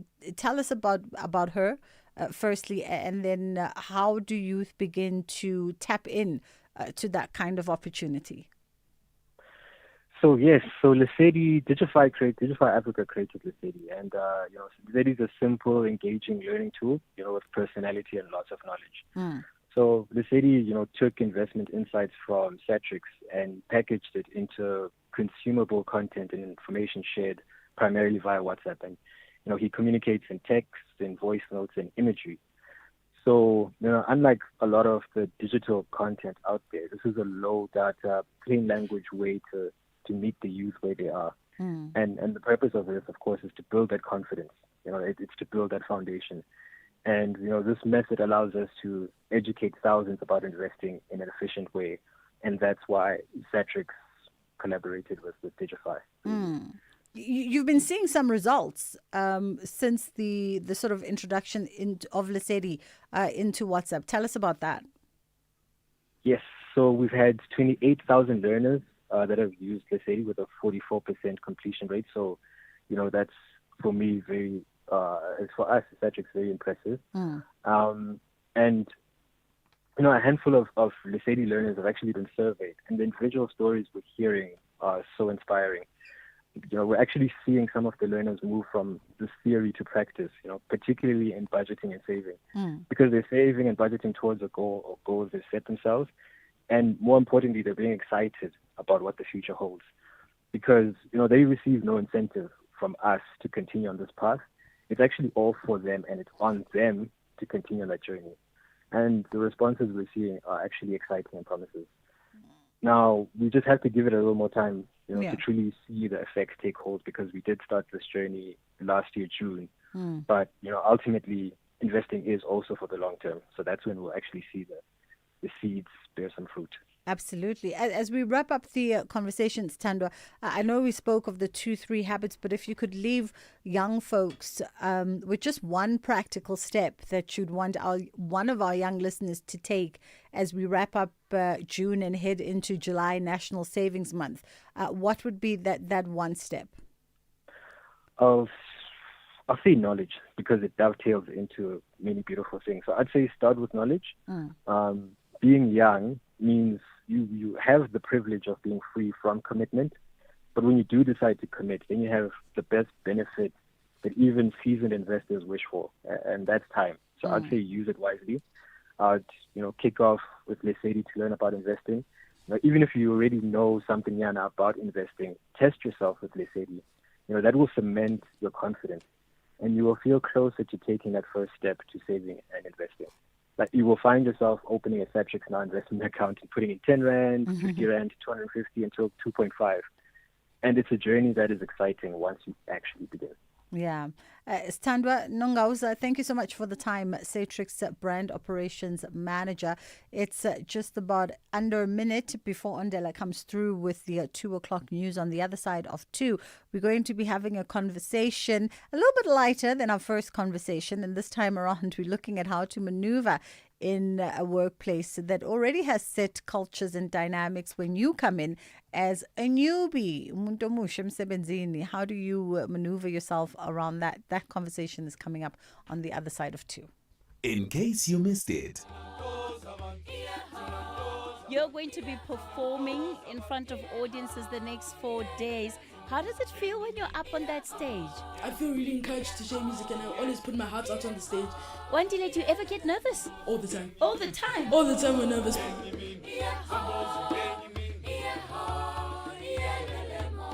Oh my God! Well, ladies and gentlemen, the Drakensberg Boys Choir. That was National Briefing this morning with Kathy Mutlatlana.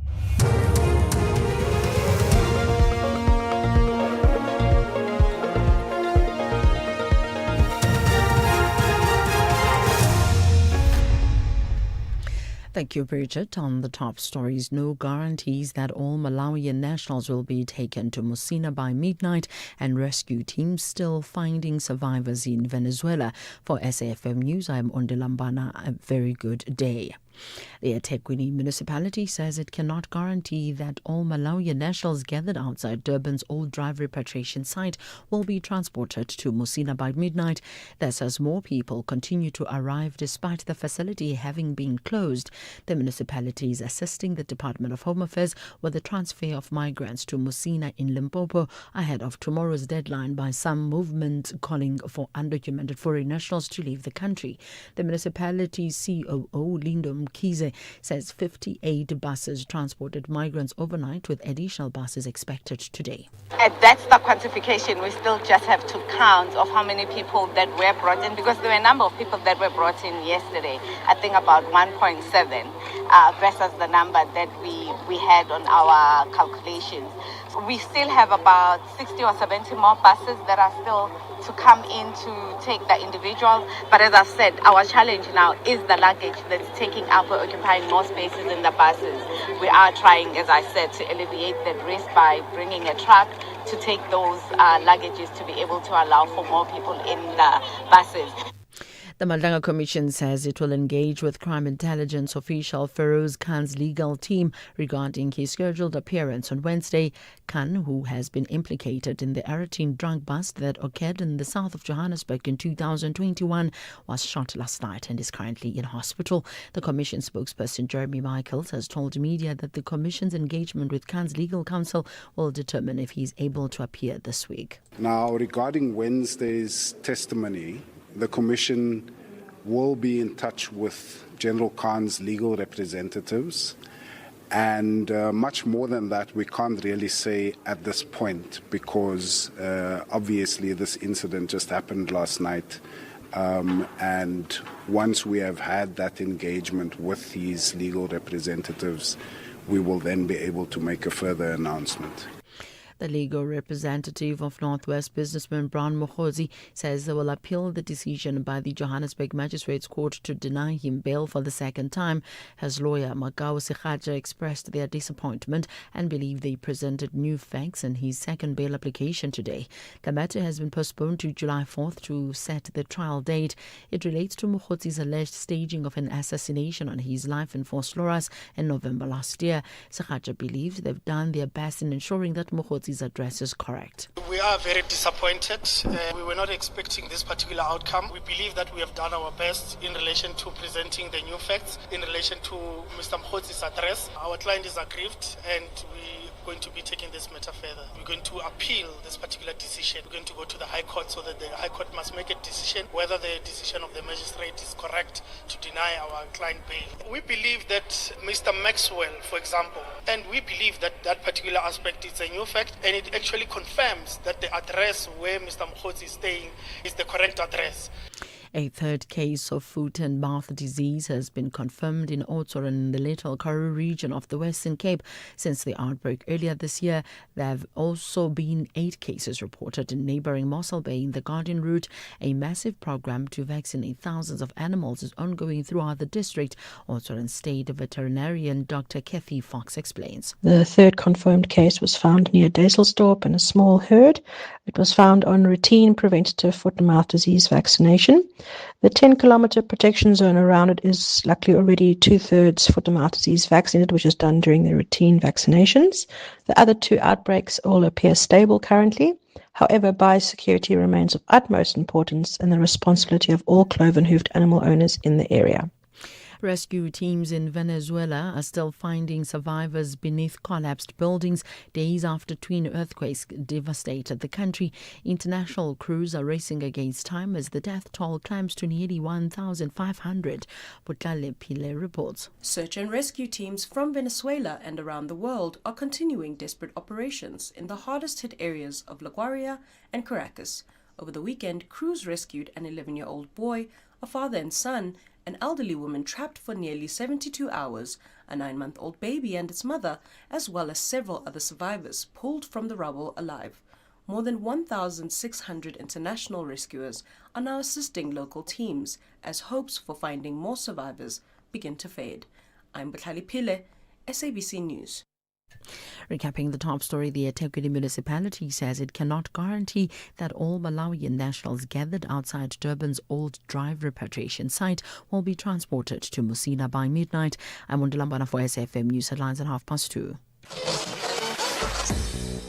SAFM 106.2 FM in Table Mountain.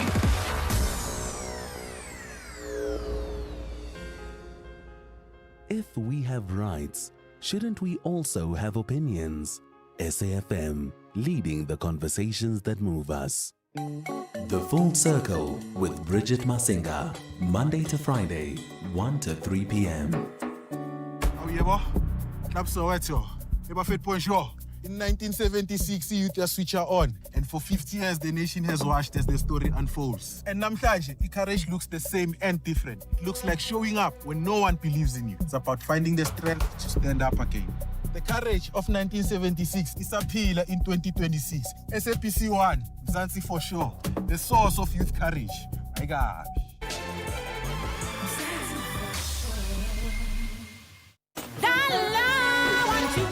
Mzansi. Get ready for your chance to win big. This Friday, you stand to win over 180 million rand in total estimated Powerball jackpots. That's over 180 million rand that could change your life instantly. Watch it live Friday at 9 p.m. Will you be SA's next multi-millionaire? Get your ticket now. The National Lottery. More plays, more chances, more millions. Players must be 18 years or older. Play responsibly. The National Lottery is officially operated by Sizakai. Bridget Masinga on SAFM.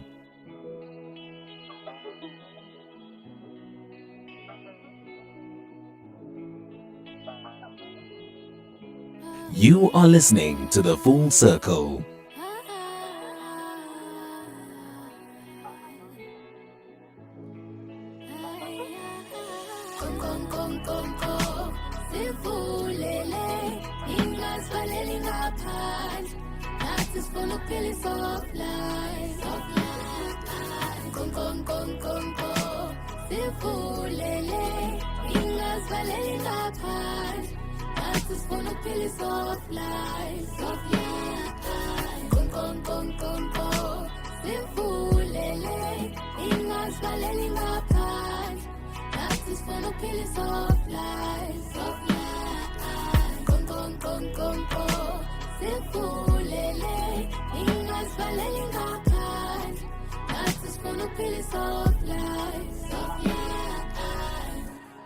Masihlale phansi sicobelelane ngolwazi esinalo silekelelane kumele impilo ibe njalo oh please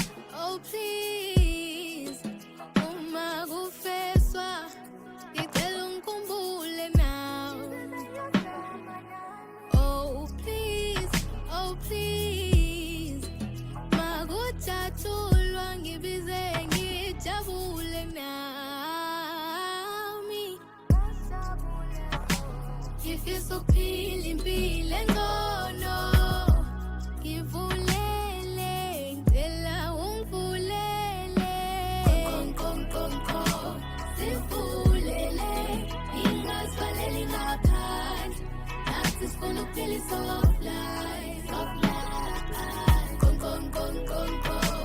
sivulele ingasivaleli ngaphandle nathi sifuna ukuphila i-soft life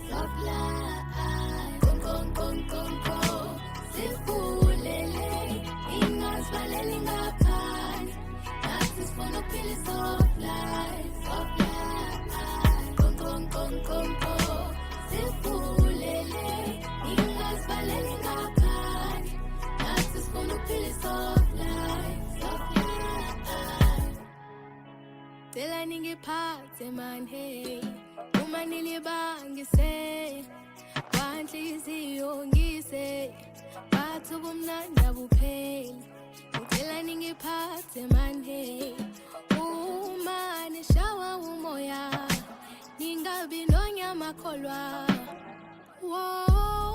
sawoza mngani sibonge impilo kulesi sikhathi sitshekethule njengamathole ungancishi nice life sawoza mngani sibonge impilo kulesi sikhathi sitshekethule njengamathole ungancishi nice life sivulele ingasivaleli ngaphandle nathi sifuna ukuphila i-soft life sivulele ingasivaleli ngaphandle nathi sifuna ukuphila i-soft life sivulele ingasivaleli ngaphandle nathi sifuna ukuphila i-soft life sivulele ingasivaleli ngaphandle. This is my song. This is my song. Every time it comes on the show, I'm reminded that I need to play the lotto because there will be signs when I win that 180 million rands lotto jackpot. There will be signs. And the sign will be that for 2 hours straight, I'm just going to play the song and have no talking whatsoever. And you're going to go, what's going on? Is there a glitch in the matrix? And those who listen to us will know. They'll be like, hey, shy jackpot to Bridget today. Soft Life is the name of that particular song. Right now, we're going to have a conversation with Dr. Sharon Munyaka, who is an industrial and organizational psychologist in independent practice.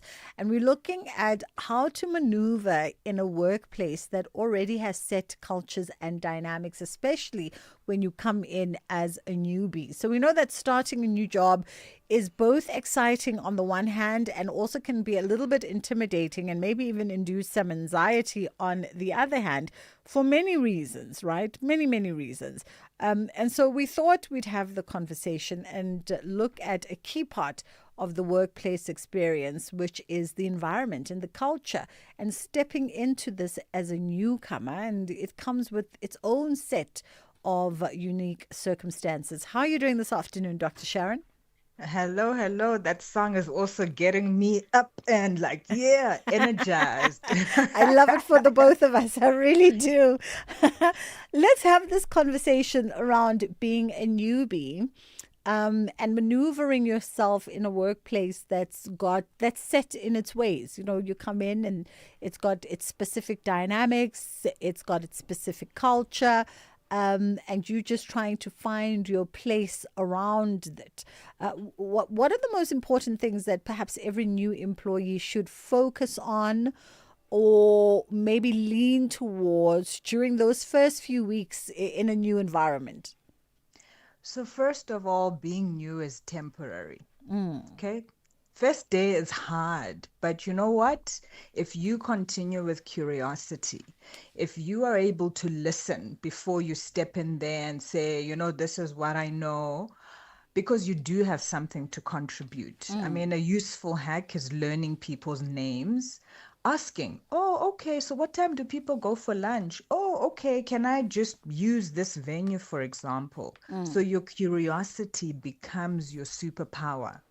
And in terms of also just the job, clarify with your line manager, like what are the expectations? So in the first month that I'm in the job, what are the expectations around success? What would success look like?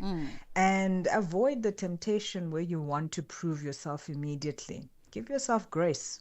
Being new is temporary. It's interesting when you say avoid the temptation that you want to prove yourself immediately. Because I think a lot of people associate that with making that first positive impression, right? Yeah. But you know what? Credibility gets built. You don't have to announce it. It's like people who say, you know, I'm such a kind person. Ma'am, can we see your kindness? Don't tell me. Don't announce. So your credibility, the time will come. People will see you know your stuff. So just give yourself time to settle in and show what you can do without necessarily putting on a big billboard how amazing you are. Yeah. Does this also somewhat speak to perhaps coming across as being overly eager, trying too hard to whether fit in or people please certain individuals? Because all of that, I guess, those you find there are looking at you with a microscope lens and analyzing everything that you do and deciding on those initial actions in those initial weeks, whether or not they're going to induct you as part of the social culture, whether or not they're going to be your ally, they're going to be your friendlies, or they're going to outcast you. Well, I know it's almost like all those decisions, it's like being in a school ground. All those decisions get made within the first couple of weeks. Exactly. So I like that you bring in the school ground example because there's only one of you and authenticity beats imitation. So remember that the organization hired you for who you are. So you don't want to just get soaked in or sucked into who they are. So by really, just being truly you, be warm. Don't try too hard. You're overly, enthusiastic, but that's actually not your true persona. So people will actually appreciate your consistency. Like, oh, okay. their questions are actually quite thoughtful versus you wanting to have quick opinions or acting too eager and saying, oh, yes, I can definitely do that. Rather be consistent, small commitments that people can actually see and they can build the trust because they don't know you.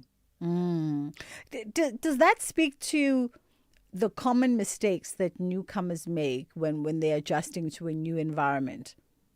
Oh, absolutely. Some of us, when we're nervous, we just keep talking. Like, ma'am, slow down, slow down. Too many words.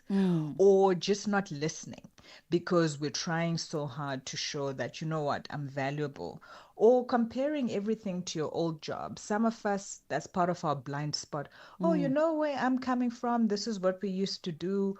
Or criticizing. So rather just like take your time to read the room and also jumping to conclusions. So you don't know the people. Don't be too quick to overread what people are doing. Sometimes people are quiet. Sometimes people don't want to bring you into the fold. Don't take it personally. You're the new kid on the block. Relax. Your time is coming.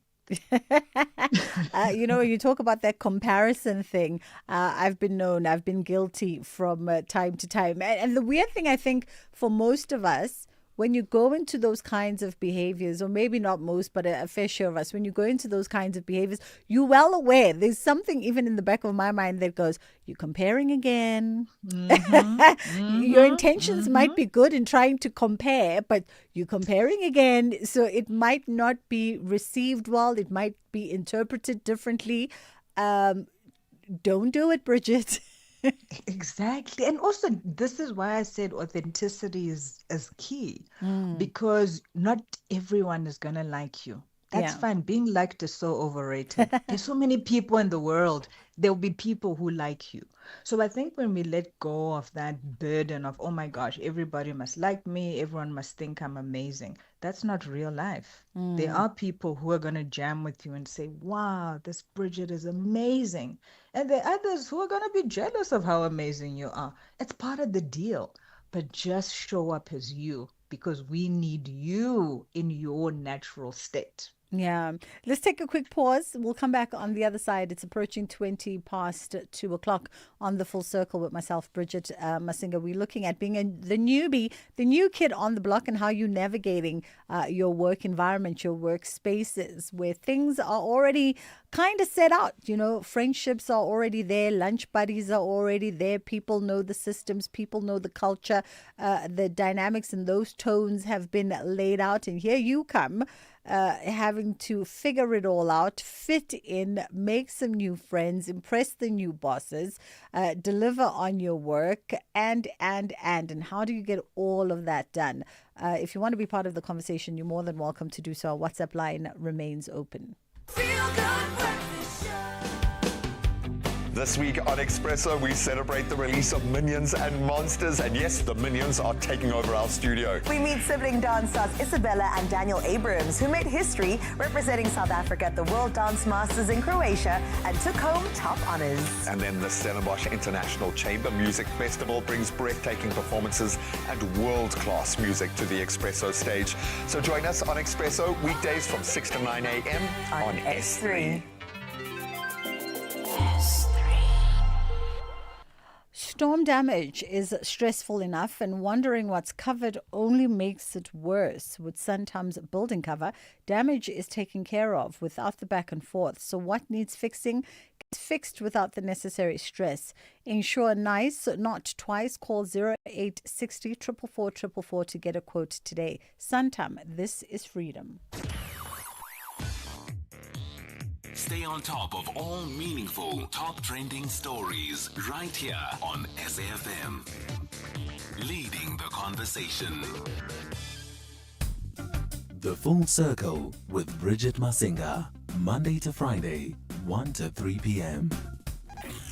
We're in conversation with Dr. Sharon Munyaka, who is an industrial and organizational psychologist in independent practice. And we're looking at being a newbie in the workplace and figuring out yourself and your placing within those respective dynamics. And I know that you keep saying, Dr. Sharon, that we must just breathe, take it easy, settle in, lead with our authentic self. And then the question becomes, how then do we build these strong professional relationships with colleagues and managers from the start? Or our expectations are way too high that you think you can build these relationships within a matter of days and a matter of weeks? So, when you get to a place, let's say it's an event or a family gathering, and you don't know a lot of people, you find like, where's there a need? So I'm going to pick up the dishes and take them to the sink, right? So offer help where you can. Those are some of the things that help to build the bundles that help to build. It happens to me. Reciprocity that help to bring that belonging. But also it's just your genuine interest in saying, I want to be part of this team. Because being new in a place, a lot of the time you've wanted this job, you've been waiting for this opportunity. So when you get there, try and notice what's good, because energy follows attention. So if I'm focusing on everything that's wrong, it also messes up with how I show up. So where can I help? Where can I genuinely ask, oh, how do I do this? Show me where I can get whatever. And can one ask questions and seek guidance without feeling a sense of maybe being burdensome on your fellow colleagues? Yeah, so it takes practice. You're not going to get it right the first time, right? So it's also around noticing, like, is this a good time? So if you can see people are like running around, why are you asking questions when people are under pressure? Yeah. And something that I found helpful is keeping a personal learning log. So first day you get there, you get this induction, but half the time people don't even remember what goes on in the induction. So you might say, oh, I actually need to know how the printer works. I need to know when I'm supposed to submit stuff. So try and build in small questions and say, okay, I've tried this, but I'm still stuck. I don't know how to get to the third floor. Is there a code I need to be getting into? So also, like, manage yourself. Even if people don't give you the answer that you're looking for, remind yourself, being new is temporary. I'm going to get it right. There will be someone who will show me, and there will be someone who will be part of my team. So, yeah, just relax. Yeah. And it's interesting when we're having these conversations about being new, because I also feel like maybe some of the source of the anxiety is also the leadership within the organization, right? Because you have leaders who will make the newbie feel, and they use different tactics and different strategies to sort of have the buy-in from the existing team into the newbie that's coming in. So when the newbie comes in, there's already the sense of reception for the newbie, because it's been created internally where people are looking forward to seeing, okay, who's Sharon and what does she, how's she going to fit in? And then there are leaders who literally will make a hire, and then it's a fend for yourself. They won't even walk you around the building to introduce you to specific folks and sort of hand you over to somebody and be like, okay, you look after Sharon for the day. You just kind of like, oh, okay, I've swiped go, I'm inside. Now what? I know, because this is the thing with induction, right? It tells you the rules, but the relationship is the real deal. It tells you how stuff is done, because culture is how we do things around here, right? So it's noticing that, like, oh, okay, so I see everyone when they get to reception, they're like, hey, how's Mary? Hey, here's a Kit Kat. Okay, let me notice this behavior. I mustn't just jump on it. But actually, this is the MVP of this organization. If I'm not friends with them, I'm not getting into that calendar. I'm not getting this kind of information. So the relationships, and part of it, like I said in the beginning, is the curiosity. The curiosity of, oh, what else? But you know what hinders curiosity is the voice of judgment that says, oh, you're going to appear dumb. You're going to appear stupid. Oh, you're not ready. But come on, man. You're new.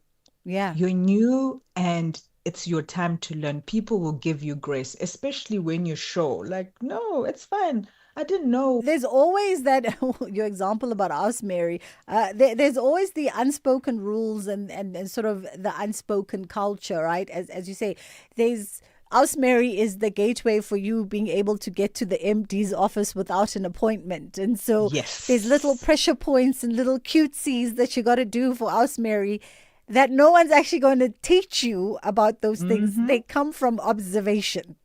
Yes, definitely. Observation is key. And you are going to feel anxious. So, you always look for the friendliest person in the room. Yeah. So there's someone who's going to smile at you shyly. It's like, oh, okay, hi, I'm Sharon. I just started in this department. Yeah. And I've been here 10 years. Oh, wow. So what advice would you give to someone who's new? Yeah. That's like normal human relationships. And I know people are socially awkward.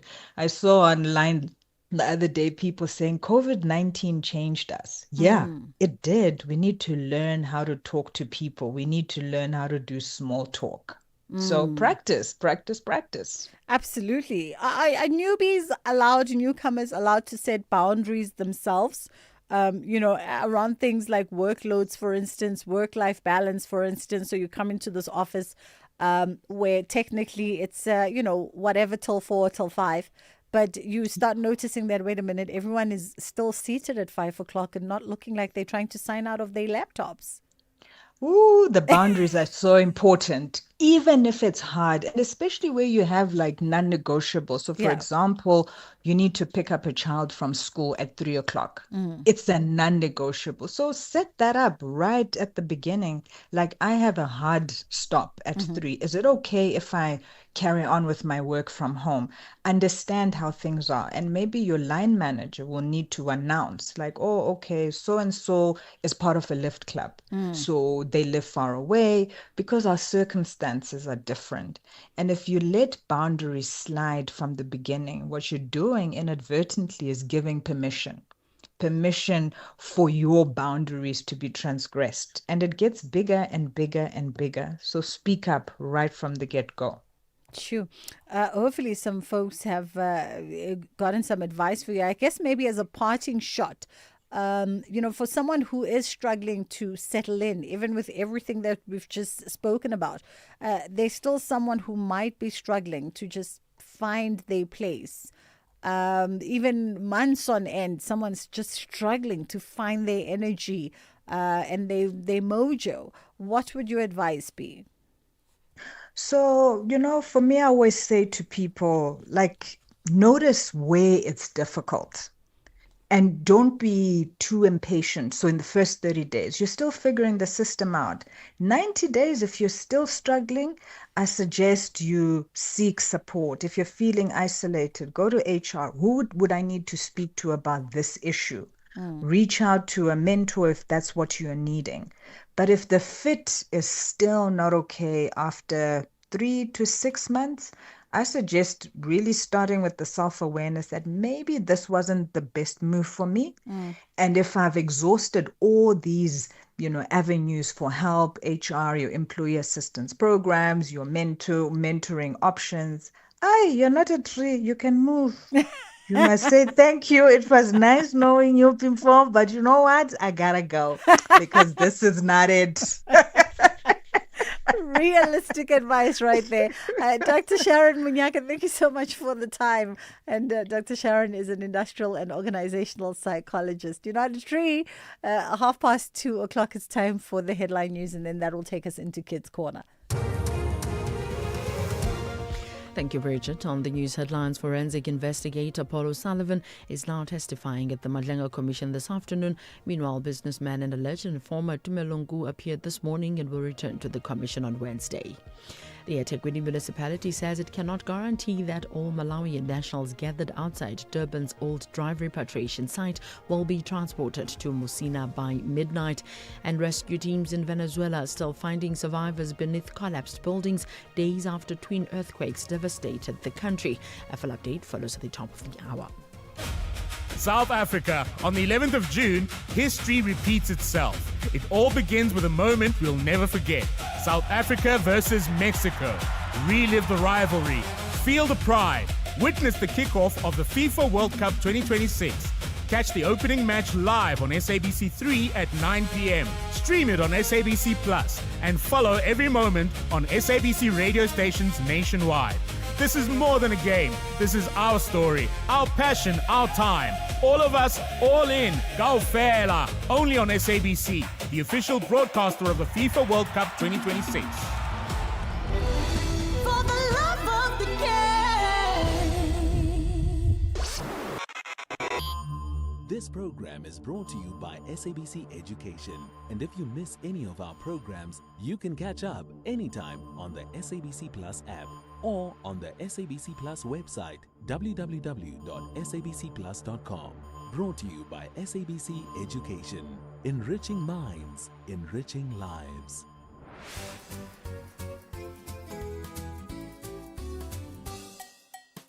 Hello, friends, and happy Monday. It's time for Kids Corner. Today, we're talking about sleepovers and being a good guest. Do your parents or guardians allow you to go to sleepovers? Have you ever been to a sleepover? What do you like most about sleepovers?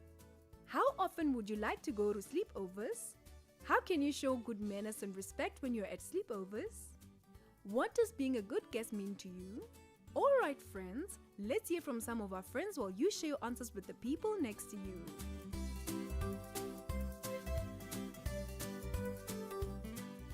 My name is Dudueta Ngu.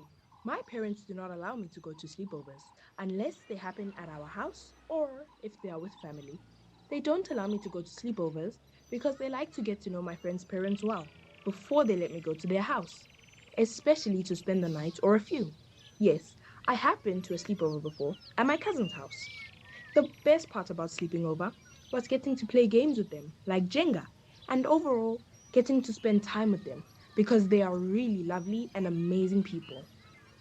What I like most about sleepovers is that you get to spend time with either your family members or friends, and you get to go out with them instead of being bored.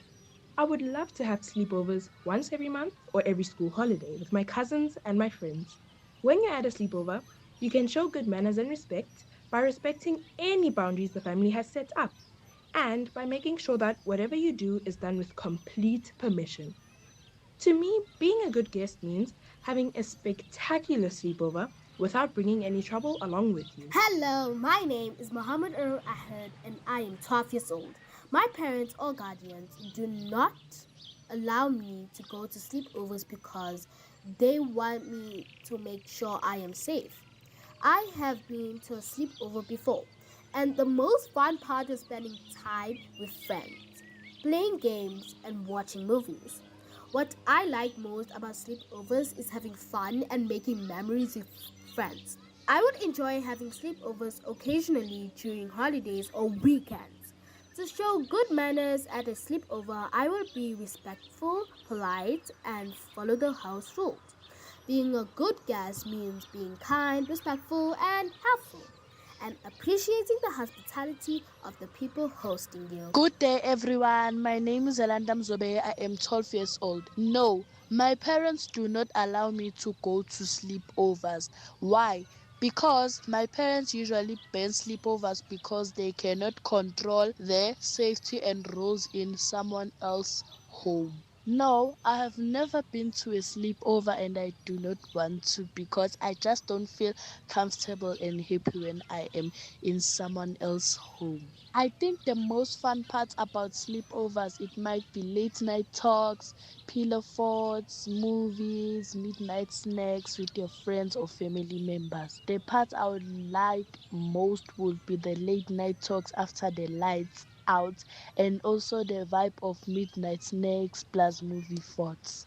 How can you show good manners and respect when you are at a sleepover? By asking and following house rules, be tidy, be kind to everyone, watch your noise level, respect staff and space, communicate with the host, help out without being asked, phone time, bedtime boundaries. What does being a good guest mean to me? I think it means making the host feel like having you over was easy and fun, not extra work, and means respect first, bring good energy, leave them better than you found it. Thank you, everyone. Good day. My name is Monet Angel Negabera, and I live in Limpopo. My parents do allow sleepovers sometimes, and the reason why they do allow sometimes is because their approval depends on trust and safety, and they're most likely to say yes if they know the friend's family personally, if they've met the parents before, and if they feel confident that the home environment is safe and supervised. On the other hand, they might say no if they don't know the hosts well, if there won't be an adult present, if there are concerns about late nights, and if the friend group has had issues in the past. Yes, I have ever been to a sleepover, and the most fun part is where we stay up later than usual, having late night talks about everything from school drama to future plans, watch movies under a blanket fort, playing board games, and even simple things like making popcorn together. Those all feel exciting at night with friends. What people like most about sleepovers is that they give you uninterrupted focus time with friends.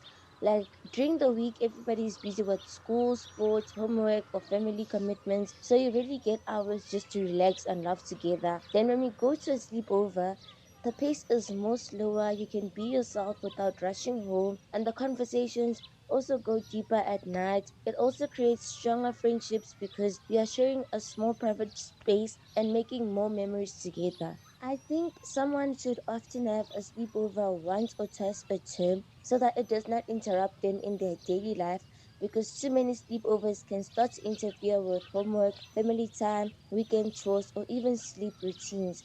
So keeping it occasional makes it feel more exciting. How one person can show good manners and respect at a sleepover is that you must always ask before you take something, like food from the fridge, borrowing clothes, using someone's charger, or even connecting to the Wi-Fi. You must respect the house rules that are expected from you.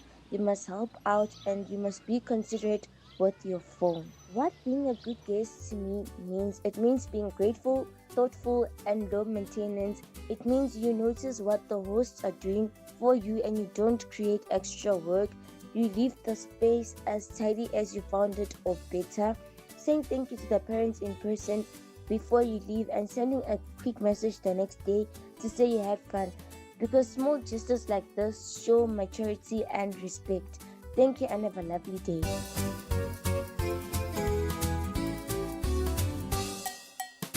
Thank you, friends. It's always great to hear from you. And to our friends listening, I hope you shared your answers with the people next to you. Sleepovers can be a lot of fun because they give us a chance to spend time with our friends, play games, watch movies, share stories, and make special memories together. However, every family has different rules about sleepovers. Some parents allow them, while others may prefer their children stay at home. Our parents and guardians make these decisions because it's their main job to keep us safe and comfortable. If you're allowed to attend a sleepover, it is important to remember that you're a guest in someone else's home. Being a good guest means being polite, respectful, and following the rules of the household. Just because a friend does things differently at home does not mean we should forget the manners we use in our own homes. One of the best things about sleepovers is spending extra time with friends. You can laugh together, play games, enjoy snacks, tell stories, and get to know each other better. These experiences can help strengthen friendships and teach us important social skills such as sharing, cooperation, and respect. Good manners are very important at sleepovers. As children, we should remember to say please and thank you, clean up after ourselves, be respectful of other people's belongings, and listen to the adults in the house. We should also be considerate of other people by not making too much noise late at night and by respecting everyone's personal space. A good guest is someone who is grateful, respectful, and responsible. This means following the rules, helping when asked, showing appreciation, and treating the host home with care. People are more likely to invite us back when we show good manners and respect. It is also important to remember that if we ever feel uncomfortable, worried, or homesick during a sleepover, we should speak to a trusted adult or contact our parents or guardians. There is nothing wrong with asking for help when we need it. Friends, sleepovers can be wonderful experiences if they are done safely and respectfully. By showing kindness, using good manners, respecting house rules, and being considerate of others, we can make sure everyone has a fun and enjoyable time. After all, being a good guest is not just about having fun, it's about making others feel respected and appreciated too. That's it for today, friends. See you next time.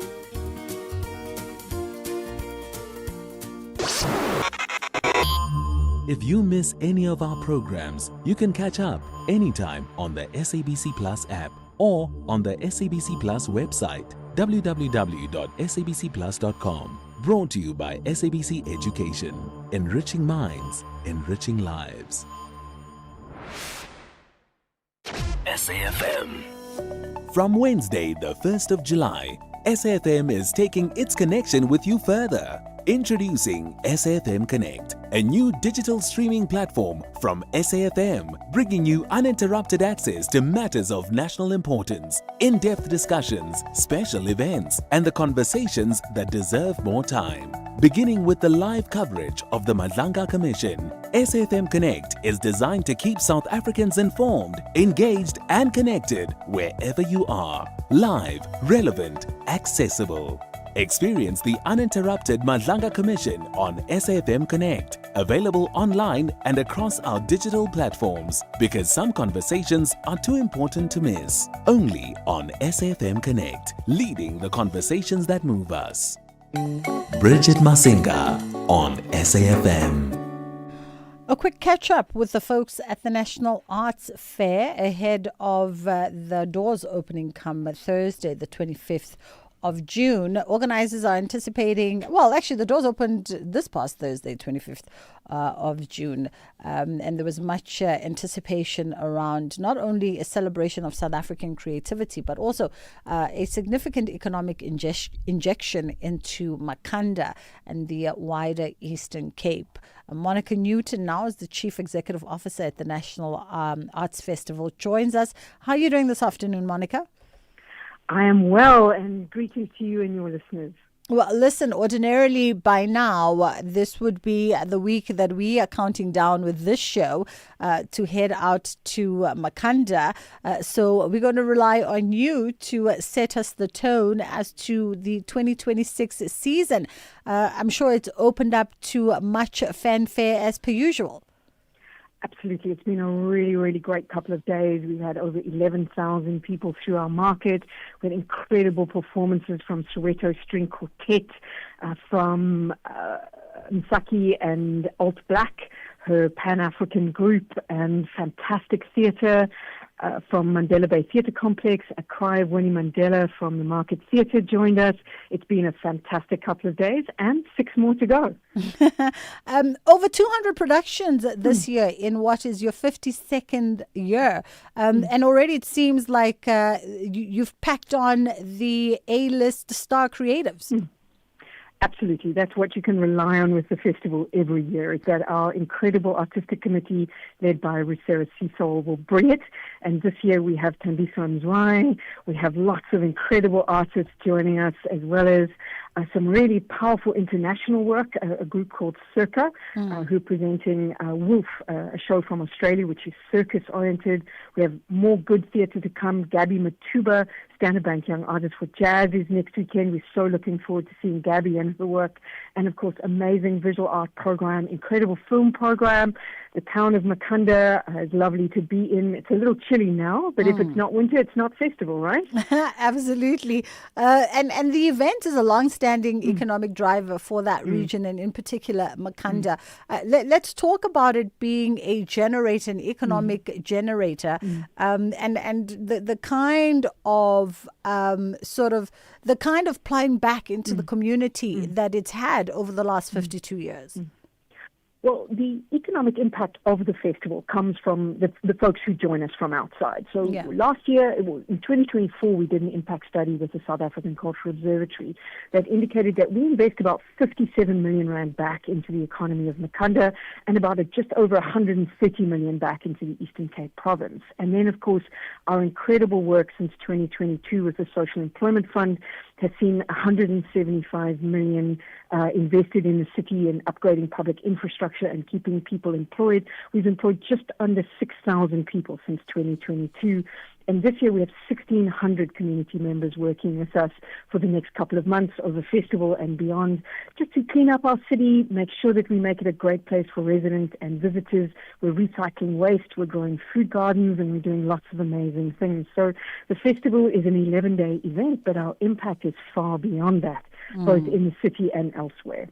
Absolutely. And what say the community also around the significance of the festival and, and what it does and what it leaves behind for them?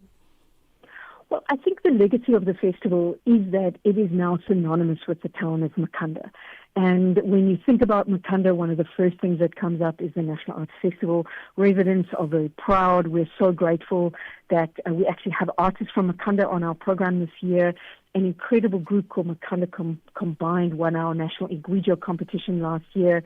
They recorded a track with The Soil in Joburg a couple of months ago, and now they're on the Fringe in their debut show, and they're doing really well. They won an Ovation Award the other day. We're so pleased for them.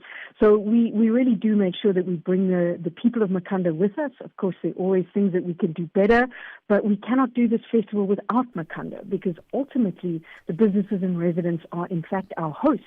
And they are the most important part of this equation. Absolutely. And I know you gave us some highlights around some of the performances and artists that have already been there since the opening of doors on the 25th. But for folks that are only now making their way into the festival this week and this weekend for the final weekend, some top highlights perhaps that they can still catch? So we have the very big comedy show joining us again on the 2nd of July. Rob van Vuren, Alfred Adrian, after a very successful international tour. Kanisa Bunu, Stuart Taylor, Yassine Barnes, everybody on stage for a super fun one-night-only performance. We have Nomfundo Moore and Nontokoza Mkize joining us. Thandiso Mzwayi, as you know, and we're so excited to have Kids Love Jazz with us this year. They're on tour, and so they managed to pick up a couple of dates with us in the Eastern Cape. So we're really, really happy to have them. We have wonderful Australian circus called Wolf, which we're seeing for the first time as well. And then there's really, really great theatre work. Jason Jacobs, our Standard Bank Young Artist for Theatre, his work is coming up, and we're so excited to see his work for the first time as well. As you know, the Standard Bank Young Artists premiere their work at our festival, so they are the absolute stars of stars on our program. We've got some really, really great Eastern Cape-based productions. Bayilam, the musical, Mandela Bay Theatre Complex presents that for us. They had a very successful run with the show Public Servant, and now they bring us this musical. We're so excited to see. And A Childhood in Chalk, which is a Rhodes production, won an Ovation last year, which tells the story of a school protest in Fingo Village, is on our program again this year, and it's a fantastic show. I would encourage anybody to see it. Wonderful. Monica, it's been a pleasure. Thank you so much for the time, and may you have a super successful remainder of festival. That was Monica Newton, Chief Executive Officer at the National Arts Festival, and you can find them on www.nationalartsfestival.co.za. Have a look at that comprehensive schedule, as well as secure yourself tickets to the remaining productions and shows that are still going to be running until the 5th of July. It's 10 to 2 o'clock. We're going to hit a quick reset. We come back on the other side. We get into some of your WhatsApp from our earlier conversation. We were talking to Michael Bagram around just understanding, documentation and legalities around some of our employees. If you are somebody who happens to employ foreign nationals, whether it is domestically in your household or in your small, medium, large business, if it's things that you've ever considered, if you found it difficult to cross-check and cross-reference with Home Affairs and the Labour Department, as you heard Michael Bahrem, who's an attorney and a member of Parliament, oftentimes having to be tasked by private clients to cross-reference and cross-check documentation for some of their employees. And he says he finds it difficult navigating that system and finding the information that lets him further know whether things are legit or not legit. So we'll go to WhatsApp on 061-410-4107. If we have rights, shouldn't we also have opinions? SAFM, leading the conversations that move us. Call SAFM now on 086 000 2032. Bridget, hi, it's Nora here. Your guest is misunderstanding. We are not talking about those professional jobs where people, they absolutely do come in with documents. They come here legally. We are talking about the low-hanging fruits, jobs that can absorb South Africans. We're talking your maids, your garden boys, your waiters and waitresses, your farms, your 66, your security guards, your petrol stations. These are the places that are dominated by illegal foreign nationals, which South Africans can do. These are the jobs that we are talking about. Hi, Bridget. I think, the caller was correct. We are being failed by the government here. It's unlike the government is not capable of solving this problem. The government is more than capable. Because just look at how the government was able to manage the society during COVID and to put in place controls during COVID. In 1 month, the government was able to control and manage the whole situation. But then with regards to immigration, it's been years and years and years. It's not an issue of the incapacity of the state. The state is capable. It's just that they don't want to solve the problem. Good day to you and the listeners. Anonymous here. If you can call any labor inspector now and ask them if they know how work permit looks like, most of them, they'll tell you no, because the current labor inspector, they don't check the papers. Hi, good afternoon, Bridget. I'm speaking to Cedric here. Look, Bridget, there will not be violence because even me, I'm one of the people who are crying out. But the key thing is, if the minority, because the economy of this country is held by the minority, which is the whites, they are turning their backs on us South Africans, the unemployed, and reach out to exploit the foreigners. And even now, in the talk of violence, they're trying to defend so that they can keep on exploiting the foreigners.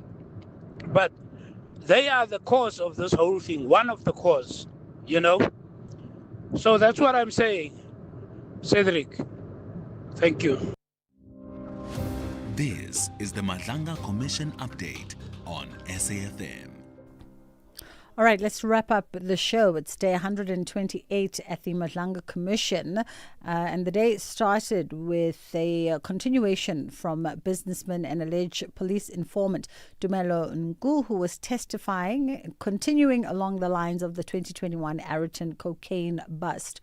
And of course, he was being questioned over inconsistencies today in his explanations for carrying large sums of cash during his arrest and other matters as well. And now, coming out of the lunch break, the commission is continuing with forensic investigator Paul O'Sullivan, who's taken the stand and has given evidence on his professional background thus far. Let's recap back. Chair, the question which I was asked was, have I always been known as Philip Plain like that? Or maybe I missed it. No. You said you are. Did he not say he is not Philip? I thought you said you are not Philip Plain. Now, what Ms. Sigels Ngube is seeking to establish is that you are in fact Philip Plain. And you have now been taken to this page, which uses the number referred to on Truecaller. And this person is trying to establish who Philip Plain is and takes this number and plonks it onto Truecaller. On Truecaller, it appears as Mr. Nku's number, which then takes us back to Philip Plain. So Mr. Nku is Philip Plain. Do you get the reasoning? Yes, Chair. However, But of course, I said earlier that it is from these chats, it is Alpha who had saved you as Philip Plain. Whether or not you ever called yourself Philip Plain is neither here nor there. On these chats, it is Alpha who had saved you as Philip Plain. Now the person who has prepared this presentation is trying to get to who Philip Plain is, and he takes this number and uses a Truecaller to establish who Philip Plain is, using the number. And he establishes that it is your number. It is Mr. Nku's number. Do you get it? And this has nothing to do with what you call yourself. Doesn't matter that you do not call yourself or ever call yourself Philip Plain. That doesn't matter. That's neither here nor there. Do you get the point now? May I check? Yes, please. Okay. I get the point partially, Chair. The reason why I say this is it's one thing to say that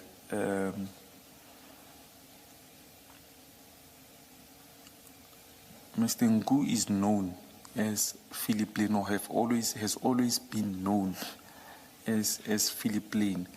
Let's leave that aside. What's your comment on the debate that I'm engaging you on now? What's your comment? Just on that. Let's leave aside the fact that, how this may have been introduced, which is that Mr. Nku has always been known as Philip. Let's forget about that.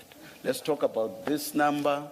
Let's talk about the fact that you appear, or rather, Philip Plain appears on these chats, and Alpha is responding to a person that he has saved as Philip Plain.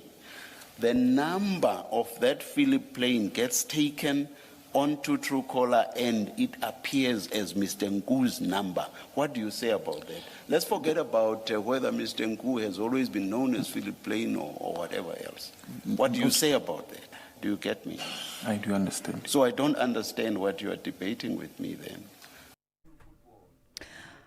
All right, and that's where we leave it for this afternoon. Ashraf is going to have your next update between 5 and 6 p.m. From myself and my team, thank you so much for being a part of our conversations today. We get to do it again tomorrow. Until then, inshallah, God willing, let's be safe, shall we, tomorrow? If you are taking to the streets, your safety is also paramount, as well as the safety of all other citizens and non-citizens. Feel free to express yourself and your views and your fears and your concerns, but keeping in mind that what we all hope for is a safe and secured protest. May everybody make it home without injury. An injury to one is an injury to all, from all sides. We'll see you tomorrow. In case you missed it, maybe some of the most practical solutions are already being developed by ordinary, remarkable South Africans. I've been thinking recently about like an avocado oil extraction business. When I consider the technology that is involved, because if you want to start up a big avocado oil business, you need some really sophisticated equipment. Most of it really has to do with us thinking our dreams are too big and we end up not implementing any. That was Quantum with Angela Ludig.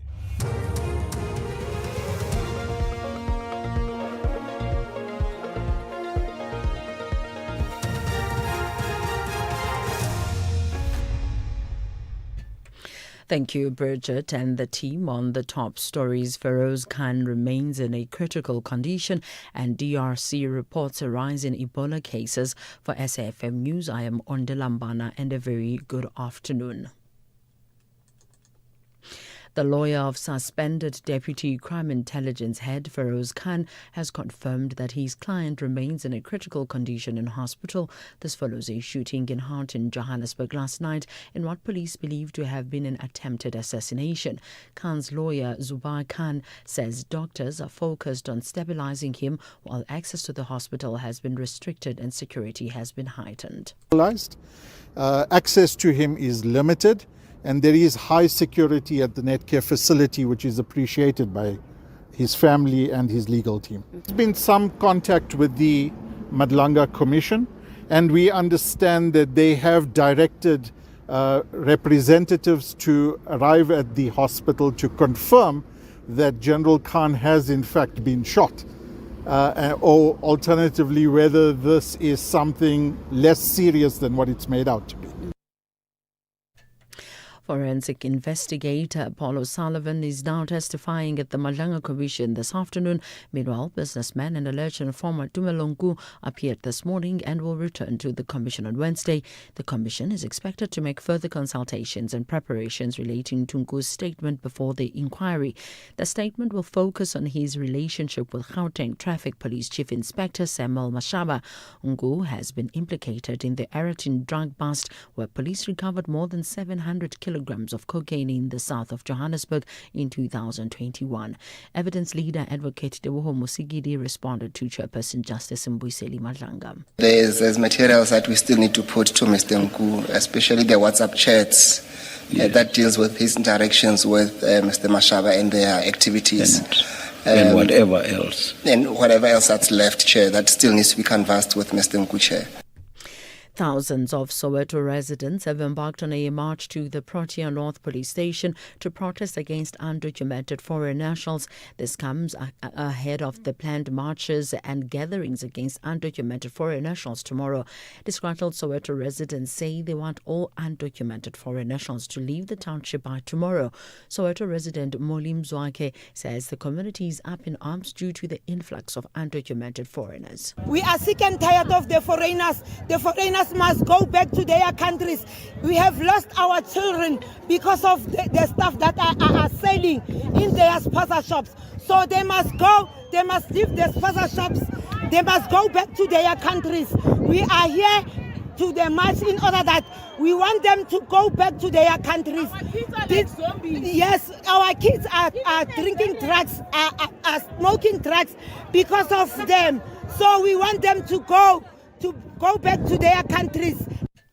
The eThekwini municipality says it cannot guarantee that all Malawian nationals gathered outside Durban's old drive repatriation site will be transported to Musina by midnight. This as more people continue to arrive despite the facility having been closed. The municipality is assisting the Department of Home Affairs with their transfer of migrants to Musina in Limpopo ahead of tomorrow's deadline, by some movements calling for undocumented foreign nationals to leave the country. The municipality's COO Lindo Mkhize says 58 buses transported migrants overnight, with additional buses expected today. That's the quantification. We still just have to count of how many people that were brought in, because there were a number of people that were brought in yesterday. I think about 1.7 versus the number that we had on our calculations. We still have about 60 or 70 more buses that are still to come in to take the individuals. But as I've said, our challenge now is the luggage that's taking up or occupying more spaces in the buses. We are trying, as I said, to alleviate that risk by bringing a truck to take those luggages to be able to allow for more people in the buses. The Democratic Republic of Congo has reported a sharp rise in Ebola cases, with the latest data showing 47 new infections and 12 deaths were recorded on Saturday. Since the outbreak was declared last month, more than 1,200 cases have been confirmed, including 360 deaths. The virus has now spread to 35 health zones. The BBC's Emery Makumeno reports. Ituri accounts for 90% of infections, but North Kivu shows the deadliest profile, with more than 1 in 2 patients dying. South Kivu has not reported new cases since late May. The authorities say high population mobility makes restrictions vital, though opposition in Kinshasa claims the ban is being used to stifle protests. With the officials reporting a funding gap of $20 million, The World Health Organization warns that without urgent resources, containment will erode, raising the risk of wider regional and international spread. Recapping the top story, the lawyer of a suspended Deputy Crime Intelligence head, Feroz Khan, has confirmed that his client remains in a critical condition in hospital. I'm on Lambana for SAfm News Headlines at 3:30. In sports this hour, Rassie calls up experienced Bok team for England game, brought to decide Bafana future in coming days, and cash incentives on offer for Team SA at Commonwealth Games. More details at 3:30. The National Pulse with Ashraf Garda on SAfm. You're listening to the National Pulse. Weekdays, 3 to 6 p.m. It's that sort of day, isn't it? We're all reflecting on many issues, one of them being the Madlanga Commission, Paul O'Sullivan testifying there. Then we have Bafana, and we reflecting on that and whether their exit overnight is a cause for celebration, overall success in the tournament, or did we actually let slip the greatest opportunity we've had to get into the last 16 of the World Cup? That's not all. Feroz Khan, significant member of the SAPS structures and set to testify at the Madlanga Commission this week, shot in Houghton last night. He's alive, but he's shot. And then, of course, June 30th being tomorrow, the conversation inevitably is about what's going to happen on that day and beyond, with the word foreign national being thrown into that conversation. And the other is who's going to work, who's not, which stores are open, which stores are not open, what about schooling, what about everything else. All of that mumbo jumbo all into one reflects the National Pulse, isn't it? What have I left out? Well, this is the National Pulse. My name's Ashraf Garda. Welcome to the show. You are oh so connected. You can engage further with me by calling in live 086 000 2032. WhatsApp, it's 0614 104 107. Text or voice note. 30 seconds, please, when you send that voice note. Tweet using that hashtag, the National Pulse, and tag SAfmRadio. You can do it and me on the X platform as well as on Facebook, and add your thoughts as well. Right, so in looking ahead to tomorrow, June 30th, let's get the perspective of government and their preparations for what is expected to be nationwide protests against foreign nationals, or against undocumented, or what is called illegal foreign nationals. Let's talk about that after this. If you think you cannot afford a lawyer, think again. Clientele Legal provides tough professional lawyers for an affordable monthly premium. Our range of plans include cover for you, your spouse, children, and extended family. Plans include cover for civil, criminal, and labor-related matters. Whether it's protection orders, gender-based violence, uncontested divorce, or poor service, your Clientele Legal lawyer will be there to assist you. Our services are convenient. Simply pick up the phone and call your lawyer, or send us an email and we'll get back to you. All plans include a bail benefit of up to 5,000 Rand, and we'll go to the police station and pay it for you. Plus, Clientele Legal offers you 24-hour telephonic legal advice. Join today. SMS SAFM to 32195. That's SAFM to 32195. Clientele General is an authorized FSP and licensed non-life insurer. T's and C's online. Standard rates apply. Oh, yeah, boy. I'm Soweto. Bonjour. This month is all about youth courage. Saisusa from then with 50 years of 1976. And vandaag Skimsam, we have the courage to become. Silete Kaya and stand with our community. Started with the thought. Now we have the courage to create and the courage to sound.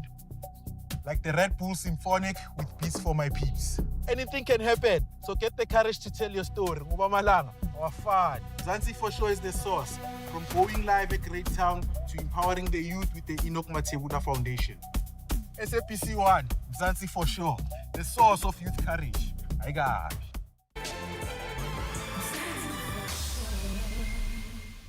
You're listening to the National Pulse on SAfm. Right, so welcome to the show. Let's start then with getting a government's perspective in terms of their state of readiness for tomorrow's expected nationwide protest. Government says it's prepared for the protest. Law enforcement agencies are on high alert, and as per the Minister of Justice and Constitutional Development, Mamaloko Kubai, speaking at a media briefing by the Inter-Ministerial Committee, tomorrow will be, well, according to her, a normal day for the country, despite calls by some anti-immigration groups for nationwide action. Let's get the perspective of William Baloyi, who is the Deputy Government Spokesperson. William, appreciate you engaging me on the National Pulse. Good afternoon, Ashraf, and good afternoon to the listeners, and thank you very much for having us, but also for creating this platform to deal with such important issues of the country. Well, important it certainly is. I mean, let's pick up firstly what the Minister of Justice said, that tomorrow will be a normal day for the country. I mean, surely that's an understatement. It can't be a normal day, can it? Now, Ashraf, I'm happy you're asking that, and that's where I have to come in firstly to indicate that one, South Africa is a sovereign state that manages its borders through fair, non-discriminatory enforcement and lawful processes to address illegal immigration. So that is telling, and it's key, because what has been given, which is wrong, Ashraf, is as if South Africa will be at war with its own citizens. That is not the case. And that impression that is created that there is an us and them between government and its citizens, it's incorrect. Hence, government has approved the marches at the different areas, be it local government, provincial. The marches have been approved. However, what government is saying, it says we don't want any violence, we don't want intimidation, we don't want lawlessness, including attacks on businesses or any other nationality. That's what we are saying. So government is not at war with its own citizens, never. So hence the call by the minister to say on Tuesday, it's a normal working day to those who are going to work, as we have done before.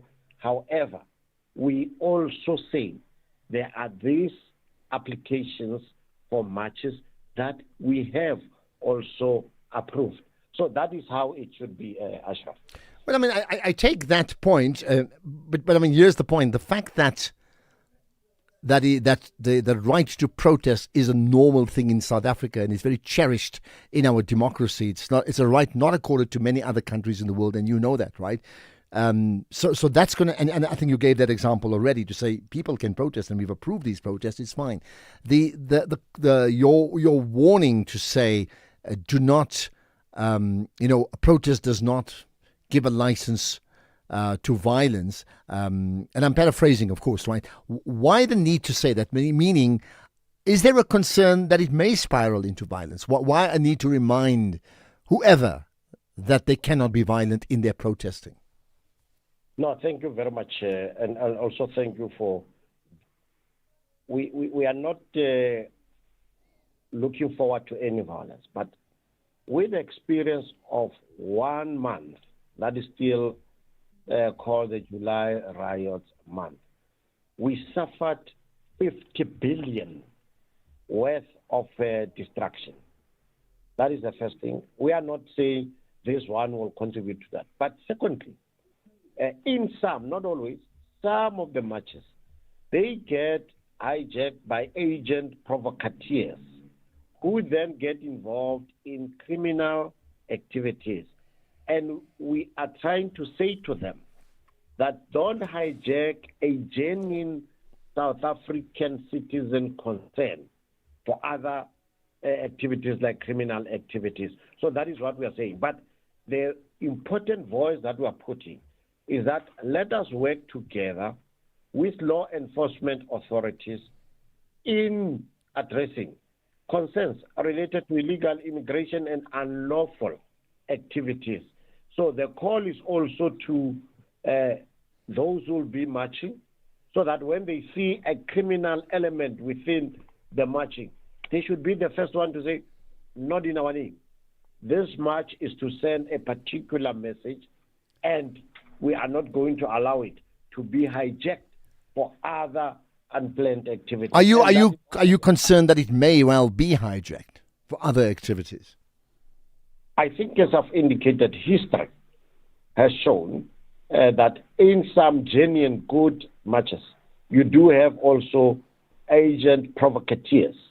And that's where the police have said, when you march, apply for the permission, so that as the police, we can be able to be part of that march, but playing a different role of making sure that we safeguard lives and limb, we safeguard business and infrastructure, but also we do give true meaning to the Constitution to say everyone in South Africa has a right to raise issues.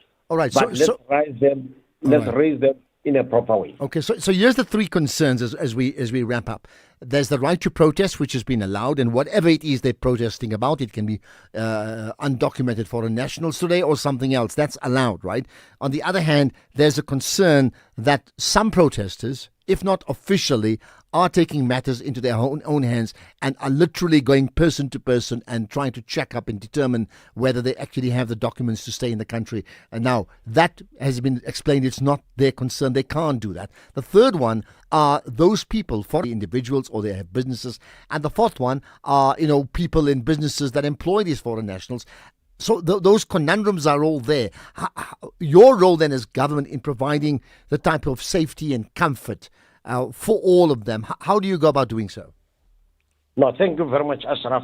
Again, with history, we have also noted and acknowledged the growing concerns, especially among migrant communities, regarding their safety in the context of this planned protest action.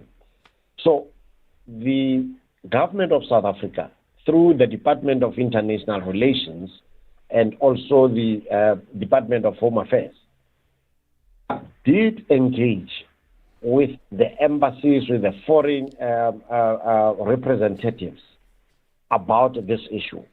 And what we said to them was that, yes, we're not expecting any untoward thing, but however, if there are threats that are meted against them or thrown to them, they should immediately contact their embassies, because we are working very close with the embassies. We have also gone on to send an early warning center number, a number which is 012-351-1000 or 082-903-7265.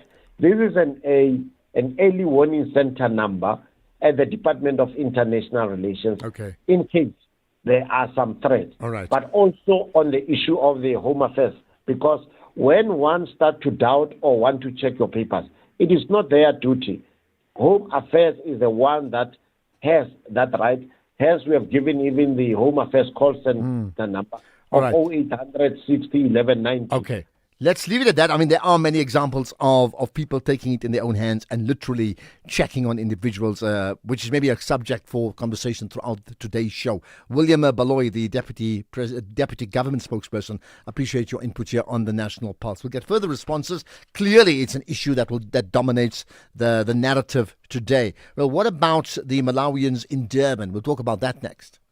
Let's talk all things top billing presenter search. Some surprising and beautiful auditions coming through. We've seen the talk. We've heard every single thing that you've had to say about the search. But one of the most important things is that this search is different from any other search. This is our way of telling South African stories of each and every South African that comes out to show their magic to the world. So if anything, time to enter the top billing presenter search. Catch Top Billing every Tuesday evening at 7 through the month of June. Repeat Sundays at 1 on S3 and Tuesdays at 9:30 p.m. on SABC1. You're listening to the National Pulse on SAFM. SAFM. Right, certainly the Durban region has been the centre, very much so, of protests against foreign nationals or undocumented foreign nationals, and the repatriation, in this case, of Malawian nationals who've been staying in certain sectors or centres for well over a week. So South African and Malawian authorities are racing against time at Durban's old drive-in site as officials work to move the remaining Malawian nationals out of the KZN region, right? And that's before tomorrow's June 30th deadline. The transit site is closed to new arrivals, so we'll get an update on that in just a moment. In fact, what we'll do is let's first cross to SABC News reporter covering the story in the Durban region, and that's Tsingo Malinga. Appreciate your time. In fact, we're going to connect. We'll do that just now, right? Let's however get to some of the comments that we've got in the meantime before we get to the reporter in that region. Yeah. Afternoon, Ashraf. I'm sitting here and I'm thinking about the issue of the security agencies. Like you hear about a top cop being under fire, being a victim of assassination. You think about how did this all come about? I mean, okay, we all know that now the architect of this whole thing is the ANC itself. But how did this whole thing get to where it is right now? And I'll tell you what, the tender system. The tender system that we have in this country is going to be the end of many. Let me keep it there. Thank you. All right, so if not the tender system, then what? Good afternoon, Mr. Ashraf. Philip Plain here. Mbongo Sundisa Mboyisa here, Mr. Ashraf. Mr. Ashraf, I would like to urge my fellow South Africans, please act responsible tomorrow. People, they've got phones, they are CCTVs, and then their phones, they will be recording videos. You don't want to lose your future or your employment or anything, man. Just act responsible tomorrow. Note that those people will be saying, Mshaya, or whatever. They will not be there when you are standing alone in the dock. So as a belief, act responsible. Think about your future. Don't let your emotions ruin your future. Thank you.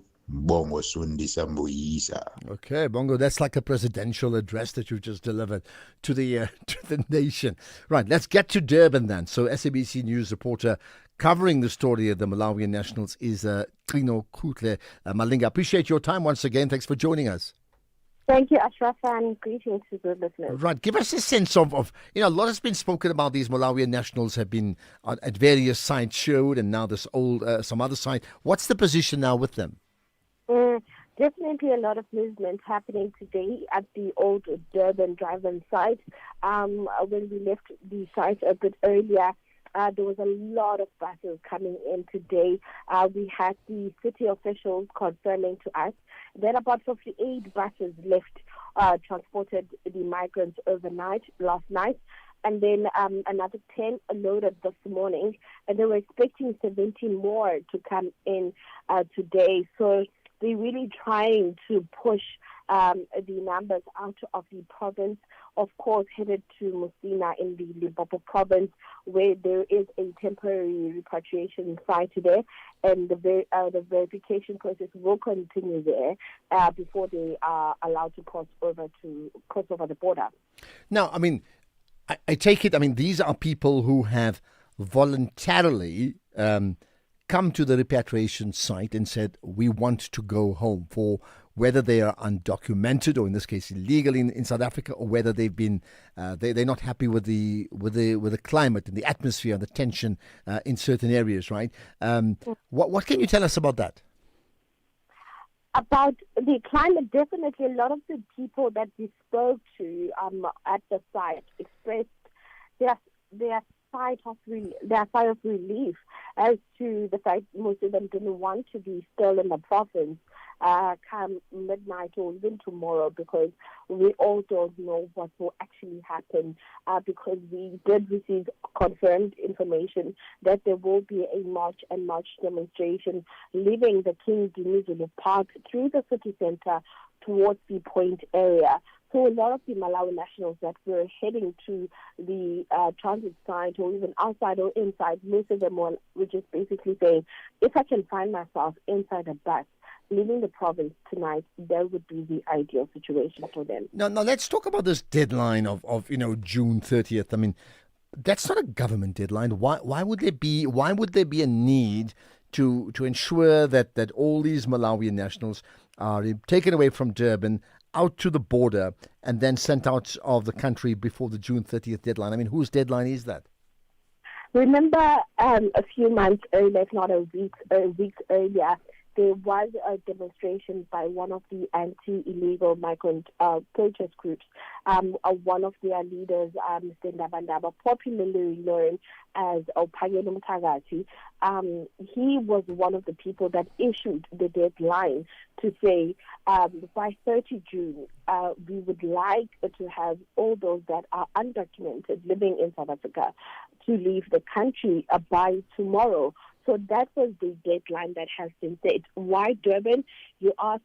Remember, Durban or parts of KZN have been identified as possible hotspots where the biggest demonstrations that could happen tomorrow might take place here.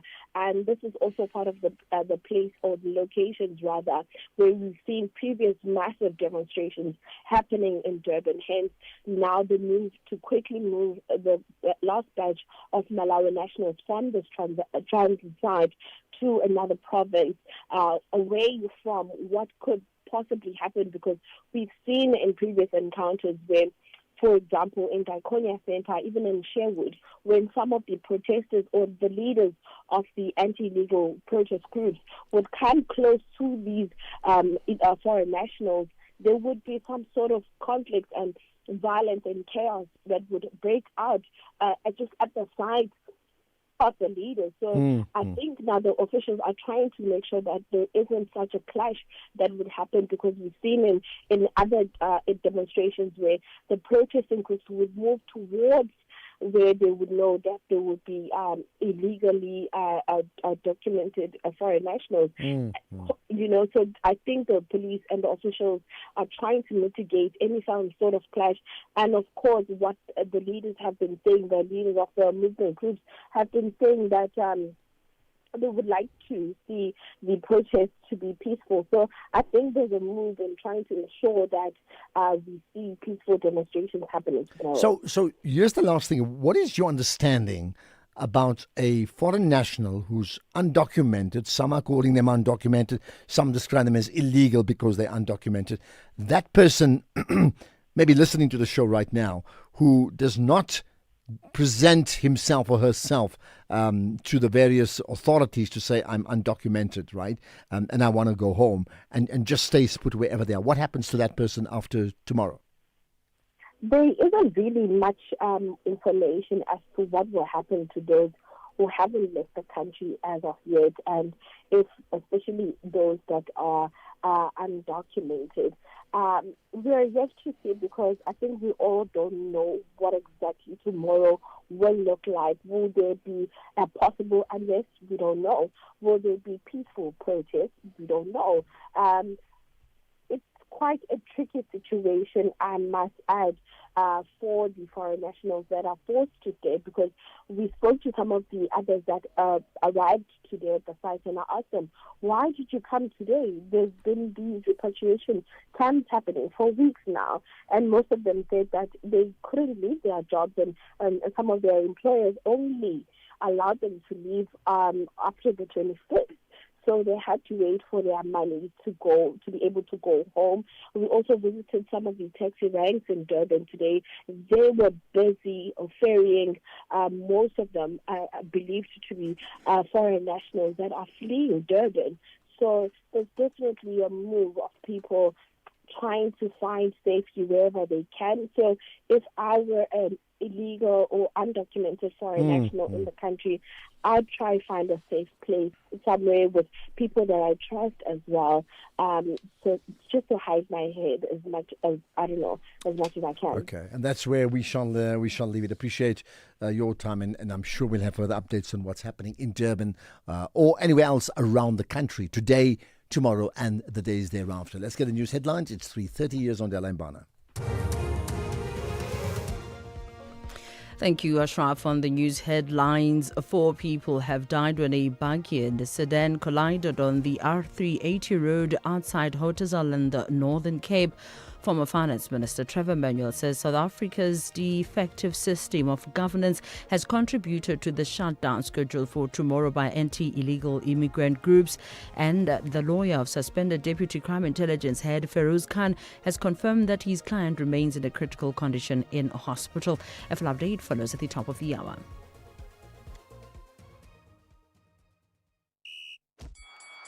This is SAfm Sports with Tuming Khapele. To me, I would love to have said, let's reflect on the magic of Bafana being in the last 16. But you want to talk about the Springboks, I see. Right? We would have loved to say we're literally in the round of 16, but unfortunately for us, we're not talking about that. But we're still proud of Bafana. They made it through to the round of 32.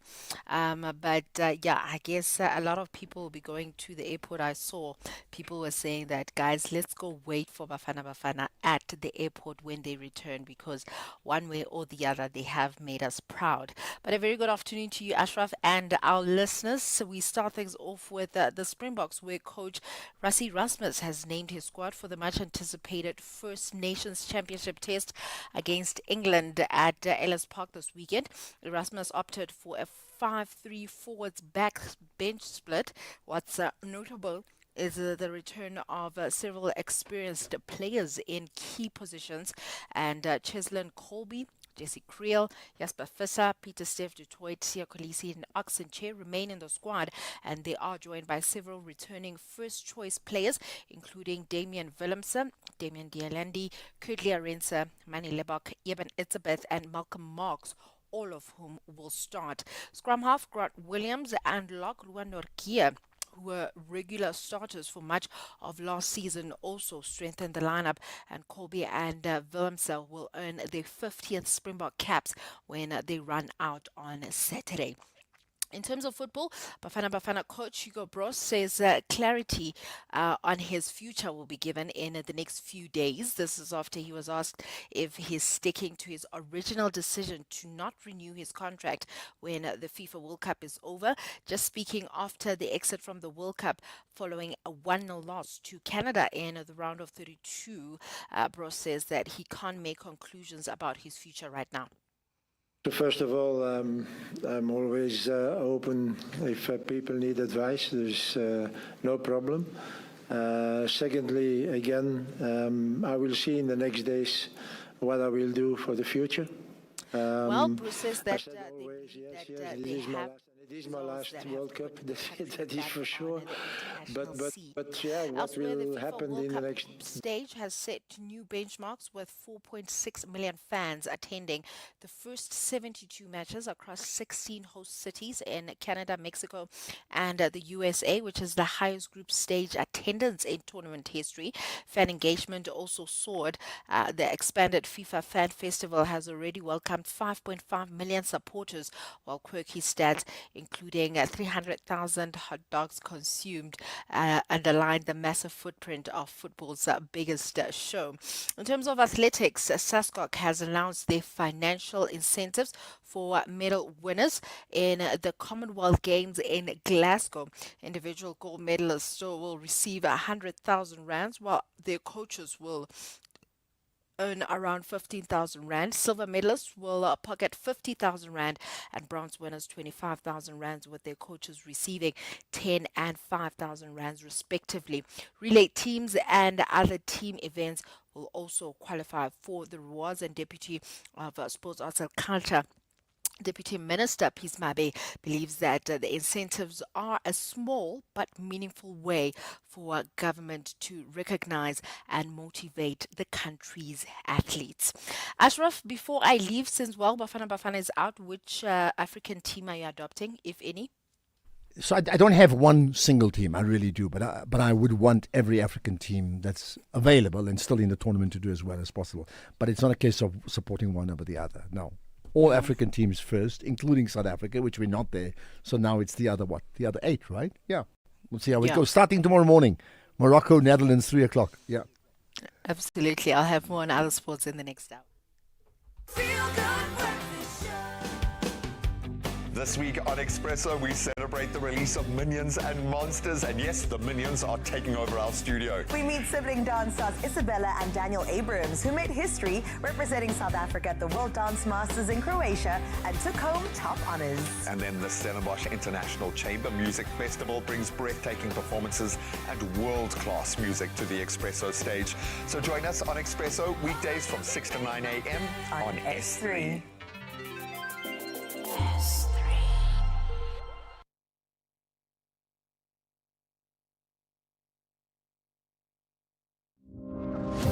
This is the Madlanga Commission update on SAFM.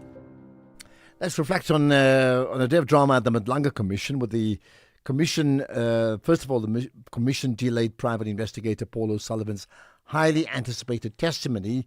That's today, as proceedings continue with the alleged police informant Tumelo Nku returning to the witness stand. The sequencing shift has placed renewed focus on conflicting accounts surrounding cash transactions and the handling of seized narcotics linked to the 2021 Ariton drug bust in Johannesburg. Now, about an hour ago, Paul O'Sullivan then started his testimony, and here we have a clip where he talks about General Mkhwanazi's dramatic press conference purported to blow the whistle on the infiltration of the criminal justice system by organised crime. Listen to this. Mkhwanazi's dramatic press conference where he purported to blow the whistle on infiltration of the criminal justice system by organised crime. Criminals have been able to successfully penetrate the criminal justice system long before 6th of July 2025. There are many instances of such, and I will deal with some very well-known matters below. And then I've said the point needs to be clear. This is not a new phenomenon. It's been going on for very many years. Not only is it not new, but it will also be my evidence that General Mkhwanazi has known about the links between organised crime and the police for many years. It's not something he suddenly became aware of last year. I will also testify that one of the cornerstones of General Mkhwanazi's complaint, interference by the Minister of Police, is something that happened way back in 2011, a steel interference. And I'll come back to that later, Commissioners. Thank you. Just two questions for me before we move to the next topic. You suggest that, as you call it, the penetration of criminal justice system by organized crime is not new. Would it be a fair comment to say, at least on this score, you agree with General Mkhwanazi? That his testimony was that over a period of time, the criminal justice system appears to have been infiltrated by organized crime. Yes. And he testified to the extent he went to try and shine light on the problem. So, because you say it's not a new phenomenon, just on that aspect, I just want to find out if technically then you agree with General Mkhwanazi in that regard. My area of divergence is that it's not new. Of course, General Mkhwanazi brought it up on 6th of July last year, but it's nothing new. In fact, I've given an example of the 1990s, when the head of organised crime in KZN, Superintendent Piet Meyer, was sent to prison for 10 years for colluding with drug traffickers. So it's not new. It's been going on for a long, long time. What's the point of... Okay, so that gives you an insight into what's happened today. You also know that Feroz Khan, who should be appearing at the Madlanga Commission in this week as well, clearly not going to do that now. He was shot last night. He's in hospital in a critical condition after being shot, just as he was going home in Houghton after watching that Bafana World Cup match. That's the drama. Right, let's get to further comments from you. Ashraf, afternoon, man. You know, sometimes the main reason for all of this fear and everything else, journalists create these things, man. I'm telling you, Ashraf, in April, I was part of March on March We were in Durban marching, and one guy from Guamashu stole a cell phone from a foreigner guy.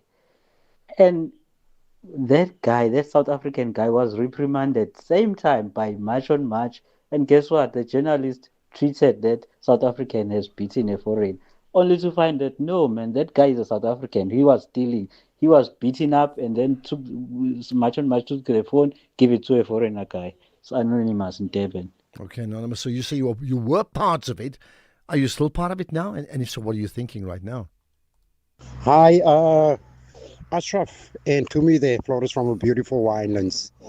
As long as we keep Hugo Bros here, he did very well in the last 5 years. We will always play unattractive soccer, defensive soccer. But I hope we can switch now to the women cricket team, who is doing us even more proud than the boys. And there's no matches even being televised. So sad, just to show what the patriarchal society we're living in. Why do you say that? I think you got it completely wrong. You know, the World Cup is being shown on DSTV as well as SABC and other platforms because of the sheer volume and size of it, and in terms of revenue and sponsorship that comes in. The fact is, women's cricket, even if it's a World Cup, just does not match up. That's just the truth. That's not saying don't support it. I saw the games yesterday, full house at Lord's, okay? Tremendous atmosphere. So it is on DSTV, and I saw that game, right? But to suggest that others are not interested, it's a lot more complex than that when it comes to money issues, I can tell you.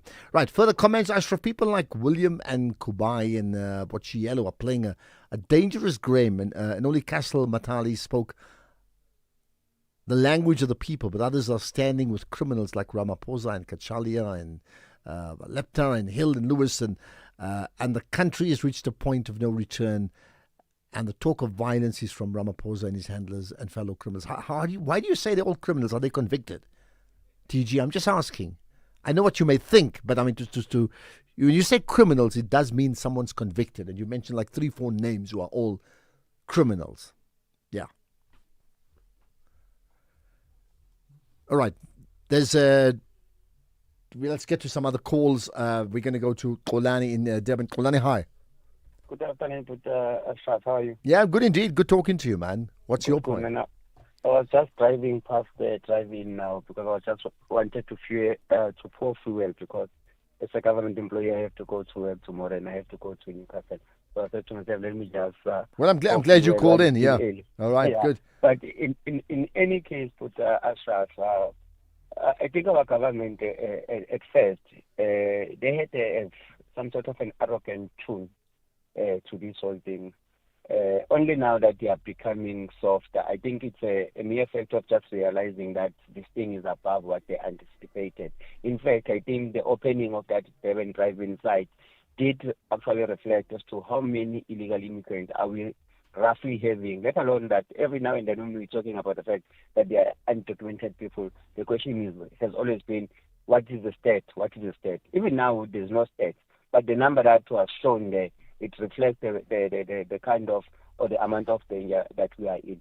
And also, I'm happy that, I don't know whether President Ramaphosa intentionally removed Kumbuzo Mchabeni in this discussion or this presidential or government position on this march and this whole nonsense. I think I'm glad that he removed that particular minister, because as a Zulu person at times, let alone that I'm a government official, at times I got antagonized by what the lady would say at some particular time, to an extent that I always reminded me, I was even questioning that, do those people think that we all stay in Fenton? Do they think that we all stay in gated communities? After work at 4 o'clock, I still need to go back to the township that I reside in Durban. Yeah, you do. After work, I have to, right. So government should not also put us in a position whereby, like as government officials, we cannot work. Yeah. Point made. Okay. I'm going to move on. Oli, I think you've said a lot. I'm going to move on, and I think people listening in will listen to what you have to say, and I'm expecting them to react to what you said. Kolani, thanks for that. Brian in the Northern Cape, welcome to the show. Brian, hi. What's your point? Hi, Ashraf. Thank you for having me. Now, Ashraf, firstly, let me express my disappointment and my ultimate dismay with President Jacob Zuma, the former president, Yeah. for supporting the whole notion of march and march. I think that it's irresponsible for someone like him to support such an activity as a former president. That's the first part I would like to highlight. Why? What is it about them that you find, would cause dismay for you? What are they saying or doing that is wrong? Yeah, one would think that President Zuma knows better. I mean, he was the president. He had dealt with the issues of xenophobia before. He spoke against it when he was president.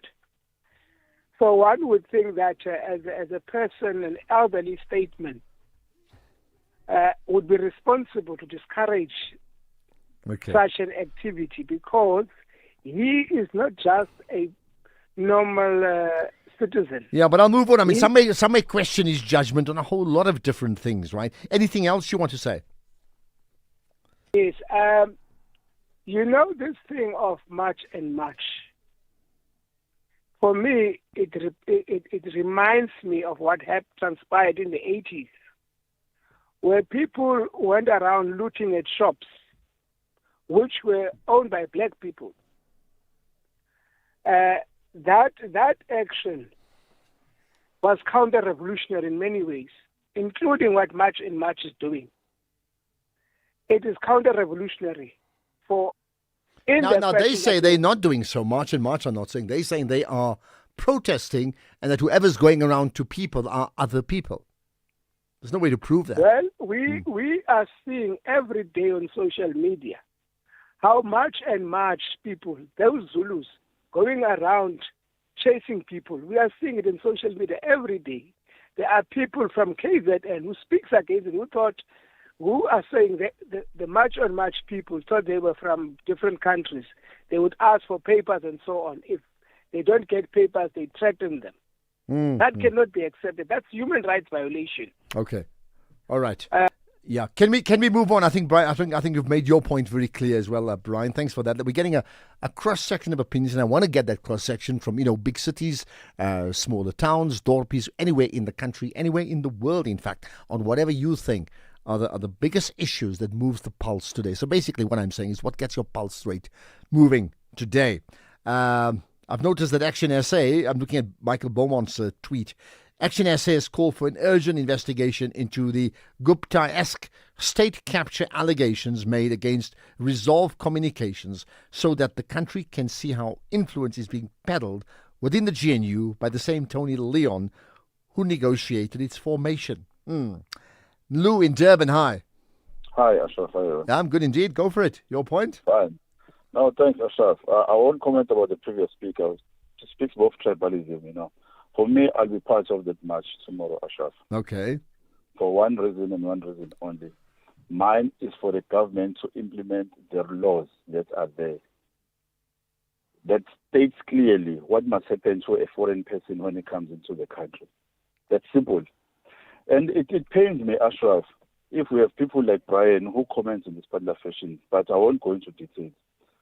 Ashraf, during the apartheid, when the cadres of the ANC and anyone who was trying to come to the country, the white establishment was there quickly.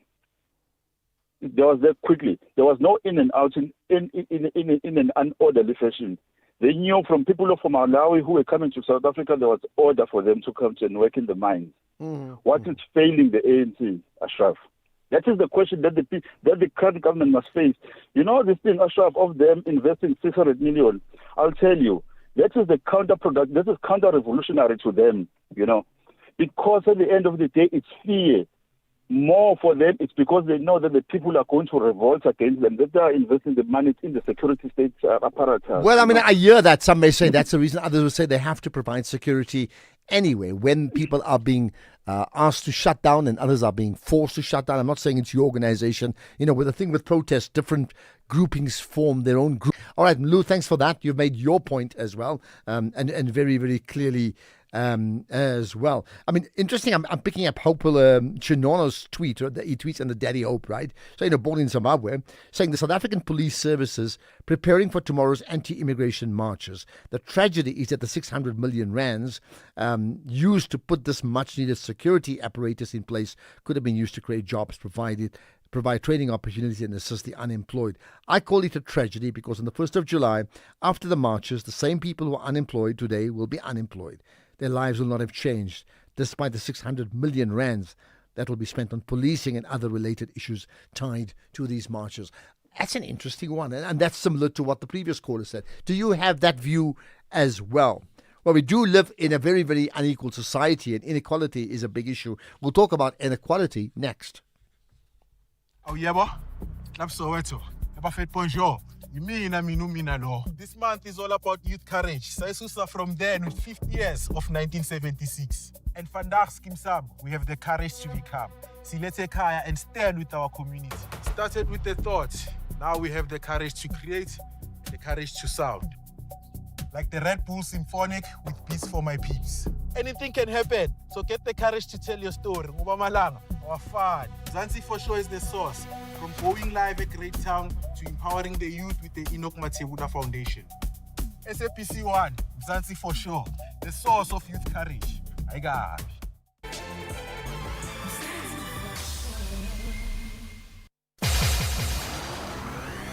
The big issue on the National Pulse.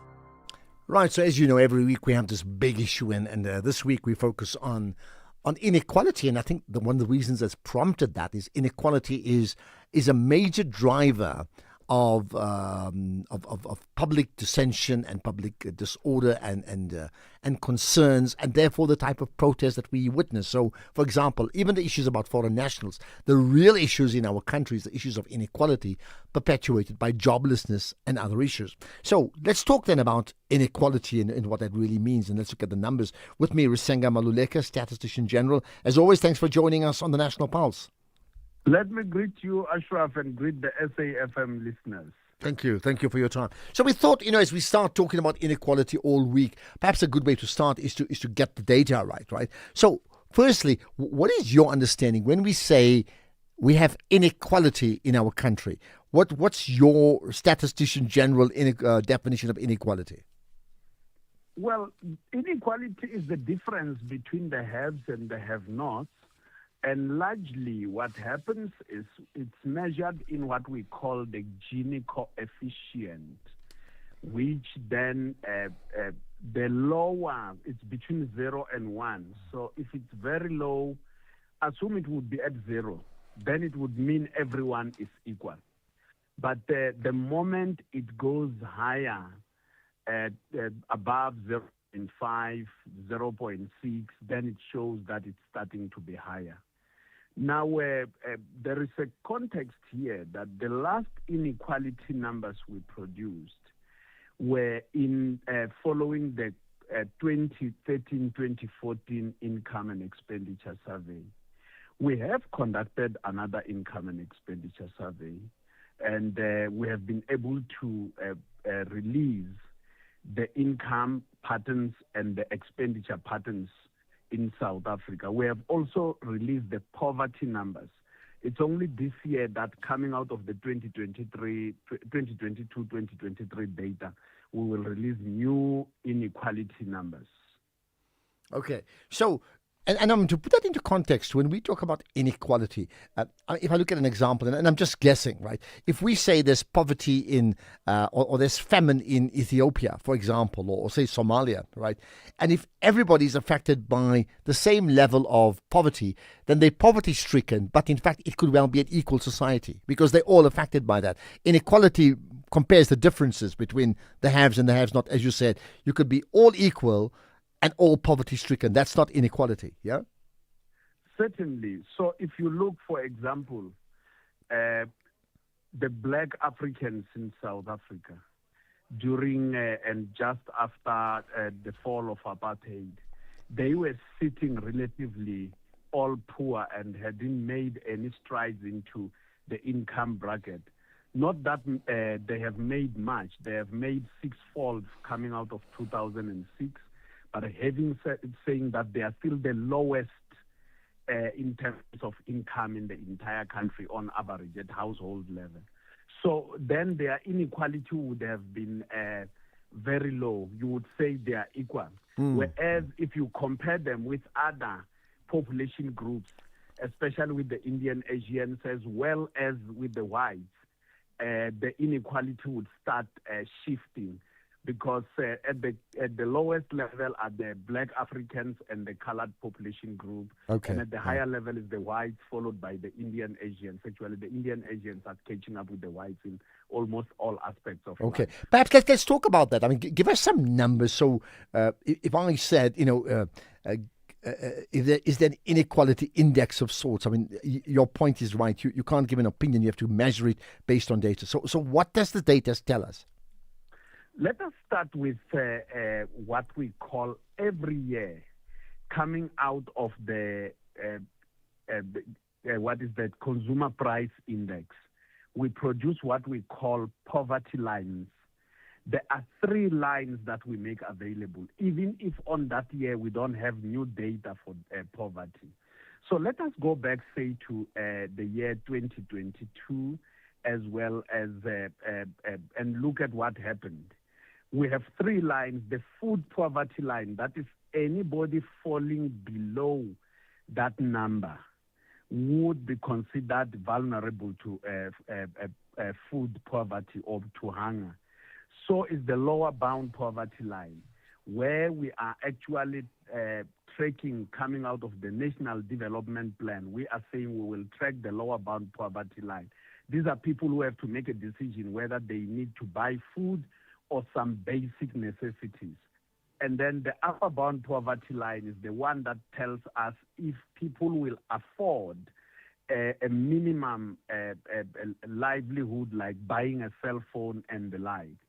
So let us come back to those years that we were talking about. 2023, for example, we said the food poverty line was 760 rand. So anybody within a household, in a household of 4 people, it would mean if they don't earn about 3,200 almost, they would be vulnerable to hunger.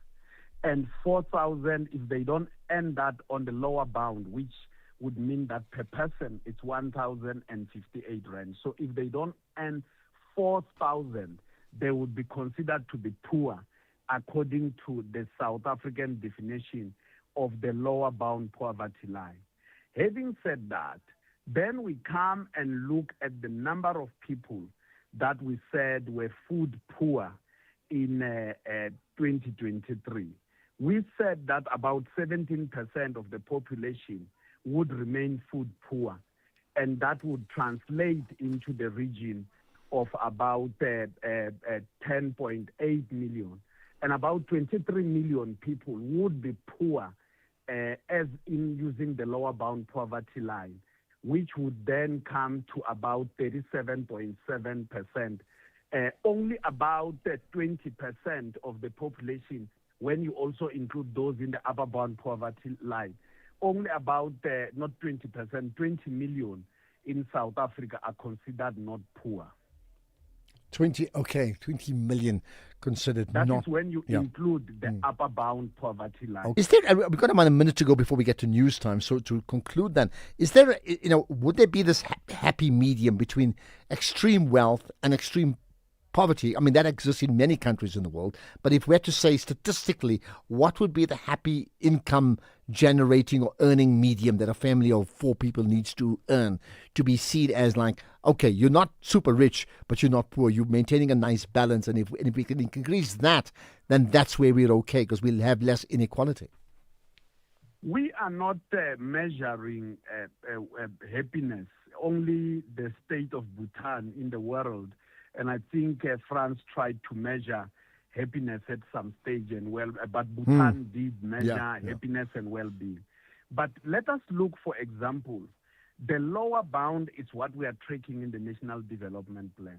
But the upper bound says if people were to earn 1,558 rands, pushing it a bit would mean that if in a family of about 4 people, if they were earning about 5,500, 5,600 rands, then they would start affording the basic necessities like cell phones and the like. It wouldn't still be a complete measure of happiness and well-being, because there are other things that you would want. Okay, it would just give them survival, I take it, right? Okay, let's leave it at that. Our time's up, I'm afraid. Perhaps another conversation about that, because I think it's important that we need to have maybe sometime soon. Appreciate you connecting with us here on the National Pulse. And that, of course, is Risenga Maluleka, the Statistician General, as we reflect on inequality in our big issue for this week. Let's get the news now. It's 4 o'clock. Here's Ondela.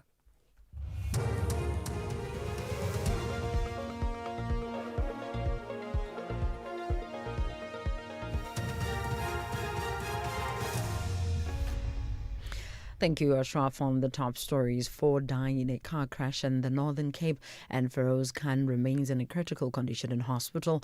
For SAFM News, I am Ondela, and a very good afternoon. 4 people have died when a bakkie and a sedan collided on the R380 road outside Hotazel in Northern Cape. The driver of the bakkie sustained injuries and is currently receiving treatment in hospital.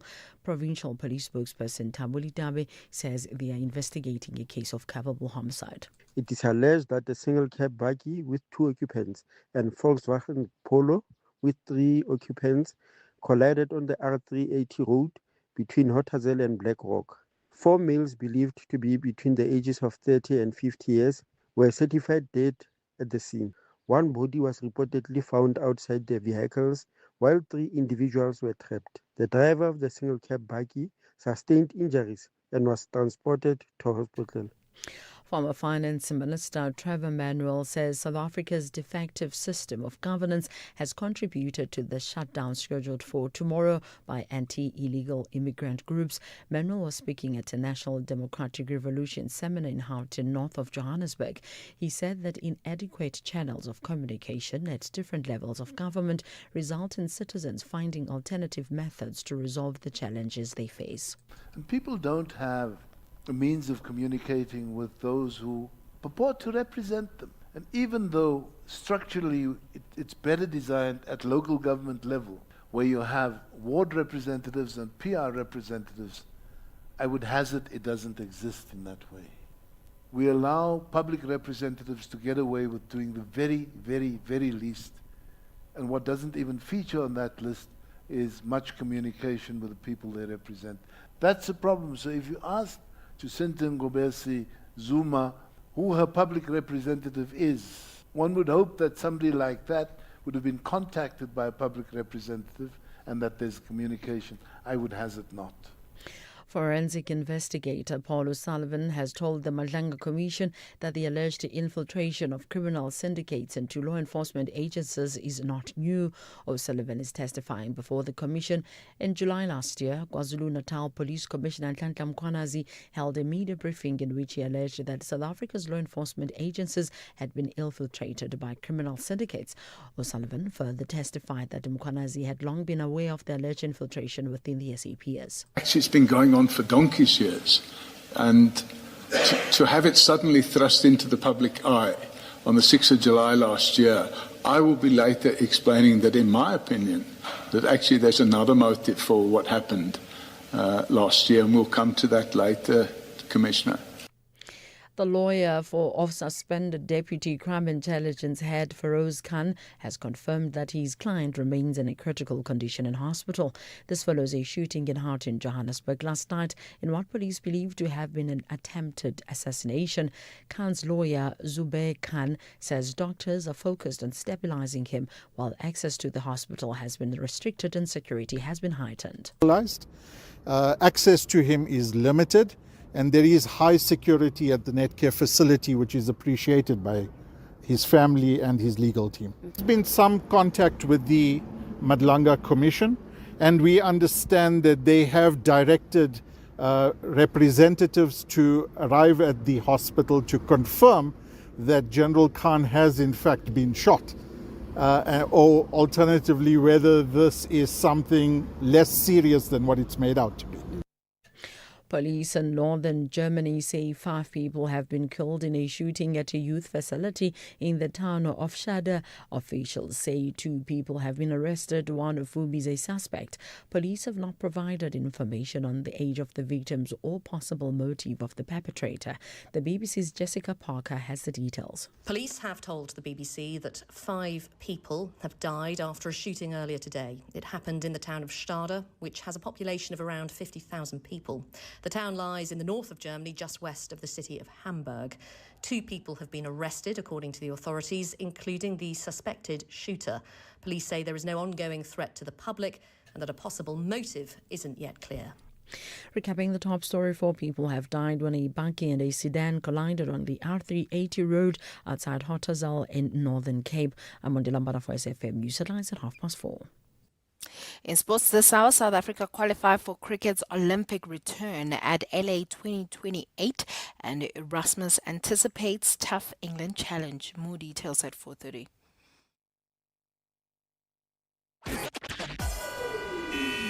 SAfm, guiding you through the rush hour traffic.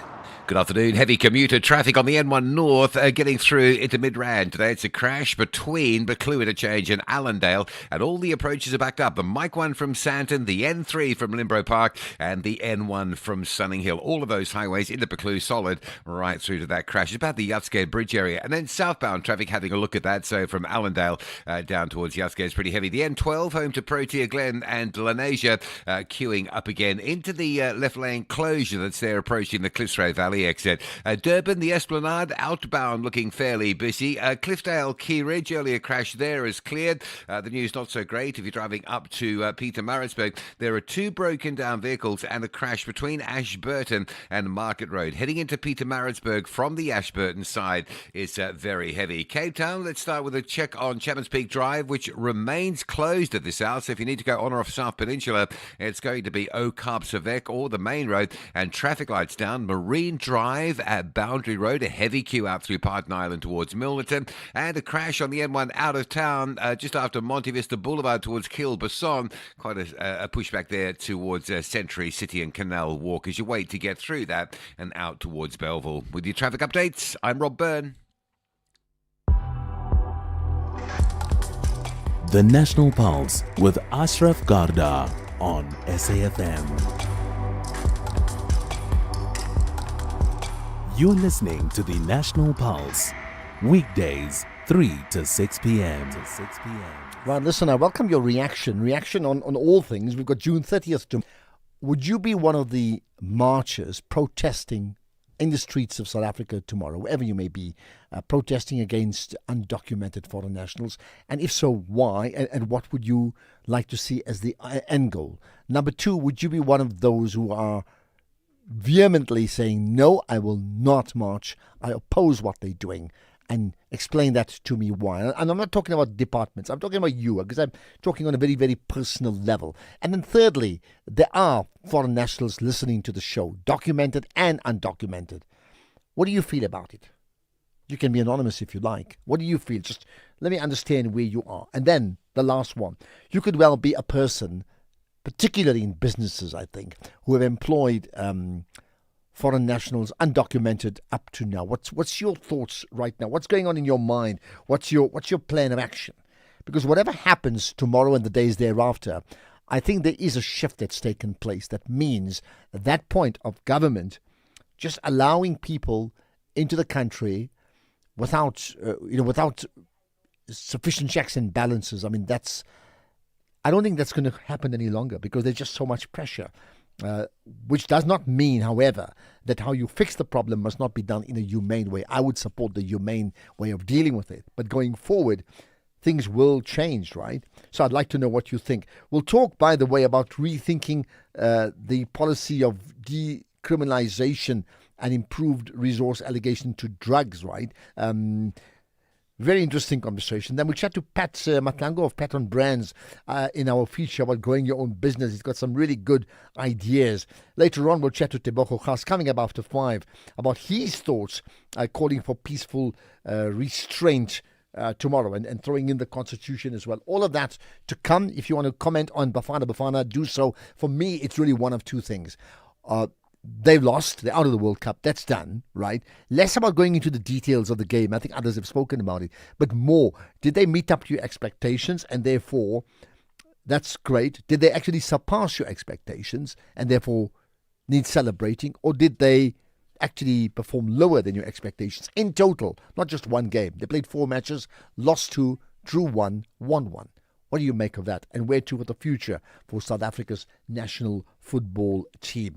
Right, coming up next, we have a fascinating story about a lifestyle audit coming from the Department of Basic Education right after this. More million here, and yes, I am a millionaire. And then you'd be on the couch with your 6 numbers. But 7 is for heaven, or yes. But 4 is for the door, or yes. But 38 is never too late, or yes. Well, the Lotto Live draws are back. Every Tuesday, Wednesday, Friday, and Saturday. Catch the live draw at 9 p.m. The National Lottery. More plays, more chances, more millions. Players must be 18 years or older. Play responsibly. The National Lottery is officially operated by Sizakai. Oh, yeah, boy. So what's your? In 1976, youth switcher on, and for 50 years the nation has watched as the story unfolds. And namhlanje, courage looks the same and different. It looks like showing up when no one believes in you. It's about finding the strength to stand up again. The courage of 1976 is a pillar in 2026. SAPC 1, Mzansi for sure, the source of youth courage. My God. You can become a victim of a legal problem, wrongful arrest, assault, uncontested divorce, rental disputes, maintenance matters, or labor problems. It can happen to you. Clientele Legal provides tough professional lawyers for an affordable monthly premium. Our legal team is standing by to assist you 24 hours a day. Join today. SMS SAFM to 32195. That's SAFM to 32195. Clientele General is an authorized FSP and licensed non-life insurer. T's and C's online. Standard rates apply. You're listening to the National Pulse on SAFM. SAFM. Right, so this is interesting. The Minister of Basic Education confirming that the Special Investigating Unit, the SIU, has officially commenced lifestyle audits of senior officials and officials serving in high-risk areas of procurement and human resources within her department, the Department of Basic Education. Let's understand what's the context to all of this. Lucanyo Banka with me, spokesperson for the Minister of Basic Education. Lucanyo, thanks for joining us on the National Pulse. Ashraf, good afternoon to you and to SAFM listeners. Thank you. What's brought this on? Well, it's an issue of always trying to increase the bar with regards to accountability and to clean up the department and to ensure that we fight against corruption and the leakages of public funds, Ashraf. So that's what is really important. The minister, when she came in, she made this a key priority for her to ensure that we have a department that is corruption-free and a department that is highly accountable. Mm-hmm. And is this preempting? Because we know, I mean, there's someone who messaged earlier on to say, just do away with all procurement issues, will be done. Now, it's easier said than done, because the question is what replaces that. But that's another conversation, right? The point I want to make is, has this been done as a preemptive action or a response to a problem within the department? So we always get these whistleblower alerts, Ashraf, alleging corruption in one space or the other within the department. You would have seen that we've instigated forensic investigations into a number of areas, including the foundation phase catalog and LTSM in the department. There's others with regards to the National School Nutrition Program. You'd remember the minister had to stop. Yeah, do we still have you there? We may have just lost on that word stop. And this is not planned. That's like the cue to stop from Lucanyo. We'll try and get back to him as soon as we can, right? In the meantime, let me tell you, so we'll have Grow My Business, because we understand the need for people to grow their businesses big time. So we'll have that feature coming up around a 4:45. Listen out for that. And by the way, if you've been following the Madlanga Commission, further comments from you on that. And then what do you make about the issue of Major General Firoz Khan being shot days before he's due to appear before the commission, like this week, right? And he was shot last night. He's critical in hospital. Right, we have once again Lucanio back with us, right? So we just lost that last bit when you said stop. So just continue thereafter. Yes, she had stopped the NSNP tender process after some of these allegations had come in. But this lifestyle audit, Ashraf, is to be proactive rather than to be reactive within the department. So some of the things that we've found out is that we're not able to properly detect corruption when it happens in the department because people are always trying to circumvent the process and all of those things. However, lifestyle audits are a globally recognized anti-corruption tool because they're able to detect people that are living beyond their means, which could be an indication of corruption within the department or the areas that they operate in. So having a systems level change that we're able to detect corruption even before it happens by identifying the risk factors, such as people who live in the biggest risk factor is people that live beyond their means. It's usually a telltale sign that someone is involved in corruption and looting of resources from the organization that they work in. So this is going to be able to help us from a systems level to detect that kind of corruption. I mean, I take that. I take that. I mean, you can't be earning 10,000 or 15,000 in a month and have a Porsche worth a million rands a month. Even the insurance of that Porsche would throw you out. Anyway, I mean, I get that, right? But is there a need? So I understand the measurement, but is there a need not even to tighten up the lifestyle audit, but to tighten up the commitment to the people that you hire to be anti-corrupt, to be very clear about the type of hires that are made? We've put a number of things in place, Ashraf. You would have seen a number of recommendations that have come in that include probity measures, for example, within a tender system, that at each stage of the tender we are going to have an audit process that is going to probe that there's proper probity on it. But the problem that was the human interaction there's always a chance of fallibility. So if we're able to then put in systems that look at the human factor there and are able to identify quickly when someone starts to live beyond their means, and that gives us a red flag to say start to investigate there. So that's what these lifestyle audits are going to give us, that early warning system for risk of corruption in the department. And this is completely different to how we've done sort of probity in government before. This is a systems level type of change that we're introducing. I mean, the statement's just been issued from your department today. I get that, but I would think that key players in procurement would have known it's coming anyway. Has there been any response, if not officially, then even anecdotally within, procurement heads within departments? Look, when we did mention or we tried to have this process, the minister tried to introduce this process. You would remember she had released an open letter to the people of South Africa because we started to see pushback.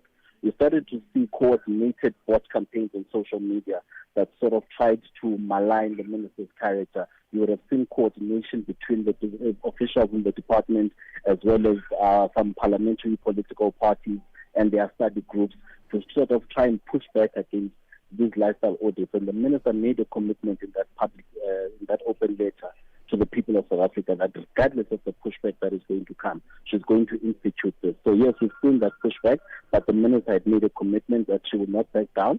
And today, Ashraf, senior officials should have received an email from the SIU asking them to comply, and the process would have started today. I'm sure they have those emails now informing them that this has started. And or else? What's the or else? Sorry? They don't comply, then what? If they don't comply, then there's disciplinary processes that are going to be undertaken for not complying with HR processes of the department. That includes, very importantly, these lifestyle audits. Okay, got that. Well, let's see how that plays out and whether other, departments within government would actually do the same thing. In fact, how many of them do so in terms of lifestyle audits? There's big debate about even those in Parliament, as you're well aware of, right? Lucanio Vanka, the spokesperson for the Minister of Basic Education, appreciate your time. Right, let's get further comments from you, and responses, as always, welcome. Now, one of them, you're bound to respond to this one, this call to ensure that the stigma around, personal drug taking is, well, let's decriminalize. That's for personal use. Let's chat about that next. Water bottle, check. Sunscreen, check. Binoculars, around my neck. Ha! Is that Tembi? The same couch potato who shouts when we interrupt his soapies with...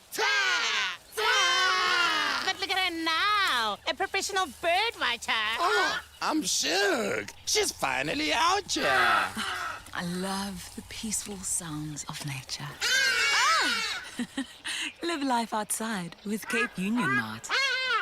Sanibonani, this is Shugela from Amalanga Wafani. Hi, my name is Sipho Mbele, playing the role of Mahlangu on Amalanga Wafani. Sanbonani. Hello, my name is Zazi Kunene, and I play Untando on the new season of Amalanga Awafani. Catch Amalanga Awafani on SABC 1. Do yourself a favor. Tune in every weekday at 6:30 p.m. only on SABC 1. Mzansi for sure. You're listening to the National Pulse on SAfm. Okay, so, I mean, this week, by the way, is Drug Awareness Week, right?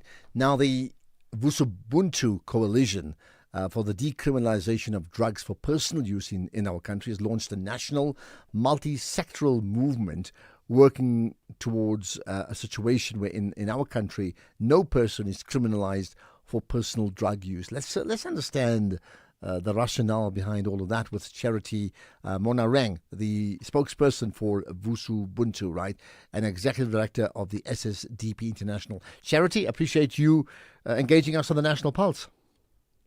Thank you, Ashraf. Thank you so much for having me, and hello to your viewers. Thank you. Right, give me context. Give me a rationale around your thoughts for this. All right. So I think we've been working on this issue around drug policy reform for the past, 10 years, because a lot of organizations that have started working with people who use drugs have started realizing that our approach to drug use, arresting people for their drug use, has not really addressed the substance use issue in South Africa. So we haven't seen drug use decrease because people are getting arrested. And so our thinking was really, or the rationale around launching this coalition, was to really start having one voice and one message, which is where people should not be arrested or criminalized for their drug use. And we need to start looking at a rights-based and health-centered approach to addressing substance use. Now, forgive my naivety. Clearly, I don't smoke. I don't consume anything of that sort, right? So even just normal cigarettes is just not me. So it passes me by. But when the issue of cannabis that was first brought up around being medicinal and that was sort of legalized, then there sprung up, and there are existing just many of these centers around the country. So what does that tell me? So I think the cannabis movement or decriminalization of cannabis has really taught us a few lessons, or quite a lot of lessons. So if people remember correctly, cannabis was decriminalized for personal purposes in your private home.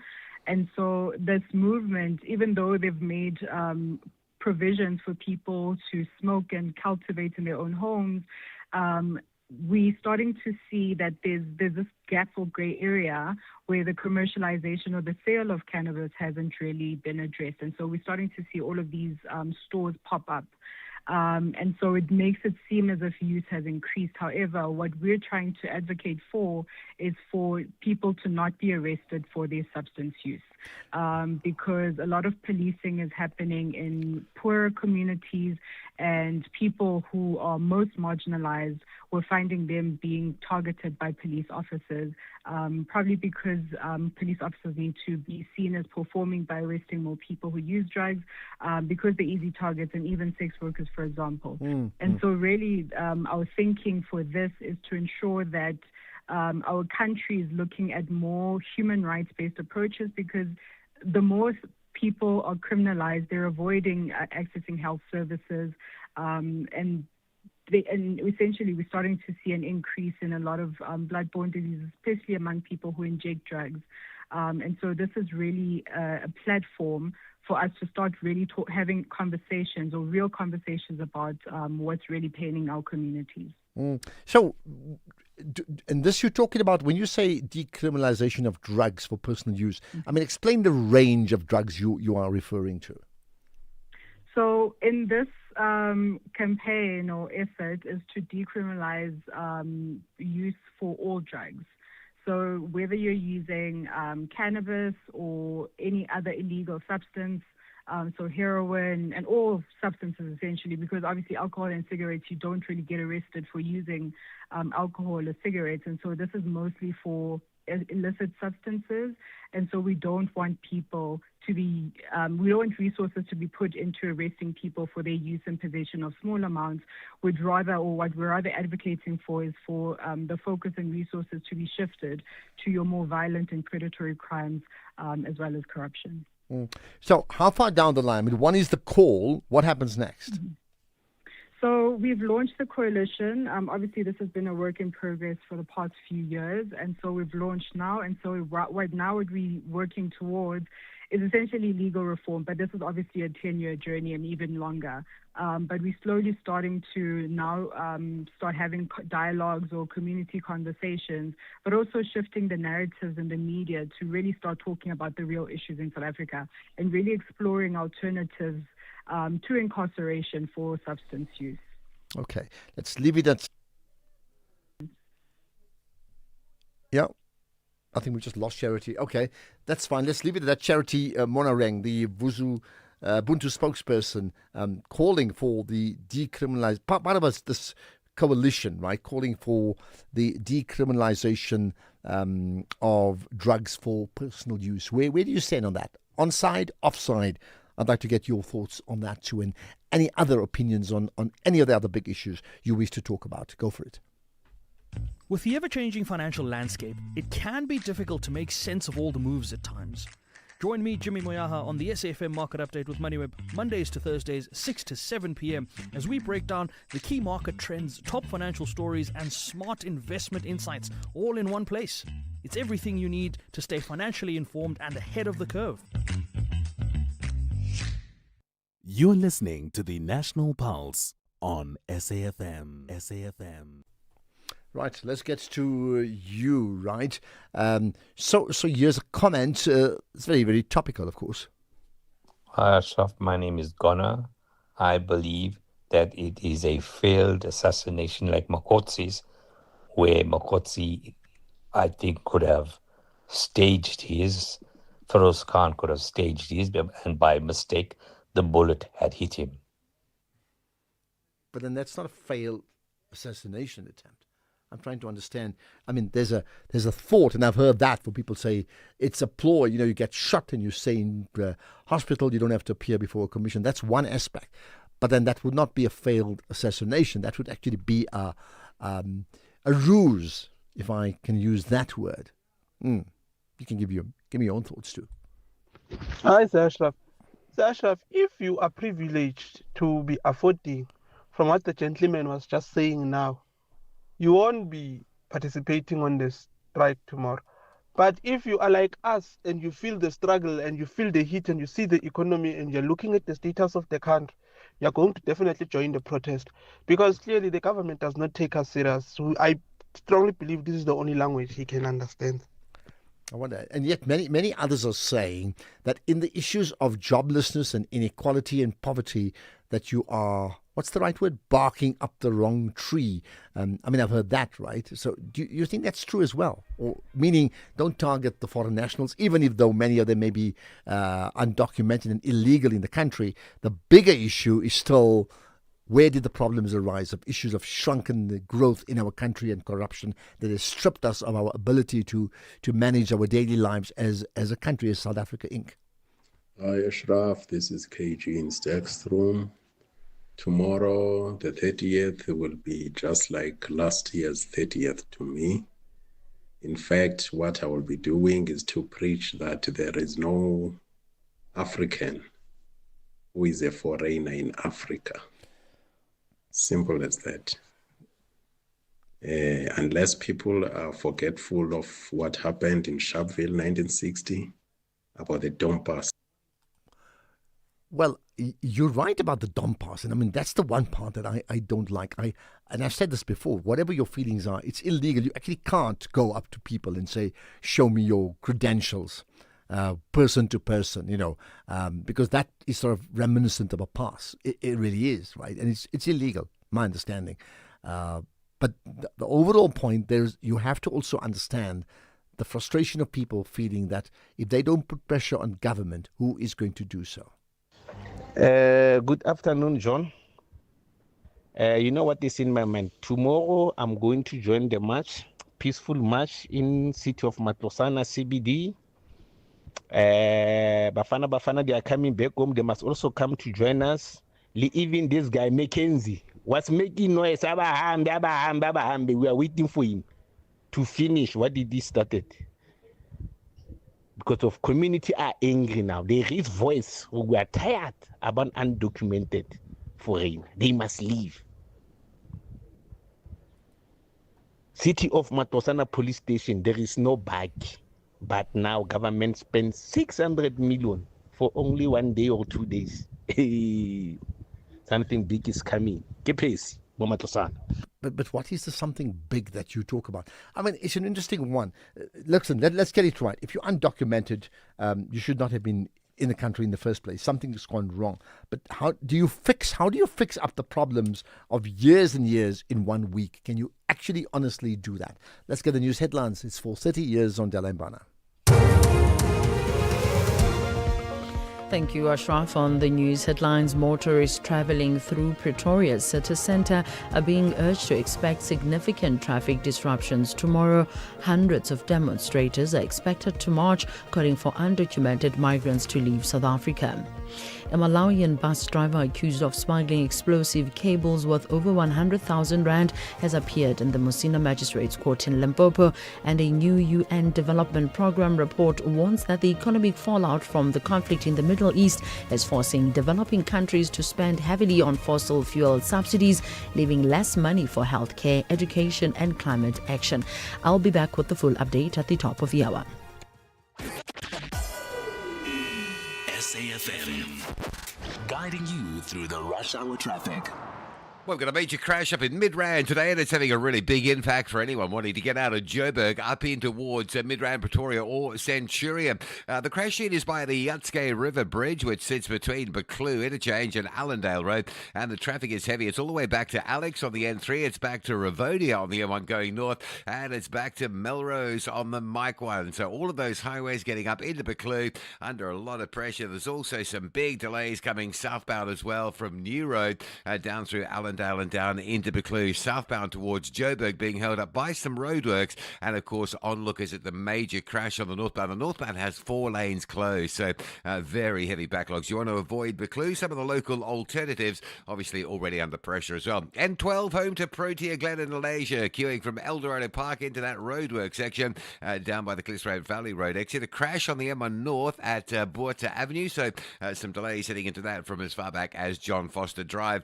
Now, if you're coming out of Durban on your way through to Pietermaritzburg, a couple of breakdowns and a crash around Ashburton have now all been cleared. That big backlog that we had a short time ago is starting to move off. It's busy, but it's moving. There is a big delay, and there has been all day today from Ashburton on the R103 up through Polly Shorts towards Market Road, going into Pietermaritzburg on that alternative. And of course, even heavier now with some motorists diverting earlier to avoid the snarl-ups on the N3. Victoria Embankment out of Durban Central towards the M4. That's quite slow today. And Cape Town, no traffic lights. Marine Drive at Boundary Road. That's heavy out of Pardon Island as you line up towards the Milnerton area. With your traffic updates, I'm Rob Byrne. This is SAFM Sports with Tuming Khapele. Right, Jimmy, there's still so many different people talking about different things, but let's start about South Africa's cricket Olympic team, right? Absolutely. Well, South Africa, alongside reigning champions India, Britain, and co-host or the host US will play in the men's T20 competition. This is when cricket returns at the 2028 Olympic Games in Los Angeles. One team each from Asia, Europe, Africa, and Oceania will be picked based on the ICC rankings. And in terms of the women's competition, they will also feature 6 teams, with Australia, Britain, South Africa and India having booked their spots by being the best continental teams at the ongoing T20 World Cup. Meanwhile, Proteas captain Laura Fulvart believes that her team possesses the bowling arsenal to restrict England's powerful batting unit in the upcoming ICC Women's T20 World Cup semi-final on Thursday. Australia and the West Indies will lock horns in the first semi-final at Lord's tomorrow before the Proteas And the hosts face off 2 days later in the second semi-final at the Oval. Yeah, I think so. I think we've got a lot of power in our lineup. I think it's probably something we've not been the best at throughout this tournament, is that slower spin. If the semi is there and if we're in it, I think it'll work in our favour to be able to hit through the line of the ball a bit better. But it's definitely something we'll still be working on in case we would make the final back here. In terms of rugby, Springbok coach Rassie Erasmus expects a fierce contest when South Africa launches its Nations Championship campaign against England at Ellis Park on Saturday. The match marks the opening fixture for both sides in the newly introduced global competition and also provides an early opportunity to assess squad depth ahead of the demanding international season. And the Springbok coach says that there are notable similarities between the two squads, with both management teams using the opening stages of the season just to expose younger players to the demands of Test rugby while continuing to build depth for the future. No, the English squad's good. I think if you look at that, the average age of that squad is 27. I think the average Test cap's about 32. So it's a young but experienced squad. There's a few old names there that guys that's really experienced, like Jamie George. There's guys in their 30s, 33, 35. And then the average age is only 27, so I think you'll get youth and you'll get fearless teams and a team that two teams that was in the final who really competed well of their premiership. Obviously, like we are testing players and resting some players, like they're doing with Morrow, we're doing the same with some players, getting them in a little bit later. Maybe with the greatest rivalry, we'll get some players in. I guess they're doing the same there, but we're not part of the England squad and management. We wouldn't be sure what their thinking is, but it's a very competitive squad and a squad that we obviously know we're going to have to work really hard next week at Ellis Park to get the win. In football, Brazil and Japan face off in the FIFA World Cup round of 32 tonight.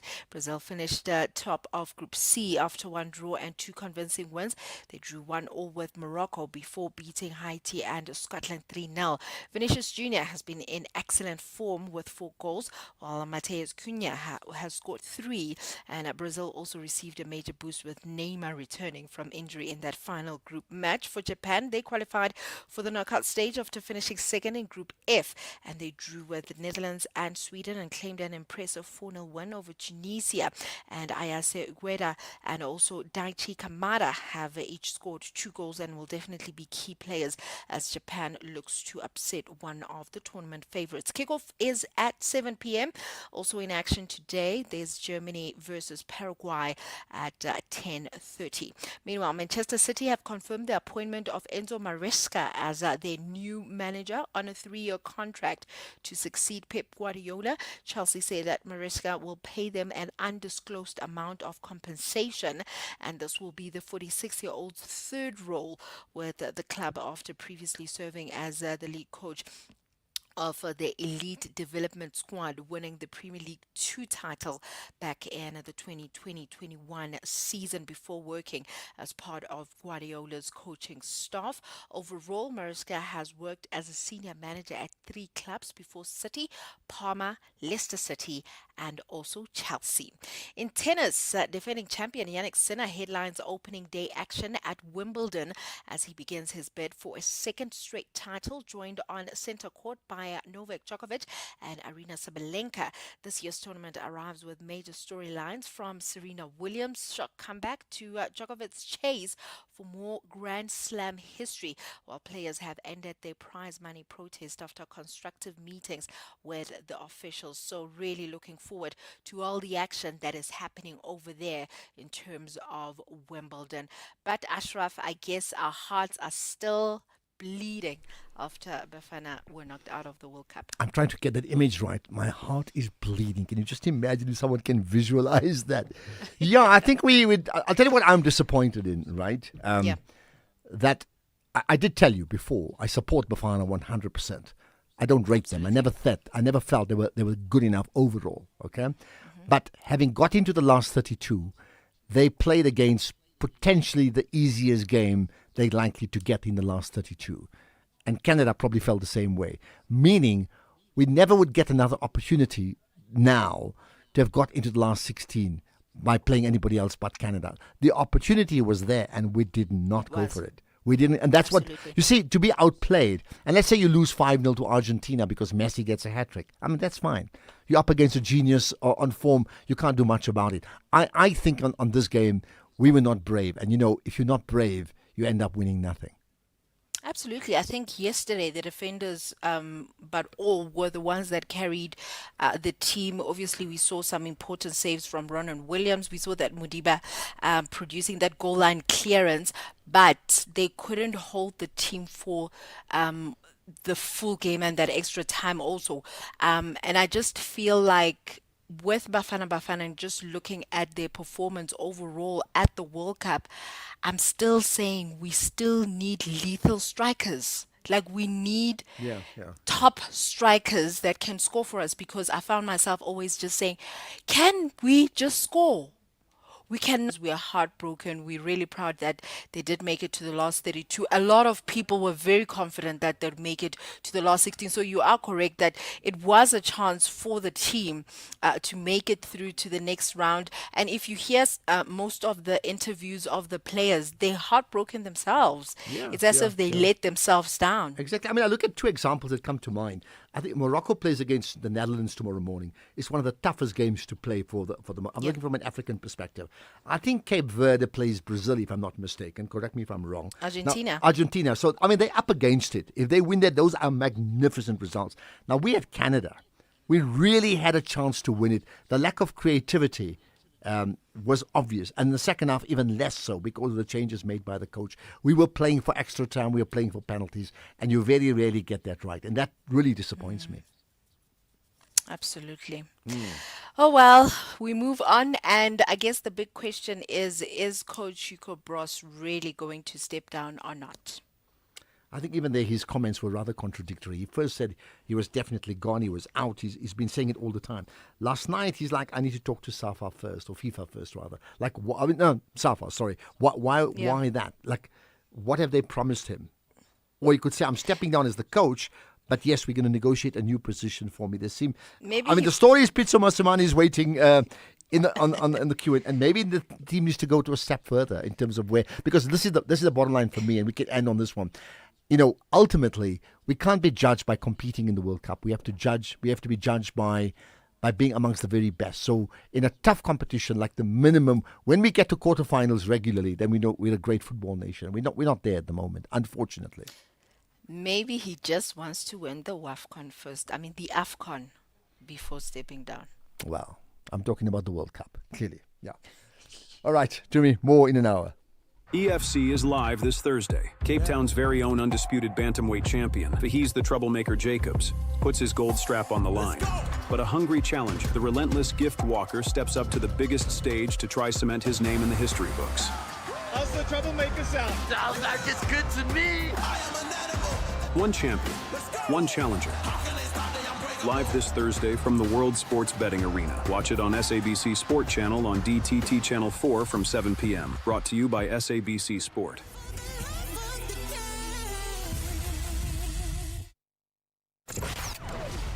Economic news on SAFM. Facts and figures you can count on.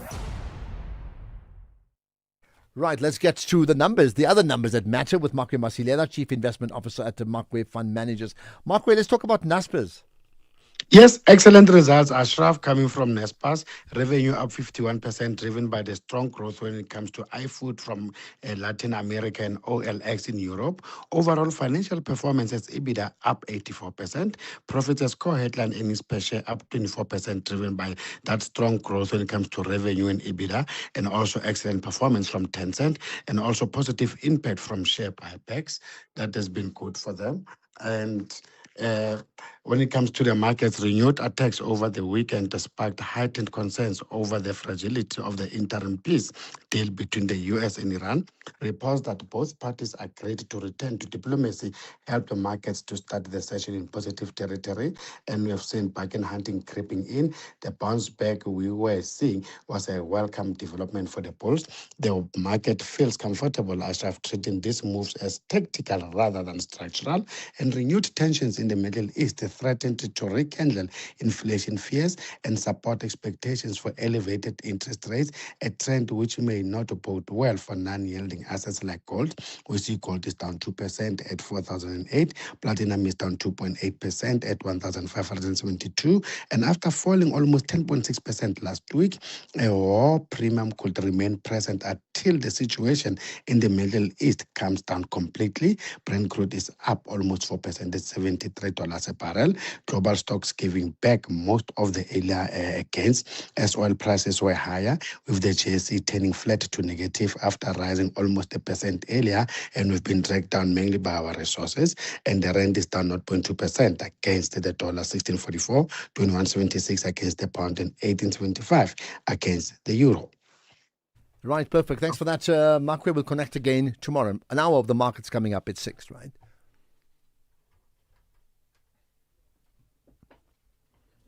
In fact, before we get to next, let me just tell you, we're going to talk about growing your business and important tools for you coming up just now. In the meantime, if your child's aftercare costs were becoming too expensive, you'd switch, right? So why pay more for car insurance? Switching to Outsurance saved 63-year-old Almero 417 Rand on his 2021 Ford Ranger. I thought the car's name was Almero, by the way, just so that you know. Get a quote now, and if Outsurance can't save you money, you ask for 500 Rands or 1,500 Rands if you've been claim free and with the same insurer for 3 years. So do it now. SMS OUT to 30754. That's OUT 30754. Licensed insurer and FSP. T's and C's and information available online. In fitness, as in finance, endurance is key.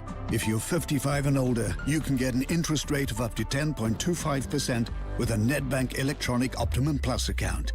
Now, feel the earn. Invest within 2 minutes on the Money app and get money fit with Nedbank. See money differently. Nedbank, we're a licensed FSP and registered credit provider. T's and C's apply. For more info, go to nedbank.co.za. Lava breaks through once more. They are relentless in their pursuit of a maiden World Cup title. They are carried by the nation, and they are unbreakable. Get behind Laura Wolfhard and her team as they compete in the 2026 ICC Women's T20 World Cup in England and Wales from 12 June to 15 July. Watch Shabneel Ismail, Marizan Cup, Ayabonga Kaka and company raise the game to new heights. Find out all you need to know at cricket.coza. This is Grow My Business on the National Pulse. Right, so once a week we look at a feature. Well, we have this feature called Grow Your Business. Why? Because we think it's important if you are in business, you don't just be in business and stay in business. You grow it, become bigger and better and more profitable, and then employ people and turn those who are unemployed into employed people. I mean, that's your cause. I mean, that would be great, isn't it? So how then do you grow your business? Some important tools we have. And today we chat to Pat Matlangu. I will know him as Pat on Brands, right? Who's a marketing expert, founder of the Top 16, Yoba, Youth-Owned Brand Awards, right? Pat, appreciate your time. Thanks for joining us on the National Pulse. Good afternoon, Ashraf, and good afternoon to your listeners. Thank you. I mean, I you know, and I know that I certainly know your journey a lot more personally than most people would realize. I've seen how you've grown. It's been incredible, right? Perhaps let's just start with this. What is it that you do? I build brands. That's the short answer. I call myself a brandpreneur, and simply because all my business interests and endeavors revolve around building and growing brands. So I run a marketing agency. I run a media platform that amplifies brands. I do events that put brands on a pedestal. So I live and breathe brands, Ashraf. Okay, great. So, and you do that very, very well. I know that too. Right now, we're going to pick your brain, however, about some points about growing your business. So, you know, many people really don't know how to cold call, right? What's your approach to that? For a moment there, Ashraf, the line. Yeah, many people who are in business, and I'm talking about like startups, they're unclear about how they can approach cold calling for more clients. How should they do so? Yeah, I mean, cold calling is an old strategy that was used before, but in the era of social media and digital platforms, a lot of people actually don't even take kind to receiving a cold call. So I think it's important that small businesses also look at other avenues in terms of engaging with their potential would-be clients.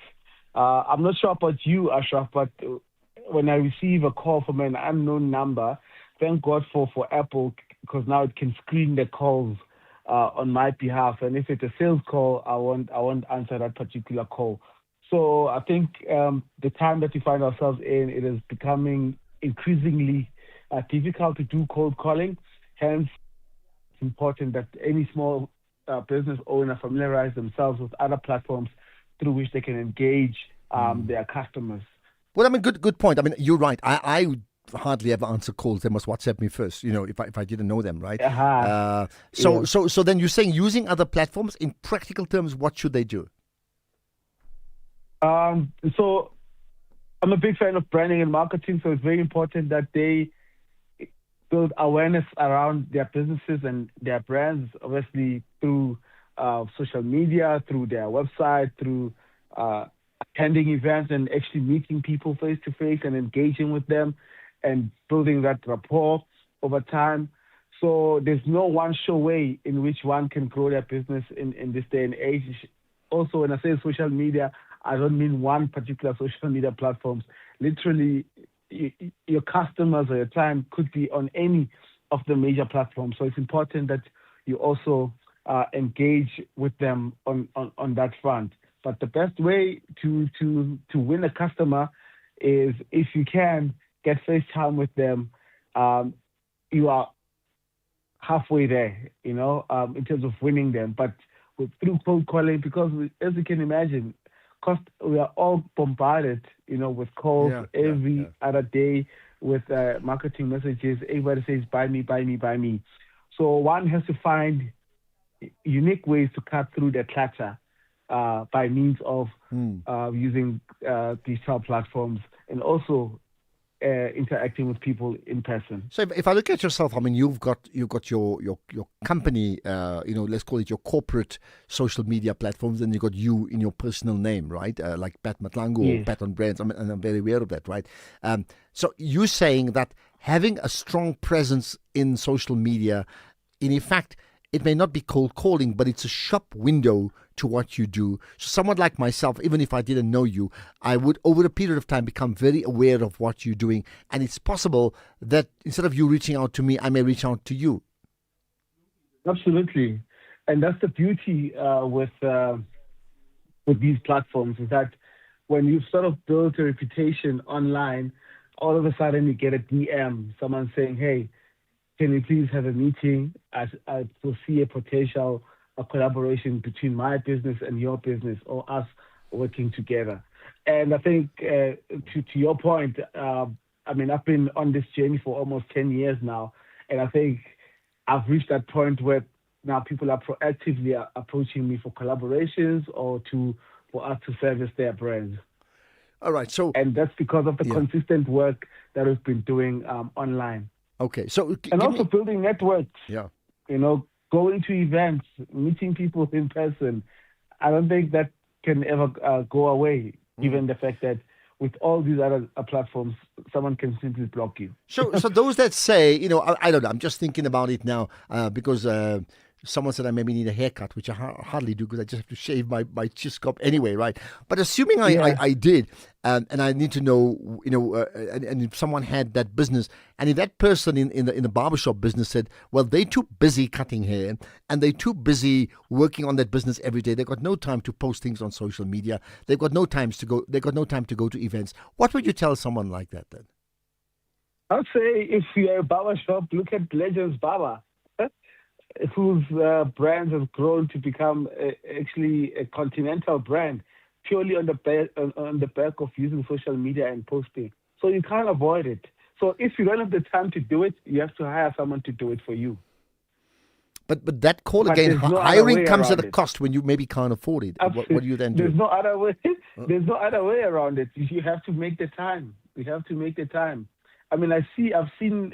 You are obviously familiar with the Yobas. Yeah. We've seen a lot of small businesses coming to the fore and really challenging the status quo and growing purely on the back of using social media. So there's really no excuse, to be honest, because all of us, I'm also right now, as you guys are calling me, I was busy with a report for a client, but this call is important for me to take and to engage with you.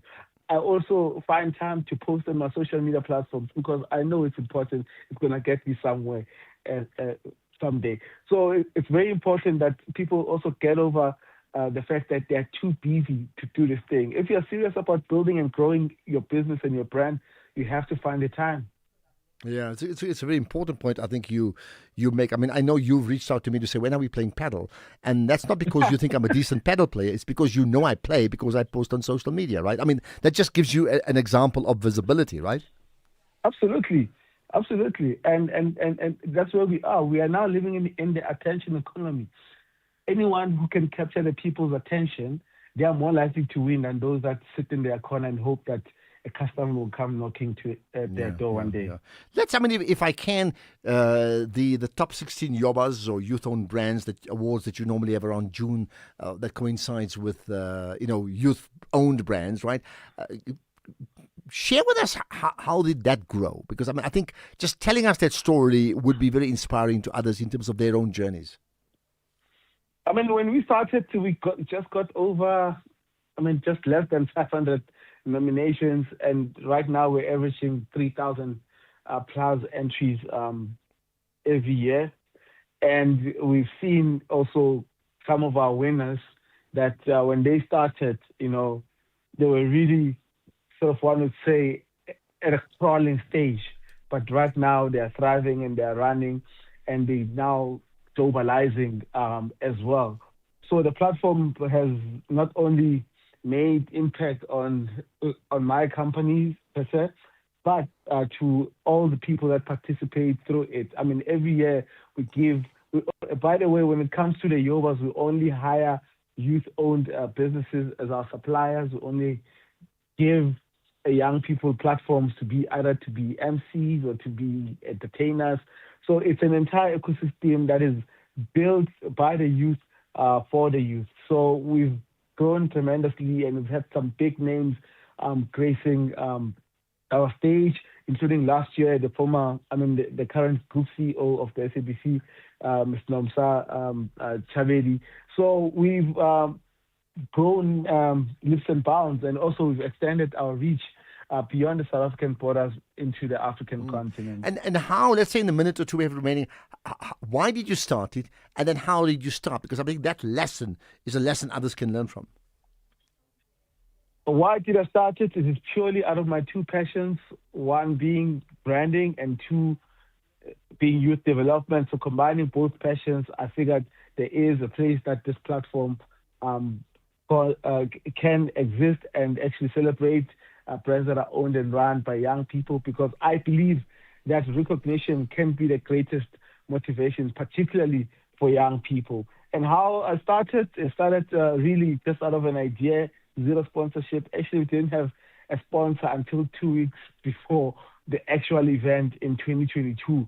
That goes to show you how much I believed in the idea, and I continued pushing. But I was lucky enough, though, that I had people like yourselves who kept on cheering me on. So it's very important that when you start something, also you surround yourself and you share your ideas with people who are willing to not only listen to you, but also guide you. And maybe just the last thing for a person listening wanting to grow their business. And they told you, Pat, how do I grow from small to good and from good to great in my business? And give me one piece of advice based upon your own experience that you'd like to share. What would that be?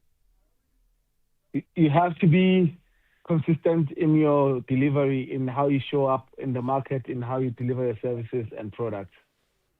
Well, you certainly have done. Consistency is key. Yeah, you certainly have done that. Pat Mahlangu, Pat on Brands, right? And the owner besides marketing company, the top 16 Yobas or the youth-owned brand awards. Appreciate your insights and you sharing it with the broader South African public here in how to grow their brands, as you've certainly done in growing your business. Much appreciate you engaging with me on the National Pulse. There we are. So that's Pat. We'll have another version of growing your business next week, and perhaps you can drop us a comment on social media or even an email. Tell us what type of things you'd like to hear when we talk about growing your brand or growing your business. Right, let's get the news now. It's 5 o'clock. Here's Greg.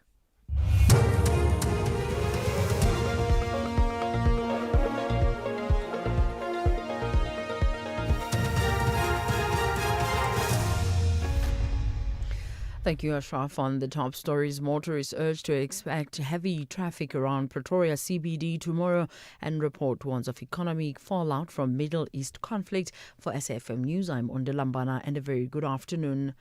Motorists travelling through Pretoria's city centre are being urged to expect significant traffic disruptions tomorrow. Hundreds of demonstrators are expected to march, calling for undocumented migrants to leave South Africa. Supporters of the March and March campaign will gather at Church Square before marching to the Sunnyside police station. Tswana Metro Police and the SAPS will be deployed along the route to monitor the demonstrations and manage traffic. TMPD spokesperson Isaac Mahamba says several roads will be affected and motorists encouraged to use alternative routes.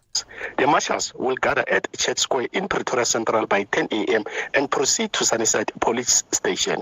There will be a drop-off zone for buses only at WF Nkomo Street and Bosman Street Church Square entrance.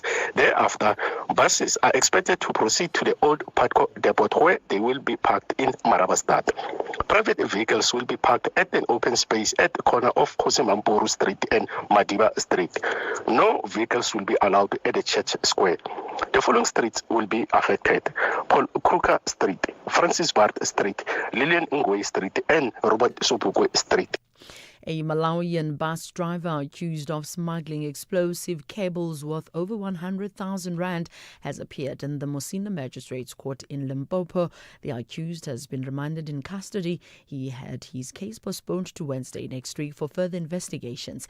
The bus travelling from Malawi into the country was intercepted by the Border Management Authority guards at the Beitbridge border post.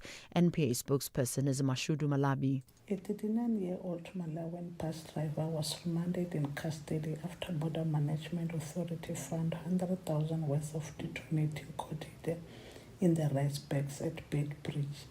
The accused faces possession of explosive and will return to court on 8 July 2026. The Madlanga Commission has heard that Colonel Francois Steyn allegedly took a loan of more than 400,000 rand from Radovan Kratcher, a convicted criminal who was believed to be an organized crime boss. This was confirmed by forensic investigator Paul O'Sullivan during his testimony before the Commission. Steyn, the Hawks Gauteng Provincial Coordinator for Narcotics Investigations, previously testified before the Commission about the Eratine drug case. O'Sullivan has further testified that he was surprised to see Steyn giving evidence before the Madlanga Commission in May this year, when he has allegedly been linked to Kratcher. Nearly fell off my chair because I thought he'd been suspended and dismissed back in 2013. And now I suddenly saw him sitting at this commission. I thought, wow. And now he's talking about drug trafficking. He was working. He was on the payroll of a drug trafficker, in my opinion, back in 2011 because he received this money from Radovan Kratcher. So now, suddenly, a complete turnaround. So I thought it was necessary to include mention of this, Commissioners. 4 people have died when a bakkie and a sedan collided on the R380 road outside Hotazel in the Northern Cape. The driver of the bakkie sustained injuries and is currently receiving treatment in hospital. Provincial Police spokesperson Thabo Litabe says they are investigating a case of culpable homicide. It is alleged that a single cab bakkie with 2 occupants and Volkswagen Polo with 3 occupants collided on the R380 road between Hotazel and Black Rock. 4 males believed to be between the ages of 30 and 50 years were certified dead at the scene. 1 body was reportedly found outside the vehicles, while 3 individuals were trapped. The driver of the single cab bakkie sustained injuries and was transported to hospital. A new UN Development Program report warns that the economic fallout from the conflict in the Middle East is forcing developing countries to spend heavily on fossil fuel subsidies, leaving less money for health care, education and climate action.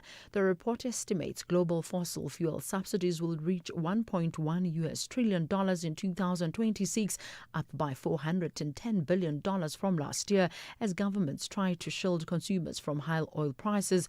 Shereen Bryce-Pease reports from New York. In a statement, UNDP Administrator Alexander de Cruz said many low and middle income countries were protecting people from rising energy costs, but at the expense of clean energy in an effort to keep economies afloat while already burdened by growing debt. The agency is calling for greater international financial support and accelerated investment in renewable energy to reduce countries' exposure to future energy shocks. The report warns that while fossil fuel subsidies provide temporary relief, they ultimately undermine climate and development goals, locking countries into high carbon pathways and limiting future investment. Shervin Ricebees, SABC News, New York. Recapping the top story, motorists travelling through Pretoria's city centre being urged to expect significant traffic disruptions tomorrow. I'm Wanda Lambana for SFM News and we'll be back with the headlines at 5:30. In sports this hour, Rassie calls up experienced Bok team for England game. Mudiba advocates for Hugo Broos to remain as Bafana coach, and South Africa qualify for cricket's Olympic return at LA 2028. More details at 5:30. SAFM, guiding you through the rush hour traffic.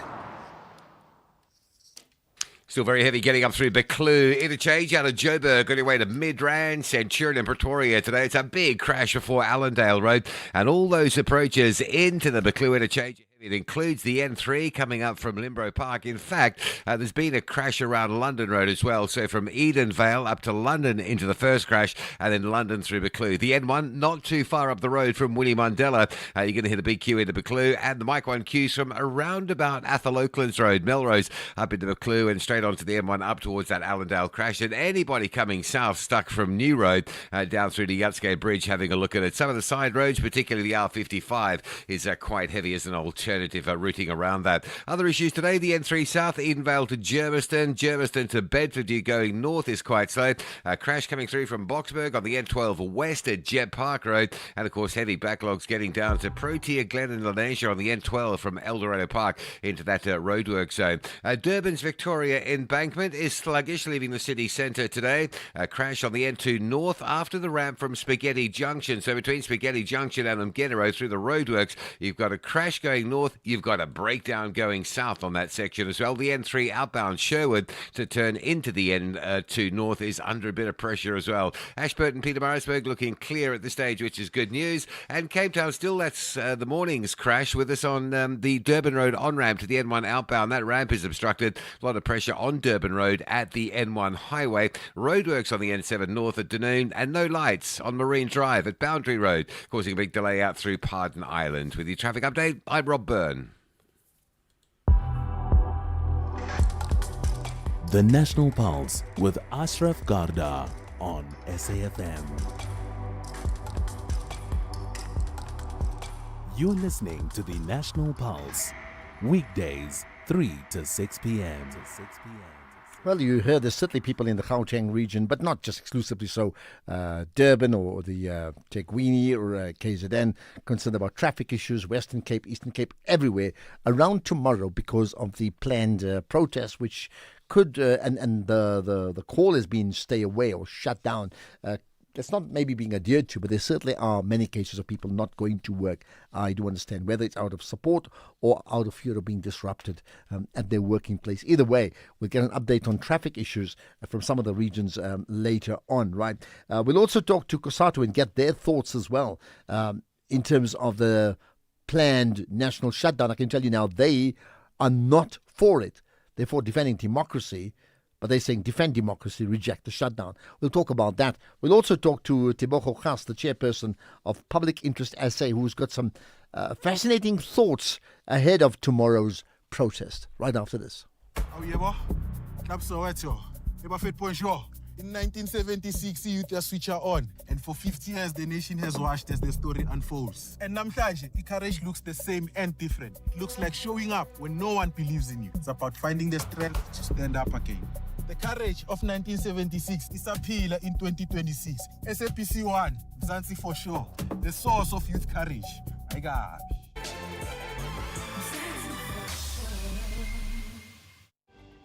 If you think you cannot afford a lawyer, think again.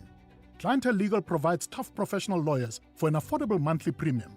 Our range of plans include cover for you, your spouse, children, and extended family. Plans include cover for civil, criminal, and labor-related matters. Whether it's protection orders, gender-based violence, uncontested divorce, or poor service, your Clientele Legal lawyer will be there to assist you. Our services are convenient. Simply pick up the phone and call your lawyer or send us an email and we'll get back to you. All plans include a bail benefit of up to 5,000 Rand and we'll go to the police station and pay it for you. Plus, Clientele Legal offers you 24-hour telephonic legal advice. Join today. SMS SAFM to 32195. That's SAFM to 32195. Clientele General is an authorized FSP and licensed non-life insurer. T's and C's online. Standard rates apply. Do you ever call you like to sell, but don't trust your uncle or your pal? Then we buy cars is just for you. Buying cars is what we do. We offer service with a smile. We always go the extra mile. Use a place that you trust and sell your car to us.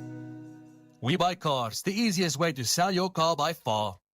You're listening to the National Pulse on SAFM. SAFM. Right, so we have this significant day tomorrow. It will be significant, whichever way you take it, because of the sense of how it has indeed captured the public's imagination in whichever way you interpret it. For those that are 100% supportive of the activist groups that have said, let's go out to the streets and protest against the foreign nationals in our country who are undocumented. There are others who are also saying foreign nationals, not even undocumented. I'm not saying in the same organizations. There are many sort of splinters that have emerged from different perspectives. There are others who are actually saying we're going to go to people and check them out, which we know is illegal, but they've claimed that, right? And there are others who are saying this entire episode is just wrong. They need to be documented. We've made a mess up for years, but you can't fix up 10 or 15 years of a mess in one day. In the same way, you can't fix up apartheid's evils in one day. There must be a whole process that's going to take place, and you can't have mass migration of people being shifted out of a country, and many talking about it as being inhumane and so un-Ubuntu-like, just not the way we should be doing it. So clearly people have different views on this. Now, talking about that, public interest essay, well, they're calling for peaceful demonstrations as nationwide protests against illegal immigration will be taking place. Maybe no surprise about the peaceful demonstrations. I would expect that. Having said that, the chairperson of Public Interest SA is Tebogo Gas, and he's got some important insights and thoughts around some of the pronouncements being made. Tebogo, appreciate your time here on the National Pulse. Good day, Ashraf, and thank you for having me. Thank you. Right, now, first things first, I mean, calling for peaceful protests or peaceful demonstrations, I mean, that's not really a surprise. Why do you find there's a need to actually even pronounce on that? Is there a reason that you believe that it may not be peaceful? Well, we are doing that deliberately because there already there has been some saber rattling from the acting Minister of Police himself, Feroz Kachalia, in which he has called the public protest disruptive. Of course, by their very nature, public protests are disruptive. He should know better because that's what he was doing while he's a student at VES, and that's what we were also doing while students at Natal University and elsewhere. So public protest intended to be disruptive because until you disrupt the status quo, the listening faculties don't seem to be excited enough to generate a response. So that is so we mustn't try to denude or to remove the agency of the protest organizers by trying to say they mustn't be disruptive. And then secondly, it is Section 17 of the Constitution provides for allows provides for the right for every citizen to lawfully protest, as long as you are not armed, as long as you are not causing harm to limb and property, you are protected by the Constitution. It is the duty of the police or law enforcement agencies to actually ensure that that happens in a peaceful, there's no disruption, there's no violence, either by those who are participating in the strike or those who are fighting against the strike. It is the duty of the state to provide that type of safety, not the actual organizers themselves. They can only go as far as warning and imploring the protesters or their supporters to actually act in a manner that is consistent with the law. And that is what the organizers of the March and March protest have always been. Now, there's also the issue of the narrative, how it is being characterized. Many people, many mainstream media, they actually disingenuously refer to it as an anti-foreigner protest, which is not the case. It is not the anti-foreigner protest, as I understand it. It is a protest against illegal immigration. And immigration has got two connotations. First of all, it points at government, those who are responsible to implement the laws. It says, we are against what you guys have been failing to do. And as you rightly put it, it has been like this over the years. I mean, it's not something that happened overnight. But to the extent that it is happening and to the extent that the state has got the power to deal with immigration, the protests are directed at them. The protests are not directed at individuals. The protesters themselves do not have the right to actually ask for identification. That much, I think, has been clear. Yes, there would be rogue individuals who do that. There are rogue people, individuals who are tribalist by nature, who will use opportunity to try and advance their ideals. But that is not what this protest is all about. So let us disabuse ourselves of the notion that we are not, as a country, sympathetic to those who found themselves here, but it is not an excuse to remain in a country when you know that you've already broken the law. But having said that, it doesn't mean that you must be treated inhumanely. In other words, you must still be accorded the same human rights that pertain to everybody. Okay, so let's break it down. I mean, firstly, on the issue of the right to protest, I think that's pretty straightforward, right? But you're saying, and tell me if we're quoting it correctly. I mean, you mentioned Feroz Kachalia talking about them; they must not disrupt. Did he also refer to them as the enemy? Yes, he did. By actual words. And what did he actually say? Yes, he did. And after this, I'm going to send you a screen grab. I checked with his communications director or manager, and she confirmed. I checked with the chief of staff. She confirmed that indeed those words were said by him. But in saying that they're the enemy, who would be the enemy? I mean, would the enemy be a protester, or would the enemy be someone who takes the law into their own hands? That's not. He didn't qualify it. He just said the protesters broadly. That they're just like he's going to be tackling protesters, just like what's his name? This South Korean military. Person was actually quoted as soon. Now I'm getting. All right, it's fine. I mean, we'll get the right names just now. It's okay, right? Yeah. Let's then talk about the other part. He used that military general's quotation about dealing with an enemy. By that, he was saying that while he was doing the demonstration of the police preparedness ahead of this, saying we're going to treat them as an enemy and we must neutralize them before they actually even the strike happens. Okay, that is not how you handle your fellow citizens. All right, I got that now. Narrative. You spoke about mainstream media. I mean, we may well be part of mainstream media characterizing this as an anti-immigrant march. Now, we've had many conversations with people who are not just supportive, but who are key leaders of marchers. And I'm not saying necessarily March and March, but it could be others too, right? I can tell you now, just about every time we've spoken, the key word that comes out of it is either an illegal foreign national or an undocumented foreign national. What I'm saying to you is they've put that on the agenda, not anybody else. Why would you think that the media has done that? No, both terms are not factually incorrect. Both illegal immigrants and undocumented immigrants can be used interchangeably. I'm talking about the anti-foreigner it's like we are against foreign people. In other words, we are against people visiting South Africa. Or you say, come as a foreigner, but come lawfully. I've traveled the world, and every time I go to whether it's China, India, or US or Europe, I must apply for a visa and present myself accordingly and make sure that I'm documented, even know exactly which hotel or household I'll be staying at and for how long I'll be there.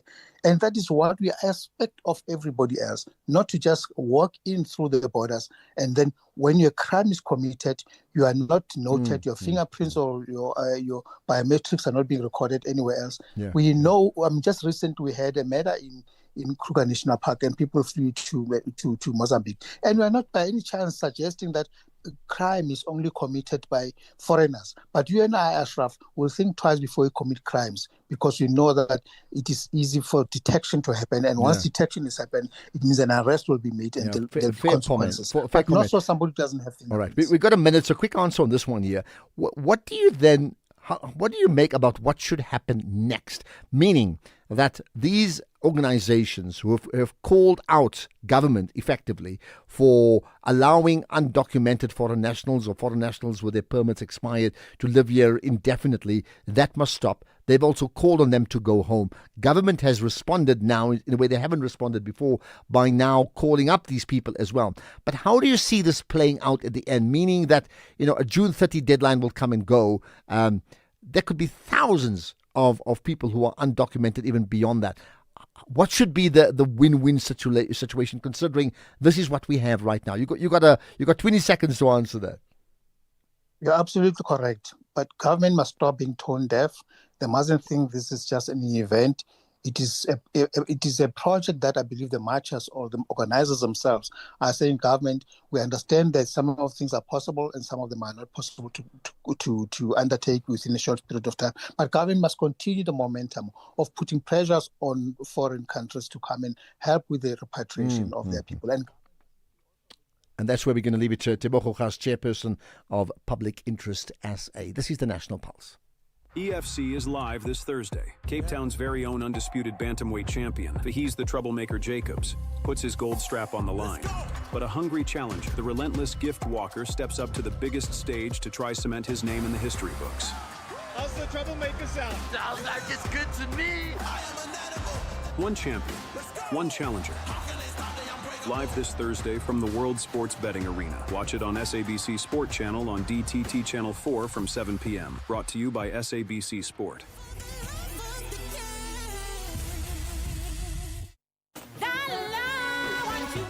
Zanzi, get ready for your chance to win big. This Friday, you stand to win over 180 million rand in total estimated Powerball jackpots. That's over 180 million rand that could change your life instantly. Watch it live Friday at 9 p.m. Will you be SA's next multi-millionaire? Get your ticket now. The National Lottery. More plays, more chances, more millions. Players must be 18 years or older. Play responsibly. The National Lottery is officially operated by Sizakaya.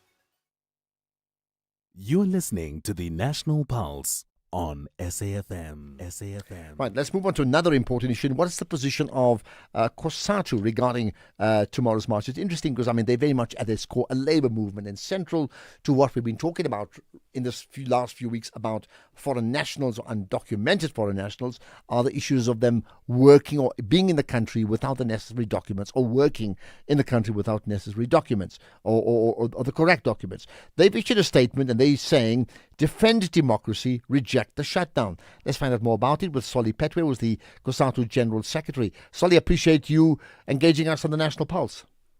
Thank you very much to you and your listeners. All right. Why the need for a statement that says defend democracy, reject the shutdown? Well, the need is that we must defend democracy, meaning that all of us must respect the laws of this country, that no one has the right to call for a national shutdown without following the due processes.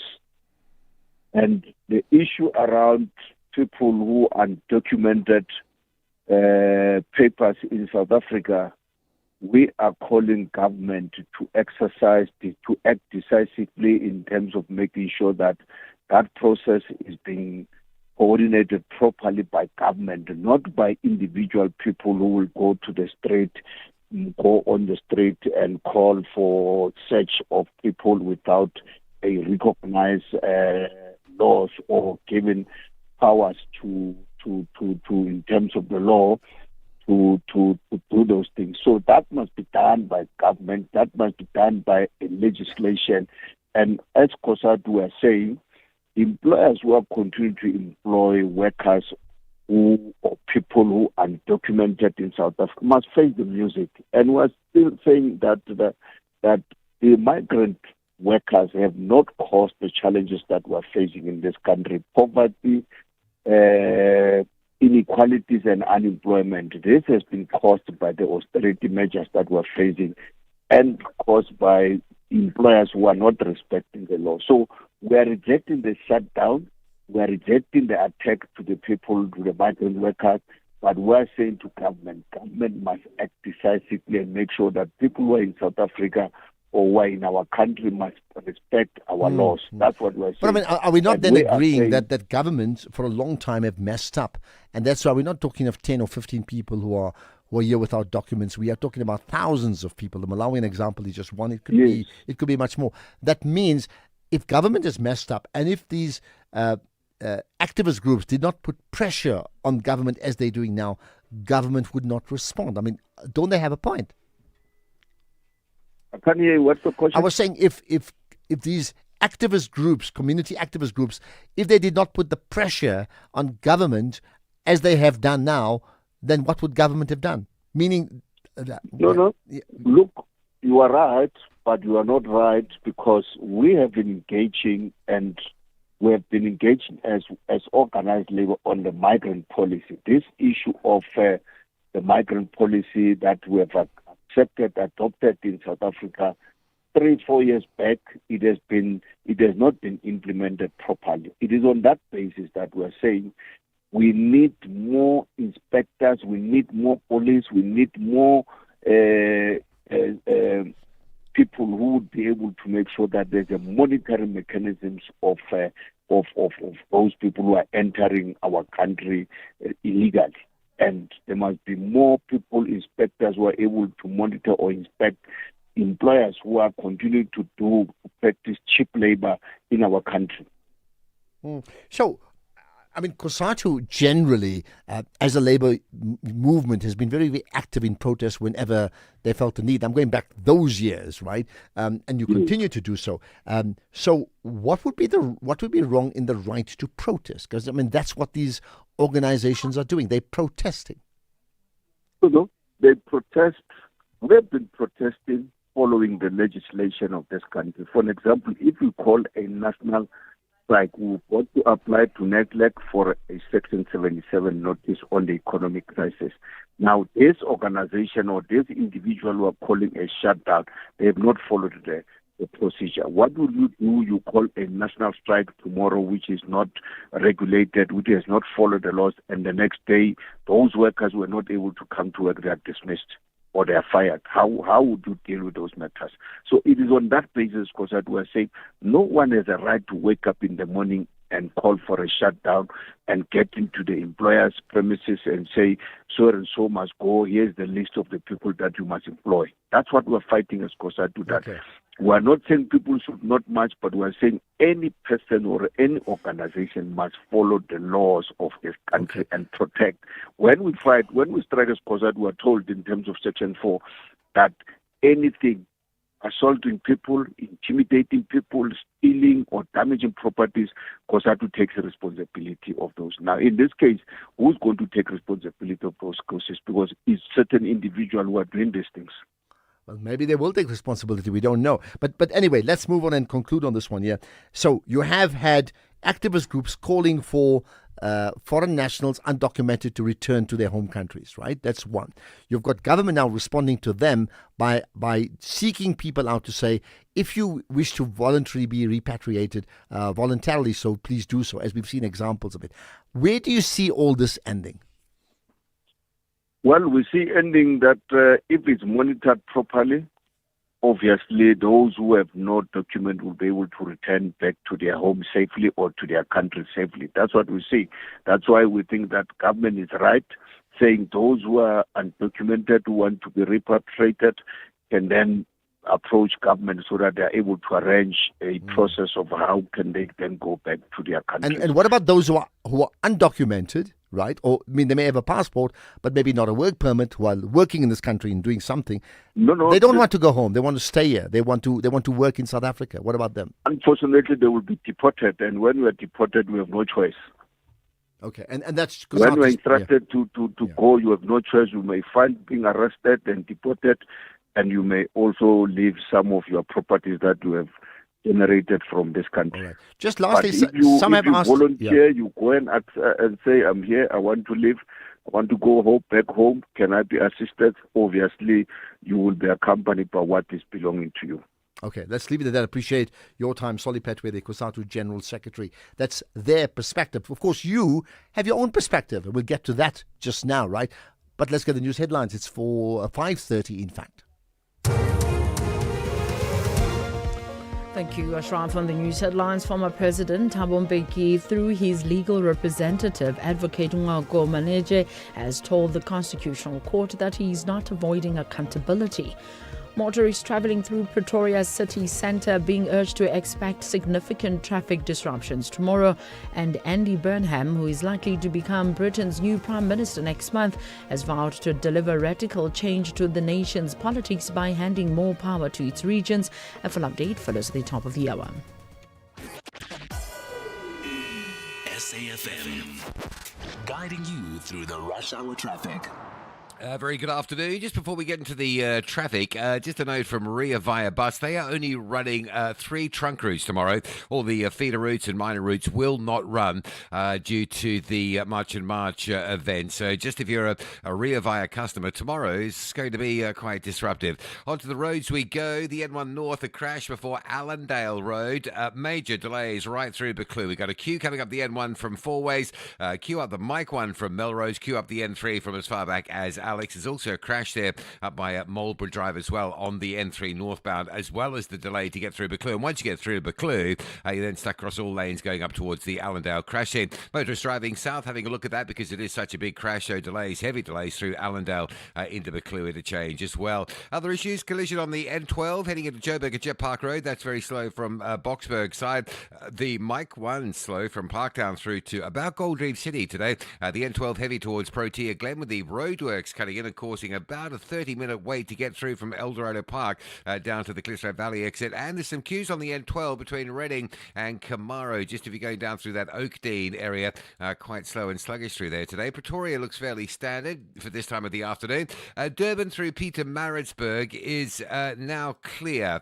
No problems along the N3 corridor. That's the good news. The bad news is the crash scene on the N2 North near Westwood Mall. So getting through Spaghetti Junction on the N2 up to Mgeta Road is very slow. That includes delays on the N3 outbound from Sherwood to join into that N2 North. Victoria Embankment, solid, leaving the city centre out towards the M4 highway, the Southern Freeway. And Cape Town still dealing with that truck crash. Durban Road on-ramp to the N1 outbound. So a lot of pressure on that Durban Road bridge across the N1 highway. Marine Drive, no lights at Boundary Road. That's heavy through Pardon Island on your way to Milnerton. And the M5 North is clogged up from the N2, running up to the Kuberg interchange. With your traffic updates, I'm Rob Byrne.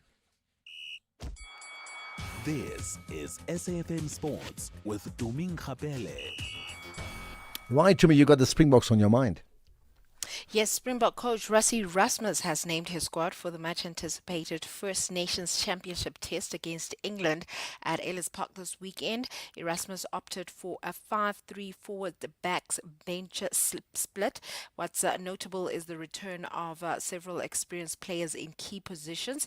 Cheslin Colby, Jesse Creel, Jasper Visser, Peter Steff, Detroit, Sia Kolisi and Oxen Che remain in the squad, and they are joined by several returning first-choice players including Damian Willemse, Damian Dialandi, Kurtley Aronson, Manny Lebok, Eben Itzebeth and Malcolm Marks, all of whom will start. Scrum half Grant Williams and Lock Ruan Norkia who were regular starters from much of last season, also strengthened the lineup, and Erasmus says he expects a fierce contest.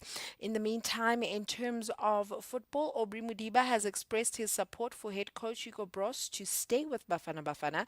Mudiba says that Broos has unfinished business at the Africa Cup of Nations and has positively impacted the team's mentality by instilling belief and fearlessness.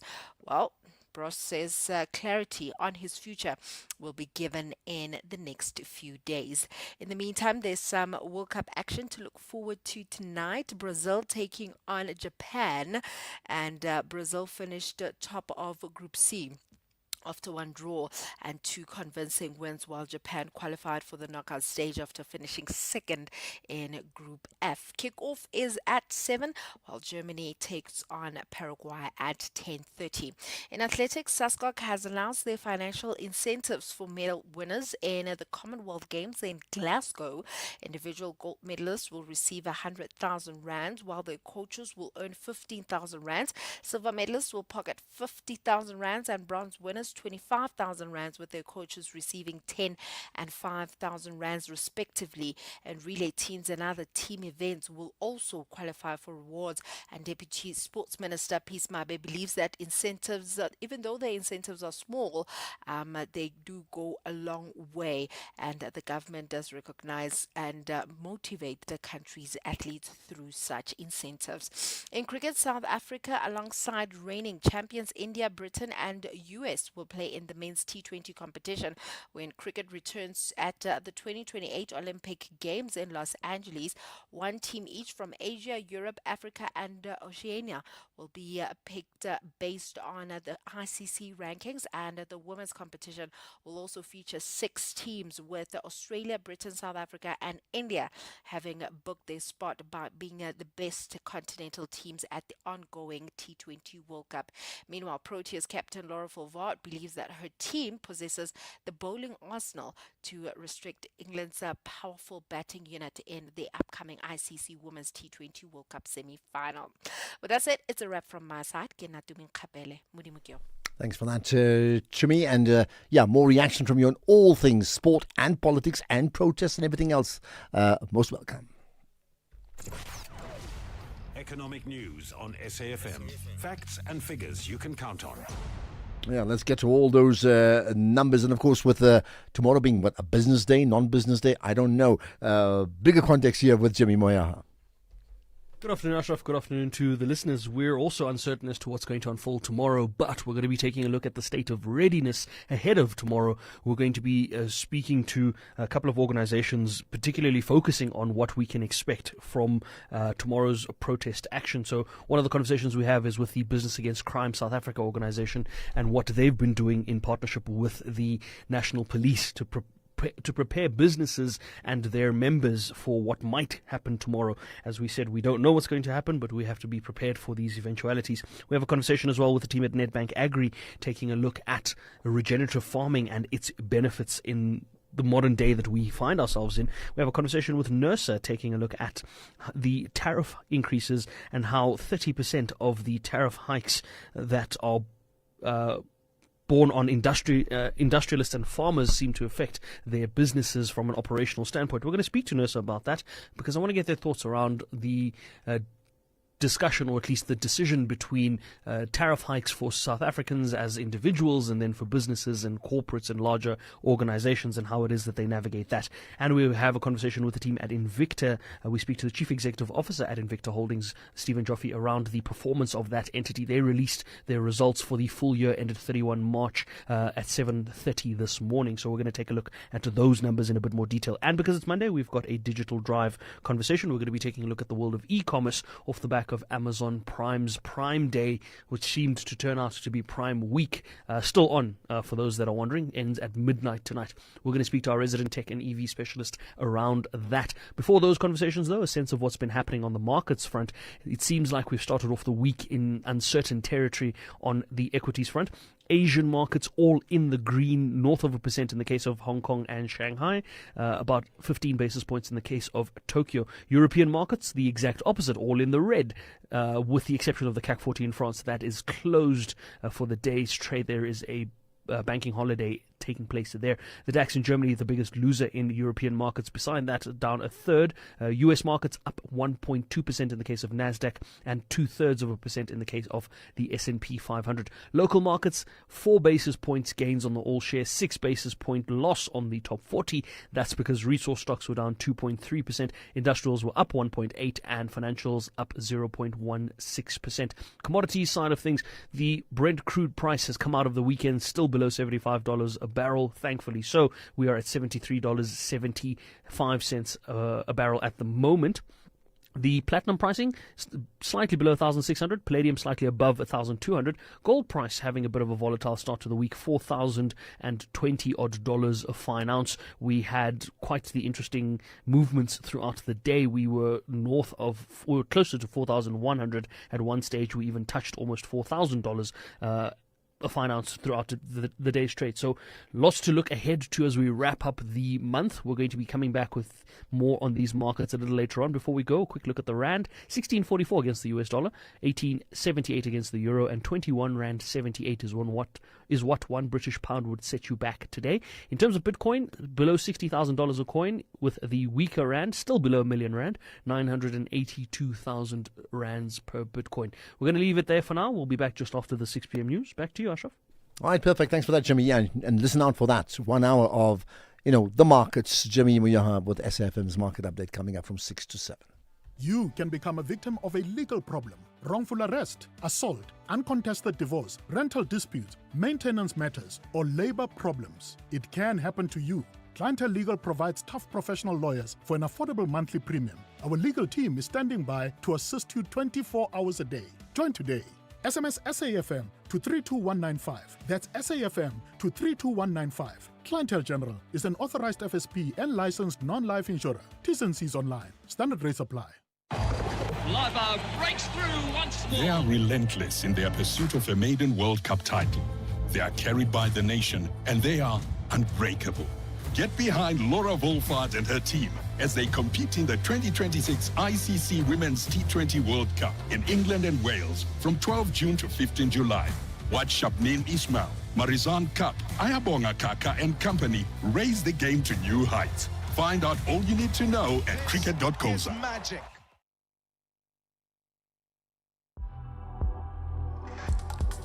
Ashraf Garda on the National Pulse. Okay, let's. In fact, what we'll do is I mentioned to you about traffic restrictions in many parts of the country tomorrow. So, what are the plans? You've heard on the news the city of Tshwane is one example. We'll get to Joburg just now, but in the meantime, I need to go to Harry Smith first with Tsokolo. Hi, Tsokolo. Hi, sir. How are you? Yeah, I'm very good. What's your point? Yeah, no, my point is, as well, this thing of that's gonna happen tomorrow. I think government now they can start thinking about us, because they were not thinking about us. They were just thinking about themselves and their family. They've got businesses on that side.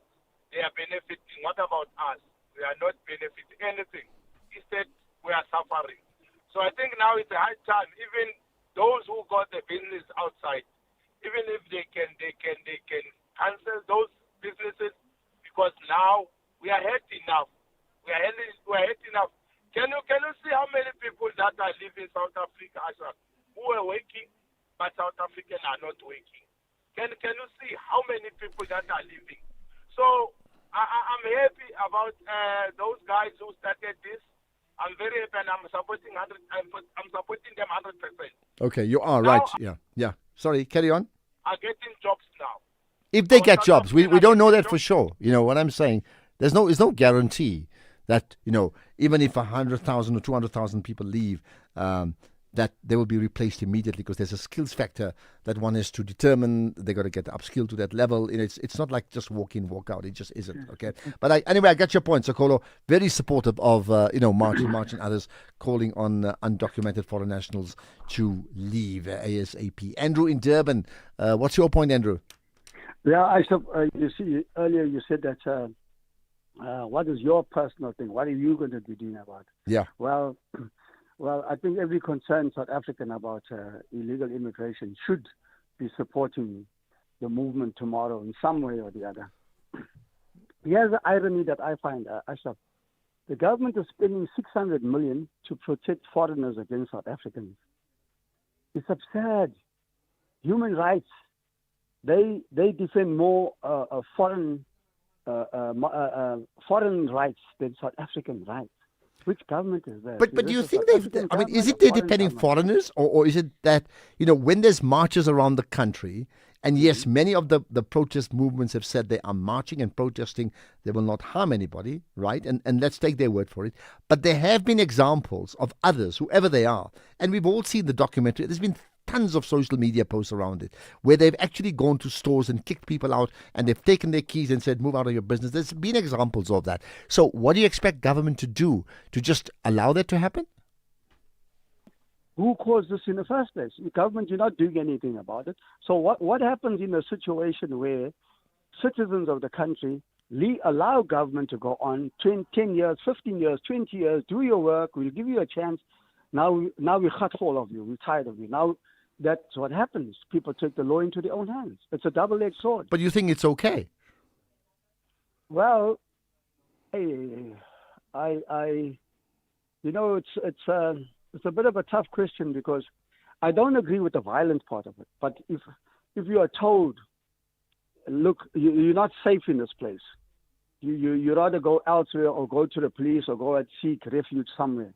But that's then a you better threat. do that. Can you imagine if every one of us threatens every one of us, every other person, because we feel we have a view and we're right and they're wrong all the time, and we don't have law and order? Ashraf, there's so many justifications about this and that and why we should be doing this as a country, as a people, Ubuntu, and it's not working out, man. All those things are not working. The black African people in this country, Ashraf, are worse off than ever before. The black African people, and who's in charge? Mostly black African people, leaders. But what do they do to their people, man? Yeah, but then maybe the targeting should be government. If government is in charge, you remove government, don't you? Andrew, thank you for that. I think you've made your point very, very clearly. Let's get to, in fact, we're going to get an update on what's happening in the city of Joburg regarding traffic restrictions for tomorrow, right after this. Your colleague's car was stolen. Now they're spending their lunch break using ChatGPT to translate what their insurance actually covers. Turns out it's not theft. Meanwhile, you're enjoying your toasted cheese because Santam's comprehensive car cover includes theft and hijacking from the start. You insured nice, not twice. Get car cover online or call 0860 444 444 to get a quote. Santam, this is freedom. Santam is an authorized FSP, a licensed non-life insurer and a controlling company for its group companies.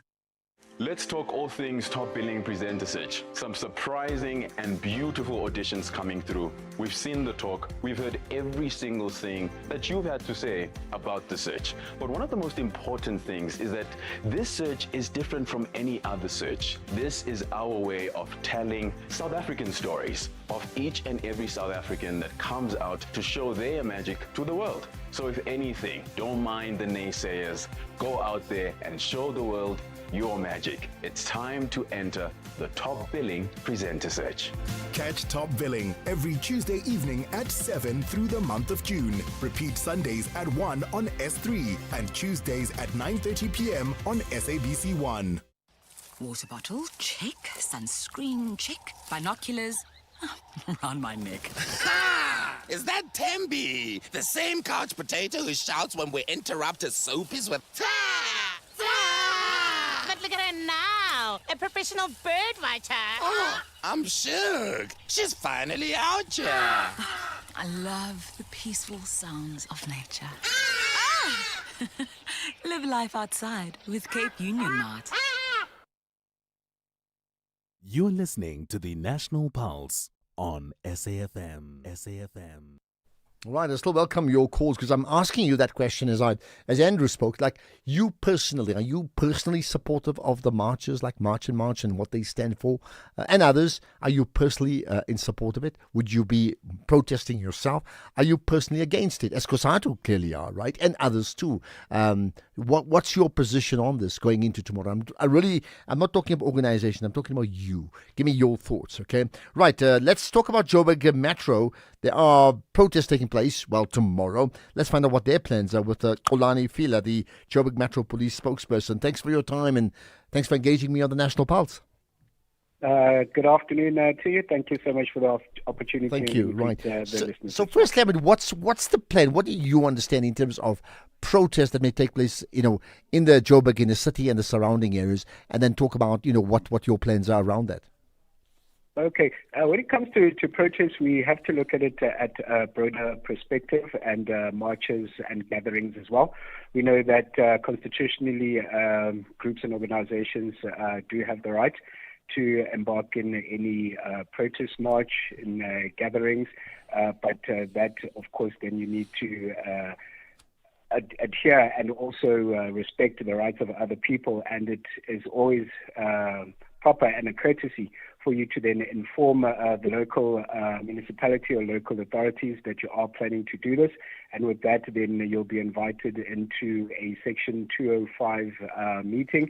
That's for the Gatherings Act, where you'll sit down with these stakeholders, plan your route, and that's where the law enforcement will then either give their numbers for deployment and check which routes will be affected, and to assist with the traffic management and also safety and security. And then we do have spontaneous marches and gatherings, which then people do have the right under the Constitution. But it is important that when you are then embarking on your spontaneous march, you do adhere to the same T's and C's as a person would when they've been applied through the city. Things like not intimidating other people, not acting in ways of violence, carrying dangerous weapons as well. But within the city, we know that tomorrow is a big day, and it actually has been a busy weekend with various spontaneous marches that have been taking place. In Soweto, just yesterday, there were a couple where groups converged at the Kliptown Square, and then they moved to various police stations to hand over the memorandums regarding illegal immigration. Today we had the same as well in Jabulani in Soweto, and they moved to Protea SAPS to hand over the memorandums. We also had gatherings outside China Mall in the Amalgam area and also in Orange Farm. So we'll be looking out for those spontaneous marches and gatherings as law enforcement. But of course, we do have ones which have been applied and approved by the city. Previously, there were 3 marches, but now it has been reduced to 2 to cause one of the organizers, which are called the Labor and Civil Organization, have then cancelled their march. So we're only having 2 from March and March, and also from Mayabuye Youth Activism Movement. The March and March will then be taking place within the Johannesburg inner city.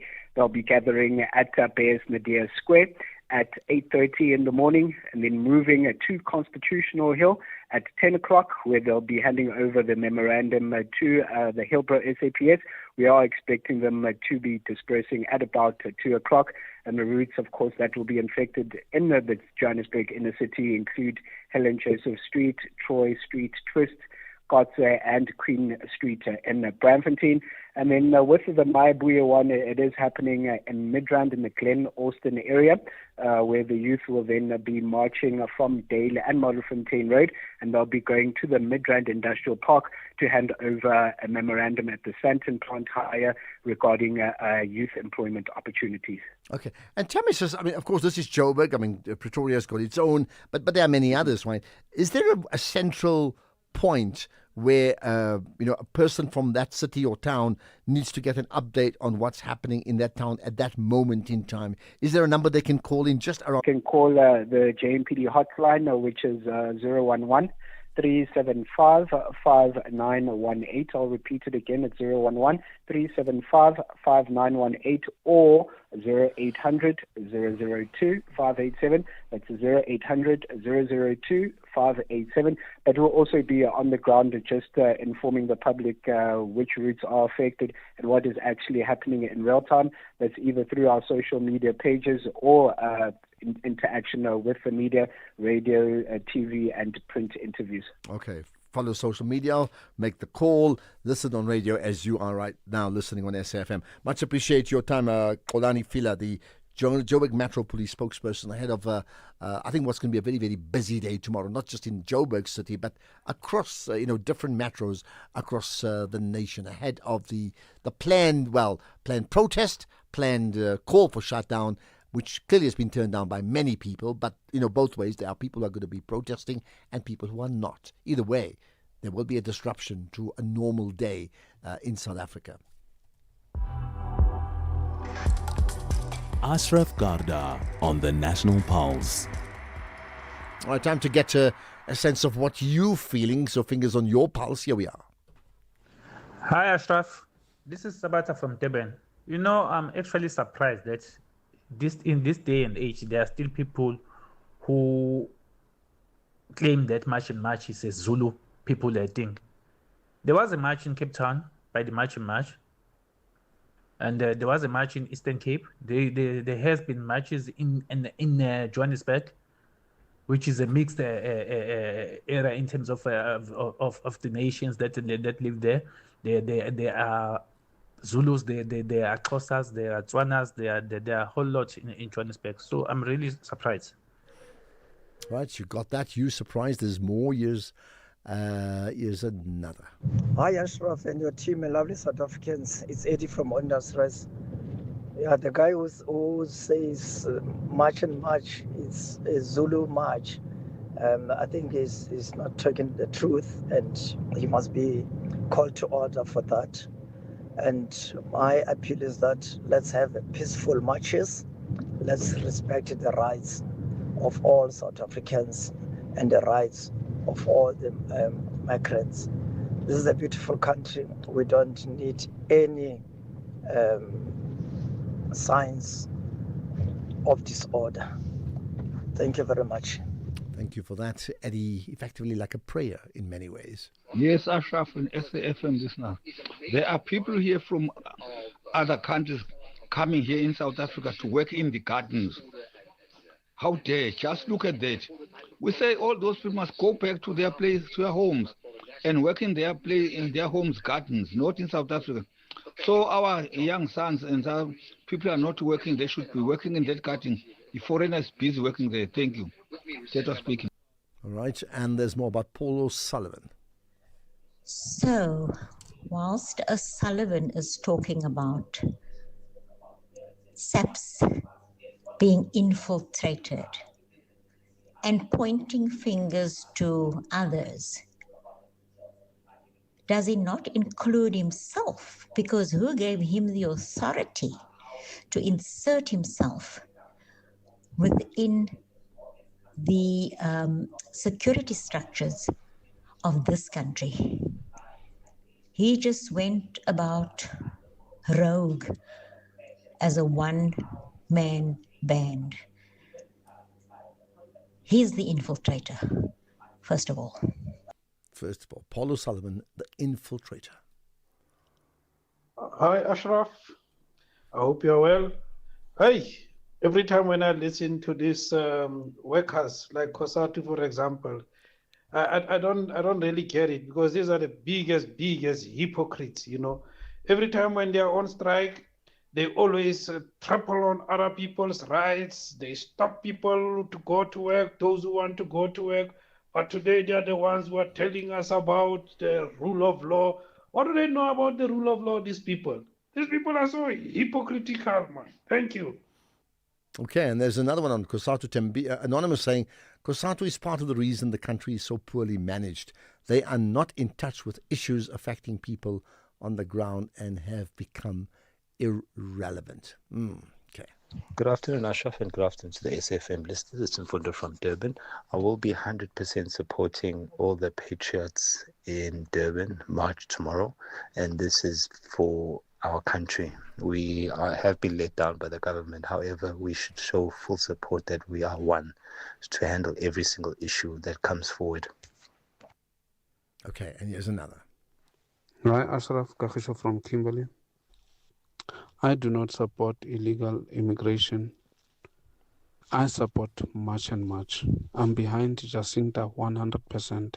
Nobody has articulated the grievances of South Africans the way she's done. Nobody captures the essence of how South Africans feel better than Jacinta.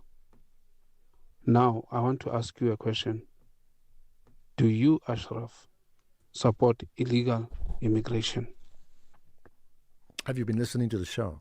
I think I've said, and we've said as a general rule, immigration, I think, is an important, migration is an important, it's the most normal thing in the world, in fact. Illegal immigration is not. And that has been allowed by South Africa government, and then the whole culture has seeped in over the years. So it's not right. Does it have to be changed?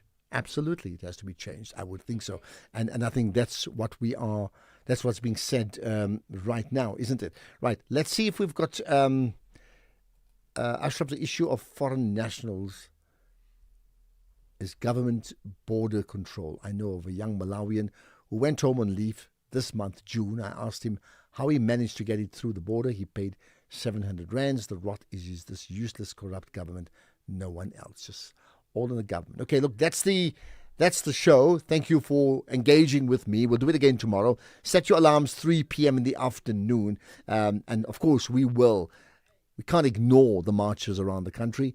We will cover it in different ways, and the traffic and the disruptions and the high roads and the low roads that may emerge from all of that. So thank you for listening in, and we'll talk tomorrow. Goodbye. It's time for the news. It's 6 o'clock.